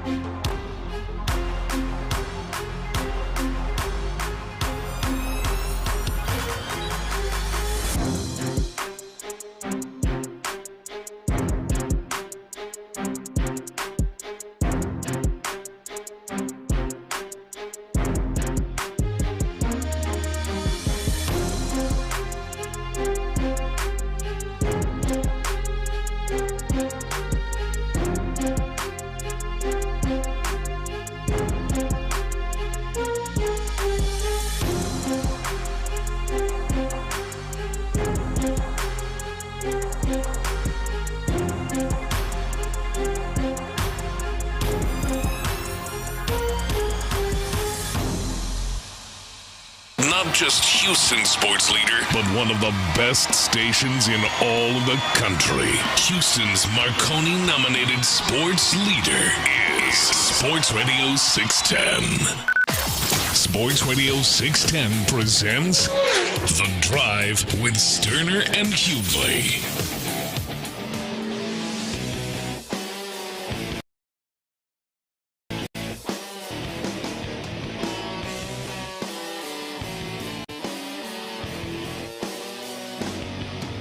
Hey there, 0648. That is out of our control. Same to you, 1912. Pound town, baby. The lineup is out for the Astros. Jeremy Pena leading off at shortstop. You like Jordan in the 2 spot? Yeah, I'm good with that. It feels like for a little bit here in a couple. It feels like Joe and Dana just having some fun. Like, what do we want to do here? Because he hit cleanup when he first came back. Some other things, but in the 2 spot, you like him in the 2 spot? So I'm fine with Jordan with Altuve behind him. Yeah, I think it's fine, but I keep going back to something that you said a few days ago about just the fact that they don't feel like they got no kind of feel of what this lineup is supposed to look like. And I would think this. I don't know what they're going to do long term, if this is just an experiment or what. But I would feel like Jordan in the lineup sort of fortifies the lineup wherever you put him. Like, okay, now we got Jordan. This is where we like everybody else around it. But it does still feel like they're going to be a tinker with the lineup type of team. Like they're trying to find it, I guess. I don't love that. And the fact that their offense is as bad as it is. Like, I don't know which is the chicken or the egg. Is it because the offense is so inconsistent, they got to keep tinkering with the lineups to figure out what they got? Or are they tinkering with it too much to where they can't get a rhythm with what the lineup should be? There's in baseball over the last half decade or so, but it's still not as much as the Astros do. Guys like to know where they're going to be and know who's in front of them and know the type of batter that's in front of them in terms of how they're going to see pitches. Like if you're Jordan in those years you hit behind Bregman, like you know you're going to see some pitches and things like that. Or if you're Altuve, baby, you better get ready to rock and roll because it's time to walk up there and really eye that first pitch because that might be the only one you get to see ahead of your at-bat. Yeah, Pena ahead of Alvarez in the year they won the World Series a few years ago was really him as a table setter that year was really good in the postseason. So, yeah, I mean, it is interesting. But Jordan is hitting second, and he's the DH tonight. Altuve's at second base, and then Tyler hates this. But now Correa is in the cleanup spot. The place that he really hates. That's why I feel sexy. Correa but he's in the cleanup spot. Christian Walker, the hero from yesterday with 2 home runs and the game winner in the 8th. He is playing first and hitting 5th. Jesus Sanchez is back there in left field with Yainer Diaz. This is a good development. He is back behind the plate. He had the wrist situation where Cesar Salazar, teams continued to run at will on the Astros, but he is back in the lineup at the catcher spot. Got that tag, though. Great tag. And not to mention who was at that tag, the thrower of that, Cam Smith. He's in right field. So Sanchez and Cam Smith both on the corner outfield spots with Dubon in center field. And then Christian Javier trying to recover from whatever that was the last time he pitched. So Pena, Alvarez, Altuve, Correa, Walker, Sanchez, Diaz, Smith, and Mauricio Dubon. That is the lineup today. I just need him to get it going consistently. That'd be great. Like I've talked about this, and it feels like big hits, man. It feels like every time I bring it up, they have like a good couple of days, and it's like, oh well, never mind. But then it goes backwards. Just and it's big just, hits. Man, we need timely hits. Just timely hits to me. I mean, to me, that's the big thing that they're lacking. We were having a conversation earlier about, and we will again about how you feel about the Aces. Man, in comparison, like when you read the lineup, no matter what it looks like, I'm just nervous every day because I don't know what type of output I'm going to get. And it's weird to say that about the Astros, But it's been that way for a while now. That's why I just feel like with Jordan, Altuve, Correa, and I've got a level of confidence in Pena. And I'll be honest, Christian Walker, especially in the second half, has shown more of it, that if those guys can find themselves to the plate in the moments where you need the timely hitting, that they've got guys that have a knack. Dubon is another one from coming up with timely hits we've seen in the postseason. I feel like they'll have like this. I mean, you just know this ain't the 19 offense walking through that door. No. This is not even the 22 offense walking through the door. 21 offense walking through the door. This is more, hey, big hit here. We're going to win 4-3 because, Jordan was able to get up and get a big hit, or Correa was able to get a big hit. So I'll say this: I know Correa's a legend here, and we all love him, but I'd flip him in Christian Walker right now.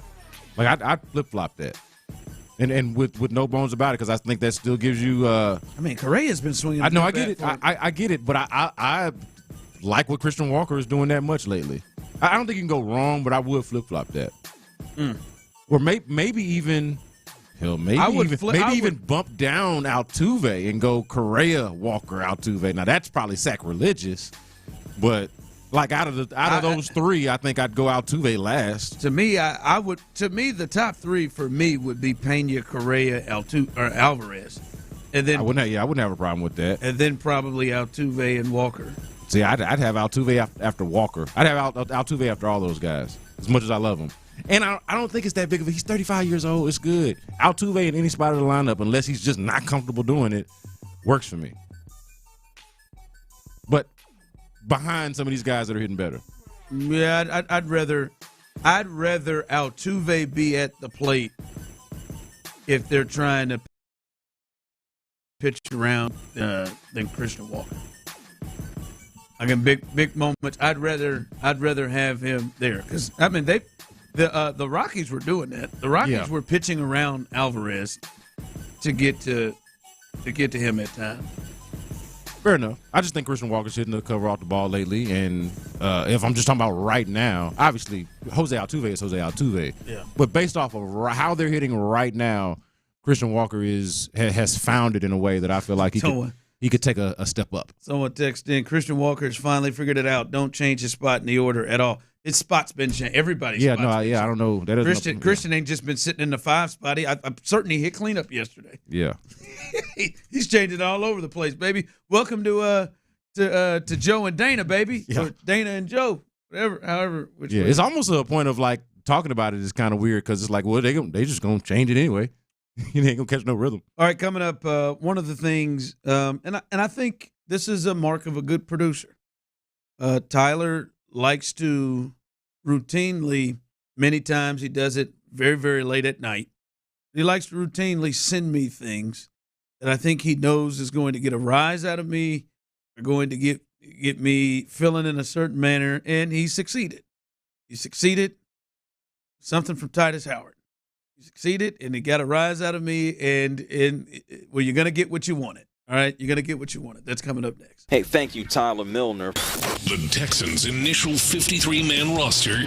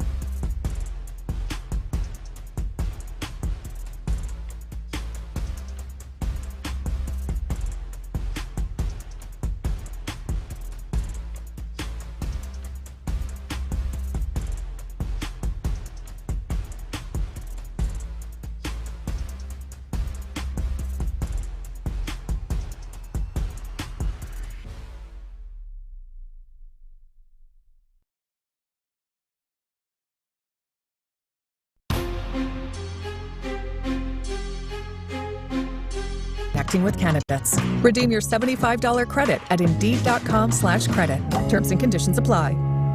Live from the Mokaram Injury Lawyers Studios, Sports Radio 610 presents The Drive with Stoerner and Hughley.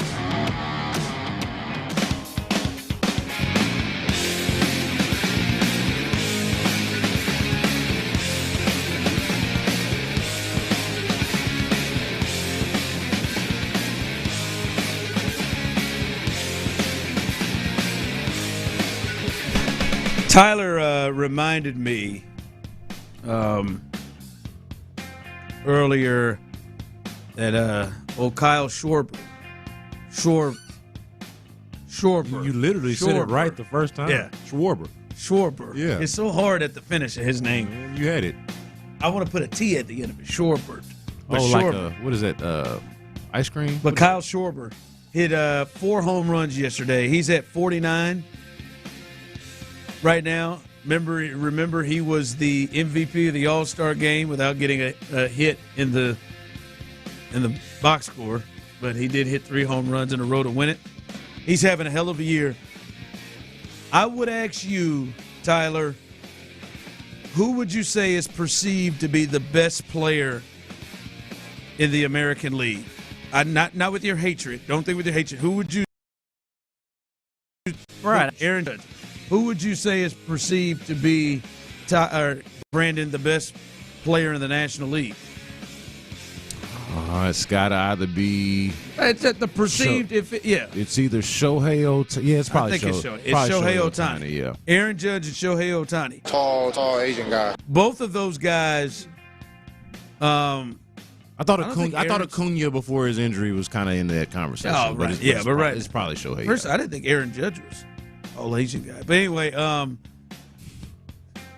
both of those guys are having MVP caliber seasons, Shohei Ohtani and Aaron Judge, and are in the race. But should either one of them win the MVP award this year? Judge, yes. No. You don't think Cal Raleigh is? Nah. I mean, no. The catching, the fact that he's doing all of this while catching is very impressive. I don't want to diminish his season. Is he leading the league in RBIs and home runs? No, you can RBIs and home runs, some of the traditional old school stats, yeah. But I mean, you can look it up. They did this not too long ago. Kind of put it up. The deeper metrics show that Aaron Judge is having the better season by far. Like it's not quite. But how much does the defensive side make up, and what he's doing from a? No one should give an F about Aaron Judge. For me, only a little. Only like a little from a catching position like that. No, it's cool. I mean, it's fine. It's cool. But Aaron is still objectively having a better season and is objectively a more valuable player. No, I mean he said it's cool. It is what it is. I think what Aaron Judge is good enough. Overall, I think his hitting stats are good enough to where it offsets whatever difference we're talking about Cal Raleigh doing it as a catcher. So yeah, no, I think it's still Aaron Judge. Nice story, nice season. The MVP is Aaron Judge. Yeah, I don't know, man. I don't know. If I grade on a curve and say, hey, because since he's catching, let's give him a few more brownie points, then sure. But I'm not really interested in that. Yeah, but I don't know if it's on a curve. I think it's to me, it's almost not quite, but it's almost to a point of like when the DH is going up against a position player. Like I think there is because that almost cuts. That dude is out here. He's catching every day. Yeah, no, he is. That Switch part, hit him into that part is impressive for a team that struggles offensively too, and you know that they are, really trying to stop him. It's an interesting case. I think being a Mariner doesn't help. Should Kyle, and you think Kyle should win the MVP? Schwarber? I think I'd like his case actually better than I like Cal Raleigh's. So yeah, no, I think he's got a decent case. But I mean, if we're being honest with you, it's kind of a similar Michael Jordan, LeBron, that type of thing where it's like a guy that could win it every year. Especially if he just actually puts up the numbers. Everybody knows this is the Mike Trout was for a while. Mike Trout, it's like this guy is the best, and when he plays like the best, that's the most valuable player. The only reason to give it to anybody else is fatigue or falling in love with some other cute story like a guy catching. You know, it's like, oh, okay, cool. That's nice. Well, we'll see. It'll be a hell of a race with those two guys. I thought most part of the season we're running away from it, and then Kyle Riley, the big dumper, and Kyle Schwarber, they have made a run here of late. All right. As I said on the tease, Tyler does this to myself. He does it to Clint, where he will just send some things to just try to get us a little like, oh, I know he's going to react to this. I know he's going to get riled up to this. Got it. The other day, he said, oh, you hear what D'Amico said about finding the OC, what he was looking for, the OC? He said, oh, you'll love this. Ooh. You'll love this.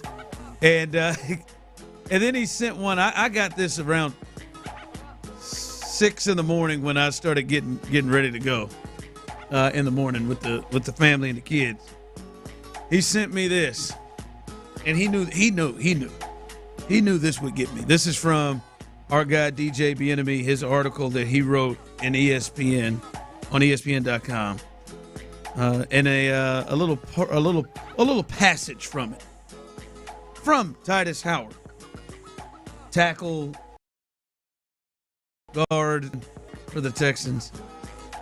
And he says this, also running the ball and then using the run game to open up the pass, not coming out and getting effing negative yards on outside zone run plays, stuff that we didn't do well that didn't fit us. Dang it, Bobby. Hey, man, he got a little candid. He even gave you a little color there with the F-bomb. Titus, yeah, he got candid. Said what he meant. That's coming off of CJ earlier this week on First Take with Stephen A. Instead of dropping back and throwing the ball all the time. Something that he loves to do, by the way. He's wide open, CJ. Listen, Tyler knows this, and I know many of you haven't, and I don't expect that you are at the space that I am, although I think many of you may be. Like, I cannot wait till this damn season starts. And then maybe we will stop hearing what feels like to me at times as the blame game on Bobby Slowick. And hell, they may all be right, but damn it, I just can't wait till this thing is over so we can potentially see, because they better be coming out firing, Jack. I mean, they getting to do this gap scheme, and they're getting what they want. And the hell with, yes, I know that last year they had a Pro Bowl running back on the team. Only 3 of them get voted in, but they better get. They want just at some point, just like, all right, guys. Just, you will go to sleep. But this is what I'm trying to get down to the bottom of, though. Do you just hate the excuse making because it comes off as excuse making, or do you disagree with the premise that the scheme did not necessarily fit the players? Because I do tend to, if this is what they're telling us, if this is what they're saying, while it may come off as blame game and may actually be deflection and blame game, I'm not disputing that, but I'm also not disputing the reality of what they're saying. Like, if they're saying, hey, this didn't fit us, we didn't feel comfortable doing this, I tend to believe that. Like, that sounds like an honest, on the one hand, blame game, but also an honest assessment of the way things were last year. Yeah, but they're not coming out there also assessing that their asses sucked, right? I think. I mean, I've heard guys say, "I got to be better. We got to be better." We've heard that. Yeah. They sneak that in, but then right into the other part. And maybe I'm just hearing that part of it. Because I think that's the questions are more so, what do you think about Kaylee, and less so, how are you gonna suck less? Nobody says, hey, are you gonna suck less? No, but that they go into Kaylee. They roll into this, Tyler. That doesn't mean that their answers aren't clearly to the point. And I do want to answer what you said. Yeah. To the point of what you said is, I think some of the scheme stuff and the stuff Bobby did was a problem, but I also think some of the players were a problem. I think some of the injuries that they had were a problem. Agreed. I think some of their should be doing were a problem. I think some of them just getting their asses kicked. Oh yeah, up and down the field. A lot of ass kicking was the problem. Some of the head coach not nipping in whatever the communication problem was. Oh no. Nipping that in the butt. I think for that offense to drop from the level it was the year before to where it was, I think everybody played a part. But again, maybe it is just me, but it feels like I am personally about at the top of my hearing of the scheme and the play calling and the not putting us in positions to do stuff. And it was everything.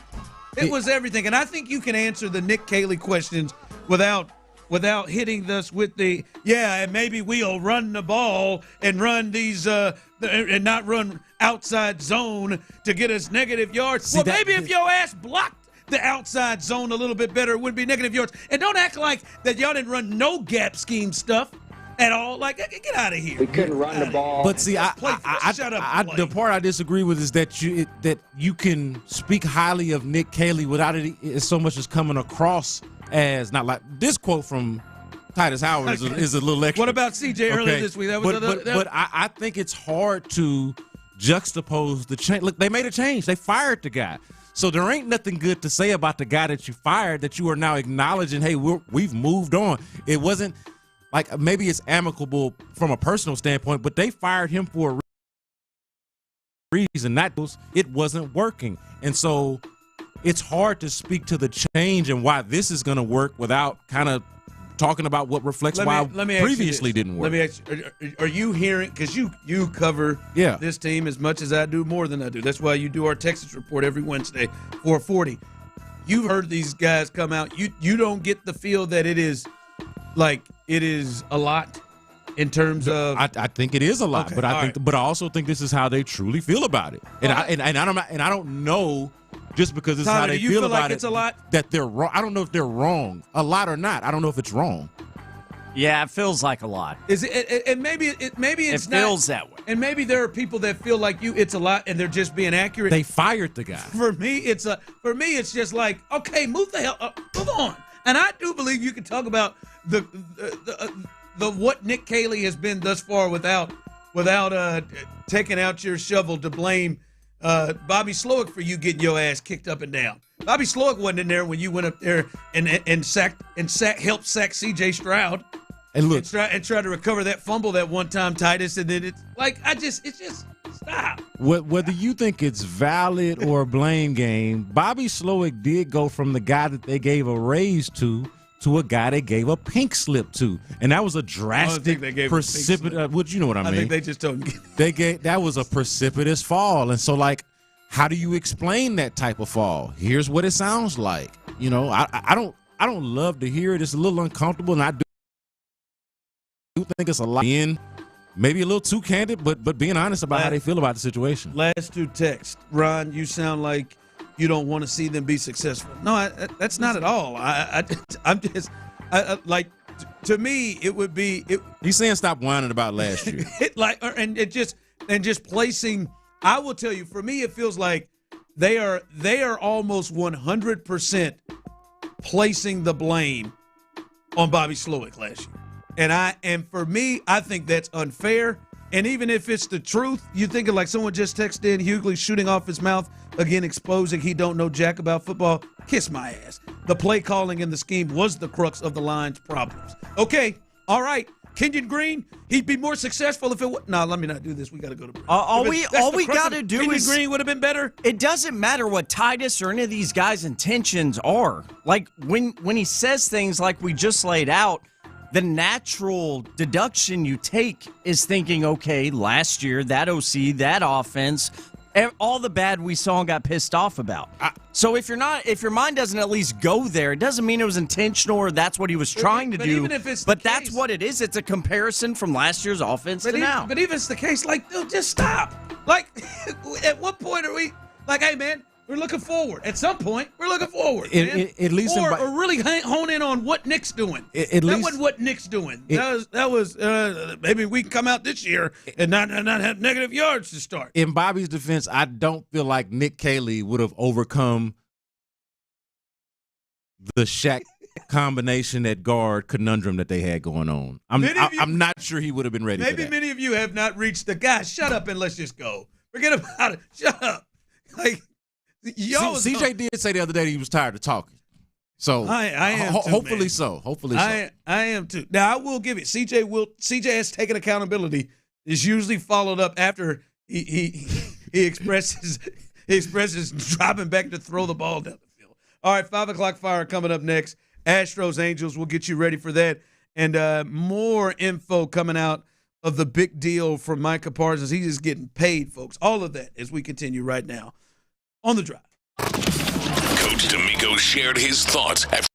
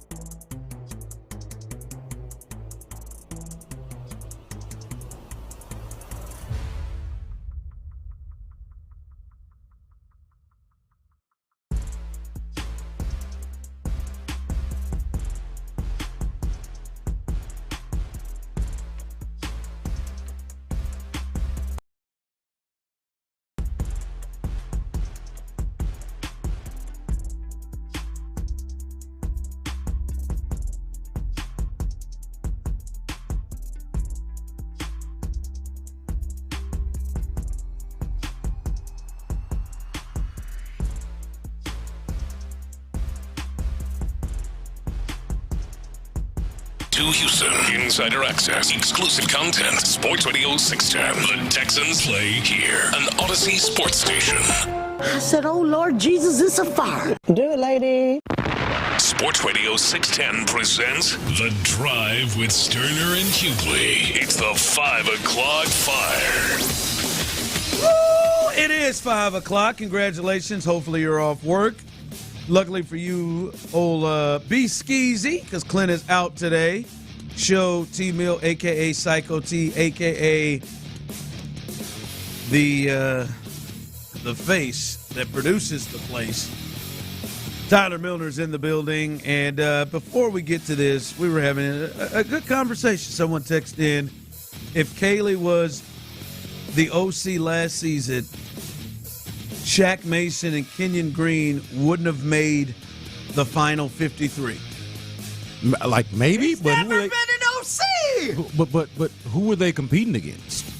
Wouldn't have made the team for whom? Let me tell you, because you remember the story was, looks like this is the offensive line. Wasn't a whole lot of competition there. They were penciled. I don't know about that. That's silly as hell, as Clint would say. Well, I mean, let's just think about it. Bobby Slowick was coming off the season of having one of the best seasons we've seen from a rookie offensive coordinator, in which he got a raise off of 1 year and was getting interviews, and they wanted him to have a raise to keep him again.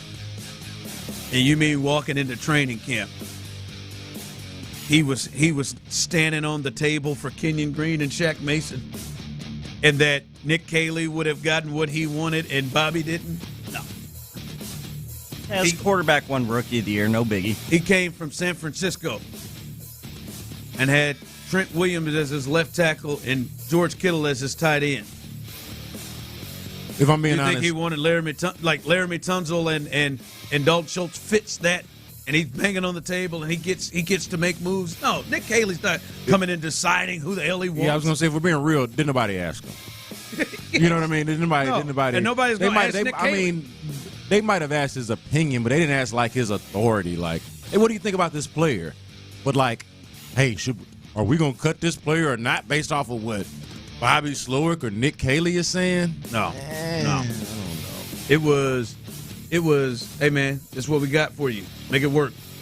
Let's make it work. That's what it was. All right. Astros, they are back home after winning that series against the Rockies in the division over the Mariners. Christian Javier gets the ball. The lineup, if you're looking for it, Jeremy Pena, Yordan Alvarez, Jose Altuve, Christian Carlos Correa is playing third base. By the way, Altuve's at second base, and Yordan is the DH. Christian Walker, the hero from yesterday, is at first. Jesus Sanchez, Yainer Diaz, that's a good development back behind the plate after missing a couple of days after taking the ball off the wrist in Baltimore. He is back. Cam Smith in right field. He hit a homer over in that Rocky series. Mauricio Dubon is the center fielder. And to me, the story in tonight's game one versus the Angels, Brandon, is Christian Javier. Christian Javier, I thought and said, of any of those guys that are coming up from the Sugarland crew that's going to get back, from him and Spencer Arrighetti and Blister Lance McCullers and Luis Garcia, and I think J.P. France is in that mix. Of all of those guys, Christian Javier is the one that you would hope take control of that third spot because of his history and how good he's been. When he's in the postseason, when he's going well, we've seen top of the rotation level stuff, and he pitches big in big games. And he has not shown that since he has gotten back, which is not a great surprise coming off of Tommy John. But that's the steps right now, is to see if he can get himself to a space where he is usable in the postseason. Yeah, I don't know if I am. This for me is less so a test. Like, if he does poorly, let's say, then that's obviously bad, right? But if he does well tonight against the Angels lineup, that to me is more of like a get right, like because let's just be real about it. The Angels suck, okay? They're one of the few offenses that's worse than the Astros. So it's like, okay, can this be the type of game where, and I understand you're in the thick of a race here, you don't want to just give away games, and you need Christian Javier to pitch well. Every game at this point really matters because of how tight the race is. But given the opponent, can this be like a get-right type of game for Christian Javier, as opposed to like, what is Christian Javier? Hey, Christian, calm down. It's just the Angels. Don't overthink it. They're not that good anyway. Go out there, do your thing, and let's see what that looks like. I'm hoping it's more so of that as opposed to, hey, the Rangers or the Angels touch them up, and you feel bad about that because we're talking about one of the bottom 7 or 8 teams in run creation over the last month or so. Like, this is not a good offensive team overall. So, like, you want to see Christian Javier pass the test, if you even call it that, but it's more so of, to me, like a relief that, hey, at least it's just the Angels. Kind of similar to a conversation I've been having with Clint for a while of like, hey, over this next 3-week period, and we're getting close into that 3rd week now since we started having that conversation, you're going up against some patsies. Can you take advantage of it, or are you going to play down to the competition more often than to my liking? I understand they just won this past series, but too often to my liking, they've seemed like they've played down to the competition. Don't do that tonight. Yeah, and can you step in and give us that? I liked Spencer Arrighetti's last start. Yeah. I thought that he did some. Jason Alexander is continuing to run that spot right now, and he would be the leader to me in the clubhouse if there was at least right now. Today, there's not a question about it. Yeah, if like there was it would be Jason Alexander, and then one of these other guys could maybe be a long. We talked about Lance yesterday as a potential long relief option. It would probably be like in tandem of whoever wins out of Arrighetti and Javier, and then maybe if you can get something out of Lance. I don't know if I throw Lance out there at all at this point, to be honest with you. But like just what their roles would look like, it's Alexander over all of those cats for me right now, which I did not expect to be saying at the end of August, early September. We're reaching a serious sample size at this point. Yeah. Both ways, right? Right. Yeah. You've seen enough of Alexander to feel good about it or decent about it, and seen enough of these other 3 guys to be a little skittish. I feel bad about Brandon Walter because he was doing this too before. Yeah.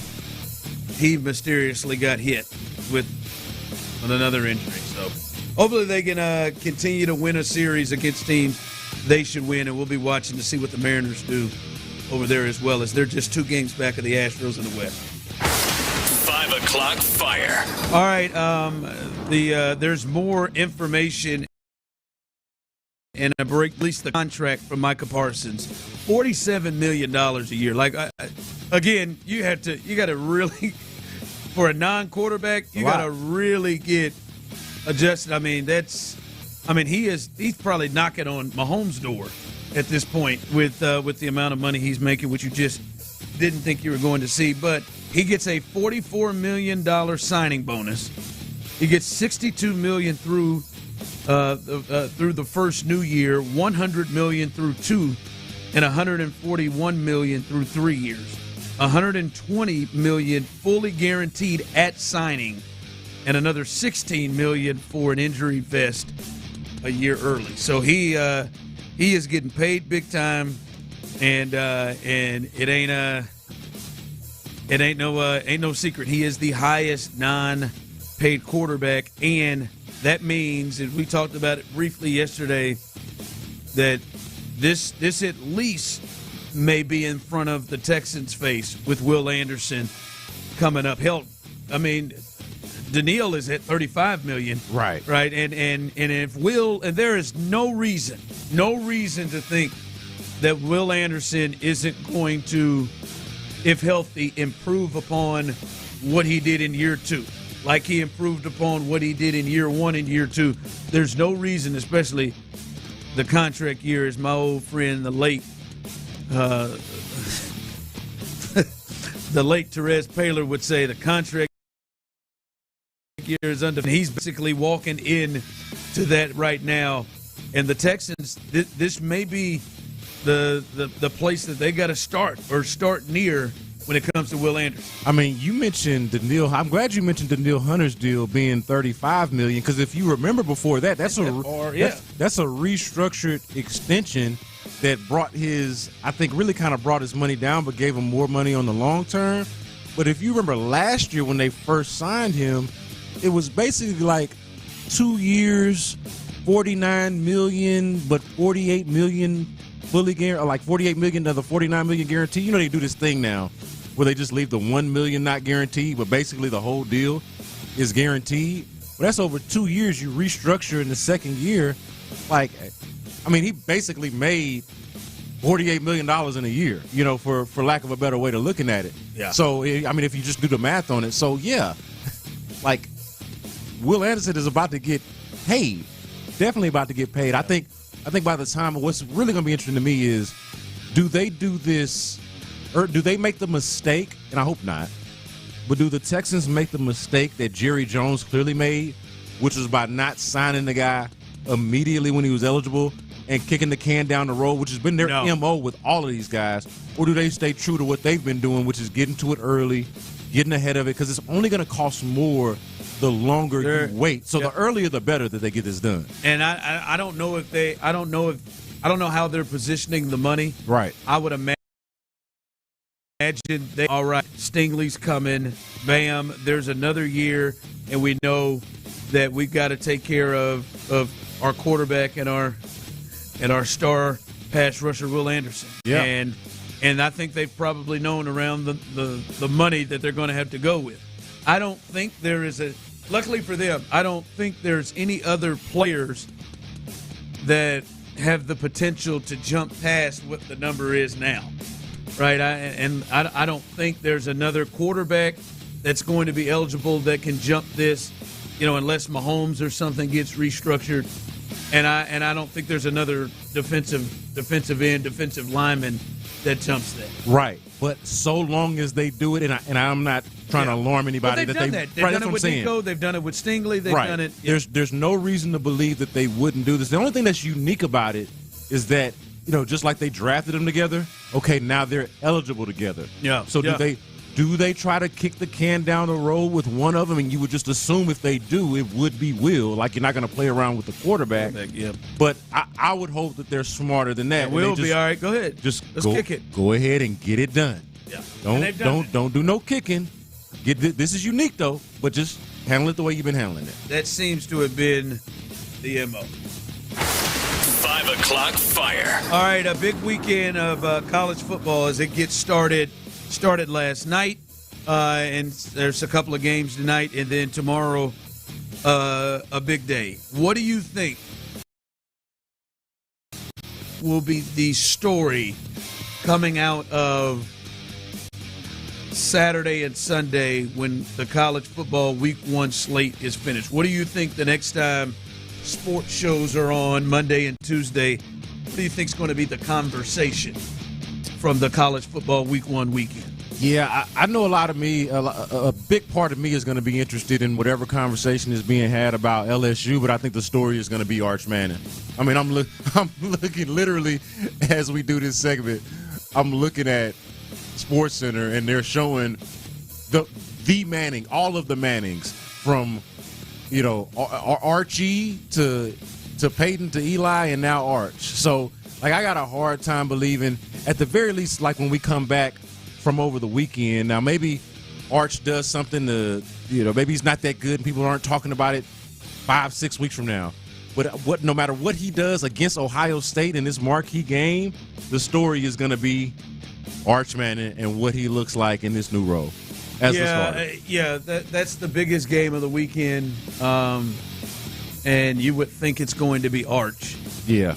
I don't think there's a bigger college football story early on yet. One might develop over time, but today and on Monday, Tuesday, it'll be Arch Manning. Unless there's some sort of crazy upset that jumps this. And I don't like if Florida State beat Alabama, I think that would be something people would look at. But no, I think it won't. As I said, man, I hope Arch in some way does something that that gets this potential story over the next several months jump-started on Sunday. On Saturday, I mean. Do they have to win for Arch to be continuing to be a big story after this? Does Texas have to win for the Arch story to continue? Absolutely not. No, I think Arch is his own singular story, and it just helps that he went to one of the strongest marquee college football brands. And so, I think that, the Texas side of it is going to be enough to kind of keep it up, whether they win or lose. And then obviously Manning. That's going to work in the algorithm whether they win or lose. Yeah, either a positive or negative. Yep. Point of view. All right, coming up as we continue right here live on The Drive. I was really surprised as we had a conversation earlier this week off air, Brandon and I was really surprised about his thoughts and what went into, potentially what went in, he thinks, in terms of an OC pairing with C.J. Stroud. We'll discuss that coming up next. Y'all got to be ready to go. The countdown is on. 3, 2, 1. It's the final countdown. The rosters are set. The preseason is over. The moment we've been waiting all offseason for is just a week away. H-Town, are you ready? Exclusive content. Sports Radio 610. The Texans play here. All right, y'all, look, there's nothing more frightening than suffering an accident at work or on the road. Heck, there's nothing more frightening than suffering an accident, period, getting injured in an accident, period. Look, you left not knowing what to do next, who to call, who's going to help you. That who is Mokaram Injury Lawyers. They're available 24/7. Nights and weekends, 281-222-2222. Look, they've been serving the Houston community for over 30 years now, y'all. They believe in supporting the community in a monster way. In fact, look, all of their clients they view as family. Mokaram Injury Lawyers, the firm, the community is woven into who they are. And when an injury occurs, an accident occurs, the problems that come with that are severe. And they're going to treat you like family. They're going to view it as family, and they're going to get it taken care of. They're going to help you navigate the legal process. They're going to make sure that you understand your legal options and seek just compensation.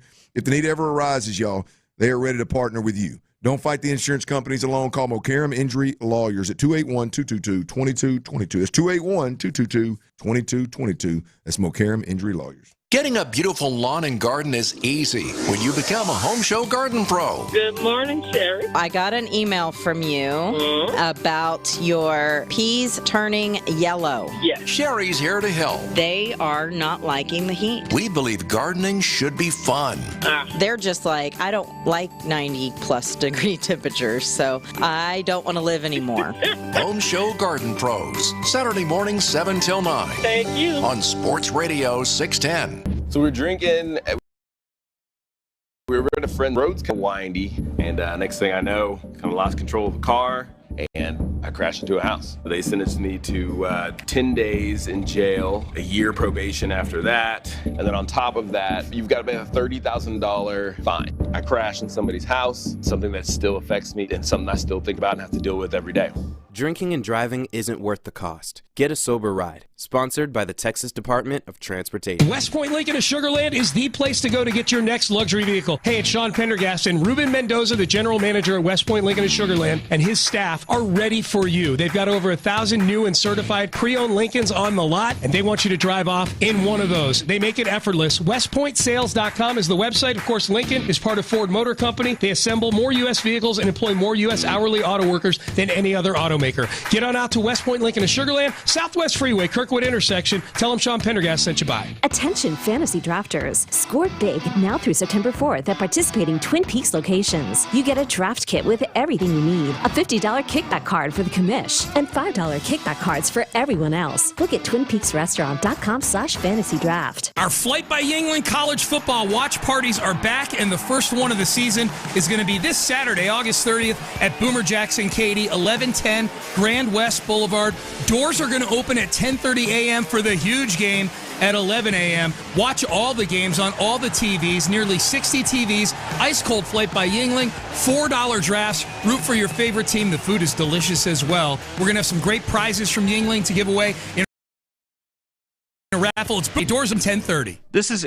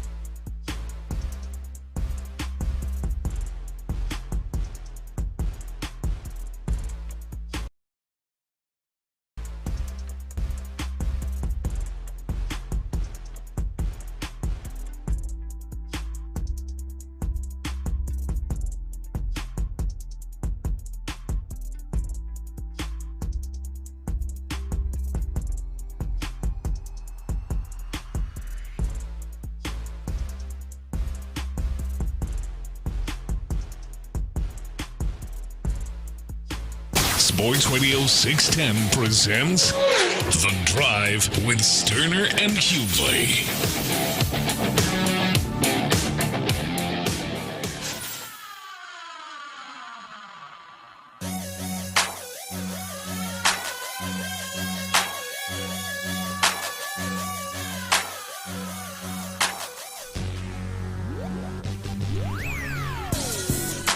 Clint's out. He'll be back on Monday. The whole gang will be back on Monday. And it will be game week, baby. It will finally be game week, and we'll get to see what the new Texans offense looks like in a real game against the Rams, and we'll get to see this 2025 team as they start their march to winning a third division title and seeing if they can get past the divisional round of the playoffs. So that is coming up next week. Brandon Scott is in. B Skeezy is in the building as Clint as well. All right, we go, Tyler. I love it, man. Me and Tyler both are in the go ahead and get in the basement with you. Mm-hmm. Tyler, I have with a little experience and age, I have stopped going as far down in the basement as Tyler. Tyler will walk and keep opening doors on this text line to people and keep going down in that basement. So much square footage. There's not a basement door right now that Tyler won't walk through. I just, it's fun for me. Yeah. These clowns. Yeah, y'all sound like me and how I used to be on our Facebook page. Oh, man. On the Sports Radio 610 Facebook page. But I realized that was an endless pit. Hey, we've talked about the biggest story in sports, right? We've talked about it once at 5 o'clock fire, during 5 o'clock fire for about a good 5 minutes. And then we really even spun that one. All right, I know how some of y'all old schoolers love your Houston spin. We even spun that one to Will Anderson, and then at 2:45 we talked about the biggest story in sports, and I mean Tyler is in the basement with somebody right now for about the last hour about talking about this is a Houston sports station. It is. Be talking. Maybe we are, and we are so happy to talk to you about all Houston sports and to be the heartbeat of Houston sports. We've been here longer than anybody else, and we've got the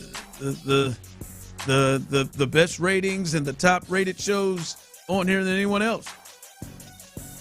But you don't just get a Marconi Award for just being put in a box. Yeah. No, you do more. The showman. And by the way, boy, I bet you that person there would be just shocked off his ass about the amount of people who listen to sports radio who have a reaction and a feeling to the Dallas Cowboys in this city. I bet he'd be floored. Well, I bet he'd be floored. Yeah, and not just this city, but like even further beyond that. I think because of the branding, people kind of get it a little confused. Like, yes, it's a Houston sports station. We're looking at the sign right behind us that says Houston Sports Leader. But what it really is, this is a little inside baseball. I'm peel the carpet back, as we like to say on this show. What it really actually is a sports talk station in Houston. Like pretty much everybody, no matter where you go, is talking about this Micah Parsons thing. No matter if you a sports station in Milwaukee, obviously in Wisconsin, because they're getting them. But if you Middle America, West Coast, it's that big of a story, Micah Parsons. And if you follow sports, if you truly follow football, you know this. Parsons is a big enough deal, and that the Cowboys and the Packers themselves are big enough football and sports brands for this to be a topic no matter where it is that you live, on top of the fact that there are people here who rock with the Cowboys, who care about this exact topic. Probably a good amount. Got to be up there as many Cowboy fans in any other city outside of Dallas. And the number is probably closer to Texans fans than I think even Texans fans would like to admit. Because every single one of us that is a Texans fan has a family member or a friend or somebody that we grew up with or somebody that's in our lives that is a Cowboy fan. Unfortunately. 100%. Text line came through. Please talk more about y'all's underwear habits. No. I can tell you, balling man, today. I don't know what got into me. You but are? About, You're free balling it? Yeah. In pants? Mm-hmm. Oh, no, I can't do that. Oh, I can, but really, it's too hot to be free balling it. I was You got up thinking and the then put no opposite. drawers on? Yeah, no draws. Now, that's too much sweat. Matriculate. I'm just kidding, man. I ain't free balling. That's Prove it. gross. Yeah. Pull it. August. No, prove it. Pull up some drawers. I need to see. All right, he is. Okay. All right. My pair of thieves. I'm about to say, man. You're right. It is way too damn hot for that. I did spend, so during my move a couple of weeks ago, I'd misplaced some things, and I was like, you know what? I just need new drawers anyway. Yeah. And I did spend like $150 on drawers, Never in life. T-shirts, some sleeping bottoms, like a collection. It wasn't just drawers. Okay, sleeping bottoms, they can get up. Yeah, but all of those things together, I spent about $150. Not too long after that, found what I was missing, what I was looking for. Now I just got like excess of drawers, way more drawers than I'll ever need to wear. Yeah, not ever, but certainly in recent time. But I did that. Yeah. Thanks for asking. Yeah, man. My drawers are just been normal. Got my normal black and gray Hanes. That's nice to hear. I'm just going right at it. I did, as they did say, I did have a blowout where I just had to deposit my Carolina blue drawers. Had a big hole in there. Oh, okay. I had to let them go. Let them ride. If you ever need it, man, I got that. I think I've told you, but I got that little canister in my backpack. It's about 2.5, 3 inches big, and it carries throwaway underwear for emergencies.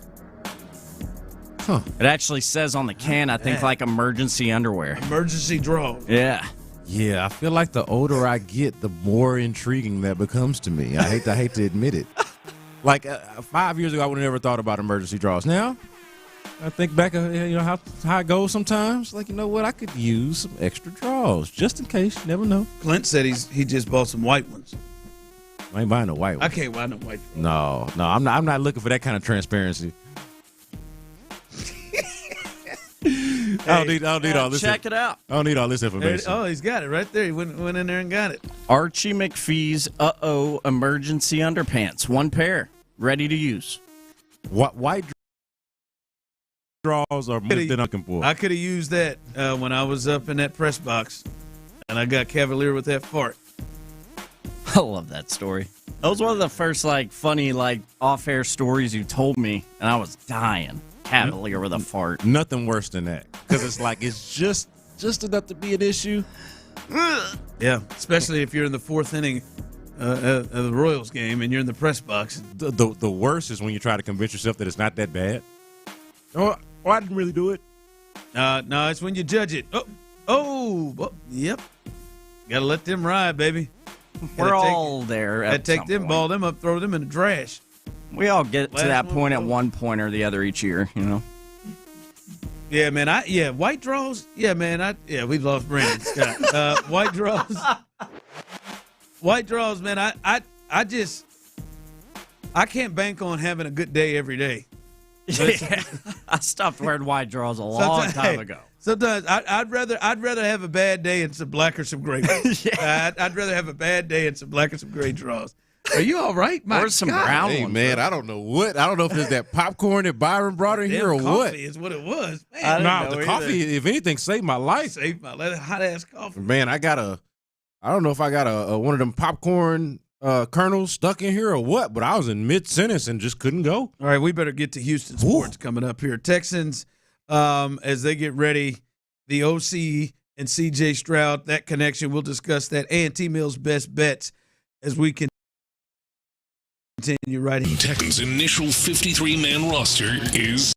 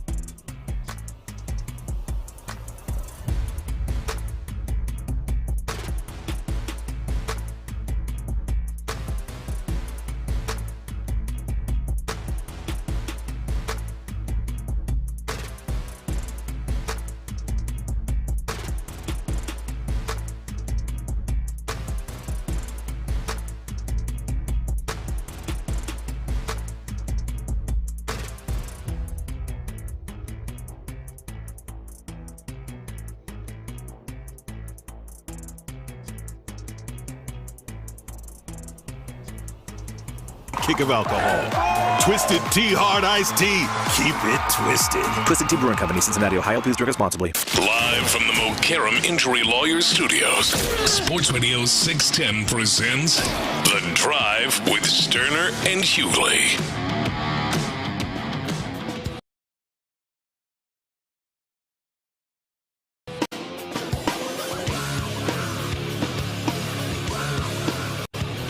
Low scoring at home, Tyler is still in the basement.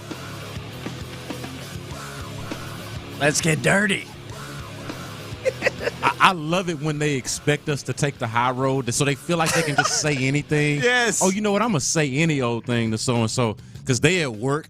They got a job. They can't risk it all. They not going to get down in the basement with me.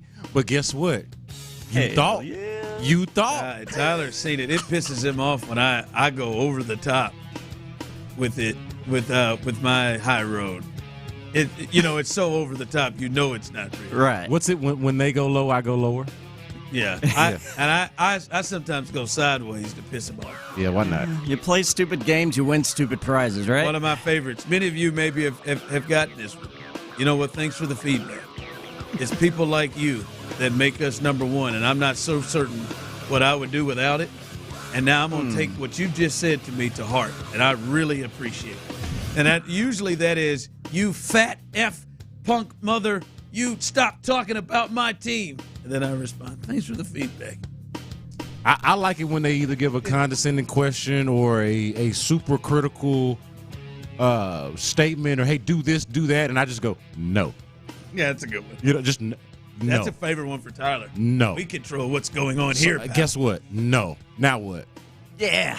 Yeah, I mean, we build the show each day doing so we'll continue to. Go back under your bridge. What you going to do with no? Build it for you. You ain't got nothing for that. Your friends. Coming up behind us, Texans All Access. And after that, Area 45 is back in action with the boys. Tyler's got best bets. He's going to look college football in this piece today. Let's go. How exciting is that? There you go. Now you got a little extra money to add on, and he needs it because yesterday was not a great day. But that's all right.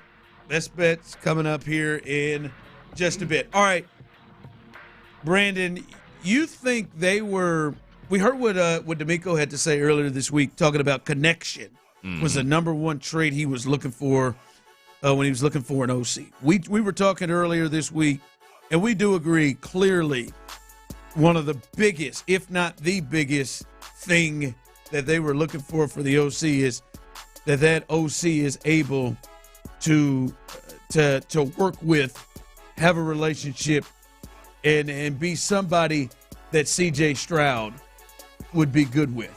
That was a big thing because that's who he's going to be working with, and that's who he's tied with. But you think there's a certain type of thing they were looking for to match up with the quarterback? Yeah, to me it's more collaboration than connection, but even beyond that, I think they wanted a coach more than simply a play caller. So somebody that they could go back and forth with, somebody that could hold players accountable, somebody that could hold himself accountable, somebody that would have often, at least if you hear the players talk, they felt like the issue was they didn't have the answers and they didn't have the collaboration when others thought they had the answers. So either the guy who was supposed to have the answers didn't, and then he didn't take the input of others when they supposedly had the answers. So there was no original answers. There was no, or at least not enough collaboration on finding them. And that's because what you had was more so, at least the perception is, you had more so of a play designer and more of a shot caller and less than an actual coach, an actual teacher. And that's supposedly the difference. I remember we would ask this question with Bobby Slowick, and this is not to drag Bobby through the mud, but it's just kind of the reality of the story. We used to ask, Bobby Slowick is he going to be able to scheme up a run game? Never mind the fact that the first year they didn't have a clear-cut number one running back. And never mind in the second year they had Joe Mixon, but they didn't have a blocking to go with it. He never had both of those things go together, to be fair to him. But also, it never felt like Bobby Slowick knew how to scheme up a run game, how he knew how to figure exactly how to run the football. And so you bring in Nick Caley, who in a lot of ways is the antithesis to Bobby Slowick, both in terms of personality, and he does something different schematically. But I think solely more than anything, it's going to be that back and forth with C.J. Stroud, both listening and I think there will be some listening, but I think there will also be some telling. Hey, we're going to do this. We're going to get the ball out quick.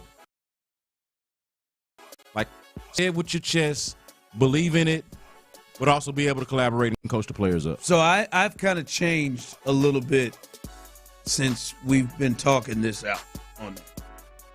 Because when you said that to me the first time, when we talked on the phone earlier this week, we've talked about it since. I thought that was absolute BS. Just because from what you're saying to me, hearing somebody that will challenge him, somebody that commands that respect immediately right off the bat from CJ, that he will have, that he will be comfortable with going back and forth, holding him accountable.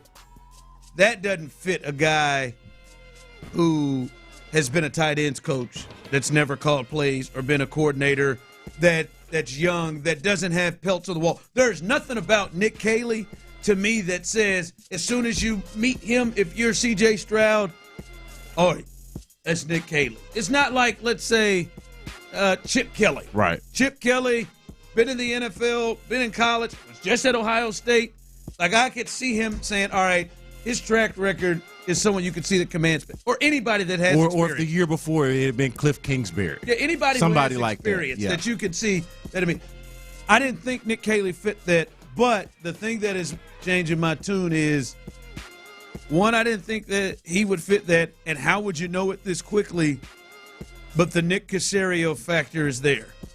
So Nick Caserio, there's somebody in there that knows his personality.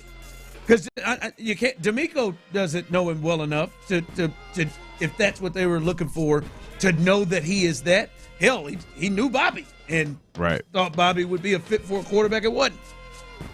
But Nick does. Nick Caserio has been around and has worked with him, and now I could see if that's what they were looking for. Nick Caserio, knowing him and knowing his personality after working years with him in New England. Maybe that's where you get the feel and understanding. Because prior to that, not thinking of the relationship between Caserio and Caley, I'm thinking, how the hell they know that this guy is that? Yeah, and to be clear, now I still don't think that CJ meets Nick Caley and he has that he immediately commands his respect. I don't know. Well, I do want to draw a distinction between what I think they were going for and whether I actually think they got it.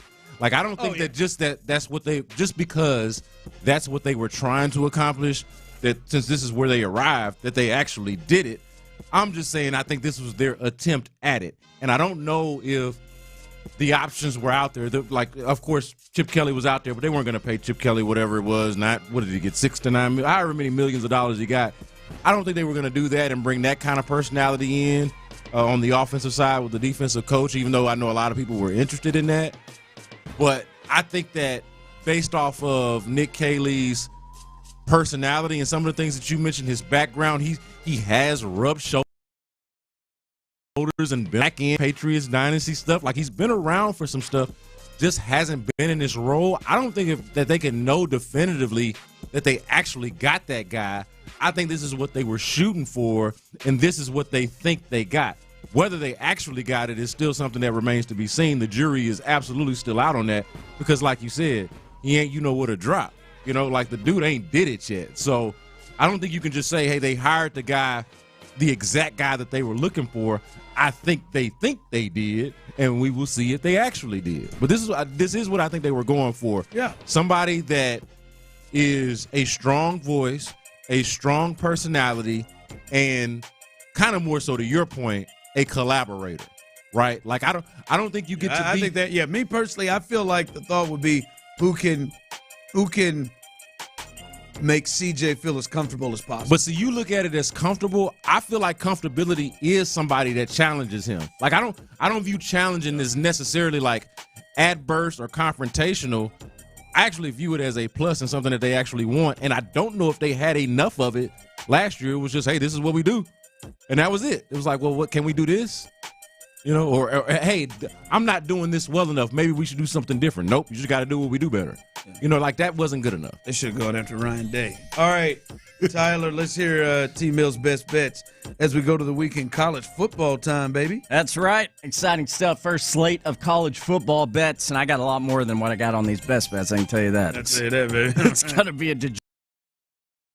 degenerate ass. Not that all the others aren't, but here we go. 4 picks. First college football best bets. Saving the best for last, so stay tuned. First, I got old Sean Pendergast, his Fighting Irish. Number 6, Notre Dame. They're going to number 10 Miami and taking on Vandermeer's Hurricanes. I got the Irish minus 2.5 in that game. Number 6 Irish minus 2.5 as they travel to Miami to take on the Hurricanes. Next, I got number 9 LSU plus the points, plus 4, as they're going to be in Clemson taking on that number 4 squad. So the Bayou Bengals plus 4 against Clemson. In that same game, I'm on the under for that game. I got it at 57.5. I think that is just way too many damn points for these two teams in the first game of the season, you know? And lastly,